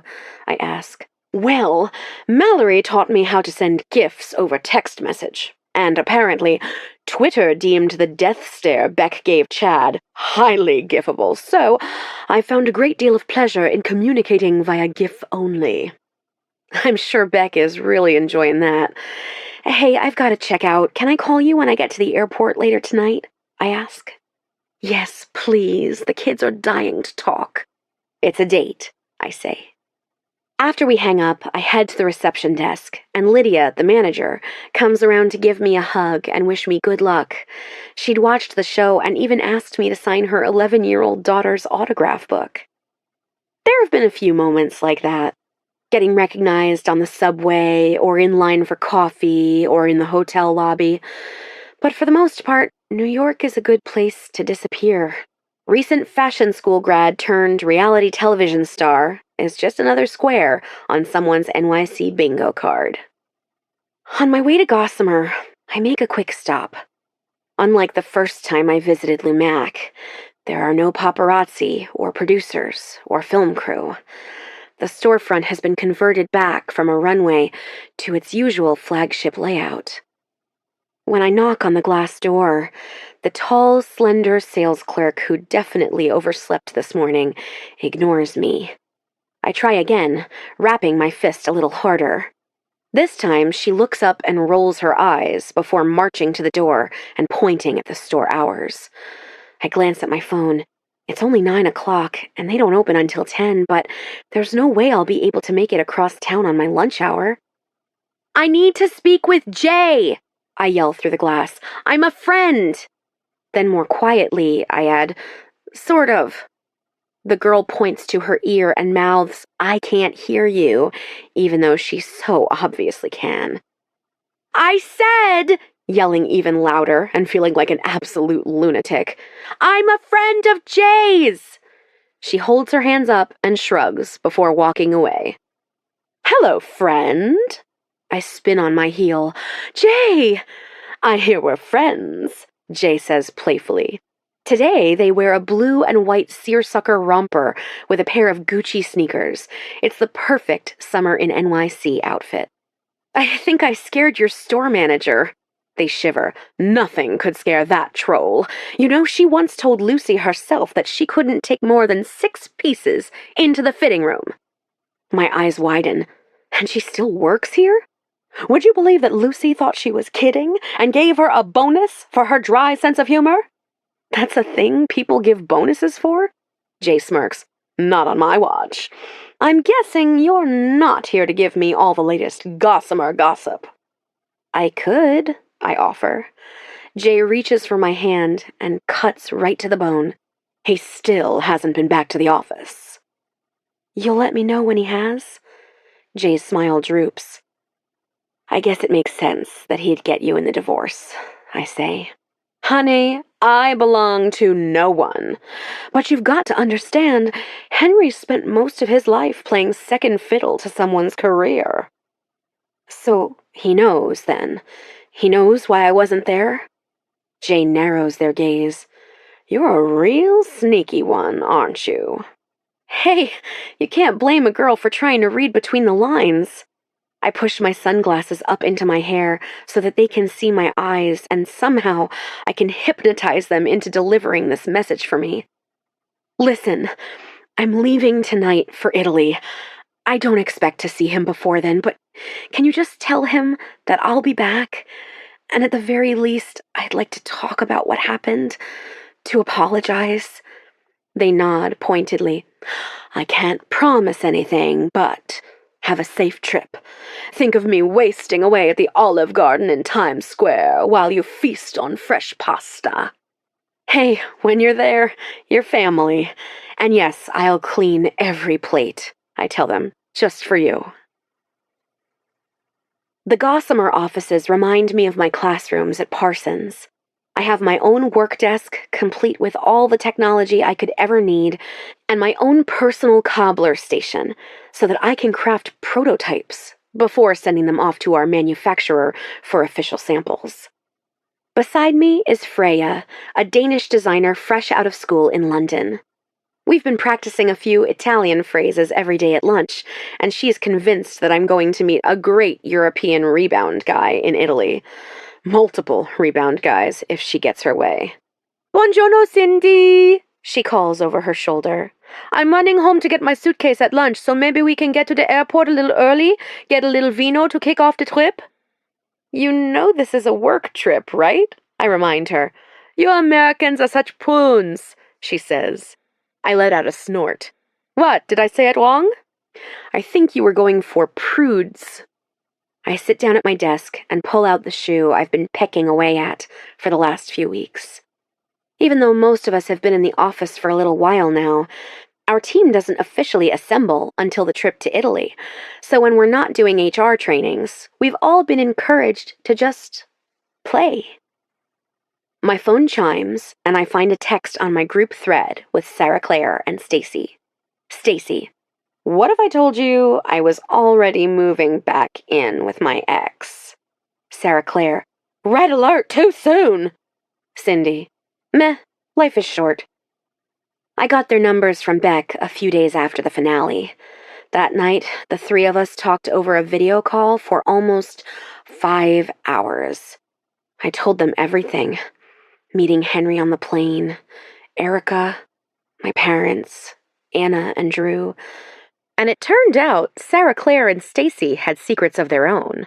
Sarah Claire's father had bribed someone on the craft services team to give her a cell phone, and of course, Stacy spilled all the details about her ex crashing our hotel room. Sarah Claire was upset at the finale, of course, but has fully embraced her status as America's new favorite meme. Since I've bowed out of the next season, it looks like Sarah Claire is being eyed for my position. She's already made it very clear that the only person choosing the winner will be her. And Stacy is happy to be back to life as normal, though Beck has already reached out to say she'd love to have her on her queer take on Before Midnight, which was just greenlit, should Stacy's girlfriend ever once again become her ex. Since that marathon video chat, the three of us have stayed in constant touch, and Sarah Claire is already demanding we rendezvous in Austin for a girls' weekend. I drop my phone back in my bag and return my focus to my workstation. In school, I never really did much menswear, but in my free time over the last few weeks, I've been challenging myself to try. After rolling my suitcase under my desk, I open my sketch pad to the page I've revisited over and over again the last few days. At the top, in a soft script, I've titled my design, The Henry. Below that is my sketch and fabric sample, a deep blue suede loafer with a slightly pointed toe and a super soft brushed finish with a tassel on top. They're more extravagant than my Henry might wear, but the details remind me of him. Refined and polished and bold without being too loud or taking themselves too seriously. Crow was right. Crossing one bridge had allowed me to look back and see all that I had been through. And when I sat down to sketch a few days after the finale, things started to feel more and more natural. I was designing again, really designing. Some of it was bad, some of it was okay, and some of it was even great. But I was thankful for it all. Most importantly, I was relieved to have the thing that brings me so much joy back in my life.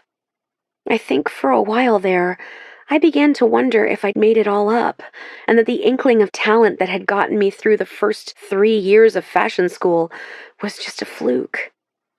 "Did you find that tassel I dug up for you?" Freya asks. No. I turn around in my chair to see a soft navy tassel next to my keyboard. The tassels are thick, not too delicate, and remind me of the ropes from the sailboat that last night. "This is perfect," I tell her. I pull the shoe out from the cubby beside my desk, where we can keep our current works in progress. It looks like an old card catalog, except the drawers have been replaced with shoes. The shoe I've been working on is rough-looking to the naked eye. Exposed seams, obvious shoe nail tacks. But I can see what it's supposed to be. I can see the potential, and this tassel is the crowning finish. Chapter 40. At the end of the day, as Freya and I are walking down the street with our suitcases to catch a cab, she begins to frantically pat down her pockets and dig through her bag. "I forgot it, damn it! I can't believe I did this. Or I left it at the office." "Forgot what?" I ask. "Whatever it is, we can just buy it when we get to the airport." "Unless you know a guy who's selling Danish passports out of JFK, I need to run home." Honestly, that's not such a far-fetched business idea, I tell her.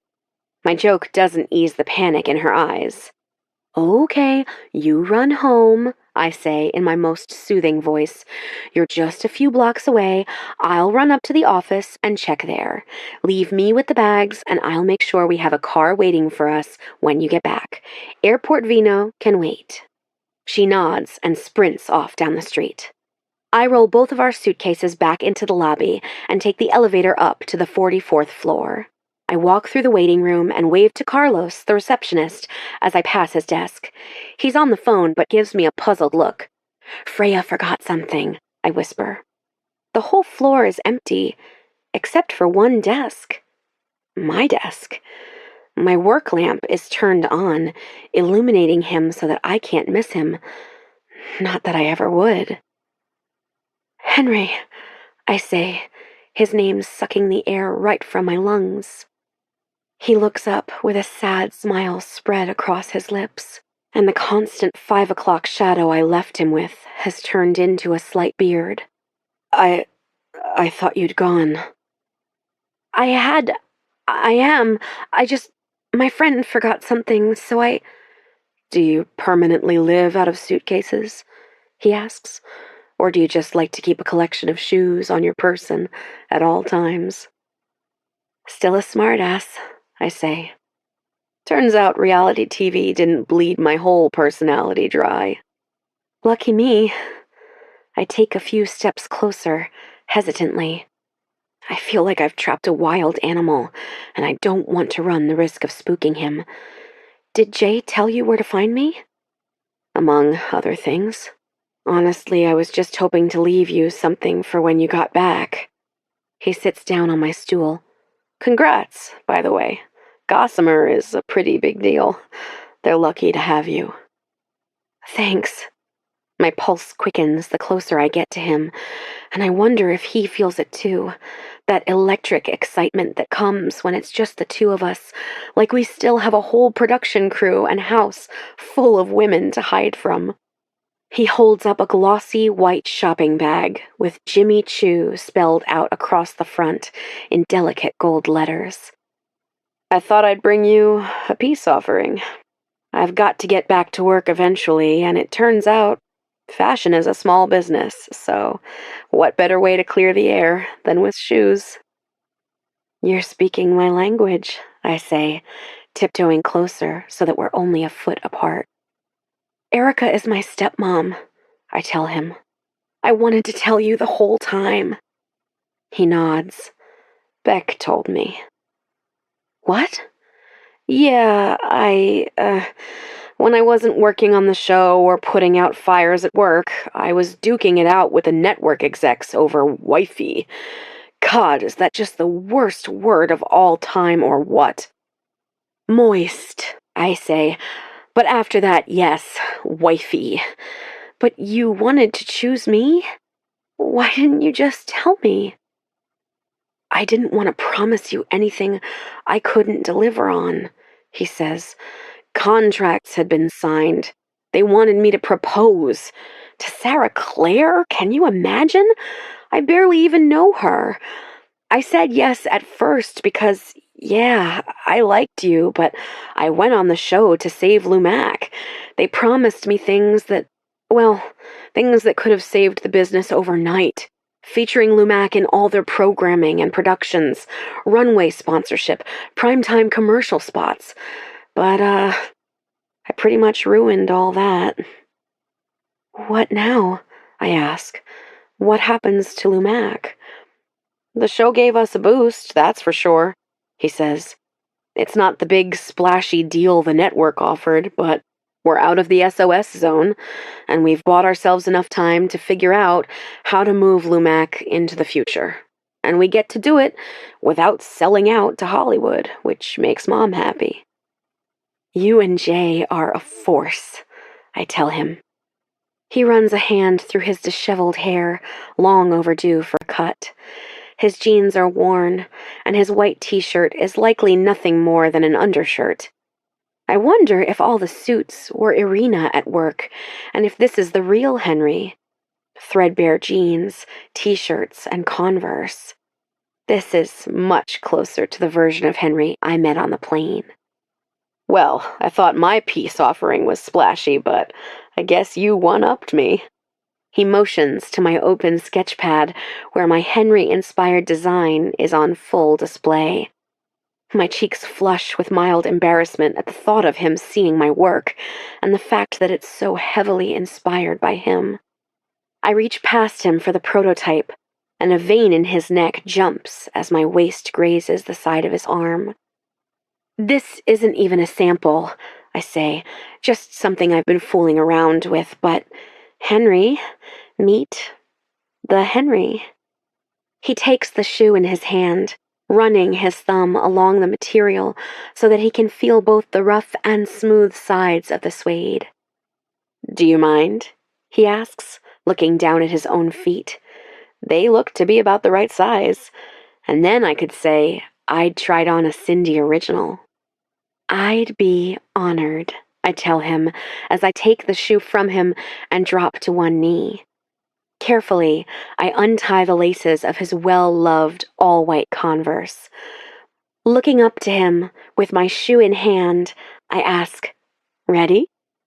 He nods as he slides his foot in, his heel popping perfectly into place. "It fits," he says, a lilt in his voice. "It looks perfect on you," I say, trying not to sound as sad as I feel. "Henry?" "Yeah?" "I'm so sorry. I'm so sorry I wasn't there. I didn't think you would pick me, and I couldn't risk missing out." I motion around to this beautiful space. "On all of this." "Don't you be sorry," he says with force, pulling me to my feet so that we're only a breath apart. "I'm the one who's sorry. I was trying to save Lumac and play my cards just right, when I should have just been upfront with you all along. Cindy, it was always you. It was you from the moment we met outside of our gate at JFK. But, but then why did you agree to choose Sarah Clare to begin with?" He shakes his head. "I didn't think it could be that simple. Surely I wouldn't just meet the girl of my dreams on a flight and then that would be it. I just wanted to be the son who saved the day. But I can't be that for them. For some twisted reason, I thought that if I couldn't save Lumac for my mom, then I didn't deserve you. But if I'm going to save Lumac, it has to be because of my own vision, not my mother's." He reaches up and pushes a loose hair back behind my ear. "I just didn't see you coming. I didn't know someone like you could exist. Cindy, being with you makes me feel like I could come up for air." "Are you sure you're not in love with Addison?" I ask. He scoffs and rolls his eyes. "Well, you didn't kick her off when you had the chance." "Ugh," he says, "I swear the network, your stepmother included, was about to behead me if I didn't keep her. Then Anna fessed up, and I figured, what the hell, I'll give them this one thing to make them happy." He gathers my hands in his, and I look up to meet his gaze and lose myself in his deep brown eyes. "But the real question is, are you sure you can get romantically involved with your competitor? That won't be a conflict of interest?" I ask. He leans into me, nipping at my bottom lip. "I think I can handle the pressure, but I can always check with HR real quick." He holds his phone up to his ear, not moving an inch from me. "Hello, HR? This is your boss. I've got a hot new girlfriend, and she works for a competing brand." "Oh, what's that?" "You don't care." "Okay, good. I'm less concerned about HR and more concerned about your mother," I tell him. "She and I have had some time over the last few weeks to talk through a lot. She's a bigger fan of yours than you think," he says, and parts my lips